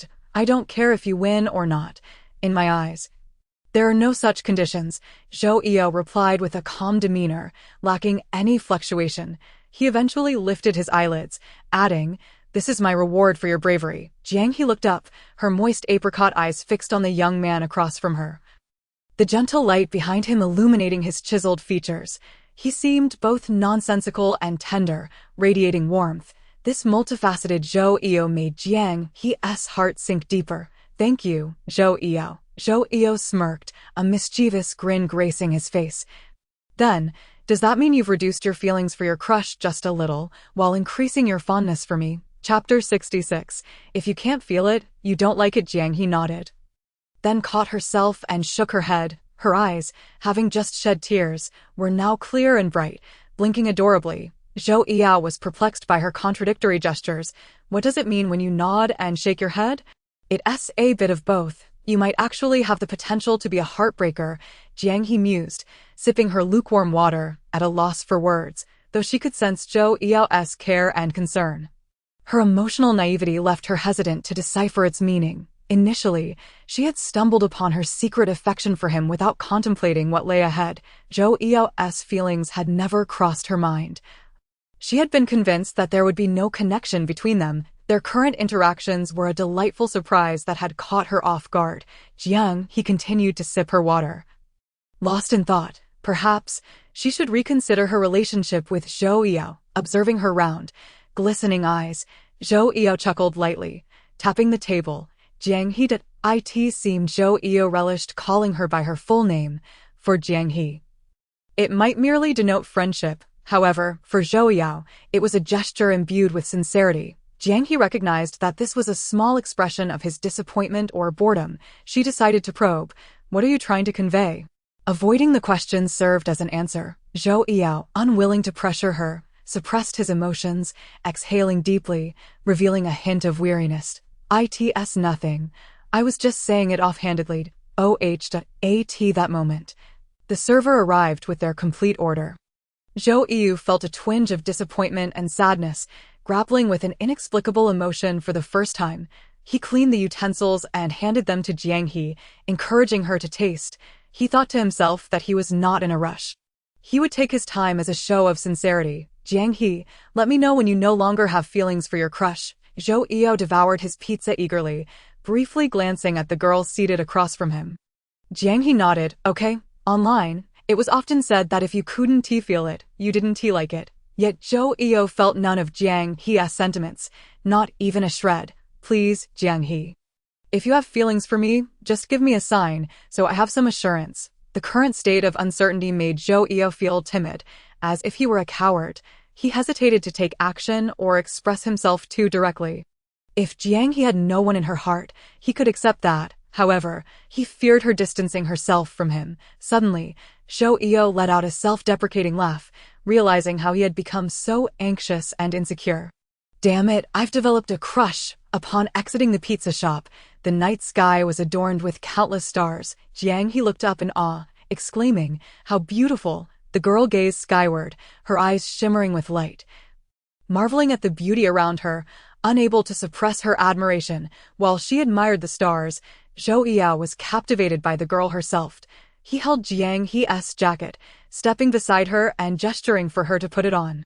Jiang He complied, saying, Thank you for everything you have done for me. It brings me immense joy." Jiang He stood by the roadside under the streetlight, the dim yellow glow illuminating her delicate features, enhancing her gentle demeanor. In truth, Jiang He possesses a love for laughter, whether it be a polite smile or one that emanates from the depths of her heart.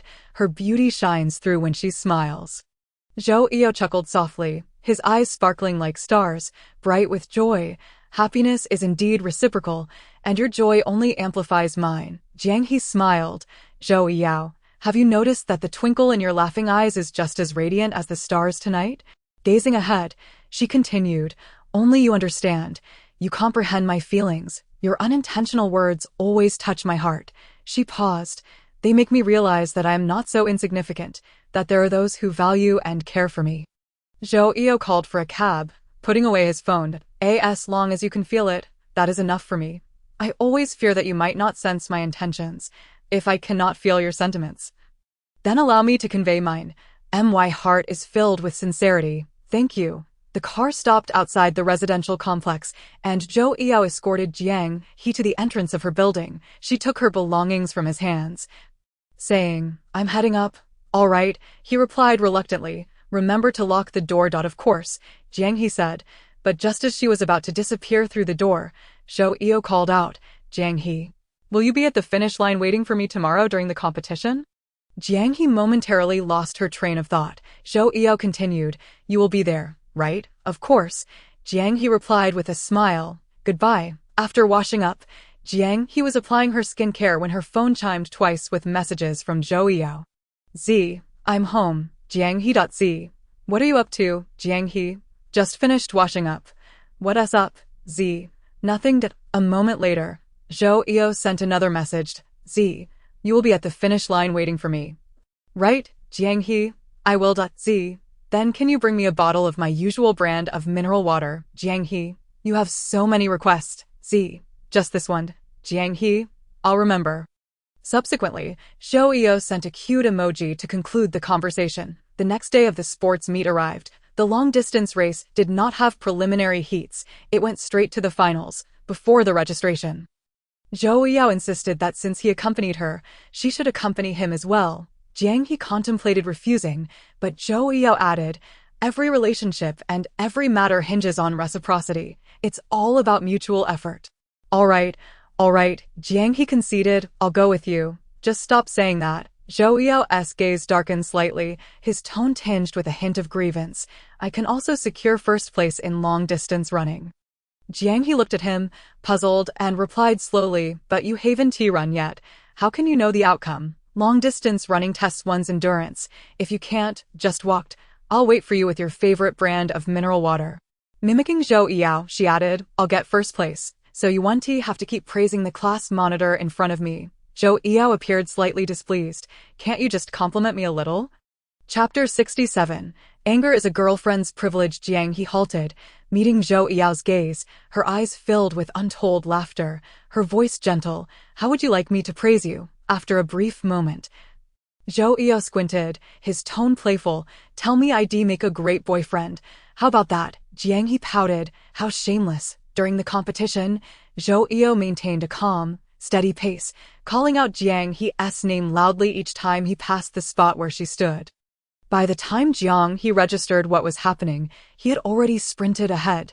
A warmth filled her heart as she glanced down at the unopened bottle of mineral water in her hand. Smiling faintly, when Zhou Yao reached the final lap, gathering all his strength to push forward, Jiang He jogged toward the finish line to await him. The men's 3,000-meter event was no trivial matter. Many chose to withdraw midway, leaving only a handful to persist. Despite the exhaustion of the 3,000 meters, those who could endure would continue. In the final lap, the mere thought of a girl waiting for him at the finish line invigorated Zhou Yao. Making his steps feel lighter, he quickened his pace and surged ahead during the final sprint. He gritted his teeth, overtaking several athletes. Feeling as swift as the wind, he pondered if Jiang He's fall and subsequent rise had anything to do with his presence at the finish line. If so, he would be elated for a long time. Zhou Yao crossed the finish line, allowing his tension to ease as he gradually slowed down to catch his breath. The finish line.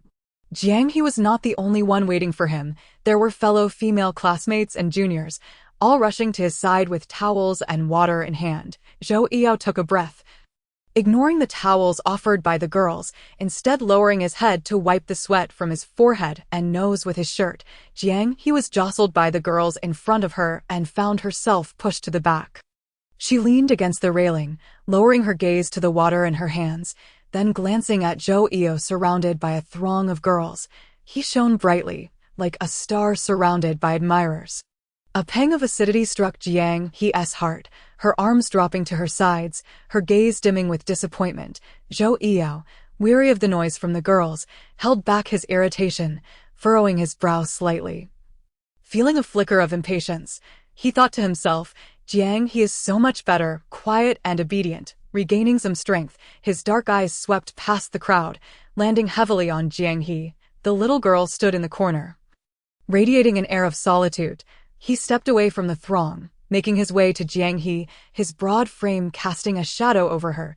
He casually took the bottle of water from her hand, twisting the cap and drinking half of it in one go. The girls left behind watched in bewilderment as Zhou Yao, with an expression of indifference, walked away, only to see him drinking from the water of the most inconspicuous girl in the corner. Their high-end towels and bottled water suddenly felt like a joke. Zhou Yao leaned against the railing like Jiang He, his arm casually resting behind her as if enveloping her petite frame. How is it? Are you scared by the crowd? Zhou Yao teased, sensing Jiang He's dislike for the commotion. Jiang He shook her head. Not at all. Not at all. Zhou Yao raised an eyebrow. Then why didn't you bring me water? Jiang He chuckled lightly, glancing at the athletes competing in the high jump. I saw them all bringing you water. I thought you wouldn't miss my one bottle, but I didn't take theirs. Zhou Yao mused, playing with the plastic water bottle in his hand. I bet what they brought you isn't as sweet as what I brought. Jiang He shot him a sidelong glance. How can you be so certain I didn't poison it? Upon hearing this, Zhou Yao suddenly unscrewed the cap and took a large gulp, raising an eyebrow at her. Murdering your husband? Jiang He's face flushed instantly. Her ears burning. What nonsense are you spouting? Zhou Yao grinned widely, tilting his head to admire her reddened ears, feeling quite pleased. Congratulations, mission accomplished. Seeing Jiang He's mock annoyance, he chuckled softly, then jogged to catch up with her. Walking alongside her, are you angry? Jiang He feigned indifference. Who am I? What could I possibly be angry about? Zhou Yao followed closely behind her, nodding knowingly, of course. Being angry is generally a girlfriend's privilege. Upon hearing this, Jiang He paused, glancing at Zhou Yao without saying a word, and continued walking. Zhou Yao smirked playfully. I could grant you that privilege. Jiang He ignored his teasing demeanor. At some point, Lu Yuchuan arrived, holding a deck of playing cards. Zhou Yao, impressive. You finished the 3,000 meters and are still chasing after girls. Jiang He, with little expression, sat down quietly. He tossed his cards aside and approached Zhou Yao, asking, did you make her mad? Zhou Yao shot him a cold glare. Get lost. After that, he ignored Lu Yuchuan and sat beside Jiang He. Don't be mad. I was just joking. If you didn't like it. I want to say it again. Jiang He shook her head. Not at all. It's just that you're always so nonsensical. I just can't be bothered to deal with you. Don't want to deal with me anymore? Zhou Yao, having learned from experience, understood that such situations required persistence.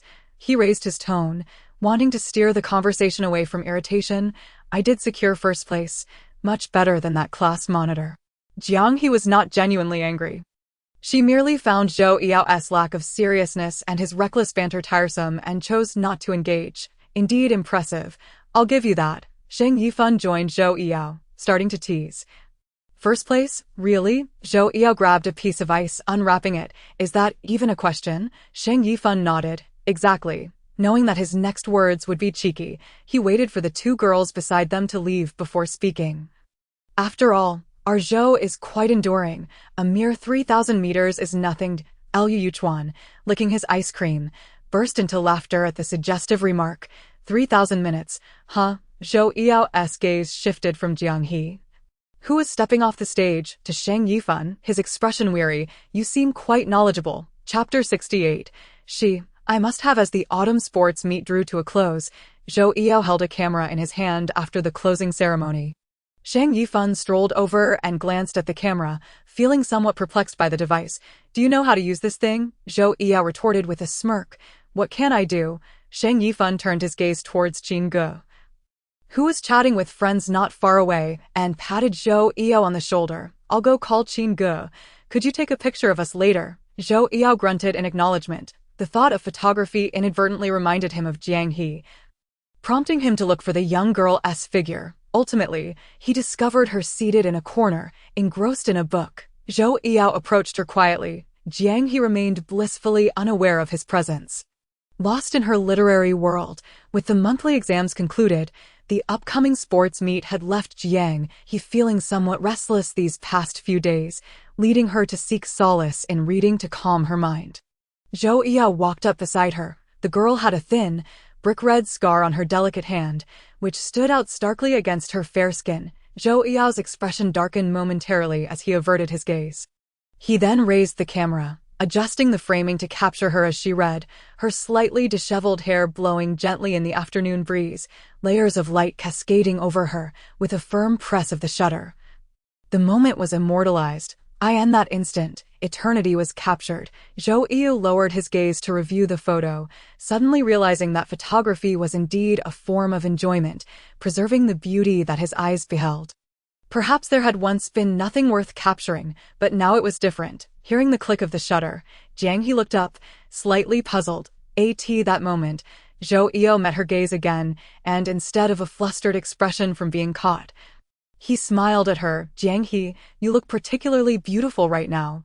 Let me take another shot. Zhou Eo was not typically one to smile. Perhaps it was his reserved nature. He spoke little around those he was unfamiliar with, choosing his words sparingly. Yet, in Jiang He's presence, there seemed to be an endless stream of conversation, and his smile became increasingly frequent, occasionally.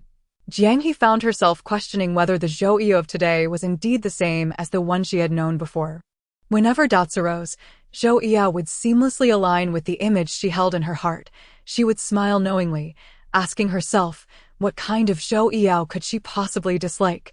She cherished his character, his upright demeanor, his poised manner, perhaps occasionally a bit foolish, yet that only intensified his youthful charm. Beneath his aloof exterior lay a sincere heart, ablaze with warmth that would sustain Jiang He through every winter to come. As Jiang He heard the sound, she raised her hand to adjust her bangs, smiling at the camera.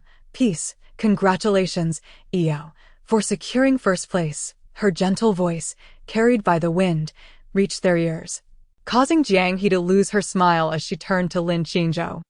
Zhou Eo, seemingly unfazed, took 2 steps to sit beside Jiang He, exuding a languid demeanor. His long legs sprawled out as he focused on the camera, admiring the photograph of Jiang He. The boy had fair skin and wore half-rimmed glasses, his eyes always alight with mirth, as if nothing could ever upset him. Conversely, he smiled back at Zhou Eo. Zhou Eo felt as though he had inadvertently stepped into a soft cloud, reminiscent of that time he and Jiang He had dined together in a quaint alley, where he had felt the urge to boast.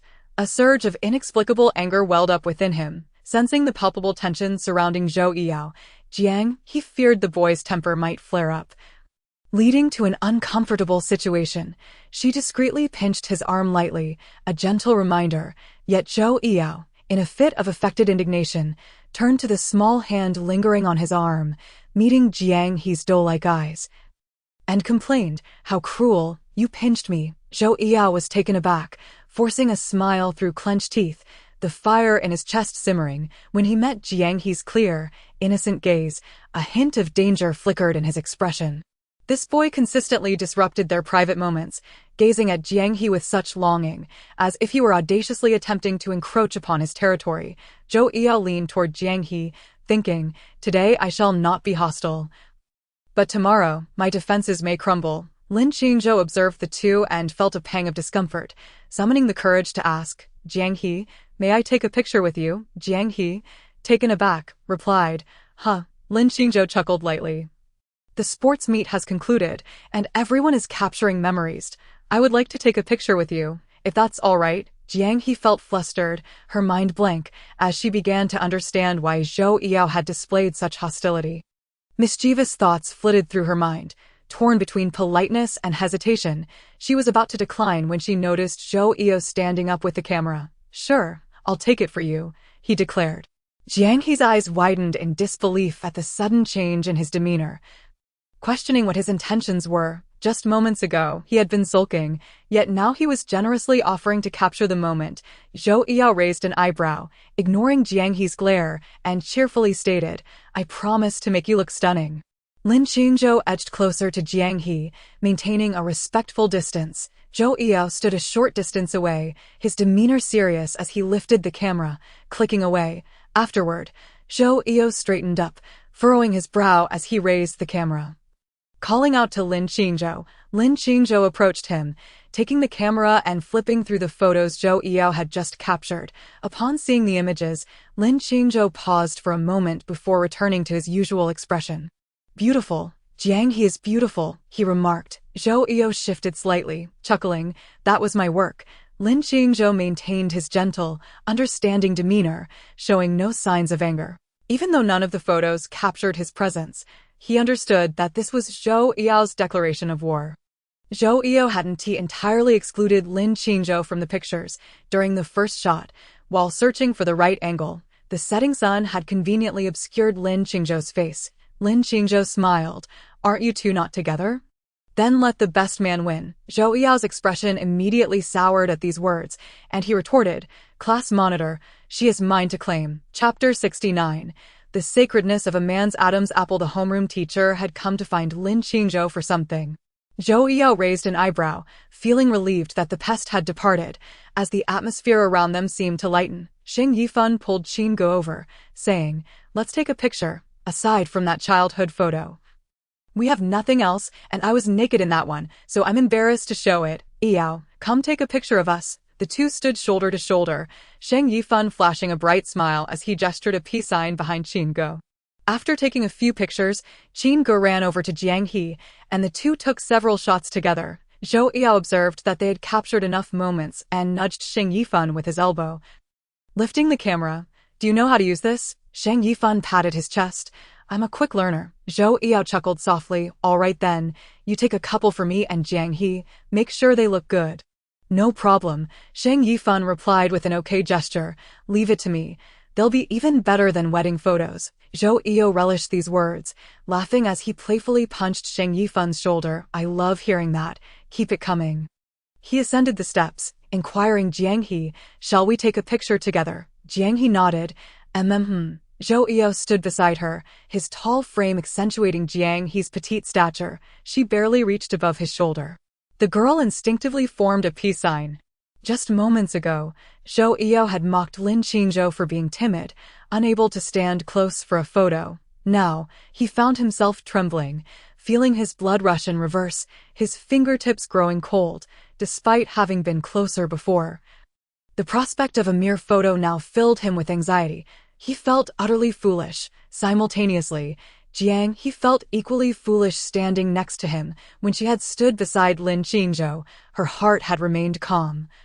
But now, standing next to Zhou Yao, her heartbeat raced, and she feared he might hear it. Stealing a glance up at Zhou Yao, she could only see his profile, his jawline sharp and distinct. Her gaze involuntarily dropped, finally resting on his pronounced Adam's apple, just as she caught sight of him swallowing, the Adam's apple bobbing up and down. "What are you looking at?" Zhou Yao lowered his eyelids, capable of observing any of Jiang He's actions. Initially, she had been gazing up at him, but his presence had rendered her mind blank, unsure of how to react. Before long, Jiang He began to fidget, and Zhou Yao could no longer remain silent. Jiang He jumped slightly, meeting Zhou Yao's eyes, awkwardly chuckling. "I was just looking around." The boy and girl stood side by side, turning to gaze at each other, while Sheng Yifan expertly captured the moment, pressing the shutter to immortalize this beautiful scene. "No sneaky business. The sanctity of a man's Adam's apple is inviolable," Zhou Yao stated with mock seriousness. Jiang He's face flushed crimson, her ears burning. "I wasn't being inappropriate." Ultimately, the classmates gathered for a group photo. As the school day had yet to conclude, Qingge and Jiang He sat together, perusing the photos on the camera, their heads close together as they flipped through the pictures, commenting on each one. The initial dozen or so shots captured moments from the sports field. They continued to browse through the images. A photograph of a young girl engrossed in a book caught the attention of both individuals. With just a flicker of intuition, Qingge knew instantly who the photographer was. She stifled a giggle behind her hand. It turned out that Egu possessed such remarkable photographic skills. Qingge paused, contemplating, but then realized that it is often said that one appears most beautiful through the lens of someone in love. It seemed Egu had indeed plunged into the depths of affection. Jiang He gently patted her hand, urging her not to jest. The next image displayed Jiang He cheerfully flashing a peace sign. Qingge chuckled as she flipped the pages, finding another picture featuring Jiang He. But the identity of the person beside her was ambiguous. Was that the class monitor? Qingge cast a questioning glance at Jiang He. Jiang He nodded affirmatively. Qingge dismissed it as mere candid photography. However, as she continued, unease crept in. Jiang He too began to harbor doubts regarding the abundance of solo shots of herself. Upon closer inspection, they realized these were taken during a joint photo session with Lin Qingzhou. Aside from the first picture where Lin Qingzhou's face was obscured by a light glare, it became evident that he had not appeared in any of the subsequent frames. Jiang He chuckled softly, both exasperated and amused. No wonder the once hostile Zhou Yao had agreed to take their group photos later on. What childishness! Jiang He recounted the entire saga to Qingge in vivid detail. Qingge burst into hearty laughter, convinced that this was indeed something Egu would do. It seemed that in the presence of someone he cherished, even a fierce dog could transform into a gentle pup. Though regrettably, Shang Yifan was merely a foolish pup. Qinggu laughed for a solid 5 minutes, nearly shedding tears from her amusement. Suddenly, she became serious. Jiang He, have you not realized that Yigu truly likes you? Jiang He nodded, acknowledging the underlying sentiments. He often made remarks that left one pondering. Then it is settled. Qinggu gently clasped Jiang He's hand, observing the scabs upon it. Do you harbor feelings for Yigu? You previously mentioned it was merely gratitude, but I suspect that isn't entirely true. The dreams of all the girls in school have crumbled beneath your skirt, Qinggu teased, playfully nudging Jiang He's shoulder. What are your thoughts? Jiang He shook her head, lowering her lashes. He is merely teasing me. He has not stated anything explicitly. I fear I may be overthinking it. Qinggu was unconvinced. Yigu shows disinterest in those he does not like. Jiang He remained apprehensive, but Qinggu interrupted. Your reaction already indicates that you harbor feelings for Yigu. Will you admit it? Jiang He fell silent for a few seconds, contemplating her honesty. Yes, a smile blossomed on Qingji's face. That's all it takes. Although my relationship with Yigu is also pleasant, I advise you to tread carefully in this regard. After all, Yigu has had quite a few romantic entanglements and shouldn't be easily indulged. Jiang He nodded. He hasn't explicitly said I like you. You can play the fool until he does, and then you can consider your options. Qinggu sincerely offered this advice, aware of Zhou Yao's past. Cautioning Jiang He to guard her heart, Jiang He acknowledged, I understand. Qinggu added, while I trust Yi's character, he is, after all, a seasoned player in matters of the heart. Jiang He, please take care of yourself and don't fall too deeply. Jiang He fell silent, pondering that she might already be in too deep. Qinggu mused that Jiang He's feelings for Zhou Yao could only have blossomed when they were separated into different classes, not long ago. And she could still extricate herself from this entanglement. She had given no thought to the possibility of Jiang He's secret admiration for Zhou Yao. Chapter 70. Jiang He. The first snowfall. The results of the monthly exam were released. Zhou Yao's Chinese score had seen a significant increase, and the Chinese teacher looked at his paper with evident satisfaction, a smile stretching across her face. Clearly, having Jiang He supervise Zhou Yao's studies had proven effective. Prior to the class division, Zhou Yao had never scored above 99 in Chinese. However, in this monthly exam, his essay demonstrated precise thematic clarity, and he had flawlessly recited the required passages, applying templates and techniques effectively. On the day the results were announced, the student council was also in the process of transitioning leadership. The report card was placed on Shang Yifan's desk, and Zhou Yao approached, adjusting his sleeves. Shang Yifan, how did Jiang He fare? Shang Yifan began scanning the top of the report card for Jiang He and soon found her name. 6th in class, 8th in grade. Quite commendable. What about her math score? 104. Hearing that Jiang He had significantly improved, Zhou Yao smiled with satisfaction. Shang Yifan, puzzled, asked, aren't you going to inquire about your own results? Zhou Yao tugged at his loose-fitting uniform and sat down. Picking up the water cup filled with warm water Jiang He had prepared for him that morning, what's there to ask? I'm obviously first, right? Shang Yifan, amusement flickering in his mind, smiled knowingly. Are you sure? Zhou Yao raised an eyebrow. Am I not? He frowned, securing the lid on his cup. Then snatched the report card from Shang Yifan's hand. He couldn't believe Lin Qingzhou could surpass him. He had no doubt he could score 104 in math and was confident in his Chinese as well. Lowering his gaze to examine the results, he saw his own name boldly printed at the top, Zhou Yao. After confirming the results, he tossed the report card back at Shang Yifan, his voice heavy with disbelief.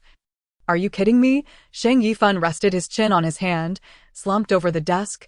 Jiang He and Lin Qingzhou were both called to the office. I heard there's a writing competition in the neighboring city, and they plan to send them to participate. Zhou Yao frowned.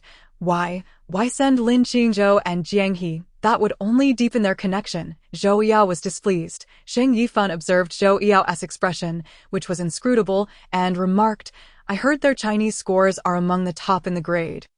Jiang He and Lin Qingzhou emerged from the office together. Lin Qingzhou wore a smile, addressing Jiang He. I look forward to your guidance in the future. Jiang He furrowed her brow. Monitor, There's no need for such formality. We are classmates. The emphasis Jiang He placed on classmates caught Lin Qingzhou off guard. Jiang He, I believe we can become friends, he ventured, hesitating before adding, perhaps. Jiang He interrupted hurriedly, refusing to entertain any notions of misunderstanding. After all, her affections lay with Zhou Yao. Monitor, we will be good classmates. Jiang He spoke earnestly, clearly rejecting any further advances. I believe you know what I mean. If not, then consider it my overthinking. Lin Qingzhou smiled lightly. All right, I want to give up. Jiang He raised her gaze to meet the young man's eyes, his smile lingering as he hesitated to speak. Monitor, I have someone I like. This matter could not be allowed to develop any further. Jiang He would not leave any room for misinterpretation. Hence, she consistently used this reasoning to turn down former suitors. After many refusals, rumors naturally began to circulate that she was difficult to pursue. Zhou Yao felt a momentary relief. As he stood to leave, he ruffled Jiang He's hair, emitting a light chuckle before turning to depart. After knocking, Zhou Yao pushed open the office door, and the Chinese teacher gestured for him to approach. Teacher, you called for me? The teacher, a youthful figure, was able to engage well with the students. Yao, your Chinese score has improved significantly, thanks to both Jiang He's supervision and your own efforts. The teacher flipped through Zhou Yao's exam paper, the rustle of the pages filling the air. But you still haven't caught up with the girl, have you? In the office, there were no other teachers, and the conversation was open. Zhou Yao chuckled. Teacher, you noticed that? The teacher huffed. It's evident. During every Chinese class, you either sleep or stare at that girl. Zhou Yao continued to smile. You noticed? Yet she seems blissfully unaware. How could she be? Clearly, the girl has given you opportunities, the teacher said, handing the paper back to Zhou Yao, concluding with earnest advice. Don't let your studies slip, understand? Understood. Soon, winter enveloped Beijiang City. The bare branches were adorned with a layer of white frost, and the campus appeared somewhat desolate. Considering the need for warmth, Beijiang High School did not provide uniform winter coats for the students. As the weather turned cold, students were allowed to wear their own down jackets. Over the past month, Zhou Yao had taken meticulous care of Jiang He. He often reminded her to eat breakfast due to her low blood sugar condition and urged her to drink warm water to alleviate her menstrual discomfort. Zhou Yao's endless reminders sometimes irked Jiang He. In those moments, he would shake his head in resignation, ceasing his admonitions, instead bringing her breakfast to school each day and ensuring her water cup was filled with hot water. Each time Jiang He arrived at school, Zhou Yao had everything prepared for her. Gradually, she had become accustomed to his presence in her daily life. Throughout this month, the most bothersome aspect for Zhou Yao was Lin Qingzhou, who frequently sought Jiang He under the pretext of the writing competition. Fortunately, Jiang He was determined to decline. As they reached the foot of Jiang He's building, a familiar figure came into view. They both halted in surprise. In the depths of winter's night, a boy clad in a black down jacket stood hesitantly beneath the streetlight, evidently waiting for someone, a small cake in hand. As they approached side by side, Jiang He's backpack casually hung from Zhou Yao's shoulder. Upon recognizing who stood under the light, Zhou Yao's expression darkened, his eyes revealing a chill colder than the night itself. Lin Qingzhou, with fingers reddened from the cold, clutched the cake's packaging ribbon, the warm yellow glow of the streetlight illuminating the delicate cake within. Zhou Yao raised an eyebrow. Lin Qingzhou explained to Jiang He regarding the cake. Today, while I was in the neighboring city, I noticed you staring at a cake shop for quite a while, so I thought you might like it and bought one for you. Jiang He's face displayed a fleeting look of bewilderment. She lifted her gaze slightly to glance at Zhou Yao, and upon observing that his expression remained largely unchanged, her heart felt a measure of relief. You are too kind. Class monitor, my lingering gaze at the cake shop today merely brought some memories to mind. It was not out of any particular fondness, she remarked. Lin Qingzhou appeared momentarily taken aback. Is that so? It seems I have misinterpreted. Jiang He nodded in affirmation. Lin Qingzhou offered a dry chuckle. Well, I've already purchased it, so please accept it as a gift in celebration of your award. His tone was gentle, polite, yet appropriately restrained. Suddenly, Zhou Yao, who had been silent, raised his hand to accept the cake, a smile pulling at the corners of his mouth. Then allow me to express my gratitude on behalf of Jiang He, class monitor. ITS nothing, Lin Qingzhou replied with a faint smile. Since that is the case, I shall take my leave now.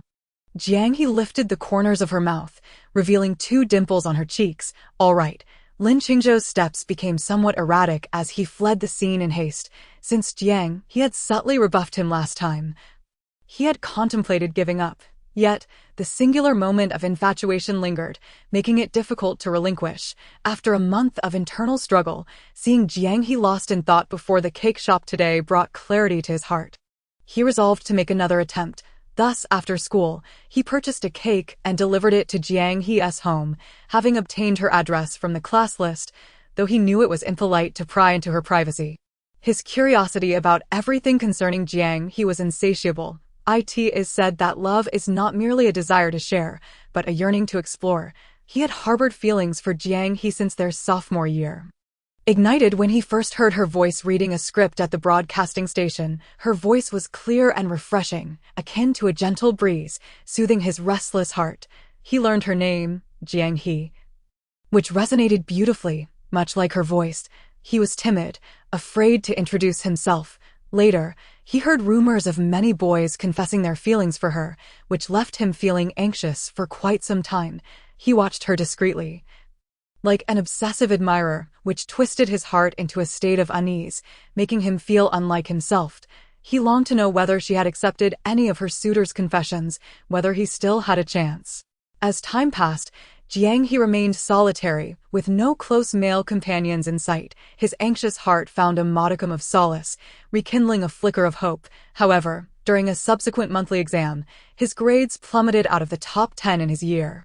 His parents expressed their disappointment through reprimands, leaving him with no choice but to choose between Jiang He and his academics. He gritted his teeth and resolutely discarded all thoughts of her. Channeling his focus entirely into his studies, his affection for her became subdued, no longer outwardly expressed, but rather buried deep within his heart. He had assumed their paths would diverge, yet fate intertwined them once more in their senior year when they were placed in the same class. Perhaps it was a chance bestowed upon him by the heavens. He summoned his courage to speak to her, to get to know her. She was quiet, her words always soft and gentle, and, when she smiled, her dimples resembled hidden treasures of sweetness. Lin Qingzhou resolved to cast aside his cowardice. However, at that moment, a boy appeared beside her. The president of the student council, Zhou Yao, was exceptionally outstanding, handsome, from a well-off family, and academically gifted. Despite his numerous admirers, Lin Qingzhou felt he did not deserve someone as pure as Jiang He. Unable to restrain himself, he attempted to make a move, but Zhou Yao's formidable presence was insurmountable. Moreover, Jiang He had stated that she had someone she liked. He understood that Jiang He had not granted him any opportunity. Her rejection was unequivocal, though the cake was delivered tonight, along with his heart. It seemed she welcomed neither with joy. He might truly have to concede defeat. Lin Qingzhou gazed upward at the sky, which was pitch black and devoid of stars, while the streetlights cast a soft yellow glow. It was a warm hue, yet the air felt increasingly frigid. Ultimately, his heart wrestled with dissatisfaction, yet he had no choice but to accept it. Gradually, snowflakes began to drift down, marking the first snowfall in Beijing City this year. Had Jiang He accepted him, he would have believed that the saying about first snow confessions leading to eternal companionship held truth. Alas, he had no such opportunity. Jiang He looked at the cake in Zhou Yao's hands, then raised her gaze to meet his. The young man wore a long down jacket. His tall stature and proportionate figure made him a natural model. Zhou Yao's eyes, as beautiful as black jewels, met Jiang He's clear gaze, revealing depths that seemed to hold secrets. The girl blinked, her eyes darting away. I don't know how he found out my address, nor did I expect him to come and bring me something. Jiang He felt a twinge of guilt. She had clearly rejected him before. Zhou Yu furrowed his brow, but said nothing. Jiang He's small hands curled within her sleeves, the warmth enveloping them. I was gazing at the cake shop today because it reminded me of the cake you bought for me before. The styles are quite similar, so I lingered for a moment. As she spoke, warmth escaped her lips. I was also thinking, you must be nearing your birthday. Upon hearing this, Zhou Yu felt a sense of awkwardness dissipate slightly. You know my birthday? Jiang He nodded earnestly. I heard Qingge mention it. So I remembered. Zhou Yao nodded and casually placed the cake on the ground. Snowflakes began to fall, shimmering like tiny diamonds in the light, drifting slowly to the ground. Zhou Yao had heard that confessing on the first snowfall would lead to eternal companionship. He gently took Jiang He's small hand, warming it within his palm. Though her hand was cold, it was soft and delicate. Zhou Yao once again met Jiang He's almond-shaped eyes, now filled with a hint of courage and determination. As if he had something important to say, a flurry of pristine snowflakes settled upon Jiang He and Zhou Yao's heads. His tone softened, tinged with a hint of helplessness. Jiang He, is it that my feelings have not been sufficiently apparent? Allowing him to perceive an opportunity, the young man's voice was somewhat husky, resonating in the quiet night, laden with unspoken intentions. Huh? Jiang He appeared bewildered, not grasping Zhou Yao's meaning. His large, warm hand enveloped hers, quickly warming her small hand. What do you mean by not obvious? Zhou Yao chuckled softly, then tilted his head to gaze at the falling snow, lifting his hand to brush the snow off her bangs, his fingers trailing down to gently pinch her already reddened earlobes. Jiang He, it's the first snowfall. Chapter 71. Will you consider me, if only for a moment, as the snowflakes continued to cascade? The ground quickly became blanketed in a silvery layer. Residents of the community opened their windows, for the first snowfall is always romantic, as if everyone shares an inherent obsession with it. The once tranquil environment erupted into a lively scene. As people gathered below, capturing photographs with their phones, there were children, couples, and families. Jiang He gazed up at the snow, her face alight with joy, her beautiful eyes resembling a clear spring. She silently watched the children playing in the snow, her smile deepening as she nodded slightly. Yes, it has started to snow. Eo shifted slightly, following Jiang He's gaze to the children. He sensed her excitement mixed with a hint of nostalgia for times gone by.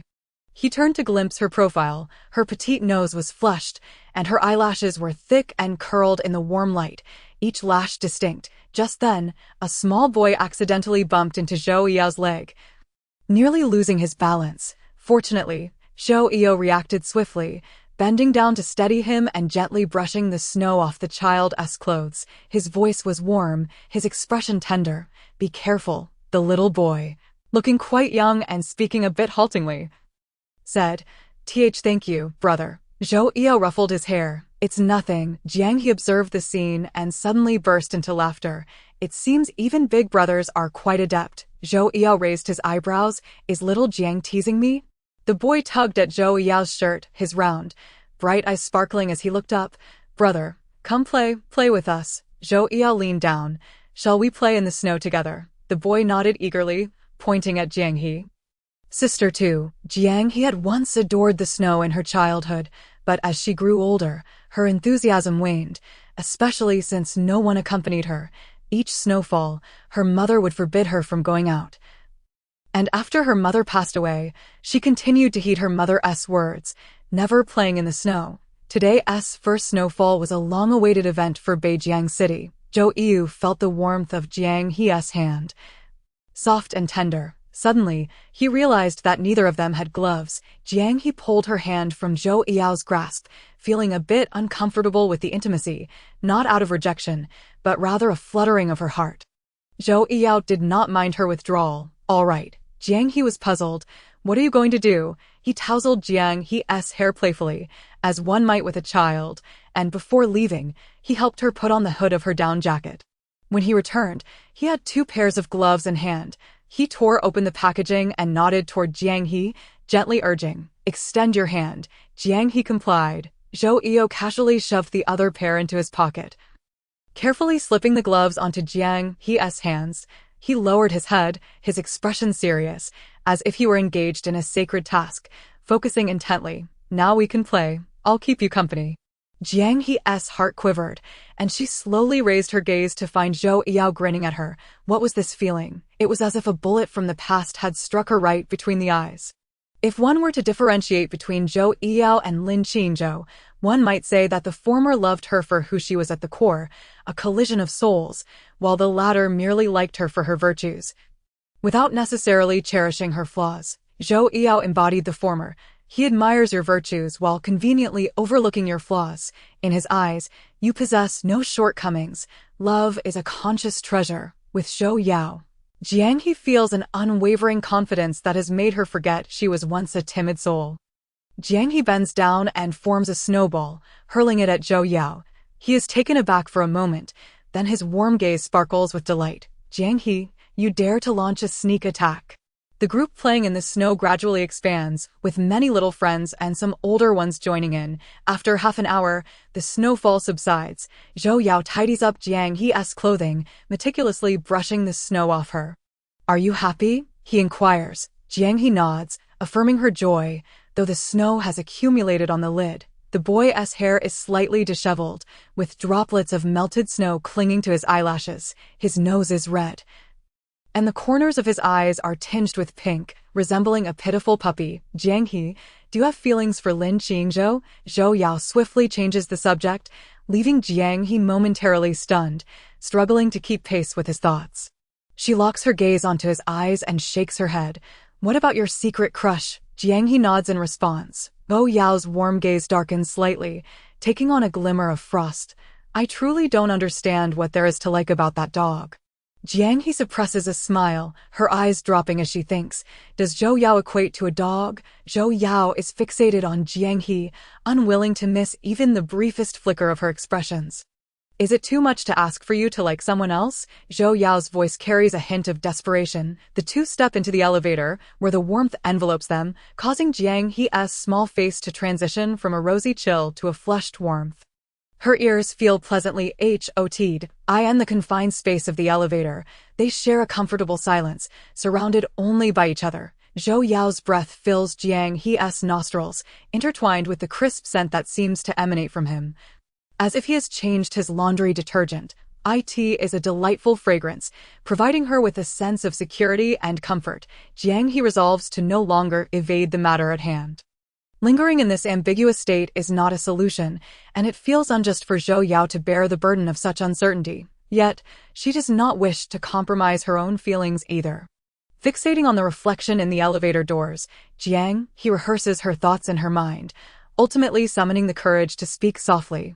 Zhou Yao, you suggested I find someone else to like. Then, who would that person be?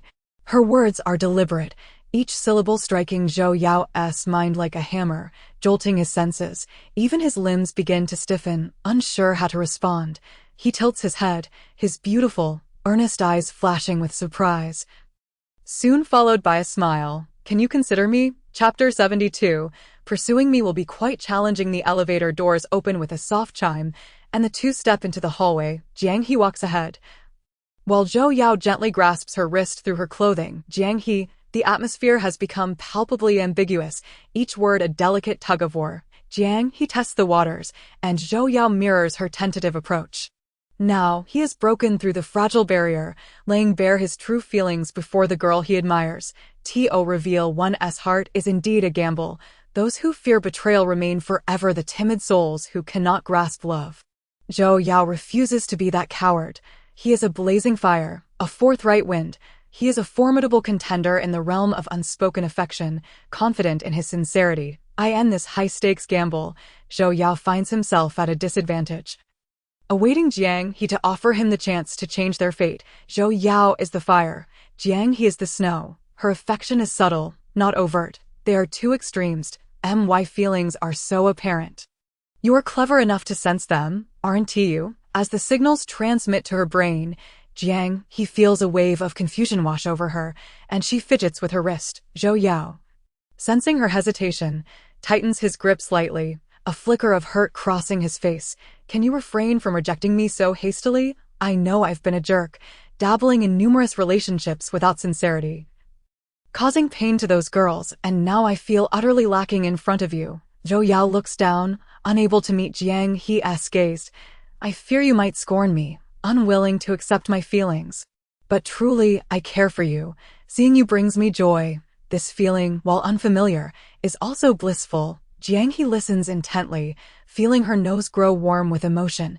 She had imagined various outcomes for their relationship, but never this scenario. Zhou Yao gradually releases her wrist. I know you have long harbored feelings for another boy. My actions may seem unethical. You need not respond. I simply couldn't hold back anymore and wished to express my feelings. Zhou Yao finally raises his head, locking eyes with Jiang He, whose gaze has become misty. When you no longer like that boy, I will take his place. Jiang He shakes her head. No. You are the same person. Zhou Yao. Jiang He's heart races in a flurry of confusion, and she urgently calls out to him, I have something to say to you too. Zhou Yao pauses, gripping his hands tightly, turning back. You. Go ahead. The girl bites her lip, her clear eyes resembling a tranquil pool of water, her eyelashes fluttering like two black butterflies about to take flight. If I were to readily agree, would you think I'm being frivolous? Zhou Yao is momentarily stunned. 1 second, 2 seconds, 3 seconds. Upon grasping the implication of her words, he trembles with excitement, scratching his head in a flustered manner. You mean? Jiang He nods. I need to see how you behave.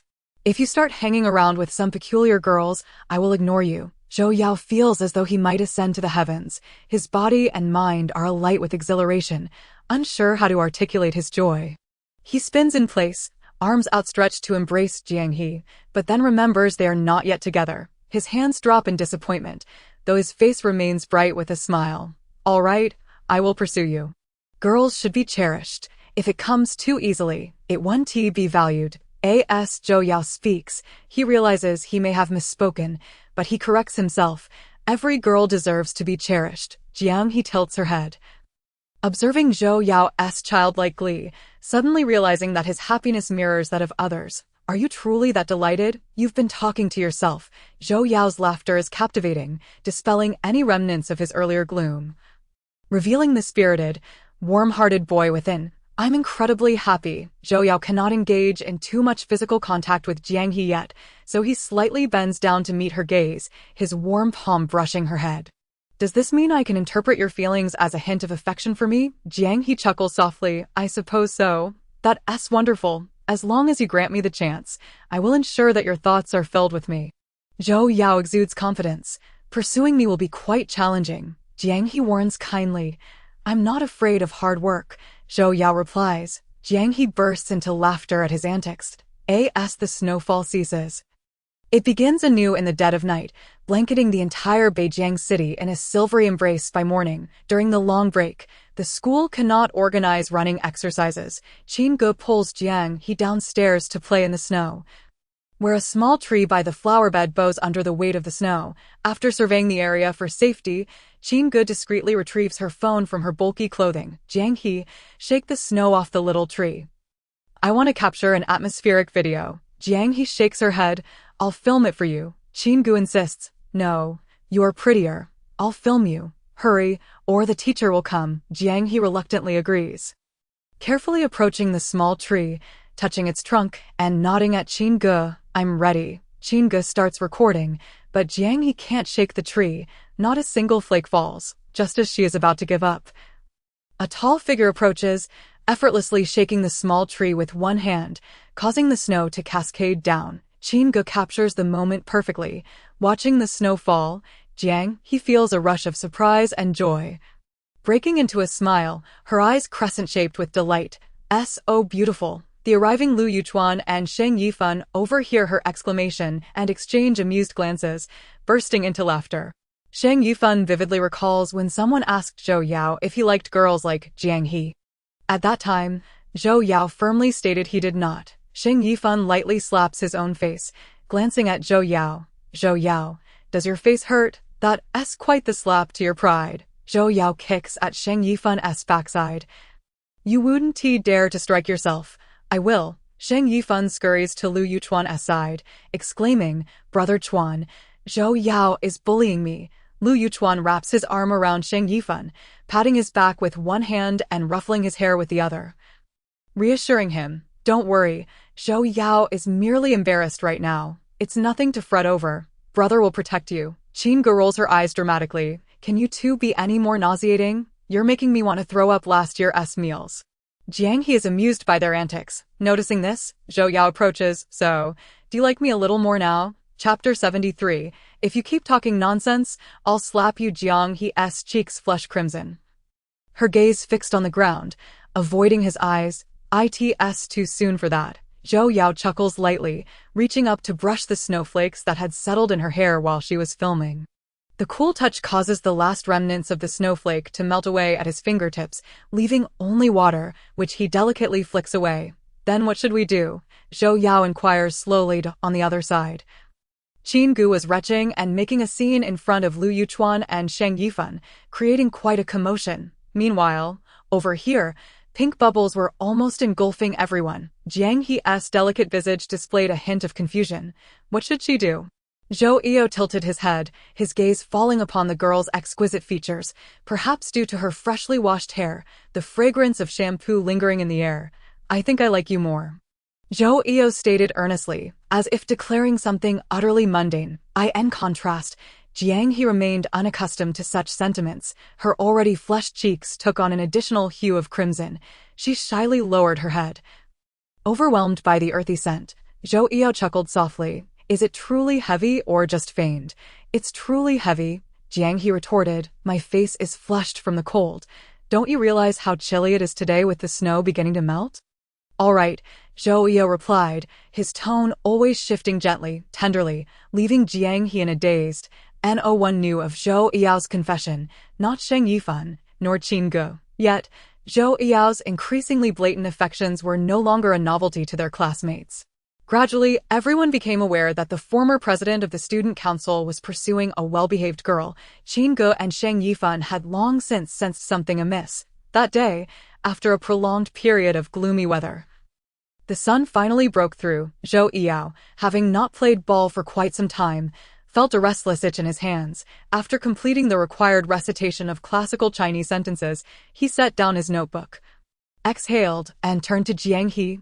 Baby. Upon hearing this sensitive term of endearment, Jiang He shot him a cold glance, urging him to be silent. Zhou Yao pressed his lips together. I won't call you that anymore. Please don't be angry. It was the first time he had secretly referred to Jiang He as baby, and she had been upset for nearly a week, ignoring him. After much coaxing and diligently reciting classical texts and poetry, he finally managed to win back her smile. Jiang He disliked Zhou Yao calling her that, considering they were not officially together. She refused to grant him any title. Thus, Zhou Yao begrudgingly settled for calling her Jiang or Xiao He. Observing that Jiang He showed no signs of anger, he cautiously ventured, Jiang, I've finished my recitation. Could you help me check it? Reading the subtle cues was a new skill Zhou Yao had recently acquired. Jiang He took the notebook and meticulously checked it word by word. Zhou Yao's handwriting was quite distinctive, strong and vigorous, with his final strokes often extending long, reflecting his personal writing habits. Jiang He focused intently on her review. Zhou Yao awaited her feedback. When Jiang He looked up at him, she reflected on the days of persistent overcast weather, acknowledging that he had been enduringly patient in his studies to cheer her up. It felt unfair to him. Jiang He nodded. Go ahead. Hearing the commotion, Qin Gu turned around, teasing, Jiang He, is Gu being such a sycophant in pursuing someone? Jiang He shrugged her shoulders, her hands raised in surrender. Imitating Zhou Yao's tone, Qin Gu squinted, Jiang, I've finished my recitation too. I want to go play ball. Haha. Suddenly, he was overwhelmed by his own repulsion. He must have sweated while playing ball and then taken a shower. Though she couldn't see him, Jiang He could certainly smell him. She lifted her gaze to seek Zhou Yao's figure, who had just sat down, placing a stack of printed photos on the table. Curiosity piqued, Jiang He began to flip through them. They were all from the sports meet. The camera belonged to the student council, and these prints were uniformly produced by the school. Zhou Yao had set aside all the photos of Jiang He. As she browsed, Jiang He realized he had secretly captured far more images of her than she had anticipated. Among the group photos, a few had been developed. When she reached for her picture, Zhou Yao snatched it away. Raising his eyebrows, he asked, What's this? Shouldn't they all belong to me? Jiang He responded with confusion. Zhou Yao hid the photos behind his back, retorting, What's yours? I can let you see them. But they're not yours. Jiang He laughed in exasperation. But I'm the one in those pictures. Zhou Yao, unyielding, replied, So what? I took them. Jiang He emphasized, You took them without permission. But they're still mine since I took them. Zhou Yao insisted, placing his finger on his chest. As he spoke, he began to lose his grip on the situation, adding, "Even you will be mine in the future. Oh no, that it. I'm going to slap you." Zhou Yao realized the gravity of his words too late. Jiang He's hand had already tightened on his thigh. Ever since his confession, her temper had grown, and her previous restraint was now replaced with full force. Zhou Yao winced in pain. "All right, I want to say it again." Jiang He released her grip, her voice low and laced with threat. "If you don't mind your words, I will slap you." Zhou Yao nodded vigorously. Understood. Jiang He let the photo issue slide, while Zhou Yao continued to organize the images, muttering softly, "So fierce." Jiang He set down her pen. "What did you say?" Zhou Yao did not repeat himself. "You heard me." "Why ask?" Jiang He glared at him, pointing at his nose and whispering, "I spoke softly to give you face." Zhou Yao obediently nodded. "Got it. It's just our Jiang being sensible." Their relationship had improved significantly, leading to a plethora of topics for discussion. Recently, they had been contemplating the question, why are girls so fierce? However, while Zhou Yao might grumble, his affection only grew deeper. For now, Jiang He seemed more vibrant and full of life, displaying a spectrum of emotions. Yet, he realized she lacked the innate stubbornness typical of girls. Whenever Zhou Yao pondered this, he couldn't help but smile foolishly, feeling a sense of accomplishment in how Jiang He had shaped him into this version of himself. Chapter 74. The two children missed their mother. Jiamao was sprawled over Zwilluin, a cat and dog peacefully slumbering together. Upon hearing a noise at the door, Jiamao jumped off the dog. Jiamao was quite the affectionate creature, particularly towards Zhou Yao, often squinting his eyes and purring contentedly. Perhaps he would one day make a wonderful father. With his fur in a fluffy disarray, he truly lived up to his name. His round, bright blue eyes sparkled with clarity. However, Zwilluin had been rather irritable lately, and Zhou Yao had initially thought it was simply restless energy. He decided to set that aside, assuming Zwilluin was just bored. As Zhou Yao placed the photos on the shoe rack to change his shoes, he accidentally knocked them over, scattering them across the floor. Zwilluin spotted a clear face shot of Jiang He, pressing his large paw down onto the photo and barking at it. Zhou Yao swiftly smacked the dog on the head, commanding, "Lift your paw." Zwilluin refused, continuing to bark. Hearing the ruckus, Zhou Qingning rushed downstairs. "What's wrong, Zwilluin? Did my brother steal your dog food?" Zhou Yao, irritated by Zhou Qingning's teasing comment, threatened her. "Brat, I'm confiscating your pocket money for this month and the next." Zhou Qingning, adaptable as ever, quickly corrected herself. "I was mistaken." Upon seeing the scattered photos, she exclaimed, "Brother, so you have this hobby too?" Zhou Yao, sorting through the pictures, replied, "What does it have to do with you?" The student council's new president had made a similar comment when handing Zhou Yao the photos, teasing, "So, Zhou, you have a penchant for candid photography? How unique." Zhou Yao frowned, snatching the photos and swiftly silencing the arrogant newcomer. The new president was a rather brash individual, known for his striking red hair and black earrings. Tall and fair-skinned, he had previously dabbled in rock music before being sent to the school by his wealthy and influential father as a form of punishment, expecting to be relegated to a remote and undesirable school. He was surprised to find himself in such a prestigious institution. To repay his father's mercy, he leveraged his talents and bravado to secure the position of student council president. Zhou Qingning had long grown accustomed to her brother's biting remarks and threats regarding pocket money. Knowing he would likely end up giving her more, Zhou Yao walked into the living room with the photos, Zwilluin trailing closely behind. "Zwilluin, why are you so energetic today?" Zhou Qingning noticed the dog's unusual behavior and crouched to scratch behind its ears. It was only then that Zhou Yao realized, recalling how Zwilluin had been pressing its paw on Jiang He's photo just moments ago. He took out a picture and showed it to Zwilluin, asking, "Missing your mom?" Zwilluin barked in response, "Wang Wang Wang." Translation, "I miss her so much." Upon hearing the word mom, Zhou Qingning's smile faltered, and she teased, "Missing your mom? Did little Jiang sister agree to that?" Zhou Qingning had learned from Sheng Yifan that her brother was pursuing Jiang He. Upon discovering this, her mouth had dropped in surprise for a few seconds before returning to normal. She had sensed her brother's feelings for Jiang He long ago but remained tight-lipped about it. When Zhou Yao and Zwoluen played in the living room, his name was mentioned in almost every sentence. However, hearing that Jiang He had not agreed made Zhou Qingning immensely pleased. In her heart, she silently applauded Jiang He, thinking, well done. Zhou Yao raised his eyebrows. I'm happy. Zhou Qingning, understanding when to be discreet, fell silent. As long as you're happy. Observing Zwoluen's reaction, it seemed he was indeed missing Jiang He.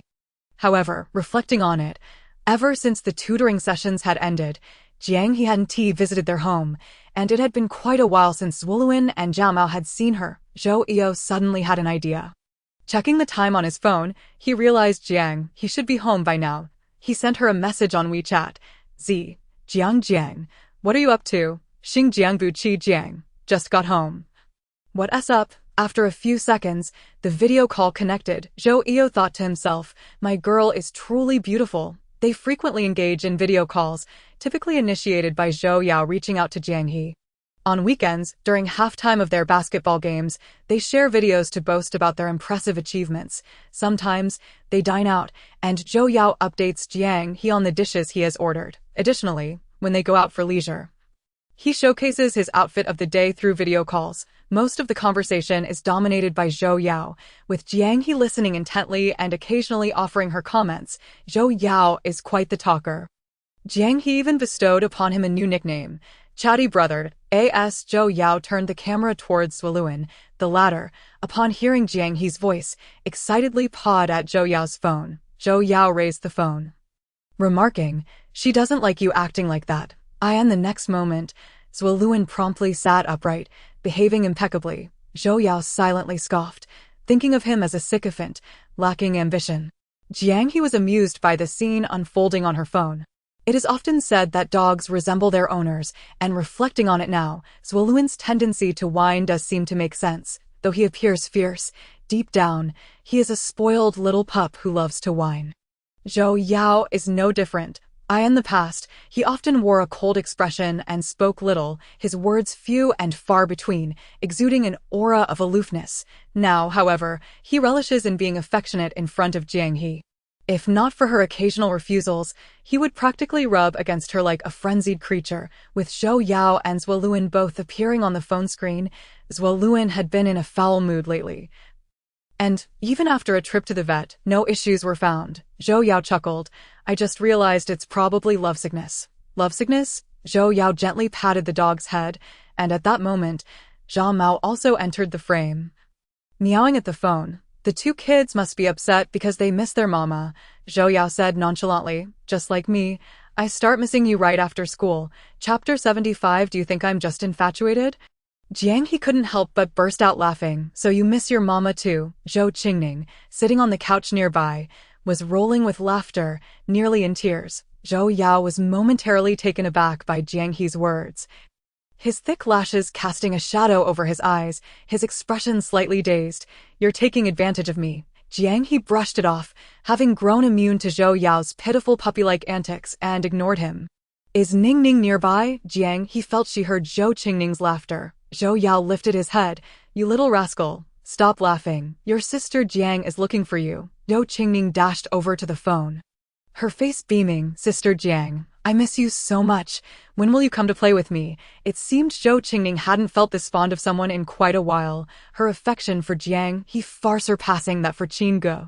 Responding to the little one's endearments, Jiang He said, I miss you too. How about I come to play when I have time? Yay. Zhou Qingning monopolized the phone screen, with Zwoluen and Zhao Mao present. Leaving Zhou Yao squeezed out of the frame, he didn't mind. Crossing his arms over his chest, strands of his tousled hair fell over his strong brow, a faint smile playing at the corners of his lips. His dark eyes were deep like a well, the slightly upturned corners tinged with a hint of blush, and that tiny tear mole added an alluring charm to his features. Zhou Qingning sat on the carpet, cradling Zwoluen, with Zhao Mao perched on her lap.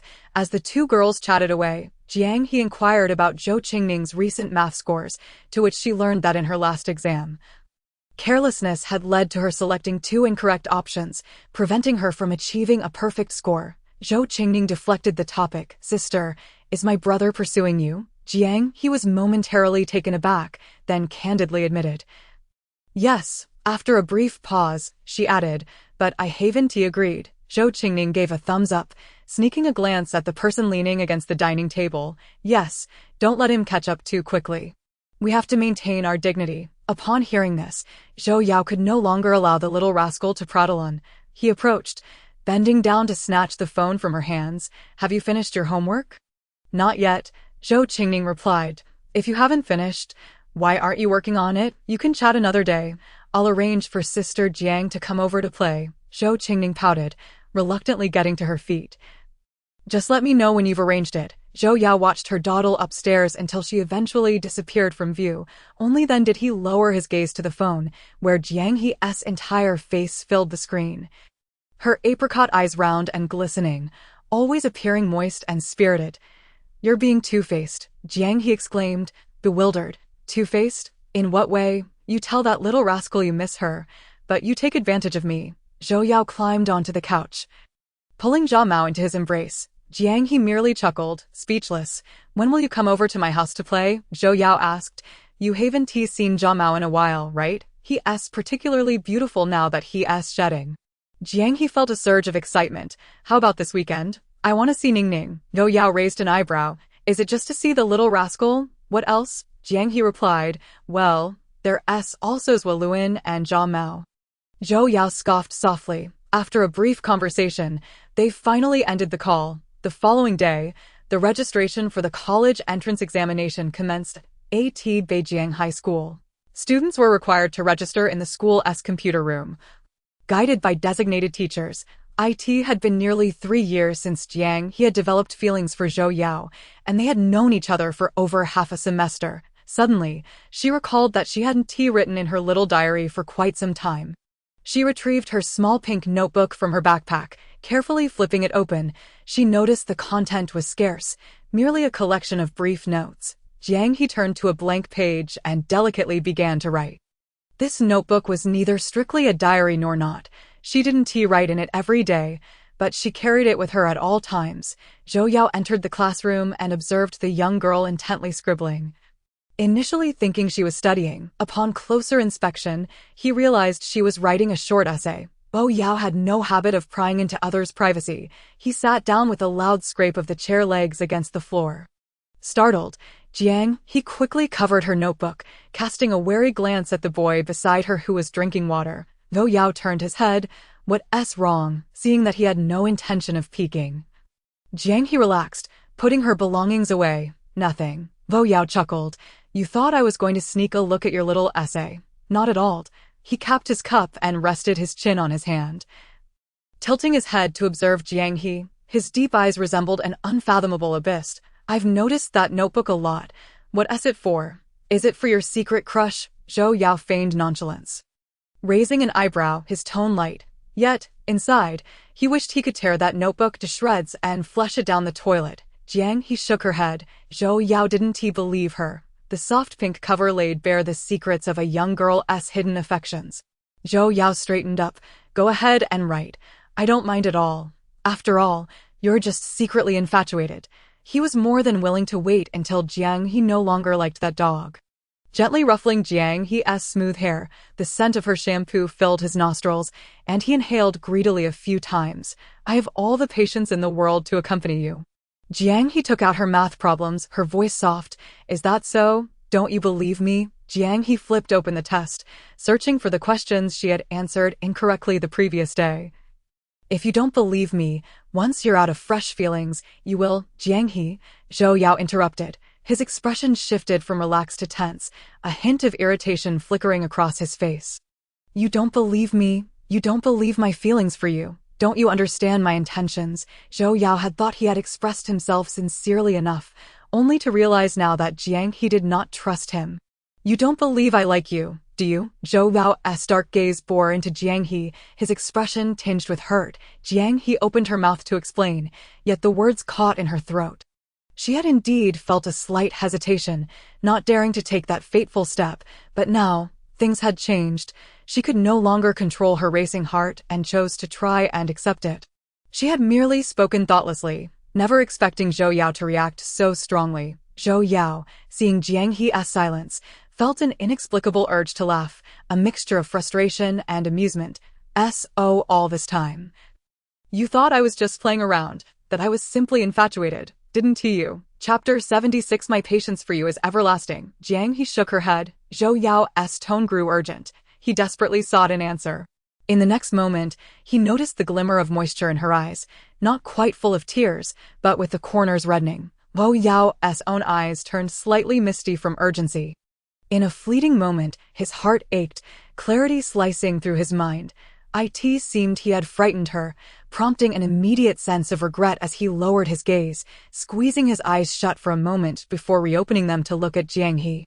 I'm sorry, he murmured, reaching out to stroke her hair, continuously apologizing. I'm sorry, I was too hasty and scared you. Jiang He continued to shake her head. Slowly, she spoke. I don't distrust you. Zhou Yao's previously calmed emotions surged once more, this time not out of urgency or anger, but out of joy. He was about to speak when Jiang He interrupted. You always understand my awkwardness, which makes me feel that I'm not so strange. You are bold and fearless, guiding me to overcome all difficulties, teaching me to pursue what I like. Jiang He's voice was soft, barely audible amidst the chatter of other students in the classroom, none of whom paid them any mind. Her tone was steady, without fluctuations. I have indeed been timid, afraid to believe in your feelings for me. And I have been avoiding it, but now I am earnestly trying to accept these feelings. Please give me some time, all right? Jiang He had never spoken so much to Zhou Yao before, and in that fleeting moment, Zhou Yao found himself at a loss for words, his thoughts caught in a web of hesitation, his heart soared to the clouds, enveloped in beauty. Jiang He took the initiative to grasp Zhou Yao's hand. Her delicate and soft fingers, when they first brushed against the back of his hand, instinctively prompted Zhou Yao to clasp her hand tightly within his own, unwilling to let go. He looked down at his large hand enveloping her small one. Warmth flooded his heart, bringing an undeniable sense of security, yet it was tinged with nervous excitement. Zhou Yao was perplexed, pondering her implications. She settled herself, displaying a hint of playful arrogance, declaring that she still had to observe his performance. Zhou Yao grinned foolishly, her few kind words having effortlessly lifted his spirits. He mused to himself that even if Jiang He were merely toying with him, he would willingly oblige, twirling a pen in his fingers. He called out to Jiang He. Jiang He inquired, "What's the matter?" Zhou Yao gestured toward her pink notebook with a tilt of his chin, his brows raised, implying that one day, the person written within that notebook would be none other than himself. And he was determined to patiently await that day. He paused, adding, "My patience for you shall endure through time." Jiang He chuckled lightly, replying, "Then I shall accompany you in this waiting. Aside from patience, it seems that is all I possess." Lin Qingzhou distributed some materials concerning the college entrance examinations in class, and when he reached Jiang He, he smiled warmly at her. Exchanging pleasantries, it felt like just yesterday when she was reading scripts at the broadcasting station. Yet here they were, already registered for the exams. Since that snowy day, Lin Qingzhou had not sought Jiang He out alone, merely speaking a few words now and then regarding class matters. Indeed, class monitor. Jiang He accepted the materials with a grateful smile. "Thank you." After Lin Qingzhou departed, Zhou Yao, feeling languid and sleepy, straightened up to peruse the materials page by page. He called out to Jiang He, who turned her head to look at him. He remained slouched and lazy, engrossed in the documents, teasingly asked, "Do you realize how unattractive your smile was just now?" Jiang He shot him a glare.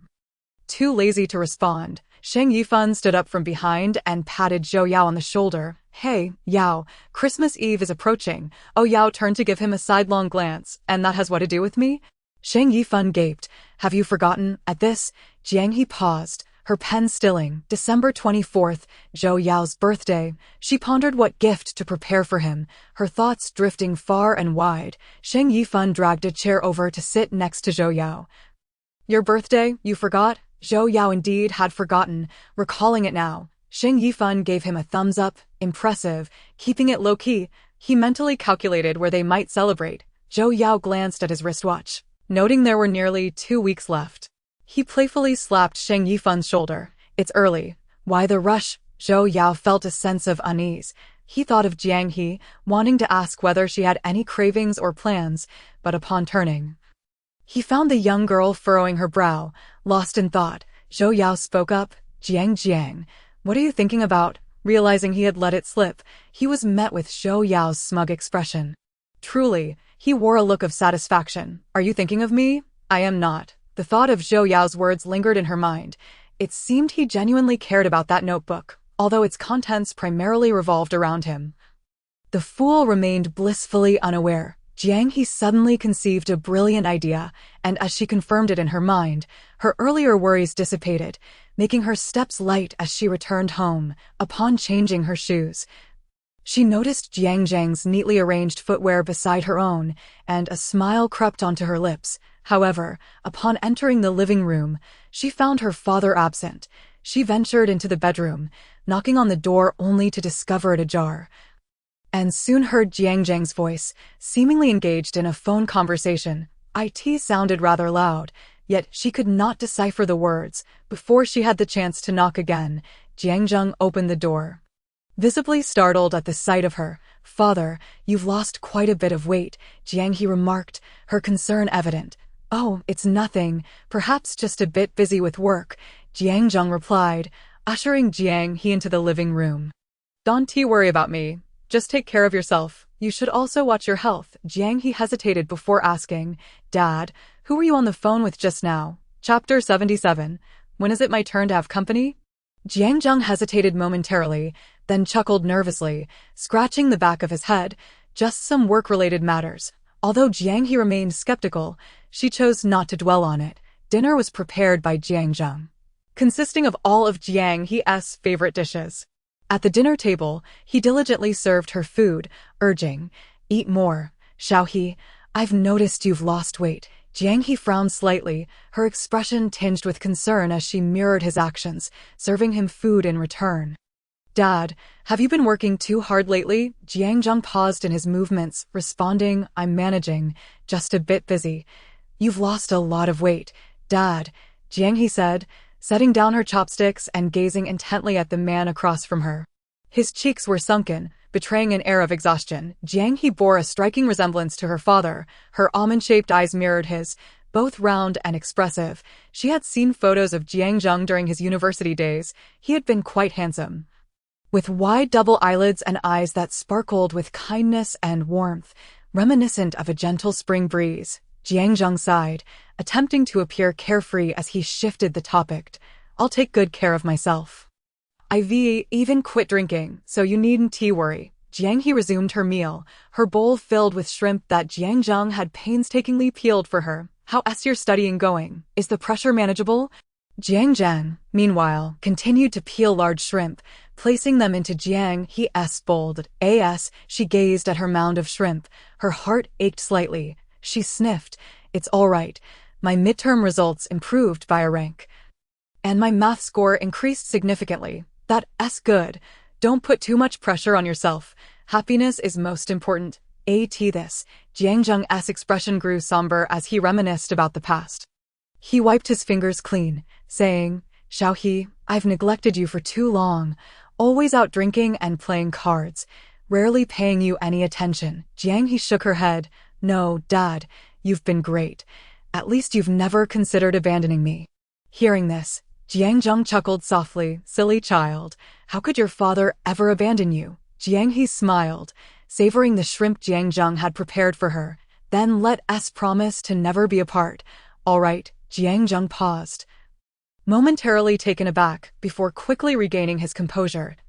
"Oh, you're not getting married in the future, not if it means leaving you," Jiang He replied. Jiang shook his head. "My silly girl, be sure to take care of yourself." She realized that Zhou Yao had been quite concerned about her notebook. While it did contain information regarding him, it was not solely about him. Thus, Jiang He procured some paper to fold into stars, each inscribed with thoughts related to Zhou Yao, placing them into a plaster doll-shaped piggy bank. Whether he would discover them depended entirely on his own efforts. Additionally, Jiang He bought Zhou Yao a pillow to ensure he could sleep soundly. Free from morning irritability, feeling fatigued from folding stars, Jiang He stood to fetch a drink. Upon opening the door, she was met with the sight of Jiang tilting his head back to take medicine. "Dad, are you unwell?" she asked, recalling the medicine bottle she had discovered earlier. "Have you been taking this for a long time?" Jiang He pressed on. "Haven't you recovered yet?" Jiang chuckled lightly, patting her frail shoulder. "No, it's just a minor cold this time." He then feigned a cough for emphasis. "Dad, you shouldn't overexert yourself. If we're short on money, let us spend less once I earn my own. You won't have to work so hard." Xiao He is growing up and becoming more understanding, Jiang remarked with a smile of appreciation. "Don't worry, Dad is fine. Just focus on your studies and be happy. And I won't feel tired." On the weekend, Jiang He set aside a day to accompany Zhou Qingning and help her review her studies. Jiang He found it perplexing that Zhou Yao, with his excellent math skills, did not personally tutor Zhou Qingning, but instead sought a tutor. During a break, she posed this question to Zhou Qingning. Zhou Qingning scoffed at the thought. "My brother can't teach at all. He speaks too quickly, has no patience, and always complains that I'm slow. We fought every day during the summer vacation over this, until Mom had to hire a tutor to take his place." Zhou Qingning suddenly appeared to recall something and leaned closer to Jiang He. "The tutoring fees are deducted from my brother's allowance." Jiang He chuckled. "Why?" "Because he lacks patience with me. It's my mom's punishment for him." Zhou Qingning burst into laughter, hugging Jiang He. "But I'm grateful for his impatience. Otherwise, I wouldn't have met you." Jiang He couldn't quite grasp what Zhou Yao's impatience entailed, and rather than pondering it further, she chose to let it be. The door was knocked upon, and Zhou Yao entered, inquiring, "Jiang He, how much longer will you be with the little one?" The implication was clear. When would it be his turn for her company? Before lunch, Zhou Yao received a call from Zhou Run, who informed him that Wan was about to land and needed him to pick her up. Zhou Run, on the other end, was fuming, insisting, "It's unsafe. Call a cab to fetch my wife." Zhou Yao held the phone away from his ear, nearly losing his hearing from the volume. All right, I'll go, okay?" Each time, Zhou Yao would feign reluctance, testing Zhou Ren's reaction, yet the response was invariably the same. Zhou Ren would erupt in exasperation, scolding him thoroughly. Zhou Yao set down his phone, a wry smile escaping his lips. Aunt Zhong remarked, "I understand." Aunt Zhong is not weary. Zhou Yao summoned a car and paused to change his shoes before leaving. A whimsical idea struck him. Jiang, would you like to accompany me to pick up your gentle aunt?" Jiang He lifted her gaze, momentarily taken aback. She rather admired the gentle warmth of her aunt, not only for her beauty, but also for her amiable personality. How splendid it would be to have such a mother. Zhou Qingning, rising to join, was promptly dismissed by Zhou Yao. "You haven't fed the dog yet, have you? It might starve. Go feed it, and I shall take you next time." Zhou Qingning scoffed, turning back to her toys. "You need not fabricate so many excuses. You could simply say I'm a third wheel." Chapter 78. Christmas Eve. Upon their arrival at the airport, when Wan had just disembarked, the moment she spotted Jiang He, her eyes widened in surprise. She had not anticipated this rascal would be so resourceful as to bring his daughter-in-law along to greet her without acknowledging Zhou Yao, when Wan promptly grasped Jiang He's hand, exclaiming, "Little Jiang He, how delightful it is for you to come and greet your aunt." Jiang He was taken aback by Wan's exuberance. "Little aunt," she murmured, when Wan affectionately ruffled Jiang He's hair. Such a good child. Zhou Yao found himself entirely overlooked. It wasn't until they were nearly home that Wan remembered him. "Son, what did you just say?" she inquired, turning her attention to the unusually silent Zhou Yao, who had remained reticent throughout the journey. It was only after Wan and Jiang He had exhausted their conversation that they thought of him. Zhou Yao, unperturbed, replied, "I didn't speak earlier at the airport." When Wan interjected, with a huff, she added, "Don't bring your father up."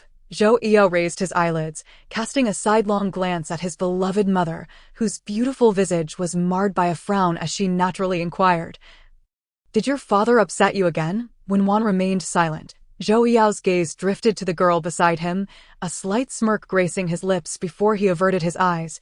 This theatrical exchange seemed endless for both of them. When Wan powered on her phone, a barrage of WeChat messages from Zhou ran pinging on the lock screen. Zhou Yao needed no confirmation to know the sender. He retrieved his own phone to assure Zhou Run of their safety. Surmising that his dear mother would not be addressing his father anytime soon, by the time they arrived home, lunch was already prepared, when Wan and Zhou Qingning indulged in a moment of closeness before commencing their meal. Suddenly, a thought struck Wan, and she pulled out her phone. Jiang He, your little aunt hasn't added you on WeChat yet. Upon hearing this, Jiang He swiftly took out her phone. I'll scan you. At the entrance of the community, almost home, she remarked. After a brief exchange, Jiang's phone rang with a familiar number. Without waiting for the other party to speak, he interjected, no matter what, Xiao He, I will not allow you to take her away. Initially, you left without a word. Now that you need her, you remember her. What do you take her for? After an irate outburst, Jiang hung up, promptly powering down his phone. His gaze wandered and fell upon a familiar silhouette below. Zhou Yao escorted Jiang He to the entrance of the community, where he discerned a boy waiting. They bid farewell, and Jiang He entered the building, while the boy lingered for a moment before departing.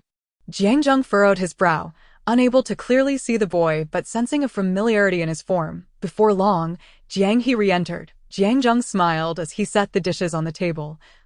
Hurry, wash your hands, it's time to eat. During the meal, Jiang hesitated, clearly wanting to speak. Sensing this, Jiang He asked, Dad, what is on your mind? His inquiry implied he awaited her explanation. He was not against Jiang He having contact with boys. It was merely a father's concern for his daughter's safety. Jiang He paused with her chopsticks, then nodded. It's the brother of the girl I was tutoring, and he's my classmate. Jiang exhaled in relief. Oh, is that so? Yes, she affirmed. Dad is not opposed to you having friendships with boys, but you must learn to protect yourself and not let it interfere with your studies. I understand you have your own thoughts, and I want to interfere. Jiang was quite understanding of Jiang He, recognizing that adolescent feelings were a normal occurrence. Above all, prioritize your safety, he concluded with a final admonition.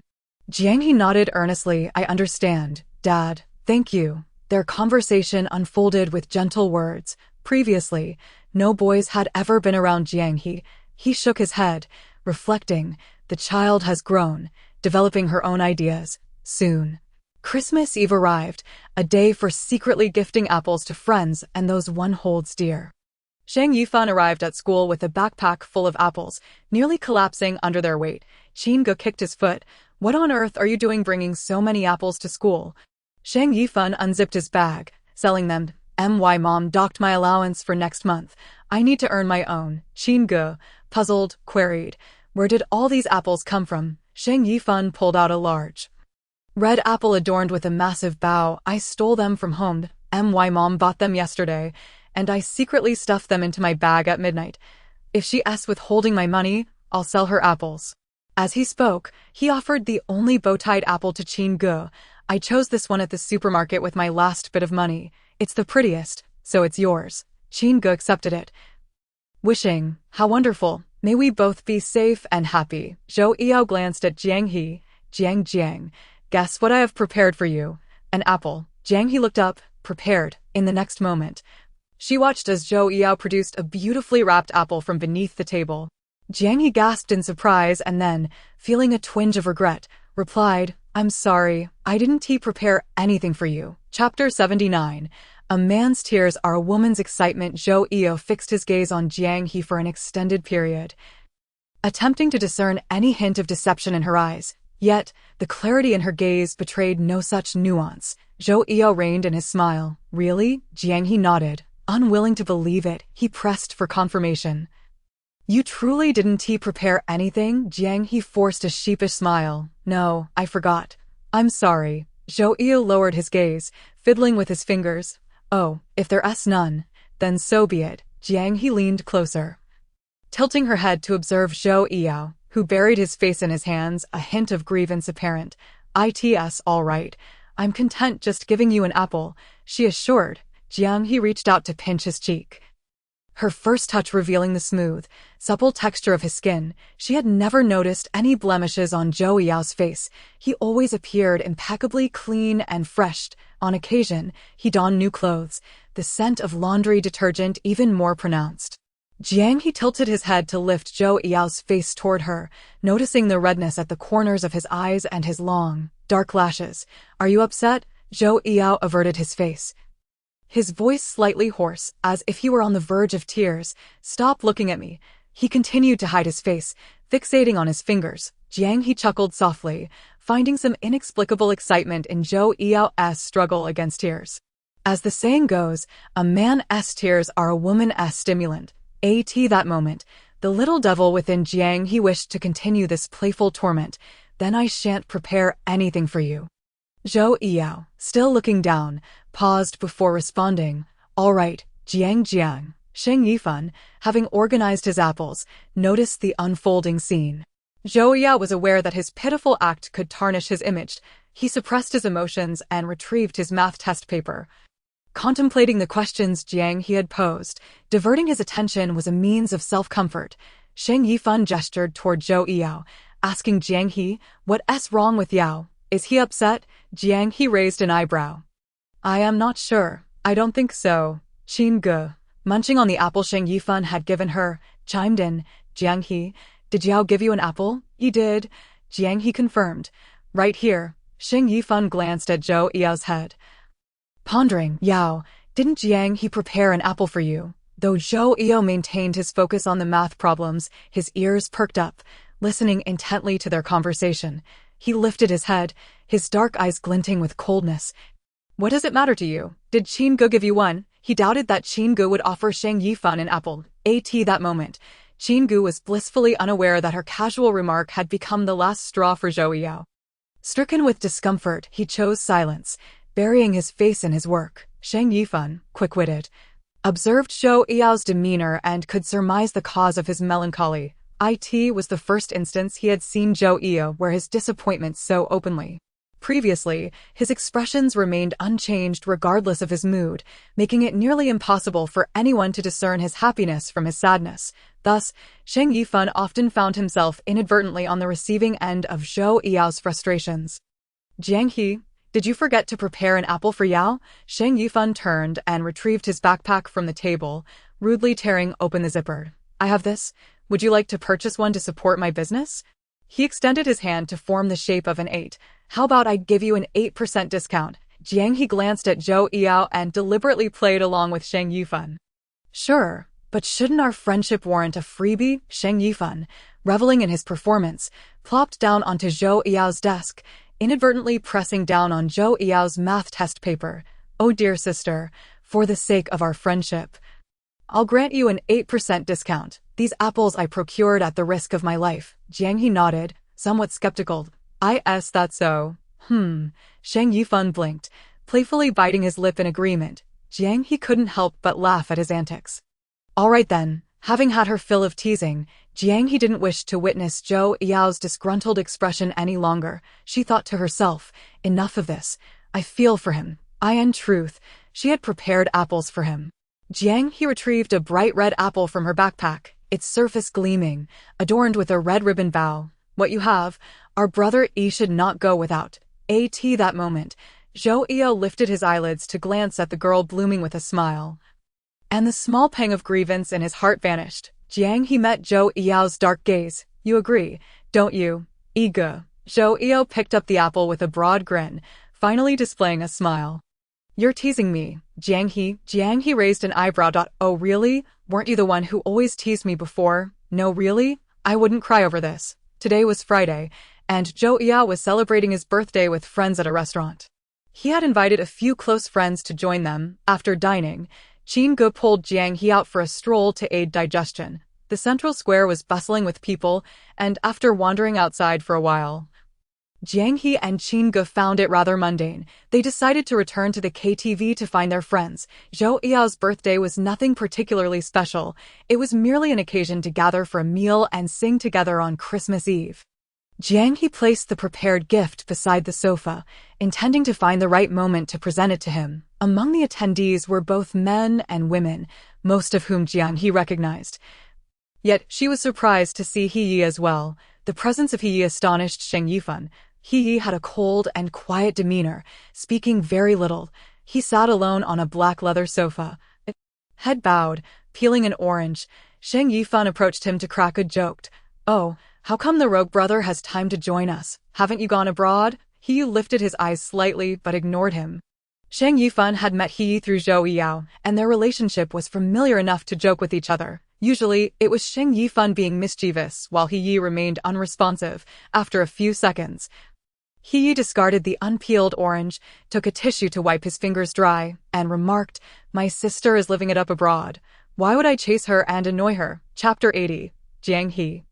"Are you willing to let me protect you?" Jiang Yifan had heard some rumors about them, suggesting that He's father discovered the ambiguous relationship between the two and, in a fit of rage, sent Jiang Li abroad. Judging by He's words, it seemed he realized he was the fool, having been rejected by his nominal sister. However, it was said that Jiang Li was not someone to be trifled with. Zhou Yao and He shared similarities in temperament, both possessing a cold demeanor. However, Zhou Yao's coldness was external. Deep down, he was a proud and somewhat sentimental person, often showing a warm heart and a willingness to help. In contrast, He was cold both inside and out, particularly frigid at heart. Jiang He replied, her earlobes were quite sensitive, and she shrugged her shoulders to evade the sensation. "It's quite chilly, isn't it?" "Not really. The square is bustling, quite lively." The central square thrived with activity, and the private room was equally vibrant, making it difficult to hear one another. One had to shout to be understood. After a moment's hesitation, Jiang He stood on her toes, leaning close to Zhou Yao's ear, whispering softly, "Happy birthday, Zhou Yao." The girl's breath was somewhat cool, yet it ignited a fire within Zhou Yao. He tugged at his sweatshirt sleeve, allowing the slight chill on his forearm to soothe his inner restlessness. The sleeve of Zhou Yao's hoodie slid up to his elbow, revealing a small portion of his forearm, illuminated by the colorful lights of the atmosphere. His prominent nose and slightly glistening lips complemented the sharpness of his Adam's apple. Jiang He dared not look too long. Zhou Yao ruffled Jiang He's smooth hair. "You too, Jiang. May you always be happy." Jiang He smiled, her gaze drifting to the corner where He sat, appearing quite solitary. Zhou Yao followed her gaze and scoffed lightly. "He's not lonely. Why not? It's self-inflicted." As the festivities continued, Zhou Yao was pulled to sing a couple of songs. Jiang He watched him intently as he sang. His voice was melodious and soothing. When he finished, Jiang He caught his gaze just as Zhou Yao noticed hers. She exchanged a few words with Qin Ge before stepping out of the private room for some fresh air. Feeling lightheaded from staying inside for too long, Zhou Yao passed the microphone to the person next to him and followed Jiang He outside, understanding the unspoken communication in her eyes. Jiang He reached the lounge area, gently placing the wrapped gift on the sofa, and sat beside it, taking a moment to breathe. The private room was filled with smoke and noise, an environment she found hard to endure. Staying there too long made her uncomfortable. Before long, Jiang He felt the cushion beside her sink slightly as someone sat down. Without looking up, she knew who it was. She was all too familiar with Zhou Yao's presence and the rhythm of his footsteps. Zhou Yao remained silent, simply keeping her company as people occasionally passed by in the corridor, alternating between liveliness and tranquility. Jiang He suddenly recalled a past event, the celebration banquet after the welcome party. When she and Zhou Yao had their first Cold War, Jiang He broke the silence. "Do you remember when you and Yi were here?" She didn't finish her sentence, but Zhou Yao smirked. "I remember, because I upset you." Of course, he remembered, but not because of anyone else, only because of Jiang He. Zhou Yao straightened up, his expression serious as he posed a question he had long wished to ask. "Jiang He, back then, did you already have a bit of a crush on me?" Jiang He met Zhou Yao's gaze for a few seconds before gently nodding. That time, it was more than just a bit of affection. It was a depth of feeling that couldn't be surpassed. He occupied her heart and mind entirely, yet this rascal was always flirting with others. Jiang He felt a rush of embarrassment. "I don't want to hear this. Why do you insist on explaining when I'm feeling emotional? How could I possibly listen?" Zhou Yao turned his wrist to check his watch, his head bowed, his tone gentle and indulgent. "Blame me. Indeed, it is your fault. Jiang He, in truth, you don't truly like your crush either. Perhaps it's just your own obsession holding you back." Upon hearing this, Jiang He was momentarily taken aback. I asked that so, perhaps, the Zhou Yao she liked was the same person but also different. She had contemplated this question before. The Zhou Yao she had previously admired was the one she had imagined. Perhaps, just as Zhou Yao had said, it was an obsession in her heart. Now, the Zhou Yao of her dreams and the reality of him converged, forming the Zhou Yao she liked now. It wasn't entirely him, yet it was all him. Jiang He had made up her mind, but before agreeing, she had one more question to ask. So when did you start liking me? When? That's too long ago. Her shy demeanor stirred something in him. Her strength captivated him. It was something he couldn't let go of. Zhou Yao spoke, unable to pinpoint the exact moment he began to like her. But he could share what he liked about her. Jiang He chuckled softly. Go ahead, I'm listening. Your bravery, your resilience, the way you communicate with whirlwind and express your frustration when you struggle with math problems. At this, Zhou Yao let out a laugh from deep within. That moment, I thought, how could there be such a silly girl? Jiang He glared at him with her round apricot-shaped eyes, playfully hitting his arm. Stop being so unserious. Just yesterday you praised me for being smart. Zhou Yao suppressed his laughter. I also like your little moments of weakness and insecurity. I want to protect you. Liking someone often brings forth feelings of inadequacy. Simultaneously, one seeks validation in the eyes of that person. Thus, whenever Zhou Yao acknowledged and praised her, Jiang He felt a pang in her heart, a sense of having weathered the storm to finally see the moonlight. Knowing that everything was hard-earned, Zhou Yao lowered his voice, meeting Jiang He's glistening eyes again. Jiang He, are you willing to let me protect you? Chapter 81. You understand my silence, and I understand your insincerity. Jiang He's heart raced wildly, her blood surging as she perceived the sincerity in Zhou Yao's expression. A certain part of her heart softened, filling with sweetness. Zhou Yao, will we be together forever? Without a moment's hesitation.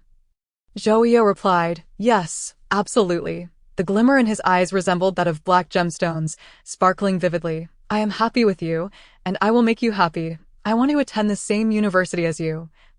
Envisioning a future filled with you, his words came out fervently, his voice trembling with excitement. He envisioned a future life that included a girl named Jiang He. You understand my silence, and I understand your insincerity. Jiang He smiled. Together, yes, Zhou Yao laughed, yet his eyes brimmed with tears, struggling to hold them back as the corners of his eyes reddened. With a rising tone, he asked, are we together now? He reaffirmed once more. Feeling as though everything were a dream, ethereal and surreal, his mind felt light and airy. Jiang He nodded. The girl's eyes glistened with unshed tears as she mimicked Zhou Yao's tone, her pitch rising. Forever together. Zhou Yao reached out to touzle Jiang He's hair, slightly disheveling her smooth locks, his gaze imbued with an endless warmth. How far is forever? Who disarranged the hair must also tidy it up. Zhou Yao gently smoothed Jiang He's hair back into place with his long fingers. Jiang He found this proclamation both juvenile and pretentious, playfully glaring at Zhou Yao, lightly punching his arm. Don't be so melodramatic. All right. Amused by his earnestness, she laughed.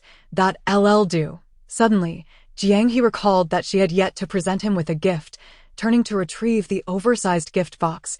Right, I haven't given you your present yet.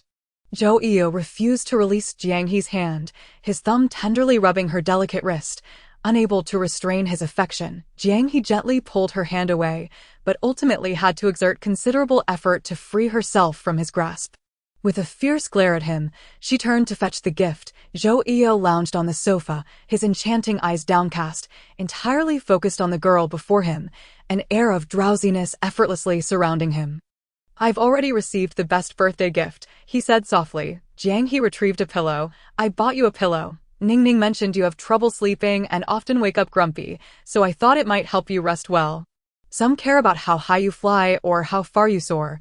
I only care whether you can sleep soundly. Zhou Yao squeezed the soft pillow, appreciating the texture, imagining how comfortable it would be. Thank you, baby, he said, then immediately caught himself, hastily correcting, Jiang. Can I call you baby now? His tone carried a hint of pleading. Jiang He pondered for a moment. You can, but I prefer when you call me Jiang. Zhou Yao raised an eyebrow. Jiang He nodded. Jiang baby. Jiang He rolled her eyes in response. Subsequently, she produced a plaster figurine, a charming little dog. hand-painted by Jiang He herself. It had a hole for a coin slot, but she had filled it with origami stars, each inscribed with her affections accumulated over time. This little dog resembles you when you're being playful with me. I personally chose the colors. Jiang He offered the plaster figurine. Let it keep you company. When you see it, you might think of me. Zhou Yao took it in hand, grinning at the plaster dog before placing it down carefully. Jiang He stifled a laugh. Why are you being so fierce with it? She grew serious. No scaring it. It holds a big surprise for you to discover. Zhou Yao smiled indulgently, patting the back of Jiang He's head. All right, I want to be fierce. The two lingered in the lounge for quite some time, Zhou Yao playing with Jiang He's hair. Are we considered young lovers now? Jiang He gazed at Zhou Yao with sparkling eyes before nodding. She then shook her head, laughing. Then you should tell me a few math problems as compensation. That night, Zhou Yao posted his first moment on social media, capturing 2 photos of the pillow. However, upon realizing that hundreds of people would see the pillow Jiang He gifted him, he hesitated and ultimately opted to delete the images, instead posting only the text. Got a new pillow, courtesy of her. Within a minute, his friends erupted with excitement. Jiang He was the first to like it. Just a like. No comments. Sheng Yifan, however, wasted no time in commenting, my Q song. Wow, amazing. May I ask, which of your partners is she? With many mutual friends, Sheng Yifan's inquiry unleashed a cascade of comments. Little Jiang He, go for it. You're the man. 9. Congratulations, brother E. Wishing you prosperity. Wow, sister-in-law is so thoughtful, knowing Zhou Gu has morning grumpiness. S.O. Does Zhou Gu sleep well tonight? At that moment, Lin Qingzhou liked the post. You little rascal. Impressive, he liked this post. Delete it. I don't like it. Well done, son. Zhou Yao returned from his shower to find 99 unread messages on WeChat and social media, an overwhelming number. Z. Thanks to MYQ song. Wait, you really got her? My Q song. Not fair. Z. Love conquers all, understand? Joker FAN MYQ song. Get lost. Z. Alright, I will. Following this, Zhou Ren called him via video, and Zhou Yao paused for a moment before answering. You little rascal. Blocking your father from your social media posts? Zhou Ren shouted, having just learned from Wenwan's voice message. Zhou Yao shrugged, indifferent. It doesn't matter how you found out. Zhou Ren continued, dating is dating. You better behaved. It's not a game. This time, I genuinely like her. Don't worry about it. After saying this, Zhou Yao abruptly hung up, then sent Zhou Ren a voice message. Dad, don't worry about me. I am serious this time. Exiting the chat, Zhou Yao promptly changed his status to Jiang, showcasing Jiang He on his social media. After making the adjustment, he admired it closely, growing increasingly satisfied. The next day, Saturday, marked the second day of Zhou Yao and Jiang He's relationship. Zhou Yao woke up in the morning to greet Jiang He. He had been so excited the previous night that he fell asleep late. His mind filled with images of Jiang He, unable to rest, unable to sleep. He wanted to send her a message but hesitated, fearing he might disturb her rest, so he held back. Z. Good morning. Jiang. Z. Good morning. Z. Good day. Jiang doesn't eat ginger. Morning, brother E. Z. Calling me brother. Jiang doesn't eat ginger. It's a new title. Calling you by your name feels distant, so I had to call you brother E. Z. That works. Only you can call me that from now on. Jiang doesn't eat ginger. Then brother E, please take care of me. Z. No problem. During the holiday, Zhou Yao stayed home without stepping outside, even refusing Sheng Yifan's invitation to hang out. His reason? I want to chat with our Jiang.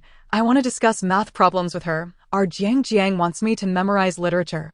These reasons left Sheng Yifan incredulous, who cursed him over the phone. Stop being gross. Get lost. Zhou Yao remained unfazed, hanging up the call and tossing his phone aside, grabbing his literature materials to study. Zhou Qingning came downstairs for some water and found Zhou Yao in his pajamas, his hair a mess, slumped on the sofa, studying. Zhou Yao set down his book and glanced at Zhou Qingning. What's wrong? Am I in your way? Zhou Qingning approached in her cute slippers. It's just dating. Look at how happy you are. I really don't understand what little Jiang sees in you.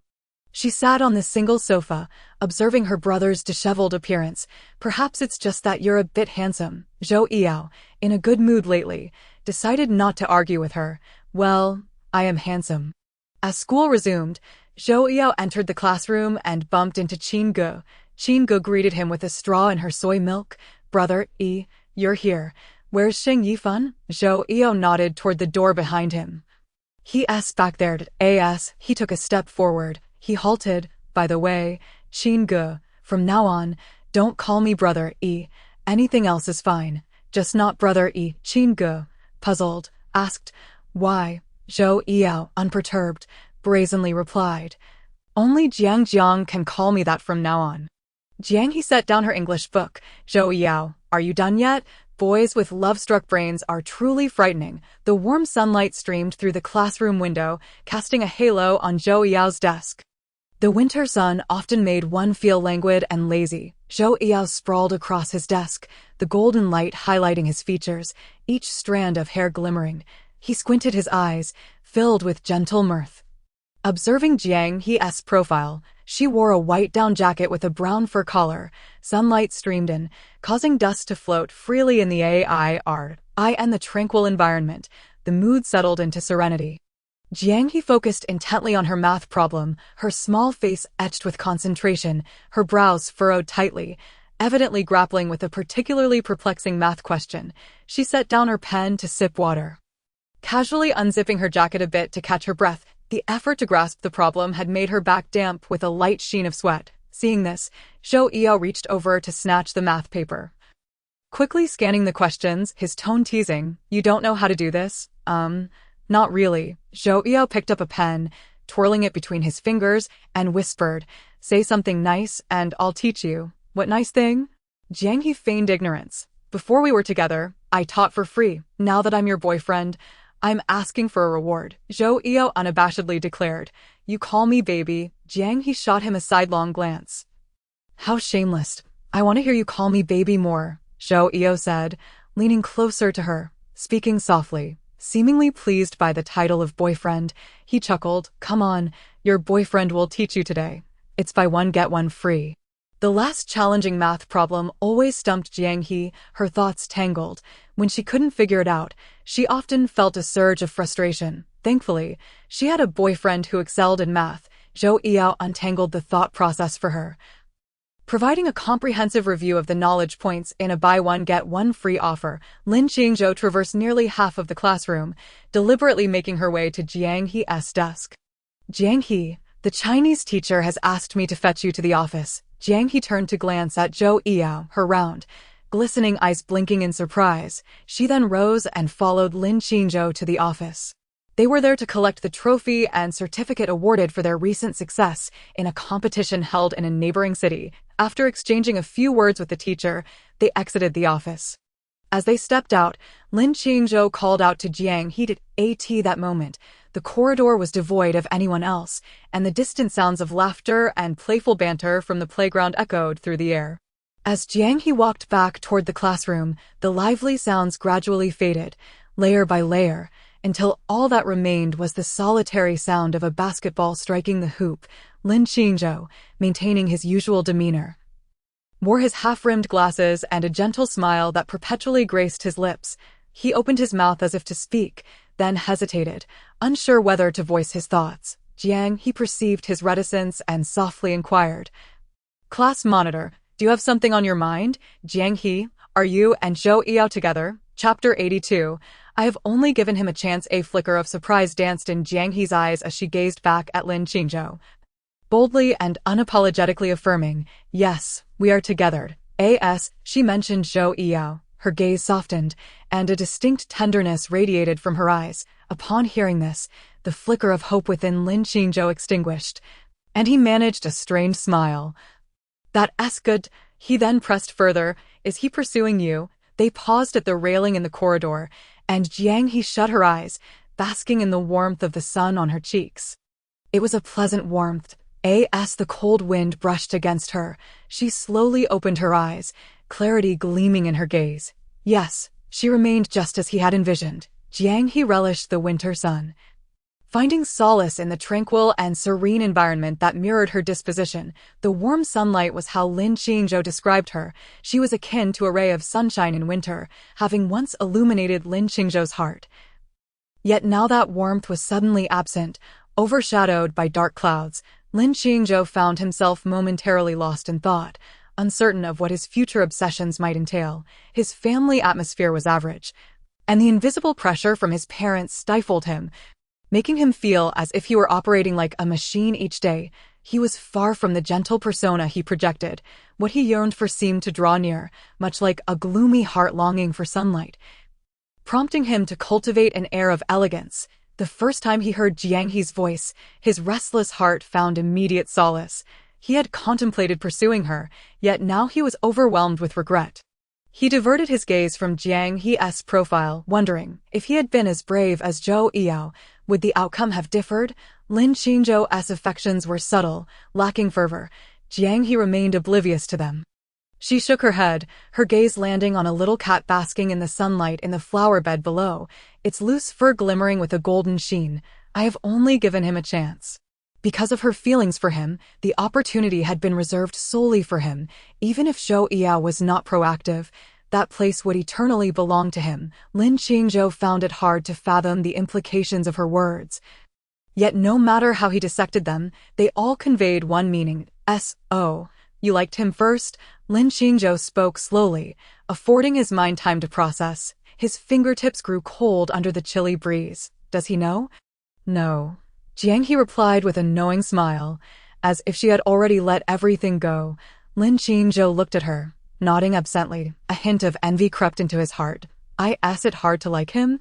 Do you not intend to tell him? He asked. Jiang He sighed. I had thought about it, but now, seeing him, I feel the most important thing is the future. Those past matters are mine alone, unrelated to him. As a song once expressed, I love you, and it's none of your concern. He bore no obligation to shoulder these burdens. Unrequited love was a solitary chaos. Jiang He turned her gaze to Lin Qingzhou, smiling generously, a dimple appearing on her cheek. Class monitor, I've only shared this with you. I hope you comprehend my meaning, and you will keep it a secret, right? Lin Qingzhou's lips curved into a smile. You've been hinting for a long time, subtly confessing to him while indirectly rejecting me. Jiang He nodded. You will also encounter a better girl, one who will understand everything about you. Jiang.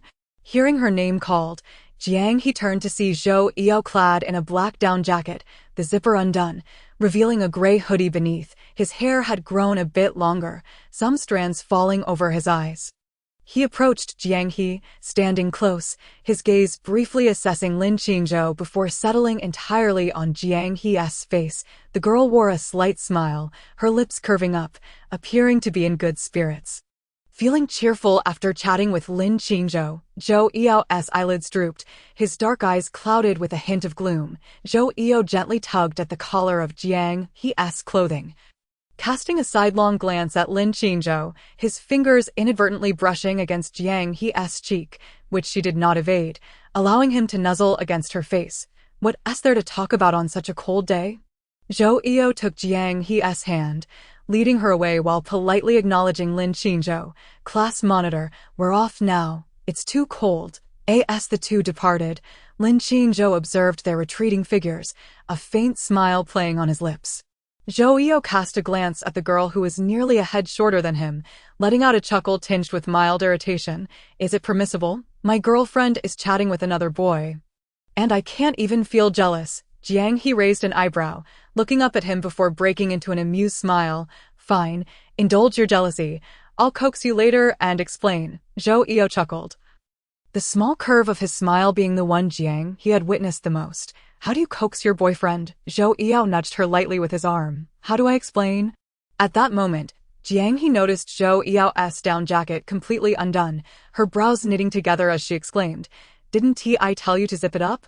Why don't you listen? Her tone was stern, yet her voice remained soft and gentle, her concern outweighing the reprimand. Zhou Yao complied, zipping up his jacket, his tone slightly aggrieved. I was listening. Upon reaching the classroom, they sat down, one after the other. Jiang He began. He asked me if we were together, and I said yes. then praised you in front of him to deter him. Zhou Yao leaned back against his desk, his long legs sprawled beneath the table. And that's it? What else? What did you say to praise me? I praised your fair skin, beauty, and long legs. Jiang He found his conceited demeanor irksome, and after finishing her sentence, she playfully pinched his thigh. Zip it, focus on your studies. Being together with Zhou Yao didn't alter much in her life, except that he had become more clingy. That night was no different, after washing up and changing into her pajamas. Jiang He picked up her phone to find a series of messages from Zhou Yao, 5 in total. The last 3 were messages she had sent moments ago. Z. Love you. Z. I finished my homework and reviewed Chinese, seeking praise from my darling. Z. Heart gesture. Jiang He chuckled. Just finished washing up, and today, little Zhou has been wonderful, always studying diligently. Their love life unfolded like this, after completing their homework. They would chat for a while before ending the conversation to prepare for sleep. The following day, Zhou Yao arrived at school carrying a large box, placing it directly in front of Jiang He. She looked puzzled. What's this? Zhou Yao removed his backpack, his ears and cheeks reddened from the cold. Covering them with his hands, he nodded towards the box. Didn't I say I'd get you shoes from the sports meet? I ordered matching pairs, one for you and one for me. They just arrived last night. Jiang He was visibly surprised. She had long forgotten about this and assumed Zhou Yao was merely joking at the time. Slowly, she opened the box to reveal a pair of white shoes. Realizing they were matching, she glanced at Zhou Yao's feet, noting they were indeed the same style in different colors. But we weren't together back then, were we? She carefully stored the box. Then turned to Zhou Yao, who was shivering from the cold. What if you hadn't pursued me? Wouldn't these shoes be useless? Zhou Yao had always been sensitive to the cold, a fact Jiang He had only recently discovered. As the temperature dropped, Zhou Yao was even more eager for hot drinks than Jiang He. At one point, she had teased him, wondering if he had been a girl in a past life. Zhou Yao shot her a sidelong glance, but chose to ignore it. Jiang He laughed heartily, her joy stemming from seeing Zhou Yao flustered. The tides had turned. Now it was her turn to tease him. In essence, Jiang He's playful spirit provided Zhou Yao with confidence. Shang Yifan sidled over. Oh, look at the sweet little couple. Zhou Yao maintained a calm facade. Is there something you need? Of course, Shang Yifan retorted. Plopping down on Zhou Yao's desk, before he could settle in, Zhou Yao shoved him off. Shang Yifan pouted, shaking his head. New Year's is coming up in a few days. How about we celebrate together? Qin Ge, ever the social butterfly, chimed in. Sounds great. Zhou Yao felt a flutter of excitement. This would be his first New Year celebration with Jiang He, and the thought thrilled him. He glanced at Jiang He. Raising an eyebrow, Jiang, what do you think? Celebrating the new year. Shang Yifan leaned across Jiang He's desk, his enthusiasm causing the desk to wobble. Yes, I've heard the central square is especially lively this year. Let's go have some fun, Qin Ge added. Indeed, this will be our first New Year celebration together. Jiang He reflected, recalling that in previous years, New Year's Day had been spent at home studying without any special arrangements. Now, with friends, and particularly with Zhou Yao, an inexplicable anticipation began to blossom within her for the arrival of that day. Jiang He nodded. All right, let's go. After the school's New Year's Eve party concluded, the group ventured out for a meal before heading to the countdown. Shang Yifan, holding his phone, searched for a dining venue, and after some discussion, they settled on a hot pot restaurant near the central square. The cold weather called for the warmth of hot pot. As midnight approached, the crowd in the central square swelled, and Zhou Yao, concerned that Jiang He might get lost, insisted on holding her hand. Their hands intertwined. Jiang He's icy fingers gradually warmed in his firm grip. Rendering her unable to move, she attempted to pull her hand away, but to no avail. Zhou Yao lowered his gaze, meeting Jiang He's eyes, her delicate face obscured by the neon lights of the billboards. Appearing almost surreal. What's wrong? Jiang He shook her head, ceasing her attempts to pull away. Zhou Yao, are you feeling nervous? From the very beginning, Jiang He sensed the tremor in his grasp, his palm gradually growing moist. Zhou Yao did not conceal his nervousness. Jiang He let out a soft laugh. This is the first time holding hands like this.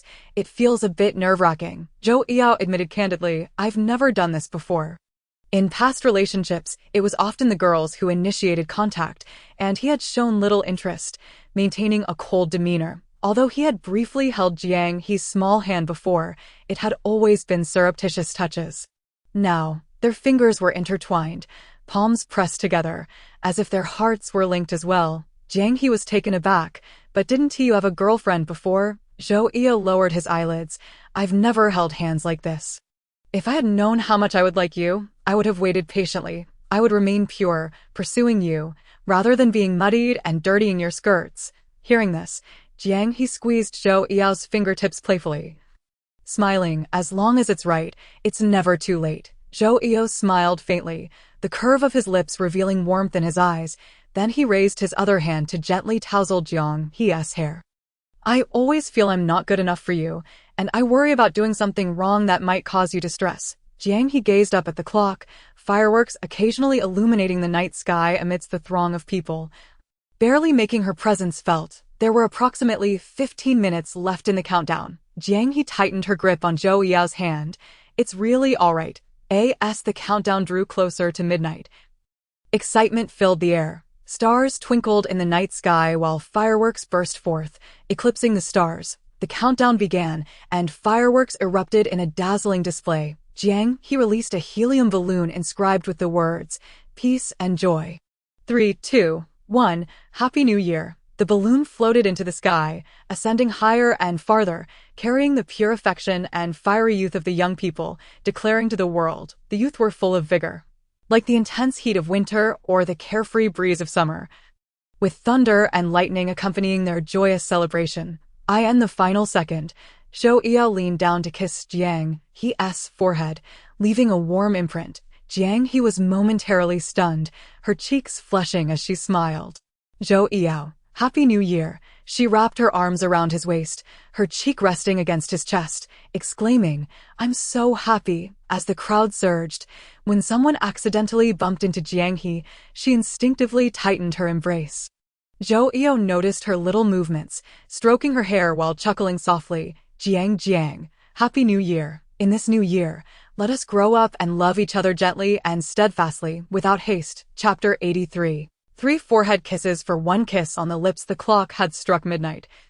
Welcoming a new year, the streets were bustling with people, still immersed in the joyous atmosphere. Noticing the time, Zhou Yao realized it was getting late.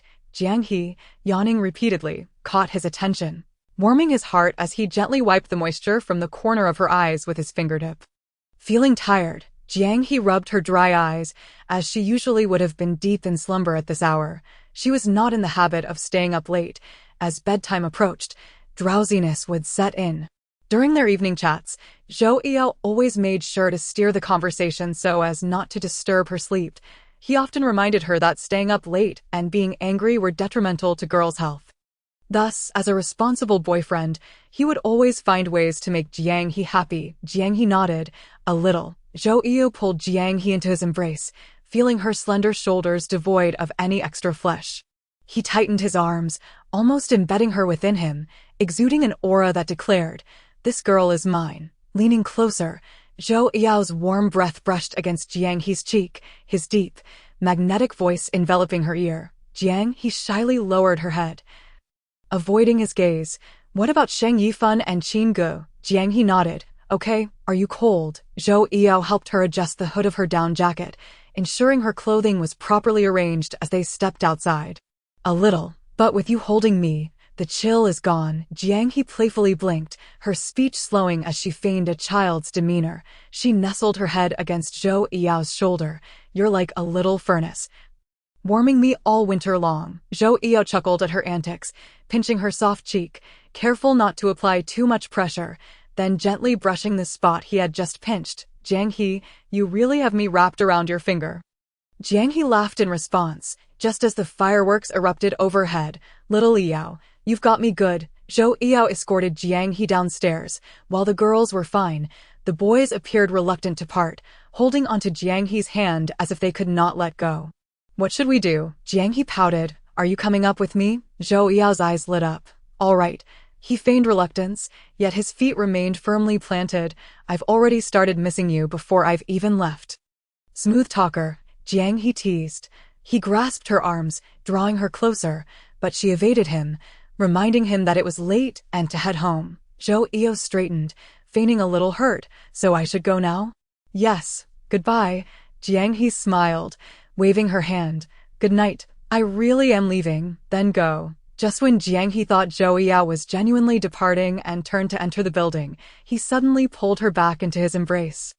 A warm sensation landed on her forehead. Good night, Jiang. Jiang He was taken aback, momentarily dazed as she glanced around. You really should go now. Hurry up. Zhou Eo watched her, intending to see her safely inside before leaving.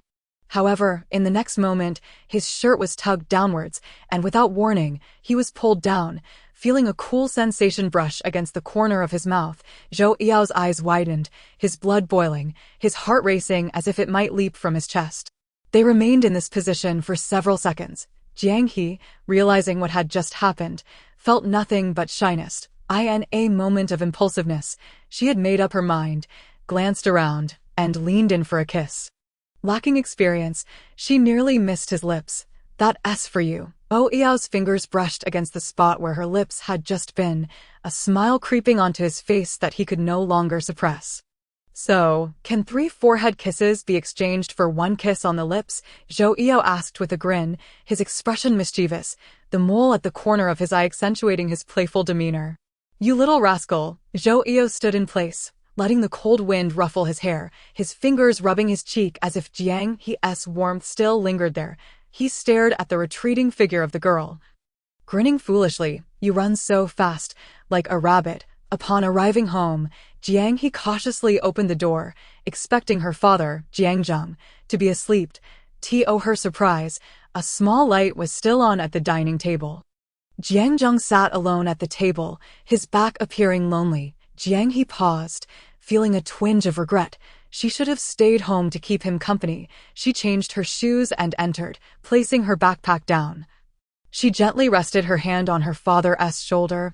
I'm not hungry, Dad. I should have been here to celebrate New Year's with you. Jiang patted her hand. You should be enjoying time with your friends. As long as you're happy, I'm happy. Jiang He smiled. Why are you still awake so late? She pulled out a chair and sat down. Dad, have you been worried about something lately? Jiang feigned nonchalance. Not at all. Everything's good. Jiang He remained unconvinced, gazing into his eyes. If there's something, you must tell me. Don't hide it from me. All right? Okay, I promise, he replied, feeling thirsty. Jiang He poured herself a glass of water and suddenly remembered something, asking, Dad, have you recovered from your cold? Much better, Jiang, fearing Jiang He would continue questioning him, stifled a yawn. I'm tired now. Going to bed. You should wash up and rest early too. All right. Jiang He watched as Jiang retreated to his bedroom. Just then, her phone on the table buzzed. Z, baby, I'm home. Z, cat heart sign. Z, I miss you. Seeing Zhou Eo's messages, Jiang He couldn't help but smile resignedly. Jiang He, are you looking for a slap for missing me? Z, cat looking aggrieved. Z, you want to slap me? Aggrieved. Z, I want 3 forehead kisses in exchange for 1 kiss on the lips. Wink. The two exchanged messages for a short while before Zhou Eo urged Jiang He to hurry up and wash up for bed. Tomorrow, Zhou Eo would come to pick Jiang He up to go to his house for some crayfish. Chapter 84. Eo's boyfriend power unleashed the next day. Zhou Eo arrived downstairs to pick up Jiang He. Upon arriving at the Zhou residence, all the other friends had gathered, and this time, He had also made an appearance. Shang Yifan teased, What's this? Pai Zi Ge, you've been quite active these past few days. Haven't you? He Yi, seated on the sofa with his phone in hand, lazily lifted his eyelids to cast a glance at Shang Yifan, replying in a detached tone, Shang Yifan's mouth fell agape at What does mean? He found He Yi tedious and chose to ignore him. This person was even more pretentious than Zhou Eo. Zhou Eo entered with Jiang He, bending down to help her change into slippers, which, coincidentally, were matching couple shoes with Jiang He. Zhou Eo meticulously arranged Jiang He's shoes, saying, All right, go have fun. Zwoluin is practically dying to see you. Jiang He, clad in pink cotton slippers, made her way to the living room. Greeting her friends before dashing upstairs to join Whirlwind and Jiao, Zhou Yi watched her ascend with a lingering gaze. He Yi, observing this, chuckled lightly. You two are in quite a long honeymoon phase, aren't you? Zhou Yi shot a glance at the person peeling an orange, replying sharply, not long. It's your own that's too short. Zhou Yi's words struck deep, as he knew that He had been unceremoniously dumped shortly after starting a relationship with his emotional sister. He Yi, rendered speechless, tossed the half-peeled orange into a plate, feeling wounded. I'm done with it. Zhou Yi perched on the armrest of the sofa, one long leg draped over it, adding, the drinks are ready for the clown. Indulge yourself. He Yi, dismissive, pulled out a cigarette and offered it to Zhou Yi. Just don't get reported for early romance at school and keep a low profile. Zhou Yi declined, refusing the smoke. He raised an eyebrow, threatening, don't you dare jinx me. If you keep this up, I won't teach you any more math. He shrugged indifferently. Whatever, the ones who genuinely want to learn aren't here anyway. What's the point? Noticing the presence of girls in the living room, he stepped outside with his cigarette. Once the crayfish arrived, the drinks followed shortly after. Jiang He sat beside Zhou Yi, with Qin Ge on the other side. Throughout the gathering, Zhou Yi spoke little, concentrating solely on peeling crayfish for Jiang He. Sheng Yifan was preoccupied as well, keeping a watchful eye on Qin Ge to prevent her from secretly drinking. Meanwhile, He Yi, the little joker, peeled his own shrimp and indulged in his own drinks. With the holidays abroad already underway for Christmas and New Year, He Yi raised his eyelids. He had single eyelids, and beneath his thin lids lay a pair of cold, indifferent eyes. Sheng Yifan chuckled lightly, suppressing his laughter as he peeled shrimp for Qin Ge. Zhou Yi chuckled softly at their banter, a smile gracing his lips. As he placed shrimp in Jiang He's bowl, he noticed her lips, flushed crimson from the spice, glistening with allure. Zhou Yi suddenly recalled the events of the previous night. He muttered softly under his breath, licking his dry lips, as Jiang He contentedly enjoyed the shrimp, her gaze fixated on the pile of drinks on the table. Zhou Yi, noticing her distraction, scrutinized her for a couple of seconds. What's wrong? Do you want to try some? He asked, his hands never ceasing their work. Jiang He shook her head, clearly not being truthful. Zhou Yi removed his disposable gloves, which were stained with red oil, carefully turning them inside out before tossing them into the trash.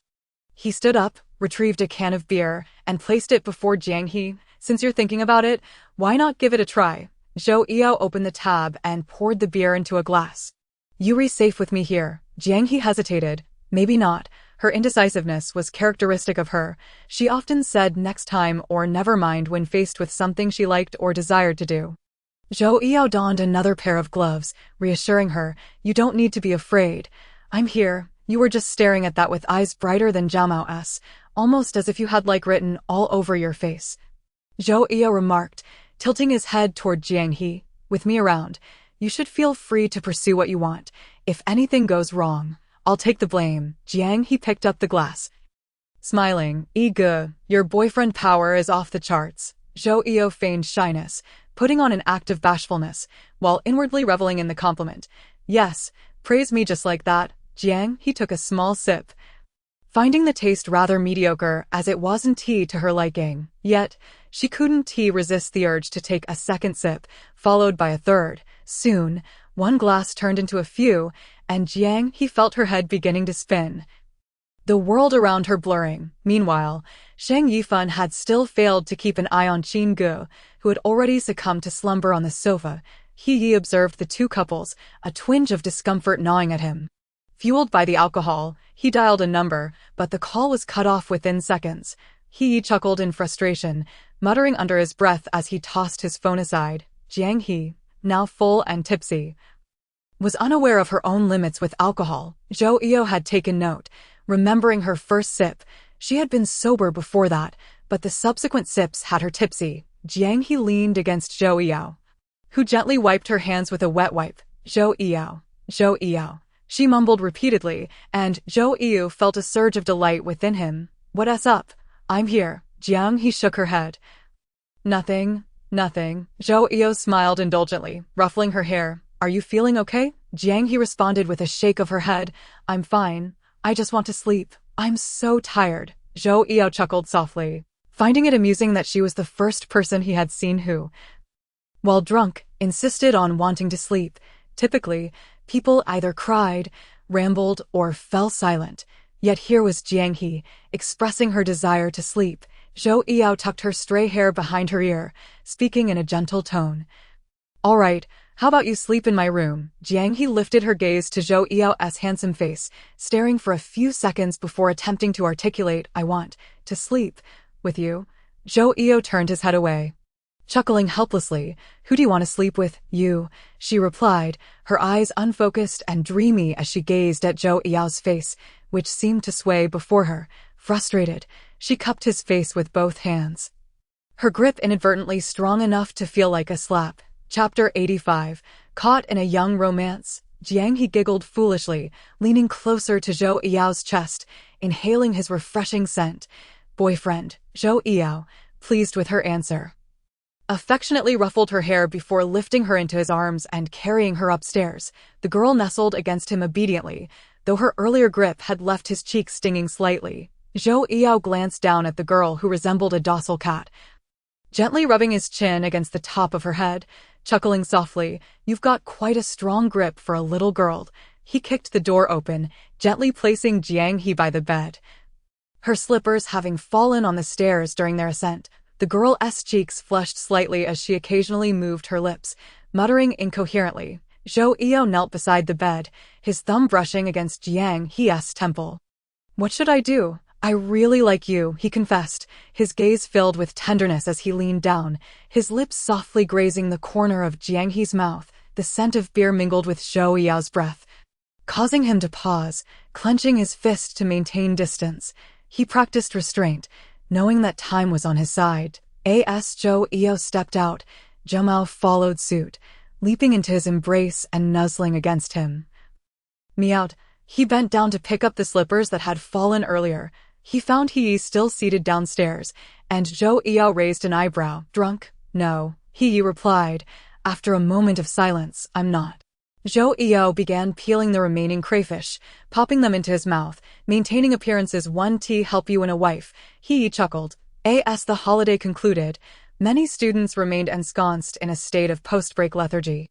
The onset of school had left everyone suffering from severe symptoms of the back-to-school blues.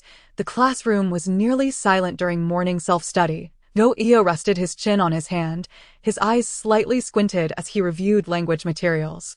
Jiang He noticed the dark circles under his eyes and asked with concern, What time did you sleep last night? Zhou Yao yawned. I went to bed right after saying goodnight to you.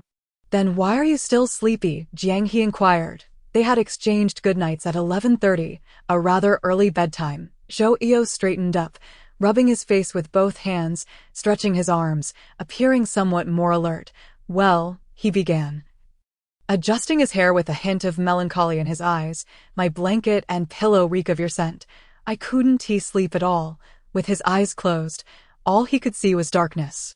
His sense of smell heightened. He could detect Jiang He's fragrant hair lingering on the pillow, and the familiar scent of lavender laundry detergent mixed with her natural fragrance enveloped him all night. Zhou Yao had spent the night in a state of excitement, yearning to sleep yet reluctant to leave the warmth of the blanket she had covered. He could only close his eyes and will himself to drift off, ultimately losing track of when he fell asleep. In his dreams, Jiang He was ever present. Jiang He chuckled. Well, one tea you just change it then. Zhou Yao gently shook his head. Not a chance. A few moments later, Zhou Yao suddenly asked, What brand of laundry detergent do you use? Jiang He turned her head, puzzled. Why do you ask? Zhou Yao played coy. I want to tell you. After exchanging a few words, Zhou Yao's mind began to clear, and he reviewed some knowledge points, continuing until the physics class began. Bian utilized the time during physics class to hold a class meeting, adjusting his glasses on the bridge of his nose. His sharp gaze suggested he was not in the best of moods. The students in the classroom held their breath, not daring to make a sound. Bian cleared his throat. The New Year holiday had come to an end.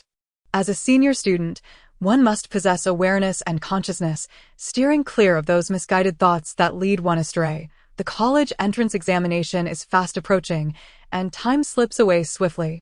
Those of you who indulge in gaming on your phones during class, sleep through lectures, skip classes to visit internet cafes, or engage in early romantic relationships are strictly forbidden from such behaviors. Bianhuaqing's voice grew louder with each word, as if genuinely infuriated. Jiang He lowered her head, feeling guilty. Zhou Eo furrowed his brow, an unsettling feeling gnawing at him. Since our class division, we have never changed seats. I thought perhaps we could switch our seating arrangements this time to refresh our spirits. Bianhuaqing raised his eyes to glance at the clock hanging at the back of the classroom, swallowed his subsequent words, and commenced the lesson, instructing everyone to take out their holiday exam papers. The class discussion covered only the last two major questions before the bell rang. The sound of papers being collected filled the air as Bianhuaqing set down the chalk and declared the class dismissed before stepping down from the podium. Approaching Zhou Eo and Jiang He's desks, he whispered, "You two, step outside for a moment."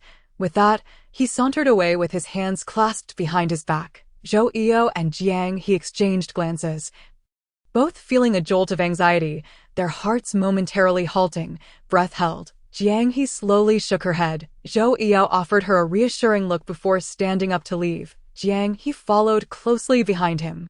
The classmates in the room began to murmur quietly. Their subtle relationship was apparent to everyone, especially after the recent mention of early romance during class meetings and now being called out for a private conversation. Bianhuaqing sat at his desk sipping tea, holding the results from the recent midterm exams. "You're here." Zhou Eo walked in front of Jiang He and positioned himself beside Bianhuaqing. Jiang He stood next to Zhou Eo. Bianhuaqing took a sip of his tea, observing his two students, a handsome boy and a beautiful girl, both pleasing to the eye. "Jiang He, your scores in math and physics have improved significantly since the midterms." Bianhuaqing spoke in a relaxed tone, his stern demeanor from the classroom completely absent, evidently recognizing her efforts. Jiang He smiled slightly. "Thank you, teacher." Bianhuaqing took another sip. "Miao. Your Chinese grades haven't risen as quickly as Jiang He's math scores." He chuckled. "It's not as diligent as Jiang He's." Zhou Eo, tall and broad-shouldered, made the already cramped office feel even smaller. "That's true, but improvement in Chinese doesn't happen overnight. It requires gradual accumulation." Bianhuaqing glanced at the languid young man. "I suspect your focus isn't on your studies." With that remark, the entire office fell into silence. Jiang He felt clammy palms emerge from the sides of her body. Fingers entwined nervously. Zhou Eo also bowed his head, remaining silent. "I see you two are getting quite close. Are you in a relationship?" Bianhuaqing's tone was light, devoid of anger, almost playful. Jiang He opened her mouth to respond, but was interrupted by Zhou Eo. "No, teacher." Zhou Eo shifted slightly, casting a sidelong glance at the girl who seemed about to speak. Chapter 86. "My heart beats only for you." Bianhuaqing regarded the downcast Jiang He with a hint of skepticism. "Is that so?" At this point, Zhou Eo let out a light chuckle. "I confessed to her, but she didn't agree, so I'm just pursuing her relentlessly. I don't know how you figured we were together." Bianhuaqing wasn't the type to fixate on a single issue. Both students had commendable grades, and moreover, their relationship hadn't caused any disruption at school. A mere anonymous tip couldn't definitively establish their involvement. Zhou Eo nodded, and Jiang He followed suit. Bianhuaqing turned to Jiang He. "If he causes you any distress, you must come and tell me." "Understood, teacher. I've rearranged your seats to keep you apart." "Focus on your studies." "All right." Zhou Eo and Jiang He nodded in unison, replying, "Understood, teacher." For lunch, they ventured to a small alley where they ordered stir-fried noodles. Throughout the journey, Zhou Eo and Jiang He remained silent. Shang Yifan, however, was quite vocal, his face a picture of indignation. Who the hell went to the old homeroom teacher and gossiped? Qin Ge patted the increasingly agitated Shang Yifan, signaling him to calm down. "Keep your voice down. Everyone's watching you." Shang Yifan complied. "It's hard to say. The teacher never disclosed how they found out." Qin Ge shrugged. Zhou Eo kept his head down, absorbed in his meal. Saying nothing, he picked up a new pair of chopsticks and transferred some eggs and vegetables from his plate to Jiang He's, insisting, "Eat more." Apart from that statement, he uttered not a word. Continuously serving Jiang He, That's enough, Jiang He interjected, trying to stop him, but Zhou Eo persisted until his own plate was empty. Sensing the shift in the atmosphere beside her, Jiang He felt as though her heart was being squeezed. Zhou Eo kept his head down, eating vigorously, avoiding her gaze. Jiang He frowned, tilting her body to see him better. Zhou Eo dodged her eyes and continued to eat. Qin Ge and Shang Yifan noticed the tension between the two and fell silent. Quickly finishing their meals to leave the pair in solitude, Qin Ge patted Zhou Eo's shoulder, concern etched on his face. "All right, you two talk." Qin Ge was uncertain how they would navigate the situation. But typically, when students were suspected by teachers and summoned for discussions, young couples often ended up breaking up. Jiang He nodded, offering Qin Ge a reassuring smile. Zhou Eo, having finished his meal, stared at his phone in silence. Jiang He, eating slowly, still had a plate full of food due to the generous servings Zhou Eo had given her. She picked up her chopsticks and feigned annoyance. "You've given me so many eggs." "Are you full?" Zhou Eo remained silent. "Should I order another portion?" Zhou Eo shook his head, his voice trembling as if suppressing his emotions. "No, I'm full." "Oh." Jiang He lowered her head to continue eating. And the two shared no further conversation. Nearly 20 minutes passed before Jiang He leisurely finished her meal. Zhou Eo handed her a napkin to wipe her mouth. Jiang He accepted it, observing Zhou Eo's expression and emotional state. Her eyes slightly reddened. "Don't you have anything to say?" Jiang He inquired. The stir-fry shop was nearly empty, and Zhou Eo pulled Jiang He to a quieter corner of a nearby alley where few people passed. The spot was obscured by advertising boards, making it hard to spot anyone unless one looked closely. Jiang He was puzzled. "What are we doing here?" Before she could finish her question, she was enveloped in a warm, broad embrace. Zhou Eo bent down, burying his head in the crook of Jiang He's neck, remaining silent, simply holding her close. Jiang He did not move, lightly resting her hand on Zhou Eo's back. After a long pause, Jiang He finally spoke. "What's wrong, Jiang He?" Zhou Eo finally spoke, though his head remained nestled in her neck, his voice muffled.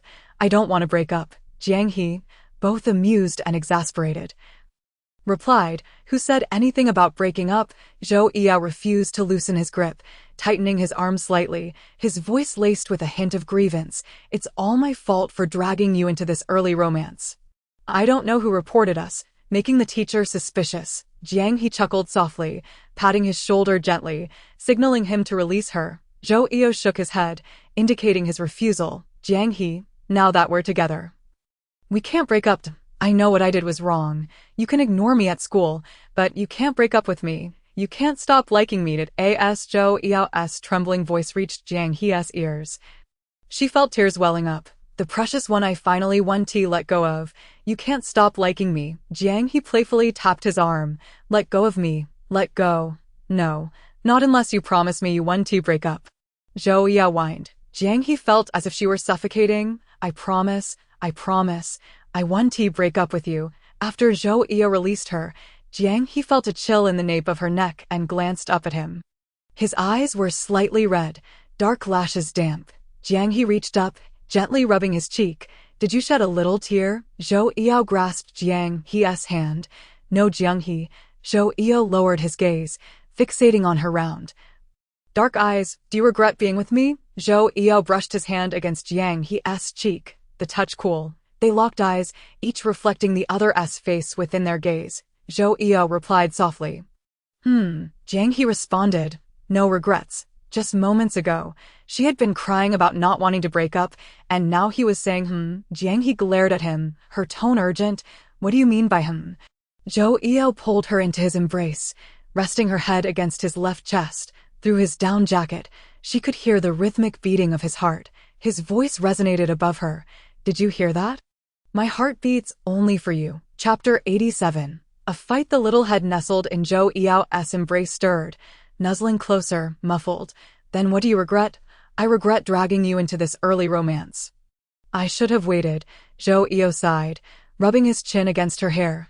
"I've caused you trouble." Jiang He pouted, feeling a knot in her chest, her voice tinged with a whimper. "I'm not the one who's wronged." Zhou Eo and Jiang He switched seats. To be precise, many boys and girls in the class had swapped desks, Zhou Yao remained in his original spot, now sharing a desk with a male student. Meanwhile, Jiang He took a seat behind Lin Qingzhou, sharing with a girl who had a darker complexion and a cool, short hairstyle. To avoid suspicion, they hardly interacted at school and didn't walk home together after classes. Until now, they remain oblivious to how Bian Hucking began to harbor doubts regarding the relationship between the two. Previously, Zhou Yao had a habit of using the back door, but ever since he changed positions, he has taken to deliberately entering the classroom through the front door. This route allows him to pass by Jiang He's seat, and each time he walks by, he playfully pinches her wrist or fingers with a mere brush of contact. Devoid of lingering moments, their current seating arrangement affords Zhou Yao an even clearer view of Jiang He. With a mere lift of his hand, he can see the girl deeply engrossed in her studies. Her head bowed in concentration. This routine continued seamlessly until 2 weeks before the final exams, when whispers in the school's gossip group began to circulate about how the two had been called into the office and subsequently argued before breaking up. Some even claimed that Zhou Yao was a notorious playboy with no heart, destined to end the relationship sooner or later. While waiting for her meal, Jiang He idly scrolled through her phone. Observing the discussions in the gossip group, Zhou Yao sat quietly beside her, his hands idly playing with her left hand, squeezing her palm or fingers with childlike delight. With a sigh, he rested his arms on the table, his lashes casting shadows over his eyes, his tone tinged with suspicion. After all the effort we put into secretly having a meal together, why do you insist on fiddling with that wretched phone? After a brief pause, Jiang He recognized her oversight and promptly turned off her phone screen. All right, I admit my mistake. I shouldn't have neglected you. She fondly caressed Zhou Yao's cheek, half-jokingly remarking, "The gossip group is saying we've broken up. It seems our acting skills are quite commendable." Zhou Yao scoffed lightly. While others hide their relationships from their parents, we find ourselves shielding against a bunch of foolish idiots. Jiang He chuckled softly, pinching his index finger, calling him a poor dear. Both were devoted fans of the local fried noodle shop, visiting every now and then. Today, they arrived early and found a secluded corner to sit. Every time they ordered 2 plates of fried noodles, Zhou Yao would inevitably transfer the vegetables and eggs from his plate to Jiang He's. "You should eat more. I've noticed you've lost quite a bit of weight recently. There's hardly any flesh on you to hold onto." At this point, Zhou Yao paused, as though he were a thief caught in the act. "It's been ages since I last held you." Jiang He bit into her noodles, grabbed a napkin to wipe her mouth, leaned sideways, and wrapped her arms around Zhou Yao's slender waist, resting her head on his shoulder. After a long while, she finally pulled away. Her gaze cast downward, remaining silent throughout. The discomfort was mutual. Jiang He felt a profound ache as well. The pressures of advancing to higher education, coupled with the expectations from teachers and peers, weighed heavily upon her. Stifling her breath, she had been steadfastly persevering. After some time, Jiang He managed to collect her thoughts and, with a smile, remarked, "Has our ego been working out lately? You seem to have bulked up a bit." Zhou Yao, devouring his fried noodles, set down his chopsticks to take a sip of his drink. "When I miss you at night, I do 30 push-ups. By the end of the night, I've done no less than 299. Jiang He erupted into laughter. In the afternoon, Zhou Yao was summoned by friends to play basketball at the gym. During halftime, he sat in the resting area with his water bottle. The resting area was tiered, and 2 other boys playing basketball were engaged in a hushed conversation. Zhou Yao tilted his head back, swallowing a few gulps of water, then squinted as he leaned against the steps behind him. Scrolling through his phone, the voices of the 2 boys grew increasingly louder, causing Zhou Yao to furrow his brow. One of the boys asked, "Did you break up with your girlfriend?" The questioned boy sighed. "Yeah, we broke up. The school has been strict lately. She wanted to even go out with me. I couldn't take it anymore, so we parted ways. And no worries, you can always find another." Zhou Yao initially dismissed their conversation, preparing to leave, but then he overheard them mention his name. "I heard Zhou Yao broke up with his girlfriend," one boy said, his voice rising unabashedly. Zhou Yao, sitting with his head down, remained unnoticed by the 2 boys, who continued their raucous chatter. "Of course they broke up. Zhou Yao is such a notorious playboy. He changes girlfriends more frequently than we do, but I've heard his girlfriend is quite stunning." Delicate and lovely, the boy added with a lewd smirk. Makes you wonder what it feels like to touch her. Shut your mouth. The court is filled with Zhou Yao's friends. Be careful they don't tell him you've been eyeing his girlfriend. The boy cursed under his breath. Who cares? They've broken up. Let him have what he wants. Zhou Yao could no longer tolerate their words. His fists clenched tightly, cracking under the pressure. And the next moment, Zhou Yao lunged forward like a ferocious wolf, seizing the boy by the collar and slamming him to the ground. Through gritted teeth, Zhou Yao growled, "What the hell did you just say?" The boy, taken aback and bewildered, stammered, "I didn't say anything. Didn't he say anything?" Zhou Yao pressed his head down, delivering a punch, his eyes darkened with cold fury. "Whose girlfriend are you talking about?" The boy's left cheek swelled instantly, resembling a pig's head, the sting of his injury igniting a flame of anger within him. "You've both broken up. Why can't I say anything? What's the big deal?" The boy was of a similar height to Zhou Yao, with dark skin, appearing to be an athlete. With a burst of strength, he shrugged off Zhou Yao's arm and swung a punch at Zhou Yao's face, both sustaining injuries in the process. "What's wrong with that? Is her name He? Today, I'll just stop her from leaving. What are you going to do about it?" Chapter 88. I really want a future with you. The two became entangled in a scuffle. The players noticed the commotion and, led by Shang Yifan, rushed over to intervene. Zhou Yao kicked the boy in the knee, causing him to falter. Taking advantage of the moment, Shang Yifan landed a kick to the boy's stomach. He bent down, pointing at the boy on the ground. "Who the hell do you think you are?" Others joined in to mediate the situation. This boy was an athlete who often played with Zhou Yao and his friends. However, his skills were mediocre, and his temper was notoriously foul, making him unpopular among them. Zhou Yao, breathing heavily, was evidently furious. He tugged at his pant leg, squatting down to meet the boy's gaze.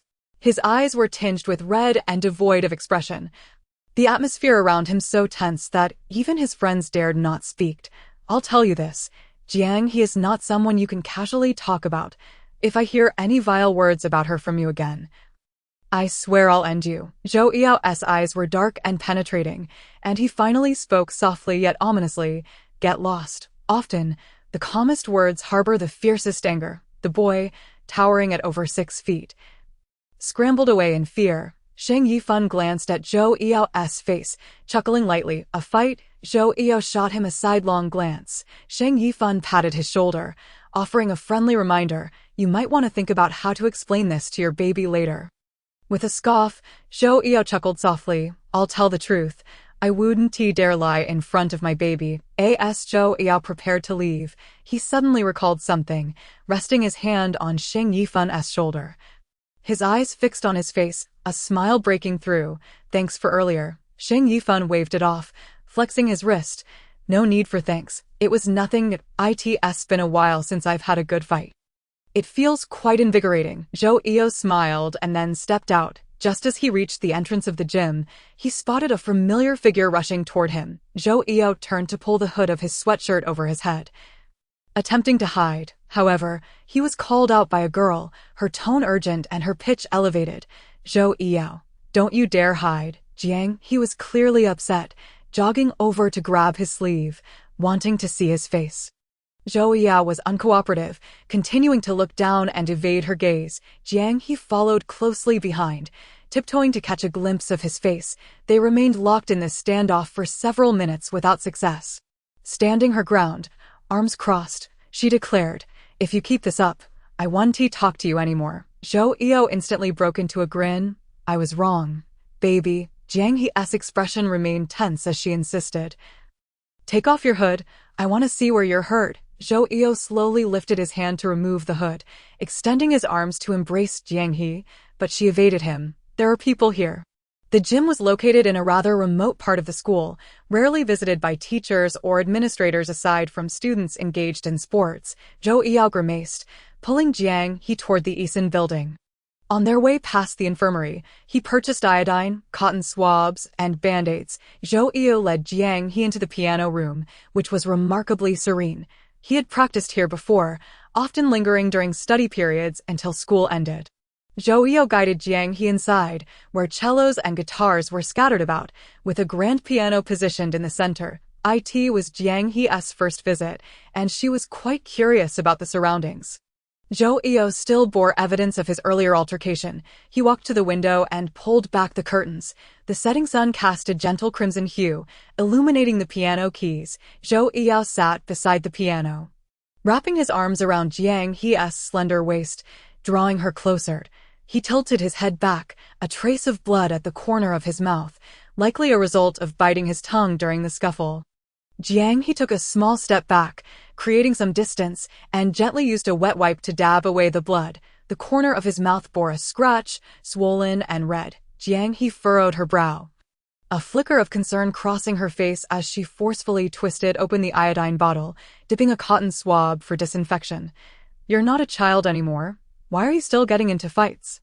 Lowering her head, she softly blew on his injured mouth to ease the pain. Zhou Eo pouted. "I was fighting back, you know." Jiang He's expression turned serious upon hearing his earlier words. Her eyes blinked as her fingers pressed firmly on the cotton swab against his wound. Zhou Eo winced. "Easy, baby." Jiang He gently exerted his strength, slowly speaking. "Is there any reason to argue?" Jiang He firmly rejected, patting his hand. "Stop fooling around. I'm just disinfecting it. It's nothing." He encircled Jiang He's body, drawing closer, his face pressed against her abdomen. The girl's midsection was flat, without an ounce of flesh, and Zhou Eo felt a pang of heartache as he held her waist, wondering why she didn't gain any weight. The hair in that area was a bit short, prickling against his skin. Jiang He instinctively shifted downward, eventually resting at his neck. She pursed her lips and inquired, "So, why did you fight?" Zhou Eo moved his head slightly but remained unmoved, tightening his arms a bit more. "That dog said we broke up, and he spoke ill of you. I couldn't stand it and ended up fighting." Jiang He, of course, knew what those unpleasant words referred to, and she chose not to pursue the matter further. A sudden shock filled her heart, and she dashed down the stairs. Upon seeing Zhou Eo, she realized that Lu Yuchuan's words contained some exaggeration. However, the scratches on Zhou Eo's face suggested that their altercation was indeed serious. Jiang He tenderly caressed the skin at the nape of Zhou Eo's neck and spoke softly. "Next time he speaks ill, just let him be. It won't cost me anything. Just don't hurt yourself." "Absolutely not. Your boyfriend is no pushover. If this matter isn't resolved, is it as if I've died?" Zhou Eo lifted his head, locking eyes with Jiang He. "If anyone dares to speak carelessly again, just watch how I deal with him." Jiang He smiled faintly, feeling a warmth in her heart. The sensation of having someone backing her was truly remarkable. She caressed Zhou Eo's ear while he wrapped his arms around her waist. "Thank you," she said. Zhou Eo shook his head. "I can't bear to see you wronged." The two of them shared a sweet moment in the piano room. But soon Zhou Eo began to grumble. "Graduation is still far off. I want us to attend the same university so we can be together every day." Jiang He chuckled. "Aren't we together now?" Zhou Eo huffed. "Well, for now, we can only keep it a secret." Feeling content, Jiang He sat beside Zhou Eo, tilting her head to gaze at him with sincere eyes. "Let us study hard. I want a future with you." A bright future. Zhou Eo held Jiang He's hand, once thinking such sentiments were overly sentimental and unrealistic, always considering the long term, but now that he was with her, he paused, genuinely yearning for a future together. Chapter 89. You have no right to call my name before long. It was the week of final exams. Somehow, news of Zhou Eo's previous fight reached the ears of their homeroom teacher, Bian Huaqing, who summoned them to the office for a reprimand. Recently, Zhou Eo had been involved in quite a few incidents, and with finals approaching, Bian Huaqing decided to invite Zhou Eo's parents to the school. Zhou Eo only confided in Wenwan about this, not intending to inform Zhou Run. Yet, somehow, Zhou Run learned of it and ultimately, he ended up in Bian Huaqing's office for a chat over tea. Although Zhou Eo initially thought his phone would be confiscated, he firmly opposed any such action, adamantly refusing to comply. The two were nearly at the breaking point of severing contact. However, during these 2 weeks, many things transpired in Jiang He's household. She noticed Jiang Zhang's cough worsening, and each time she inquired, her father would dodge her questions. As time wore on, an unease settled in Jiang He's heart. Each day felt like a tightrope walk, her heart hanging in suspense. On an ordinary day, while walking home from school, she encountered a familiar face. The person before her seemed to merge with the image of someone from years past. Jiang He halted in her tracks, her mind blanking out. The elevator doors behind her opened and closed repeatedly, the dinging sound resonating in her ears like an explosion. Once she regained her composure, she concealed her emotions, bypassing the woman and searching for her keys to open the door. Aside from her initial glance, Jiang He did not spare the woman another look. With her head bowed, strands of hair fell from behind her ears, framing her face. Upon closer inspection, her fingers trembled, unable to muster the strength to unlock the door. The more she struggled, the more her hands shook. The woman appeared glamorous, adorned in designer labels, her meticulously styled hair and makeup rendering her ageless. Jiang He thought to herself, breathless with indignation. Why? How could she? She had abandoned her father and her in their time of need.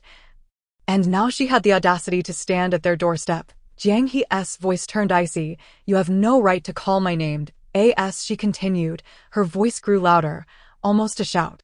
Finally, she managed to unlock the door, ignoring the woman's words as she pushed her way inside. The woman quickly grabbed Jiang He's arm.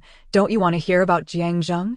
Jiang He turned to meet the woman's gaze. Her exquisite eye makeup sparkled under the hallway lights. Regarding Jiang Zheng, the first thought that crossed Jiang He's mind was his illness. Jiang He wasn't naive. She understood everything. Half an hour later, they sat in a SAF near the neighborhood. Jiang He placed her backpack down, her expression one of silence. Her eyes, devoid of emotion, were fixed on the woman across from her as she softly spoke. Go on. What is it? The woman smiled slightly, pushing a cup of coffee toward her. Don't rush. Have some coffee first. The woman was Jiang He's mother, Lu Ping. Jiang He bore certain resemblances to her, particularly in the shape of her mouth. Lu Ping awkwardly smiled and waved over a waiter. Don't like coffee? That's fine. Order whatever you want. Jiang He was not one to easily forgive. She harbored deep resentment for Lu Ping's abrupt departure and her cruel detachment over the years. The way Lu Ping looked at her felt erratic, causing discomfort within Jiang He. She had long ceased to yearn for maternal affection. Jiang He lowered her gaze, her expression apathetic. Lu Ping, tired of the pretense, remarked, Jiang He, I am your mother. Is this how you speak to me? Jiang He lifted her eyelids slightly. Mother. She chuckled lightly. Aren't you here to discuss something with me? Please, go ahead. She had no desire to waste time with her. Lu Ping scoffed, glancing at her perfectly manicured nails. Do you know he is ill? Jiang He stared at her. I knowed. In the next moment, Lu Ping erupted into laughter, as if she had heard an absurd joke. You know? Did he tell you he's just tired from work and caught a cold? Jiang He frowned. What are you trying to say? What am I trying to say? Lu Ping stirred her coffee. I want to say that he refuses to seek treatment for you. He is saving that few $1,000s instead of getting better. Lu Ping's laughter was exuberant, but Jiang He's face twisted in disgust. What does this have to do with you? This is a family matter. Don't believe me. Go ask him. The tumor could very well be malignant. Lu Ping casually stated this, throwing Jiang He into disarray. Tumor. Jiang He struggled to articulate. Lu Ping's words echoed in her mind. The hospital's preliminary diagnosis was a tumor, and whether it was malignant or benign required further examination. But he refused to go, dragging it out. Indeed, with so little money, they could neither afford to fall ill nor to seek treatment. Jiang He narrowed her eyes warily. You're not merely telling me this, are you? As night descended, the sky glittered with stars. Why had she concealed this from her? Jiang He had speculated about Jiang Zheng's illness. She had only thought it was a bad cold. Unwilling to consider the worst possibilities, she pushed open the door to her home and rushed to Jiang Zheng's bedroom. In her haste, she slipped on the smooth floor and fell to the ground. Ignoring the pain in her leg, she crawled to the bedside table. She remembered calling Jiang Zheng for dinner and seeing him hurriedly hiding something. She opened the drawer. Chapter 90. Inexpressible pain. Inside the drawer lay a multitude of white pill bottles. As she dug through them, she discovered that they were all empty. The sound of the bottles clattering to the ground felt like heavy blows to her heart. When did he start taking medication? How long had he been on this? Jiang He's tears flowed uncontrollably, and as she wiped them away, they quickly filled up again, a relentless cycle. At the bottom of the drawer, she found a medical report, which confirmed the preliminary diagnosis of a tumor, just as Lu Ping had said. Panic surged within her. Just then, footsteps echoed outside. Jiang He recognized them as Jiang Zheng's, but it was too late. Jiang Zheng entered, finding his daughter kneeling on the floor, tears streaming down her face. He hurried over to lift Jiang He up, guiding her to sit on the edge of the bed. Neither spoke. They simply gazed at each other, and Jiang Zheng gently wiped the tears from Jiang He's eyes. Don't cry, my good daughter. Daddy is fine. He tried to comfort her. The moment he saw Jiang He on the ground, he knew she had discovered everything. It was impossible to keep it hidden. Gradually, tears filled Jiang Zheng's eyes as well. Jiang He sniffled. Dad, can we go see a doctor? Regardless of the outcome, we need to treat the illness. Jiang Zheng's calloused fingers brushed away the tears on Jiang He's face. Daddy is fine. I don't want to. I'm not going to school anymore. Let us go treat your illness. Okay, I want to go to school. Not going to school means saving money for treatment. Jiang He sobbed, her cries coming in gasps. I'm begging you. Dad, she reached out to me, saying that if I went with her, she would pay for the treatment. Jiang He pleaded with Jiang Zheng, grasping his hand tightly. One cried silently, while the other wept in anguish. Jiang He wiped her tears with her sleeve. I'm not afraid. I only have you, Dad. Lu Ping had approached Jiang Zheng, making such a proposal, but he chose to refuse, wanting to spare Jiang He from difficulty. He simply wishes for his daughter to grow up safely and joyfully. Initially believing that the matter had been laid to rest, Lu Ping ceased her entanglement. Little did she know, she stealthily sought out Jiang He. Ultimately, Jiang Zheng did not provide a definitive answer regarding the situation. Exhausted from crying, Jiang He lay on her bed, her phone displaying photographs sent by Zhou Yao. When Wan nestled in Zhou Ren's embrace, watching a variety show. Z, my parents are at home feeding their dog food. Z, in the future, let us also be this happy, shall we? Jiang He, whose surname is Jiang, remarked, Uncle and aunt's relationship is truly wonderful. Her eyes felt parched and painful. After confirming her message had been sent, she slowly closed her eyes to take a brief respite. How could there be happiness? Since being with him, Jiang He had been blissfully unaware of the harsh realities. Reveling in her joy, she heard a cough from the adjacent room. Her heart twisting in pain. Coughing is a symptom of benign tumors, and she stared at the screen for a long time until her eyes ached. After weeping for an extended period, her eye sockets burned with heat.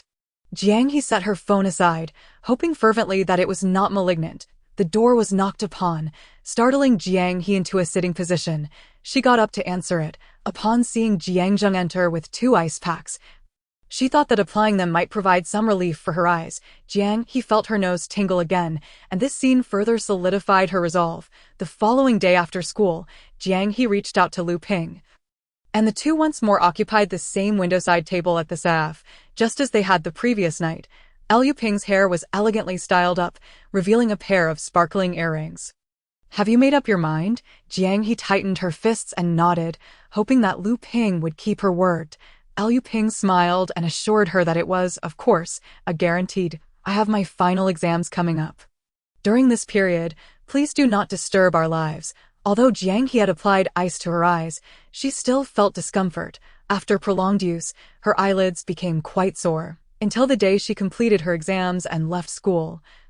Zhou Yao assisted Jiang He in carrying her backpack as they exited the school gates. Jiang He walked with her head down, speaking very little in recent days. Qin Ge had expressed concern, but Jiang He merely shook her head, stating that she was under significant pressure due to the impending finals. Zhou Yao observed this, and each day, aside from studying, he sought ways to bring a smile to Jiang He's face. The two could not openly spend time together, resorting instead to subtle interactions. Zhou Yao slung his backpack over one shoulder while holding Jiang He's with one hand, their pace leisurely. Baby, is there anything bothering you lately? A few days prior, while in the piano room, Jiang He had smiled at him, but now, she seemed devoid of joy. Jiang He shook her head, indicating there was nothing wrong. She tilted her head slightly. As if inquiring about his mood, Zhou Yao pretended not to understand, maintaining his previous posture, his expression solemn and seemingly displeased. "What's wrong with me?" Zhou Yao then lifted his eyelids, his tone somewhat sharp. "I was going to ask you the same thing." Jiang He felt a jolt in her heart, biting her lip in guilt, opening her mouth to explain but finding no words, lowering her gaze. She chose silence. The small flame of frustration ignited within Zhou Yao, who grasped Jiang He's wrist, his dark eyes fixated on her, gazing into her clear, almond-shaped eyes, his anger instantly extinguished, replaced by a profound sense of tenderness. They stood on the sidewalk not far from the school, with students from both their school and others passing by. Zhou Yao pulled Jiang He to a quieter spot, wrapping his empty arm around her waist. Resting his chin in the crook of her neck, his voice muffled, "I'm sorry, baby." Jiang He's eyes glistened, nuzzling against him. After enduring such fatigue for so long, she finally found solace. The next moment, Zhou Yao's voice emerged from her neck, soft and tinged with a hint of grievance. Jiang, do you not like me anymore?" He felt insecure. Jiang He was not the type of girl to be easily swayed. She had her own thoughts and opinions. From the beginning of their relationship, Zhou Yao had feared losing her, always cautious and careful. Jiang He shook her head, inhaling the familiar scent of him, which inexplicably soothed her. The cold wind felt less biting, only Zhou Yao's warmth remained palpable. Chapter 91. A date. Jiang He understood that she must confide in Zhou Yao about this matter, yet she had yet to find the appropriate moment.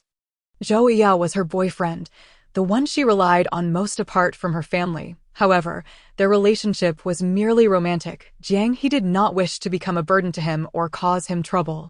In the depths of winter, as the sun set and the sky darkened, streetlights along the road flickered on. Nestled in Zhou Yao's embrace, the two remained in quietude for a long while. Neither spoke, merely feeling the tightening of each other's arms and the rapid beating of their hearts. Zhou Yao still hadn't inquired about the cause of Jiang He's unhappiness. He had reflected upon all his recent actions and words, yet could not discern what had upset her. Jiang, is it because of the fight I had that made you unhappy?" Zhou Yao gently pulled Jiang He from his embrace, bending slightly to meet her gaze. His tone careful, laced with both inquiry and appeasement. "If you dislike me fighting, I will definitely change that. All right?" Jiang He raised her hand and lightly tapped her fist against Zhou Yao's chest. "That's not it." Jiang He's clear gaze met his somewhat urgent one, and she softly articulated, "It's not your fault." She pressed her lips together. "Zhou Yao, you are wonderful. You need not be so cautious." Zhou Yao felt overwhelmed with emotion, leaning down to plant a gentle kiss on Jiang He's forehead. "Good, my dear." The semester had come to an end, and now they only awaited the new year. Zhou Yao escorted Jiang He downstairs. "You should head up. It's quite cold." Jiang He hesitated, lowering her head to entwine her pinky with his. "Do you have time tomorrow?" "What do you mean?" Zhou Yao chuckled. "When have I not had time for you?" Jiang He felt her heart swell with warmth from his words, a smile gracing her lips as she rose on tiptoe to whisper in Zhou Yao's ear. Her warm breath brushed against him, causing the tips of his ears to flush several shades deeper. Jiang He exhaled softly. "How about we go on a date tomorrow?" Zhou Yao's lips curled into a smirk, full of mischief. "Sure, it's been a while since we've been together." Jiang He retreated a couple of steps, creating some distance, and added, "I want to spend time with you." "Oh, Yao's spirit soared. Then I'll come pick you up tomorrow." "Where do you want to go?" Jiang He's round, dark eyes sparkled. "I want to watch a movie, eat pizza, and then sing." As she spoke, she paused at the mention of singing. "I want to hear you sing. Just for me, all right?" It was the first time Jiang He had playfully coaxed Zhou Yao. Zhou Yao was filled with effervescent joy. "Okay, only for you." You're the best boyfriend." Zhou Yao affectionately ruffled her hair, his gaze indulgent. "Quickly head up." The night had fully enveloped the sky, stars scattered across the firmament, and tomorrow promised to be another fine day. Zhou Yao lingered for a while, gazing at the direction Jiang He had vanished, a smile gracing his lips. As he turned to leave, he pretended to dribble a basketball, leaping to mimic a shooting motion. He chuckled softly to himself, hurrying home. Jiang Zheng held a bank card in his hand, Did you go looking for her? Jiang Zheng opened his mouth but could not utter a sound. It was best if it were benign. What if it were malignant? What would happen to Jiang He? Jiang He grasped his hand tightly. Trust me, Dad. As long as we are united, no hurdle is insurmountable. Jiang He shifted the topic. What are we having for dinner tonight? After a day of exams, I'm starving. Jiang Zheng rose from his knee. I made your favorite fried sauce noodles. Don't you smell the aroma? After the father and daughter had finished their meal, Jiang He helped wash the dishes and prepare the fruit. They enjoyed fruit together while watching television. The next morning, Zhou Yao was already waiting downstairs for Jiang He. As Jiang Zheng descended to dispose of the garbage, he encountered Zhou Yao. The young man donned a black goose-down jacket, paired with dark denim jeans, and the fur collar accentuated his youthful aura. Zhou Yao's hair was styled handsomely today, giving him a slightly more mature appearance than when it was simply styled. However, upon seeing Jiang Zheng, he brightened with a genuine smile, radiating the charm of a sunny boy. He appeared vastly different from how he behaved around acquaintances, perhaps even the complete opposite. Uncle, you're taking out the trash? Zhou Yao greeted him. Jiang Zheng momentarily lost his train of thought upon seeing Zhou Yao, but soon recognized the familiar face, hesitating. You are Xiao He's classmate. That's right, uncle. Zhou Yao replied as he took the black garbage bag from Jiang Zheng's hand. Allow me. We've met before. In the mall, Zhou Yao added, his tone affable. Today we're going out together. We just finished our exams and thought it would be a nice way to unwind. Jiang Zheng held a favorable impression of Zhou Yao, inviting him upstairs. Xiao He just woke up. Why don't you come up and wait for her? When Jiang He emerged from the bathroom after washing up, she was still clad in her fluffy pajamas. The next moment, Jiang He exclaimed, What are you doing here? Just as Zhou Yao was about to rise, Jiang Zheng appeared from the kitchen holding a spatula. Yao is waiting for you downstairs. I noticed it was quite chilly, so I invited him up. Jiang He offered an awkward smile, internally questioning, when did we become so close? Zhou Yao chuckled softly, whispering, Not yet. But I've completed 10%. There's still much work to do. Jiang He scoffed lightly. Zhou Yao quickly ruffled Jiang He's hair. Your pajamas are adorable. Chapter 92. Can you hear me? Jiang He dressed simply today, in a white down jacket similar to Zhou Yao's, paired with light denim jeans and snow boots. It was a minimalist yet beautiful ensemble. As the two individuals departed from Jiang He's residence, Zhou Yao cast a glance at her attire and chuckled softly, teasing, What's this? Not only are we wearing matching couple sneakers, but you've also donned the same down jacket as I have? Jiang He shot him a glare. The down jacket was a gift from Jiang Zheng, and she had no part in selecting it. However, she had indeed noticed Zhou Yao wearing the black version of the jacket prior to choosing her own white one. What's the matter? Jiang He retorted, her voice laced with annoyance. If you dislike it, just take it off. Zhou Yao grasped her hand and led her out of the community, insisting, No way, I enjoy wearing matching outfits with you. Their first stop was a pizzeria. In fact, Zhou Yao had secretly jotted down a list of must-do activities for their date in his phone's notes, the first item being a kiss. He doubted it would come to fruition, however. After finishing their pizza, they ventured to paint plaster dolls. Jiang He had read online that one could gauge their boyfriend's patience by dragging him along to paint plaster dolls. The activity required considerable focus and patience. Jiang He selected a plaster doll depicting a little girl resting her chin on her hand and referred to an image on her phone for inspiration. As she mixed colors with her brush, Zhou Yao took her hand and gently rolled her sleeves up, admonishing her, Be careful, don't get your clothes dirty. The fabric was thick, and fearing he might hurt her, he cautiously pulled her sleeves up bit by bit while occasionally brushing his thumb against the delicate, fair skin of her wrist.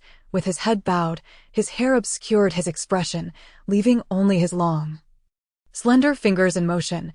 Watching her boyfriend attend to her, Jiang He felt her heart soften, and her gaze gradually became tender. Today, she had invited Zhou Yao out, longing for the time they had spent together. And she also intended to share her plans to transfer schools next semester with him. Ultimately, it was something she needed to disclose. The sooner, the better for acceptance. She was uncertain how Zhou Yao would react to her unilateral decision. Would he blame her? Would they argue? Would they break up? As these thoughts swirled in her mind, Jiang He lowered her eyelids. If a breakup were to occur, what would she do? She sighed. At such a young age. Why was she sighing? Zhou Eo gently patted her head. What's bothering you? Is there anything I can't handle for you? Jiang He managed a faint smile. Ego, you're so domineering. Zhou Eo adjusted his sleeves, adding, there's even more dominance you haven't experienced yet. Just wait and see. Jiang He sat up straight. When is this later? Who knows? Zhou Eo replied, mixing colors. Why ask so many details? Little girl. Jiang He pouted. Am I not allowed to ask? Zhou Eo chuckled softly. You'll find out in due time. As for the matter of testing her boyfriend's patience through painting plaster dolls, the conclusion was that Jiang He lacked Zhou Eo's endurance. Throughout the process, she vented her frustrations numerous times, nearly failing to complete her task. While Zhou Eo persisted in silence, the doll Zhou Eo painted turned out beautifully, with a pleasing color scheme and even tones. While Jiang He's was merely passable, Zhou Eo beamed with pride, attributing it to his innate talent. Suddenly, Zhou Eo recalled something and asked, Babe, what surprise did you have in mind for the plaster doll you gave me for my birthday? That doll was also painted by Jiang He, who had initially been quite satisfied with her skills. However, upon seeing Zhou Eo's prowess, she realized how much she had improved since then, when he received it. He had been gracious enough not to mock her. Jiang He shook her head. You'll have to discover it for yourself. Telling you would spoil the fun. Zhou Eo examined the doll daily, but couldn't discern anything special. However, compared to the one Jiang He currently held, he could see her skills had indeed progressed significantly. Since it was a surprise prepared by Jiang He, he refrained from pressing further, after allowing the dolls to dry and packaging them. The pair departed. Next, they went to watch a movie, where Zhou Eo remained attentive throughout, while Jiang He succumbed to sleep. Jiang, the movie is over. Upon exiting the cinema, Jiang He felt famished and grabbed a quick bite from a street vendor to tide her over. They then proceeded to karaoke, intending to conclude their delightful day with song. As darkness enveloped the sky, perhaps due to the holiday, the night market bustled with an unusually high number of patrons. Zhou Eo waited for Jiang He to finish eating before they headed to a KTV near the night market. After checking the microphone, Zhou Eo approached the song selection booth. Jiang He, still adjusting to the dim ambience of the private room, was instantly drawn to the familiar opening notes of a song. As the prelude faded, Zhou Eo's voice resonated, singing, Who can know your gentleness better than I?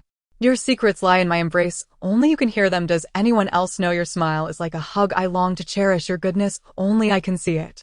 The song was Jay Cho's Can You Hear Me, which Jiang He had once recommended to Zhou Eo. At that time, she had secretly harbored feelings for him, wishing he could hear the sound of her heart racing. Little did she expect that he would sing it to her today, an unexpected surprise. Zhou Eo's voice was perfectly suited for Jay Cho's melodies, smooth and lyrical, bringing a sting to Jiang He's nose. In the next moment, the door to the private room swung open, and a server entered, presenting Jiang He with a bouquet of flowers while offering her an envious smile before quickly retreating. With the microphone in his left hand, Zhou Eo approached Jiang He, gently taking her hand in his right. His eyes were filled with affection as he continued to sing. I think I'm too reliant. Just as we hung up the phone, I strive to be a simple child, quietly guarding this love, knowing I can't depend too much, afraid you'll spoil me. Your fragrance lingers, I can't bear to leave. Holding the flowers in her arms, tears welled up in Jiang He's eyes as she listened quietly to Zhou Eo's serenade, the last time she heard him sing the unreachable you. This time it was Can You Hear Me? As the song concluded, silence enveloped the room. Zhou Eo turned off the microphone and gently wiped away the tears from the corners of Jiang He's eyes.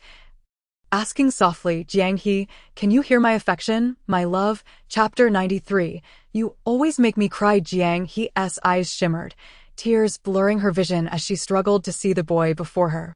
The room was warm. Zhou Eo had removed his jacket upon entering, clad only in a simple black sweatshirt, illuminated solely by the glow of the large screen. The skin on his neck seemed to radiate light. Observing the girl's tear-streaked face, Zhou Eo felt a mix of tenderness and amusement. Please don't cry. All right? Jiang He wiped her tears with her fingers, responding with mock annoyance. You always make me cry. I am sorry for always causing you to cry, Zhou Eo said, his gaze filled with affection as he hoarsely inquired, Did you hear my feelings? Jiang He, still recovering from her tears, replied with a tight throat. When did you prepare all this? The boy reached up to smooth her hair, gently brushing away the tear stains from her face. I've always been prepared, even if Jiang He hadn't suggested a date. He would have been ready. This was a ritual Zhou Yao owed Jiang He. Their relationship had begun in a rush, spurred by the first snow, driven by impulsive emotions and racing hearts. No more tears. Babe. Zhou Yao pulled the red-eyed Jiang He into his embrace, one hand stroking her head while the other gently patted her back, helping her regain her composure. Jiang He sobbed quietly. Her tears not solely for the surprises Zhou Yao had prepared, but also for their future together. Their tomorrows. The more he comforted her, the more she hesitated to speak, fear gnawing at her heart. Zhou Yao leaned closer to Jiang He, pressing his forehead against hers, reiterating, I promise to protect you, yet it seems I only end up making you cry. He felt a profound sense of guilt. I'm sorry, Jiang He sniffed, biting her lip, her arms wrapping around Zhou Yao, forcefully pushing him back onto the sofa behind them, the bouquet slipping to the side. Caught off guard, he stumbled, instinctively shielding Jiang He's head with his hands. As the world spun, Jiang He found herself atop Zhou Yao, who sat slumped on the sofa, his legs splayed. Jiang He, in a bold move, accidentally bumped her forehead against his chin, eliciting a soft whimper of pain from her. Zhou Yao, suppressing the pain, asked with concern, Are you all right? Jiang He ignored him, having never encountered such a situation. Zhou Yao felt a surge of panic. Fearing Jiang He might fall, he firmly grasped her slender waist. Jiang He remained in her reckless position, her eyes still red, her cheeks flushed. She wore a light-colored knit top tucked into her pants, accentuating her delicate figure. For a moment, they exchanged glances in silence. Jiang He stared at the boy beneath her, noticing the wrinkles she had created on his sweatshirt. Zhou Yao, I have something to say to you. Zhou Yao parted his lips. Babe, go ahead. Jiang He hesitated, biting her lip for a few seconds. Kiss my forehead first. Her request. Zhou Yao's warm gaze lingered on her lovely features, and he propped himself up to press his lips gently against her forehead. Jiang He instinctively lowered her head. The warmth of his kiss lingered for several seconds before he withdrew. Zhou Yao relaxed, collapsing back onto the sofa. In the dim light of the room, they could hardly discern each other's expressions. But the atmosphere had grown undeniably intimate, their breaths intertwining. They maintained this position for quite some time. Jiang He remained still, while Zhou Yao dared not move, waiting for her to speak, with Zhou Yao's lean waist beneath her hands. Jiang He slowly leaned down. Yao blinked slowly, perplexed by Jiang He's intentions, yet he allowed her to proceed. The distance between them diminished, and Zhou Yao's breath grew heavier. Jiang He summoned great resolve before daring to take this initiative. It was high time for Zhou Yao to fathom Jiang He's meaning. He pressed his dry lips together and asked, Jiang, have you made up your mind? In an instant, Jiang He's mind cleared, her gaze sharpening, and she nodded earnestly. Didn't you say that for every 3 kisses on my forehead, I could kiss you once? Yesterday after school was 1, and just now was 2, making it 3 in total. Her thoughts were neatly organized. Zhou Yao chuckled softly. Indeed. Jiang He placed her hands upon Zhou Yao's shoulders and lightly brushed her lips against the corner of his mouth. The crisp scent of him filled her nostrils. Just as Jiang He contemplated rising to leave, Zhou Yao grasped her wrist, using his knee to firmly encircle her between himself and the black leather sofa. He took hold of her forearm, guiding her hands to rest around his neck. Jiang. The boy's gaze was filled with an assertive intensity, his dark eyes fixated upon the girl who stirred his emotions. In the next moment, Jiang He firmly pressed down on Zhou Yao's neck. Though inexperienced, she simply pressed her lips against his, holding her breath. Meanwhile, Zhou Yao's breathing quickened, his arms straining to support his weight. After a few seconds, Zhou Yao, equally unpracticed, instinctively moved his lips against Jiang He's. The roles reversed, and she became the passive participant, with Zhou Yao directing their every action. They only parted when both tasted blood, panting heavily. Jiang He leaned against Zhou Yao like a dying fish, gasping for air. He absent-mindedly caressed her silky hair, though he felt no better. The metallic taste of blood lingered in his mouth. He lifted a hand to touch the corner of his lips.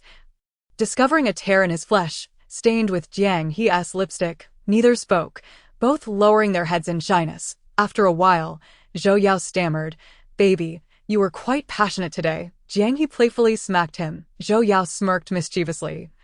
Recalling how Jiang He had mentioned wanting to say something before the kiss, "What was it you wanted to tell me?" Jiang He, irritated by his choice of words, replied, "Can you speak properly?" Zhou Yao, sensing her frustration, refrained from smiling, aware that his grin would aggravate the cut on his lip. "So, did we just kiss?" Jiang He fell silent. Undaunted, she retorted, "Let us see your kissing skills."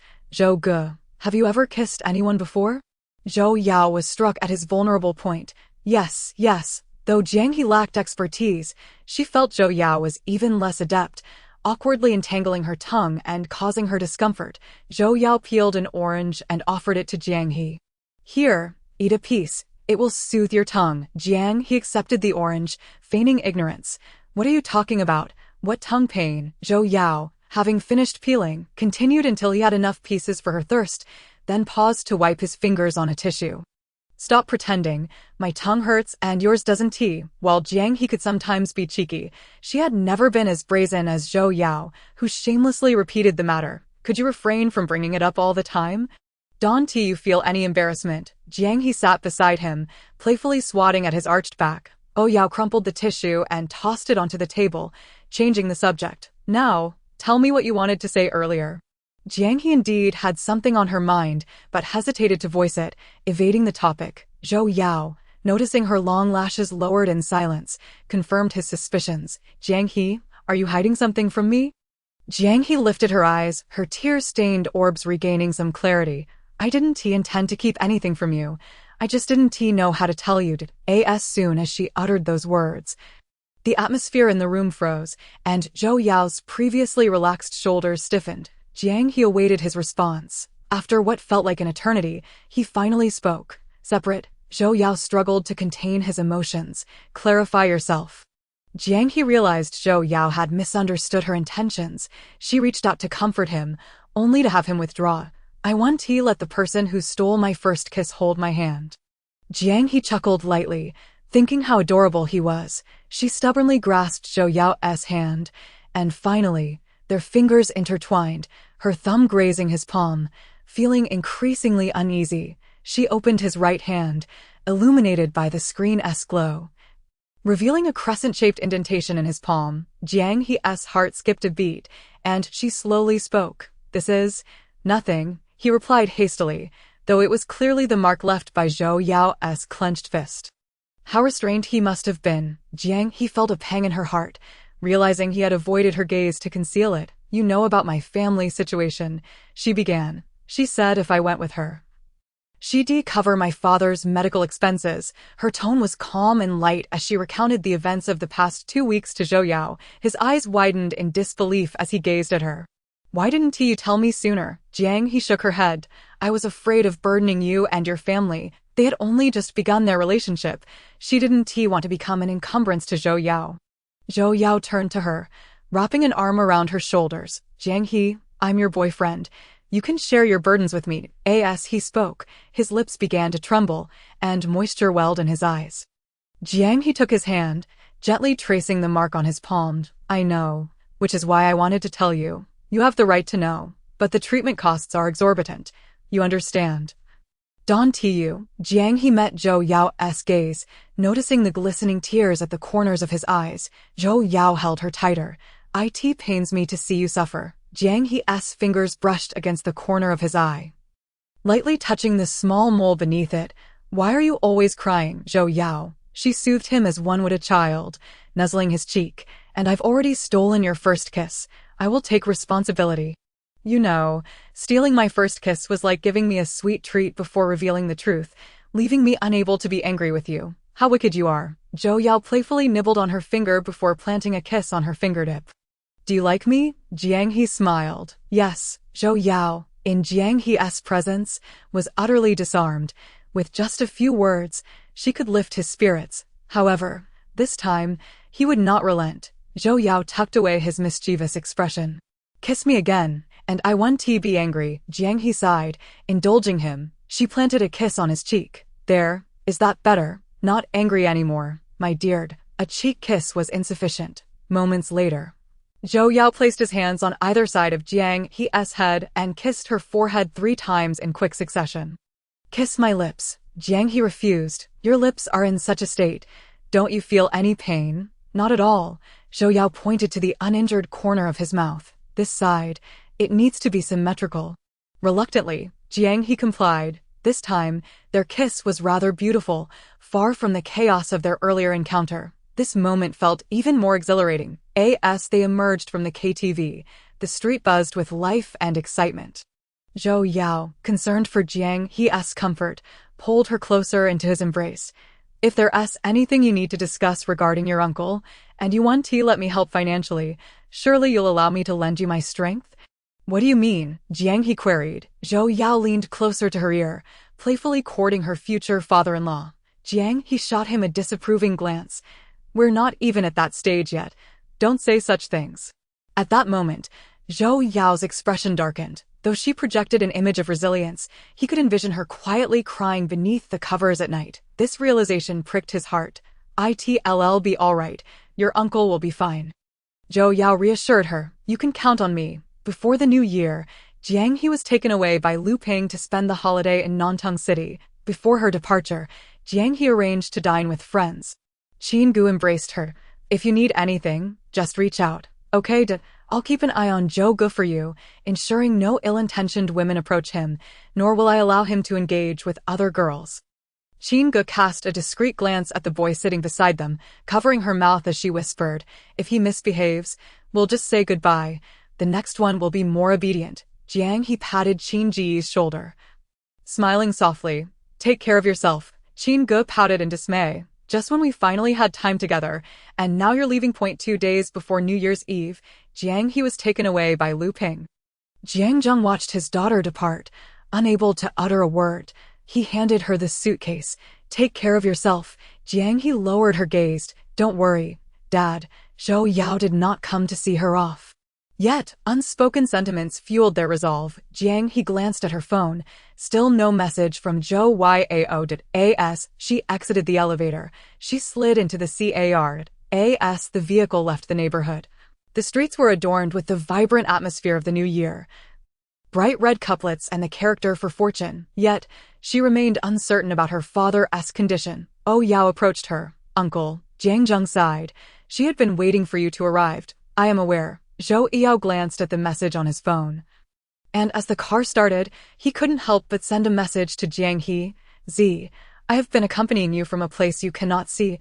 A photograph of Jiang He getting into the car was one Zhou Yao had secretly taken when he came to drop her off. Upon arriving in her new surroundings, Jiang He became increasingly reticent, secluding herself in the empty room throughout the winter break. Liu Ping's husband is named Chu Feng. The Chu family achieved wealth through unexpected means. And he, with his protruding belly and coarse manner of speech, regarded Jiang He with a gaze that made her feel quite uncomfortable. Jiang He would lock her bedroom door at home, avoiding Chu Feng. Moreover, there was a boy, slightly older than her, Chu Feng's son, who was in his 2nd year of university this year. Jiang He did not know his name, only hearing Lu Ping call him a Xia. She was uncertain whether his name was indeed Chu Xia or if there was another character in between. The two had not met frequently. Their first encounter occurred during Jiang He's inaugural dinner at the Chu household. Midway through the meal, he had a fierce argument with Chu Feng and stormed out.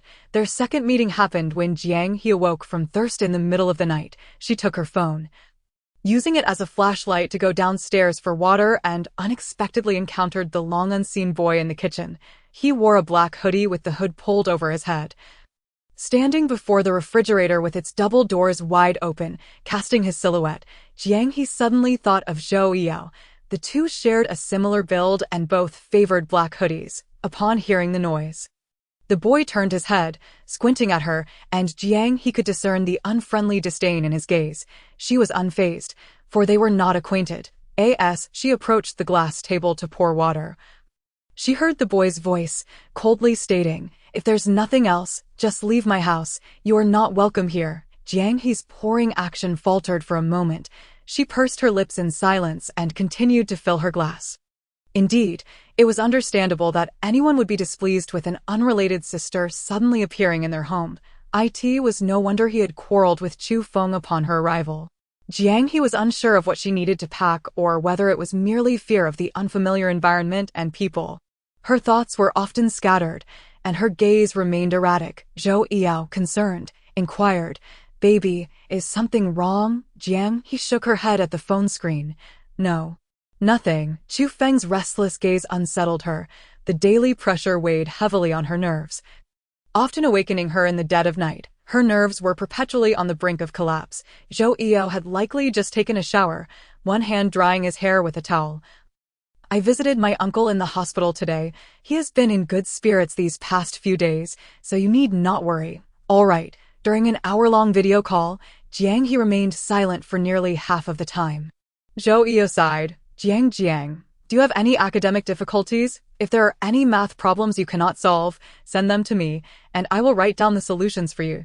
If you don't wish to study, play for a while and take a break." "All right." Jiang He nodded at the boy on the screen, her eyes instantly welling with tears. "Okay." The next moment, she confessed, "I miss you so much." Zhou Yao paused momentarily before tossing aside the white towel in his hand. "I miss you too, darling." Prompted by Jiang He's declaration of longing, Zhou Yao promptly purchased a midnight train ticket to Nantong City. He shared his real-time location with Jiang He at the station.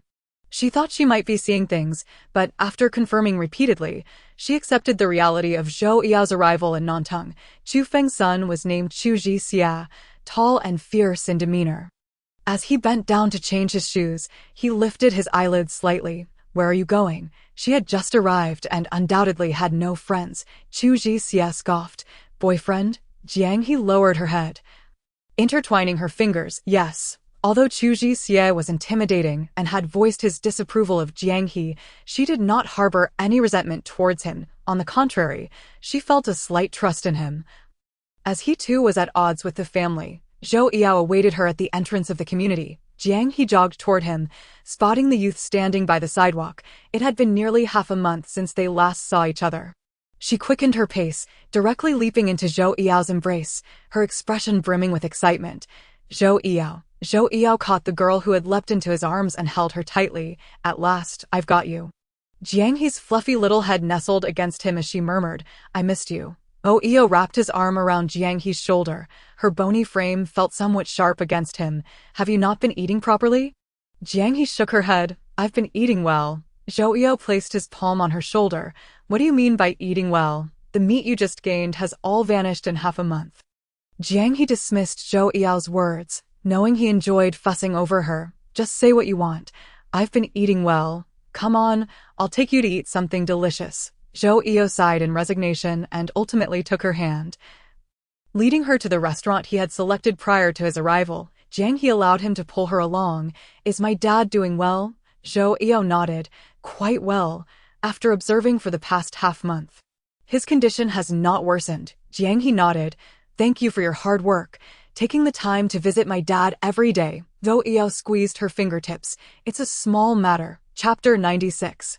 Let's break up. Zhou Yao surmised that Jiang He would not venture out alone to indulge in pizza or order takeout, so he brought her to a pizza restaurant. Jiang He glanced at the restaurant's name. It was a chain operation of the pizza place they often frequented in Beijing. The taste should be delightful. Jiang He clung to Zhou Yao's arm, leaning against him. "How did you know I wanted pizza?" Zhou Yao placed the order. "What do I not know about you? We often went there in Beijing. And since you have no friends here, you surely would be too lazy to move." Jiang He was quite laid back, often not probing into details. When she craved something, she seldom acted immediately, always deferring with a maybe next time. Zhou Yao, however, acted promptly upon his thoughts. They were quite different in this regard. Jiang He felt relaxed today, a sensation she hadn't experienced in a long time, reminiscent of something from a century ago. Though it had only been a little over half a month, she had refrained from eating before due to her mother. Now, she enjoyed eating because of him. Jiang He took a small bite of pizza, finding it just as delectable as in Beijing, exclaiming, "So delicious." Zhou Yao glanced at her. "If it's good, Eat more. Shall we watch a movie afterward? I'll probably just fall asleep again. Let's choose something else. Jiang He was aware of her own flaw. Zhou Yao had traveled a long way, and she wished to spend more time with him. Zhou Yao ate his pizza heartily. I just want to help you relax for a bit. Zhou Yao recognized that Jiang He had been under considerable mental strain lately, so he aimed to help her unwind. After contemplating, he decided that watching a comedy would be a pleasant option. Jiang He understood Zhou Yao's intentions. Boyfriend, you are so thoughtful. Zhou Yao chuckled softly, of course. A good boyfriend like me is a rarity. After finishing their meal, they went to watch a movie. Zhou Yao selected a longer film, allowing them to spend more time together while also giving her an opportunity to rest. Predictably, not 10 minutes into the movie, Jiang He was yawning repeatedly. It had been a long time since she had felt such relaxation. As soon as she closed her eyes, she drifted off to sleep. Zhou Yao gently adjusted her neck to make her more comfortable. Jiang He's breath brushed against Zhou Yao's neck, and unlike last time, he felt no agitation. His mind was clear of such thoughts. He turned to gaze at the sleeping girl, sighing softly, his eyes filled with tenderness. Such a small girl, with narrow shoulders, bearing so much pressure. Zhou Yao discreetly reached for Jiang He's bag, opening it to place a small stack of cash inside.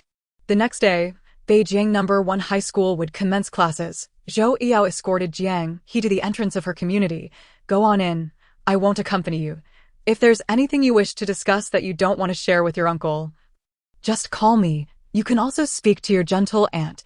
She has been thinking of you. Jiang He could not contain her emotions, turning her back to Zhou Yao. Her voice trembled with impending tears. Just go. If you don't leave, I will cry. Zhou Yao turned her around, kissing her forehead gently. Go inside. I will take my leave now. Upon arriving at the Chu household, Jiang He found Lu Ping seated on the sofa alongside Chu Feng. Lu Ping called out from behind her, "You little brat." Jiang He feigned ignorance. She was momentarily taken aback before realizing the cash was left by Zhou Yao, with a note tucked inside. The note bore familiar handwriting, stating, Jiang, take good care of yourself." She stared at the note, lost in thought, when suddenly, the bedroom door swung open. Jiang He quickly pressed the money beneath the quilt. What happened? She swatted Lu Ping's hand away.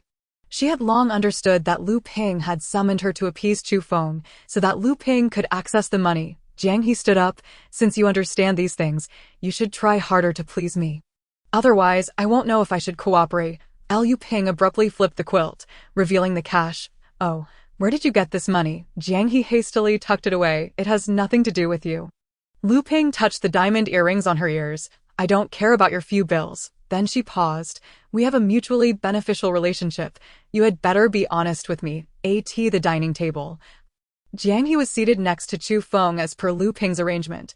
Before the meal began, Chu Jixia directly pulled Jiang He to sit in his spot. Sit here. Chu Jixia took his place beside Chu Feng, whose expression darkened, yet he said nothing. Jiang He lifted her eyelids to glance at Chu Jixia, pursing her lips in silence. In the midst of their conversation, Chu Feng was called away by a phone call. But before leaving, he told Jiang He, Xiao He, make sure to eat more. As he spoke, he reached out to gently touch Jiang He's face. Jiang He, with a look of disgust, swatted his hand away, her expression cold and indifferent. As she ascended the stairs, Chu Jixia blocked Jiang He, questioning her understanding of Chu Feng's true nature. In her clear, pure eyes, there resided a stubbornness that seemed unbefitting her. I need money. Chu Jixia tugged at the corner of his mouth, advising, it's best you stay away from my family. Jiang He simply replied, thank you. As March drew to a close, over the past few months, Zhou Yao had frequently visited Jiang He in Nantong whenever he had the time. Zhou Yao began to let his imagination run wild, fixating on a singular question, leading to repeated arguments. Their relationship had reached a stalemate, with Zhou Yao feeling that Jiang He was indifferent to him and reluctant to see him. One fateful day, Jiang He completely broke down. Calmly, she conveyed through her phone, I worry about you, about your studies, and I don't want you to be so exhausted. Zhou Yao fell silent on the other end of the line. After what felt like an eternity of quiet, with even their breaths inaudible, Jiang He could no longer hold back, asking, are you going to remain silent? Zhou Yao hesitated to speak. He could sense what Jiang He was about to say. And in that moment, after over a month of conflict, he became suddenly flustered. This was not the outcome he had sought. Eventually, they both spoke simultaneously. Jiang He uttered, "Let's break up, Zhou Yao." Mid-sentence regarding his uncle's improving health, was taken aback by her words. "Repeat that, Jiang He," he demanded, unwilling to believe his ears. After their call ended that night, Zhou Yao remained silent in his room for a long while. A glass had shattered, scattering fragments across the floor, glinting in the light like stars in the night sky. With the college entrance examinations drawing closer, Zhou Ren's discipline over Zhou Yao became increasingly stringent. Zhou Yao had no choice but to sneak out in the dead of night. Making his way to Nantong, he arrived just past 1 in the morning, exhausted but too anxious to close his eyes, for doing so would heighten his sensitivity to sound, echoing Jiang He's words of breakup in his mind. Resting his arms on his knees, he rubbed his face with both hands, exhaling a heavy sigh. Regret clouded his gaze. It was his insecurity and his insatiable desires that led to this. Zhou Yao spent the night at the Nantong station until dawn broke. Today was not the weekend, and Jiang He still had school. He had to wait until she finished her classes in the afternoon to see her. At noon, when Wan called, her gentle voice tinged with urgency. "Xiao Yi, where have you been? You didn't go to school, and your father is going to go mad." "Mom," he croaked, his throat so dry it felt as though he were swallowing shards of glass. When Wan fell silent on the other end, taken aback by her son's state, her tone barely concealing her tears. Zhou Yao had never been one to cry. He always seemed unfazed by any situation, as if nothing could disturb his peace of mind. But now, he was different. He was no longer that carefree, indifferent boy. Despite his efforts to mask his emotions, she sensed it immediately. "Did you go to Nantong?" Zhou Yao closed his dry eyes. "She wants to break up with me, but things were fine before, weren't they?" When Wan questioned, Zhou Yao could no longer hold back his emotions, tears brimming in his eyes. After school, Jiang He exited the gates alone, her gaze quickly landing on a boy by the flower bed, his head bowed. Zhou Yao's charm remained intact, effortlessly drawing the attention of many girls wherever he went. Jiang He halted her steps. It seemed as though they shared a silent understanding. Zhou Yao lifted his gaze to meet Jiang He's clear, almond-shaped eyes. However, in that moment, a heaviness settled in his heart. The girl's eyelids were puffy, her overall demeanor indicating a poor state of health, with dark circles under her eyes. Zhou Yao approached her, parting his lips to speak. Jiang He lowered her gaze. "You haven't eaten, have you?" She hurried over to a nearby snack cart to purchase some food for him. They settled in a nearby park, where the drooping willow branches had sprouted tender new buds, swaying gently in the spring breeze, creating ripples on the surface of the pond. The park was alive with grandparents playing with their grandchildren. Jiang He watched the children play for a long while in silence. Zhou Yao remained quiet beside her, holding the food she had bought. After a prolonged silence, she finally spoke. "You should eat." Zhou Yao, holding 2 thin bamboo skewers, kept his head bowed in silence for a long time before managing a self-deprecating smile. "All right." From that moment on, the two ceased all communication. During the mock examinations, Zhou Yao's grades plummeted out of the top 10 in his grade, leaving his teachers in a state of panic, while he himself appeared unfazed. Despite all the teachers' efforts to counsel him, his condition continued to deteriorate. Qin Gu speculated it was related to Jiang He. Sheng Yifan and his friends frequently invited him out, but he always declined, a smile lingering on his lips as he replied, "No, I'm going to find my baby." At that time, his friends were enviously aware of the love that drove him, knowing that his beloved awaited him, rendering their physical exhaustion insignificant. Falling in love might cultivate feelings of inferiority, yet the courage to love someone and sustain that love indefinitely was something else entirely. As weekends rolled around, Zhou Yao began to join Sheng Yifan and his rowdy friends for late-night street food, sitting on plastic chairs, drinking and skewering meat. Each time, he would drink to excess, his eyes reddening as he incessantly messaged on his phone. Sheng Yifan surmised it was due to Jiang He's influence. He couldn't bear to see Zhou Yao in such a state, so he secretly recorded a video of him and sent it to Jiang He to elicit sympathy for Zhou Yao. Zhou Yao, whether sober or drunk, bore the same disheveled appearance. He slouched against the back of the chair, his lips pressed into a thin line, long eyelashes casting shadows over his downcast eyes, lost in thought as he stared at his phone. Xinjiang Buqi Jiang, I understand, myq ge. What's going on between you two? Did you have a fight? Xinjiang Buqi Jiang. We broke up. Shang Yifan was aware of the ongoing conflicts between them. Initially believing it to be trivial squabbles that could be resolved with some coaxing, he never anticipated it would lead to a breakup. myq ge. Yao likes you too much. If there are issues, you should communicate properly. There's no need to resort to a breakup. Xinjiang Buqi Jiang. Thank you. Qin ge, sipping her milk tea, nudged Shang Yifan with her elbow, gesturing towards Zhou Yao. Shang Yifan shrugged, expressing his reluctance. The gossip spread quickly through their group. Zhou Yao, a figure of prominence in his school, became the topic of conversation. I don't like to eat. Did President Zhou break up with his girlfriend? I love to eat. Haven't they've been broken up for a while? 121. I didn't know. Love to argue rabbit. Last time, they seemed fine. I heard someone saw them in the piano room. Coca-Cola. Didn't his girlfriend transfer schools? It seems she transferred after the breakup. Striped shirt. That seems likely, but I'm not sure. Love to eat meat rabbit. If they broke up, they broke up. After being together for so long, it was bound to happen. Zhou Yao had a history of frequently changing girlfriends, and when he first started dating Jiang He, many were betting on how long they would last. Their longevity had taken everyone by surprise. Qin Ge, upon reading the gossip from the previous night, felt an increasing anger, particularly at Zhou Yao's despondent demeanor. Who was he putting on such a morose facade for? Though she dared not voice her thoughts, she inwardly cursed. The rift between them was not something everyone could grasp. True empathy was a rarity in this world. Tio put it plainly. The impatient Qin was simply anxious. She kicked Shang Yifan lightly and gestured towards Zhou Yao. Go talk to him. Shang Yifan pointed at himself. Me, Qin. Who else? Shang Yifan shook his head. I can't.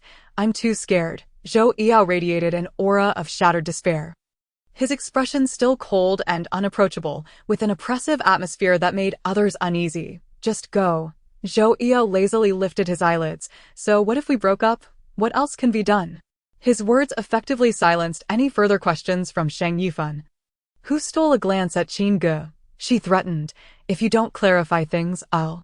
Shang Yifan reluctantly moved closer to Zhou Yao. Are you guys getting back together? She doesn't want to be with me anymore. Zhou Yao replied calmly. Shang Yifan forced a smile. It's fine.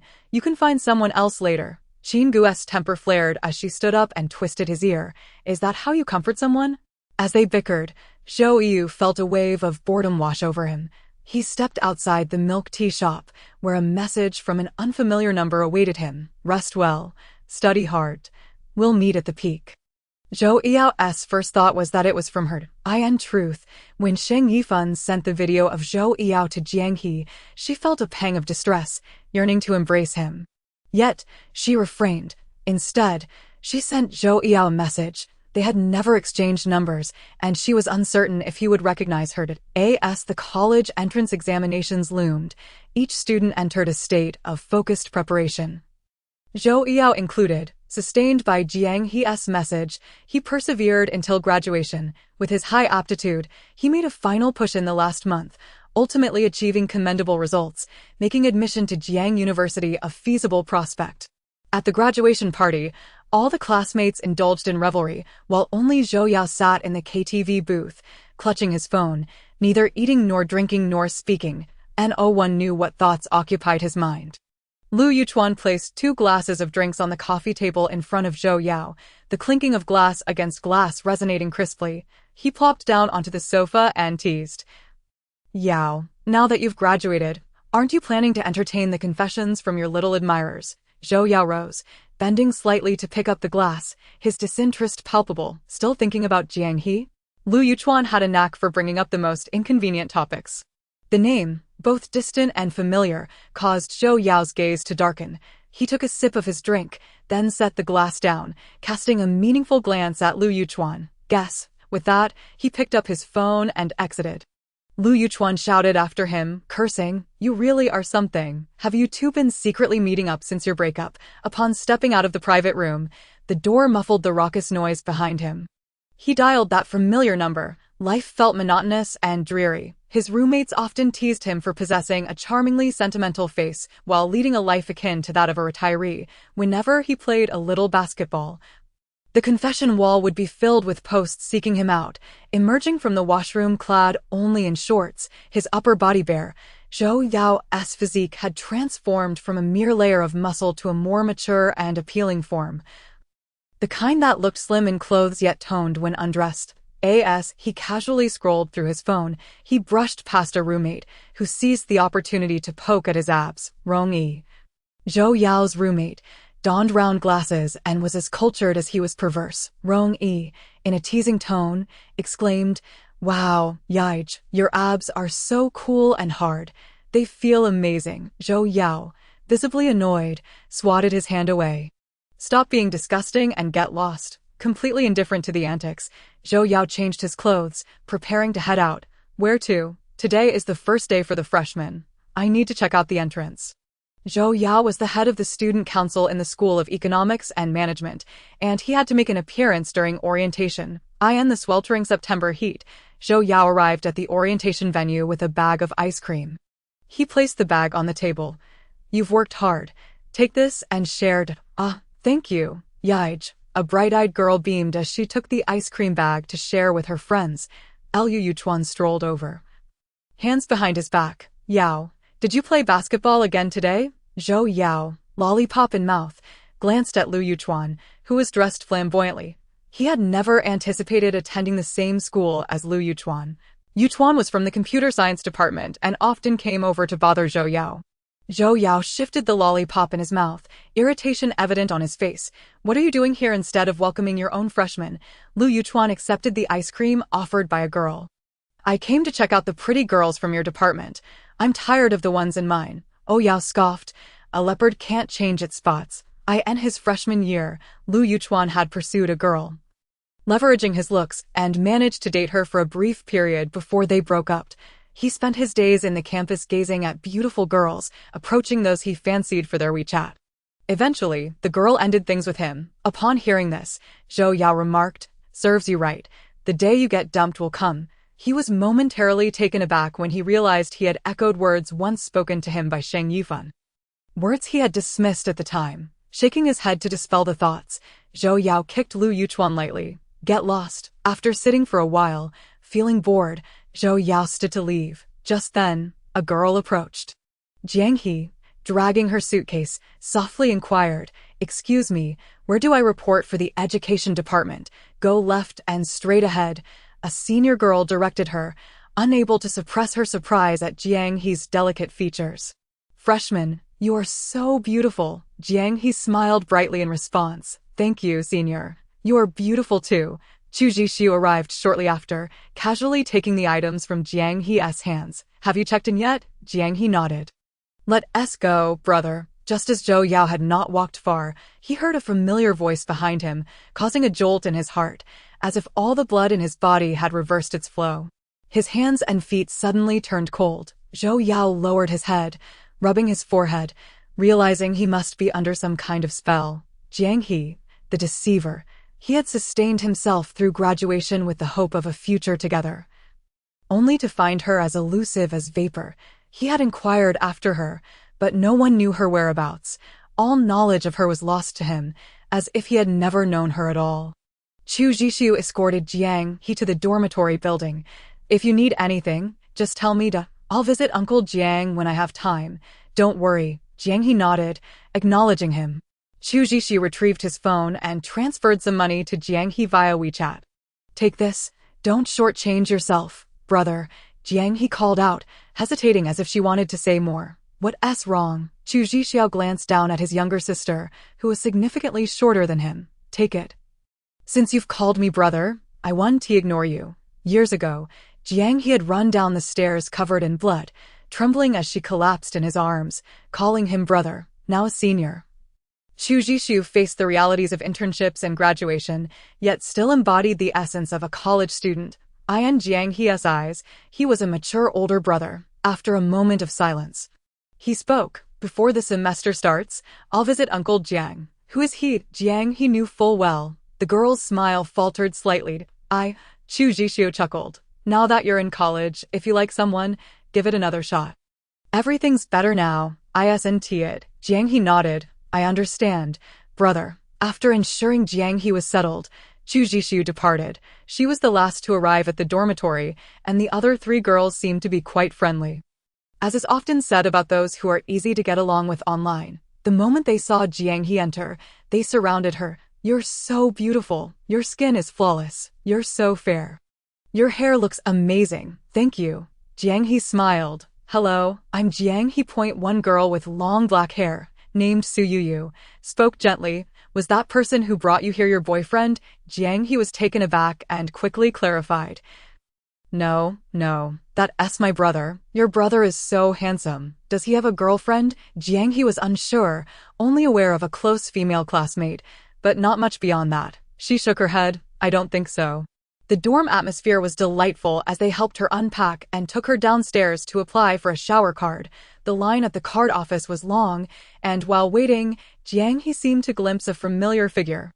A boy dressed in white and black swept past her, and as she tilted her head to get a better look, Su Yuyu gently tugged at her sleeve. Jiang He, what are you looking at?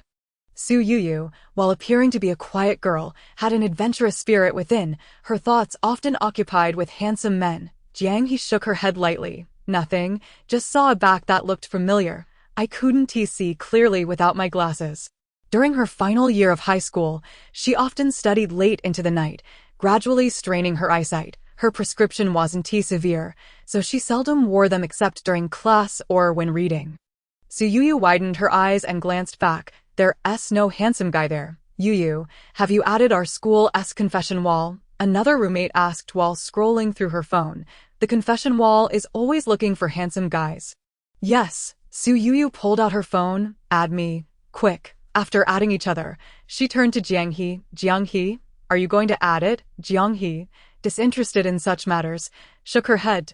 No, thank you. All right then. Su Yuyu lowered her head to continue scrolling, suddenly exclaiming, wow, who is this handsome guy? Jiang He chuckled at her reaction when suddenly her phone buzzed in her pocket. Jiang, are you eating? A steady voice emanated from the other end of the line. Yes, I am. Please take care of yourself at school. I know, Dad. Make sure to rest well. Jiang He replied warmly. Okay. Jiang Zheng hesitated. Xiao He, Yao visited me before the semester began. Have you two not been in touch? No. She gently closed her door, cautiously climbed onto her bed, and silenced her phone. The air conditioning hummed as Jiang He faced the pristine white wall, closing her eyes, struggling to find any semblance of sleep. She was uncertain whether Zhou Yao had honored their agreement to apply to Jiang University. Initially, she had deceived him, urging him to study diligently, only to leave without a word. Jiang He had retaken her final year with the hope of enrolling in Jiang University, gambling on whether Zhou Yao would uphold their pact. Reflecting on that year, Jiang He had severed all ties with her friends, changing both her phone number and WeChat. In the afternoon, she went with her roommate to the activity center to collect their military training uniforms. The following day marked the beginning of a grueling 21-day military training regimen, during which everyone lamented their plight. The soreness from inactivity was excruciating. However, Jiang He managed quite well. Apart from standing at attention, she found the rest tolerable. The instructor squinted at the sun overhead, pondering whether it was too hot, with the majority of students from the education college being female, who generally possess weaker constitutions. It was not an exaggeration to say that extending the training could lead to several fainting spells. The instructor was merely a senior, just 1 year their elder, and turned a blind eye, suggesting they take a break if the sun became too oppressive. Instructor Wu, a tall, dark-skinned young man from the north, was cheerful and generous in spirit. He was not overly busy at the moment. Sitting in the shade, he asked, "What brings you here?" Rong Yi casually settled beside him, handing him a bottle of water. "I heard you were training the girls from the education college, so I came to check out the beauties." You wouldn't believe it. The girls following that guy have all but fixated on him. This fixation had resulted in his continued single status, as every time he was approached by girls, He mistakenly believed he had garnered their attention, only to find they were seeking Zhou Yao's WeChat. Perhaps it was the result of casually giving a girl his WeChat in senior year, which led to a prolonged Cold War with Jiang He. Now, he had developed an aversion to adding new contacts. Even in Jiang He's absence, he remained hesitant. Wu adjusted his cap, asking, "Has that guy found someone he likes?" Rong-yi took a sip of his drink and replied, "Nope," still sporting that same old retirement vibe, without a single prospect. Wu clicked his tongue in mock sympathy. "Oh, the lovesick fool." Rong-yi's gaze darted to Jiang He, who had just lifted her head to adjust her cap. He nudged Wu's arm, saying, "I'm not exaggerating. That girl is quite something. Education college has its fair share of beauties. Do you think she'd be a good match for Yao?" Wu followed Rong-yi's gaze and caught a glimpse of Jiang He, who had just lowered her head again. She was indeed rather cute, albeit quiet and shy. It's hard to say if she's suitable. He mused, pausing for a moment. Damn, what spell does Zhou Yao's white moonlight cast that keeps him so entranced? Wu, tall and with an impressive physique from his military background, was undeniably attractive, and it was only natural for freshers to feel a flutter of excitement in his presence. During breaks, the girls would joke and laugh with their peers or with the instructor for hours. In stark contrast, Jiang He remained silent and still at the back of the line, quietly resting. Zhou Yao seemed to have just awakened, having slept through the morning into the afternoon without even eating lunch, subsisting only on a few sips of water. Rong-yi pushed the door open, exclaiming, "No way, Yaij, just waking up?" Zhou Yao glanced at him but remained silent. Rong-yi pulled out a photo he had secretly taken of Jiang He on the playground. "Yao, what do you think of this girl? Is she cute?" Zhou Yao approached the wardrobe, and Rong-yi followed, urging, "Look, she's so quiet. She must be your type." "Me?" Zhou Yao paused in his actions, hesitated for a moment, then scoffed with a cold laugh. "You know what I like." Rong-yi nodded knowingly. "This kind of girl. Look at her." Holding up his phone, he showed Zhou Yao the photo, but Zhou Yao turned his profile away, not granting a single glance at the screen. Rong-yi, exasperated, sighed, "I truly wish I could see the white moonlight that captivates you so." Zhou Yao met Rong-yi's gaze and replied gently, "You want to see her? Why, I want to know what makes her so special that it has you acting like a lovesick puppy." Zhou Yao had plans to play basketball with friends that afternoon, stuffing his belongings into his backpack. "You want to see her? I'd like to see her too, but I have no idea where she's hiding." He had once entertained a glimmer of hope that he might run into Jiang He when visiting Jiangzheng, but she consistently evaded him, and he had yet to catch a glimpse. He was unaware of how Jiang He had fared in her college entrance exams, or which school she had attended. He had asked everyone he thought might know, but none had any news of her. Countless trips had been made to Nantong City over the summer, yet he had not encountered her once. It was later that he learned from Jiangzheng that Jiang He had not performed well in her exams and was repeating her studies in Nantong City. During the first semester of college, when classes were not too demanding, he would often find himself wandering around Nantong City on weekends. Zhou Yao was born in Beijing City, yet Nantong had become the city he knew best. He would wait outside Nantong No. 1 middle school all day, the security guard eyeing him with suspicion, urging him to leave. Eventually, he would spend an entire day in Nantong City, feeling that this way he could be closer to Jiang He. Love does not abandon. Zhou Yao could accompany her from a distance, unseen. Qin Ge and Sheng Yifan had both gone abroad, further obscuring Jiang He's whereabouts. If someone was intent on avoiding contact, finding them became an impossible task. Over time, Zhou Yao began to accept reality, becoming what Rong-yi and others described as someone who seemed less like a college student and more like someone enjoying retirement. He no longer chased after fleeting dreams, but chose to wait for the wind to change, wagering on Jiang He's conscience, hoping that his Jiang would come to find him. The military training at Jiang University included evening sessions filled with songs. During dinner, Jiang He felt unwell, possibly suffering from heat exhaustion, and hardly ate anything. The evening breeze in Beijing brought a touch of coolness, and Jiang He wrapped her arms around herself, noticing a commotion in one corner of the playground. Su Yuyu tilted her head to see what was happening, asking, "What's going on over there?" Instructor Wu, known as Wu Hao, removed his cap and, seeing the commotion at the School of Management's training area, chuckled. Perhaps they've spotted some handsome guys. Song Song noticed something was off with Jiang He, asking, "What's wrong, Jiang?" Chapter 99. Hatred for every fool who dismisses pure love. Jiang He felt a chill, and despite the cool September evening, it shouldn't have been this cold. Song Song touched Jiang He's forehead, feeling it was somewhat feverish. Jiang, are you running a fever?" Jiang He hugged her arms, feeling slightly uncomfortable. Wu Hao overheard the girls' conversation and suggested, "Let's take her to the infirmary." Su Yuyu and Song Song accompanied Jiang He to the infirmary. Zhou Yao, having purchased snacks for the new students at the School of Management, found it hard to escape the noise of the first-year students. As he passed the education college, Wu Hao called out, "Zhou Yao, come here." Zhou Yao on the phone heard Wu Hao's voice. "Hey, I heard from your mom that you've been dating early in school." Zhou Yao hung up and walked towards Wu Hao, kicking the person sitting on the ground.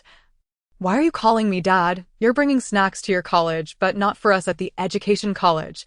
Wu Hao stood up, encouraging the younger students, "Come on, let Zhou Senior buy you some treats." Zhou Yao scoffed, "Sure, tomorrow perhaps." The girls, having never encountered someone like Zhou Yao, bravely asked, "Zhou Senior, do you have a girlfriend?" Zhou Yao lifted his eyelids and glanced at the girl who had braided hair. Wearing a camouflage cap and sporting exquisite makeup, looking quite charming, she was indeed beautiful. Zhou Yao chuckled softly, "No, Senior, how do you see me?" The girl, confident and bold, winked at Zhou Yao. He shook his head, "You're great. Just not my type." Zhou Yao was always adept at navigating relationships, appearing relaxed and carefree. The girl, unfazed, laughed, "Senior, I'll come back tomorrow to ask again." Classmates began to tease him. Zhou Yao put his phone in his pocket, his expression calm as he said, "No, I'm not worthy." Wu Hao chimed in, "Don't pine for Zhou Senior. He's already smitten with someone special. His heart belongs to a white moonlight." "Oh, who is she?" "Such a handsome senior would be lovesick." Zhou Yao, for the first time, was so accommodating, thinking, "She's too good. I feel inferior." Wu Hao suddenly recalled something from earlier, whispering, "By the way, Yao, did Romy show you that elementary school girl we were connected with?" Zhou Yao took a moment to comprehend what he was referring to, replying disinterestedly, "Not interested. Don't push me with that." "What do you mean, we're not pushing? We just thought she'd be your type." Wu Hao grew impatient, playfully kicking Zhou Yao. Zhou Yao raised an eyebrow. "I'm not in a hurry, so why are you?" "We're just curious." A glint of regret flashed in Wu Hao's eyes. "What a pity, that girl might be sick. She just left for the infirmary. If you had come earlier, you might have seen her." Zhou Yao ran his fingers through his hair. Since starting college, he had changed his hairstyle. He used to have a neat cut in high school, looking somewhat obedient. Now, with a stylish American crew cut, he smirked, exuding a mischievous charm. Despite his playboy appearance, he refrained from flirting or chasing girls. Living each day as if in retirement, sipping warm water from his thermos, he never added strangers on WeChat. Oddly, his close friends knew of the white moonlight in his heart. Friends like Wu Hao and Rong Yi often schemed to introduce him to potential girlfriends. But Zhou Yao paid little heed to such matters. Jiang He's birthday fell in midsummer, yet he had never celebrated it with her once, as they had parted ways. He always felt their ending should not have been like this, akin to a novel without a conclusion. Yet, he had no idea when he could pen that ending, thus he waited. Initially anxious and flustered, he gradually grew more accepting, realizing he could embrace whatever conclusion awaited him. "Hey Rong Yi, why are you prancing around in just your underwear? Do you think I want to see that?" Zhou Yao cast a glance downward, exclaiming, "For heaven's sake, if you have nothing to show, don't flaunt it." "It's embarrassing." Rong Yi quickly threw on a pair of pants, retorting, "Get lost." After a moment, Rong Yi speculated, "Is that plaster doll your ex-girlfriend's gift?" Zhou Yao was scrolling through his phone, letting out a sound of acknowledgement through his nostrils. "That must be it. Is there something hidden inside?" When he picked it up earlier, he felt an unusual sensation, something distinctly off. Zhou Yao's expression grew serious as he glanced at Rong Yi. Rong Yi raised his chin, curious, asking when it was given to him. Noting how long it had gone unnoticed, Zhou Yao carefully retrieved the item once more, handling it with utmost caution, yet still feeling perplexed. Rong Yi and the other roommates exclaimed in unison, "What the hell? Seriously, who wouldn't be confused? If it were me, I'd be baffled too. Rong Yi watched as Zhou Yao poured out a multitude of origami stars. Now I understand that saying I often see online. One roommate remarked. Rong Yi asked, "What saying?" "I loathe every fool in this world who doesn't pursue pure love." Yao Ge. So it's all about pure love. I want to hold hands with a girl too. I want to pursue pure love as well. Rong Yi ran a hand through his hair, exasperated. I'm done for the night. No sleep. Are you an idiot? You say that every time, yet you sleep like a dead pig. Zhou Yao ignored him, stepping out onto the balcony to smoke. He seldom smoked.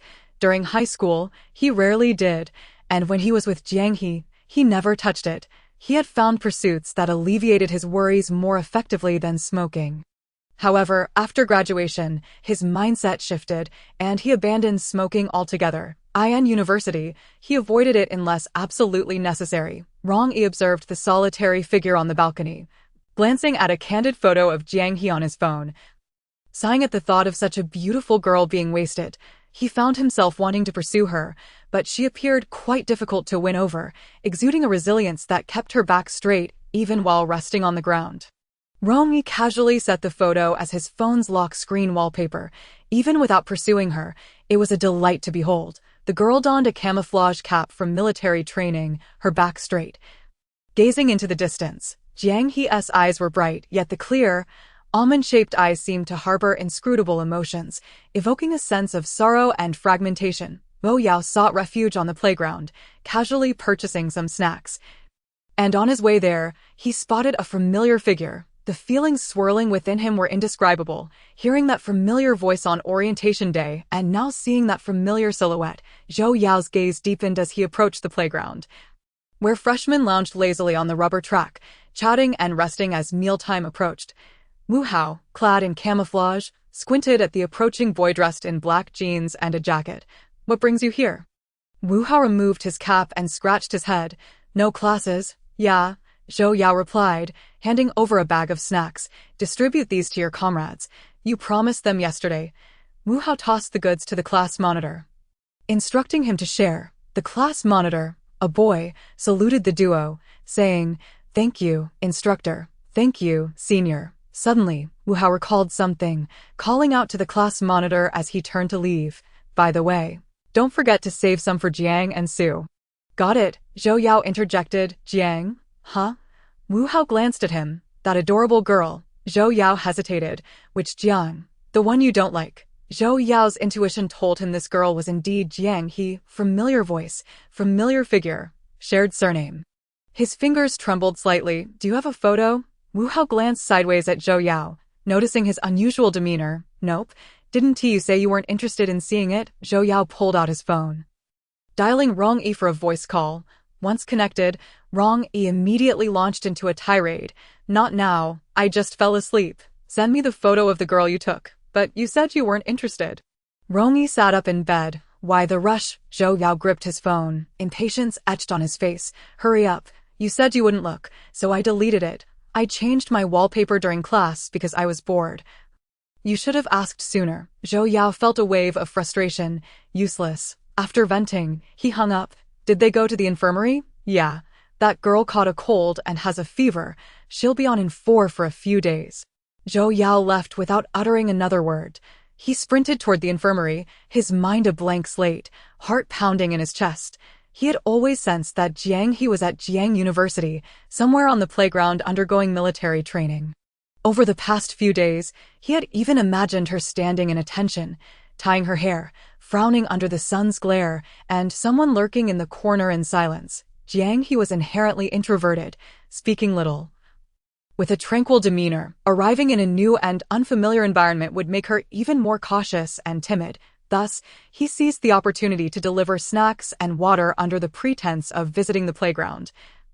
Hoping for an unexpected surprise, the playground was still a distance from the infirmary, and the September sun blazed overhead. Zhou Yao shed his jacket, draping it over his arm, clad only in a white short-sleeve shirt. By the time he reached the infirmary, beads of sweat had formed on his back and forehead. Jiang University's infirmary was spacious, featuring a dedicated observation room for 4 drips. It was his first visit, and he searched for a while before locating it. Through the glass of the observation room, he instantly recognized Jiang He. Even though she wore a mask and a cap, the familiarity washed over him.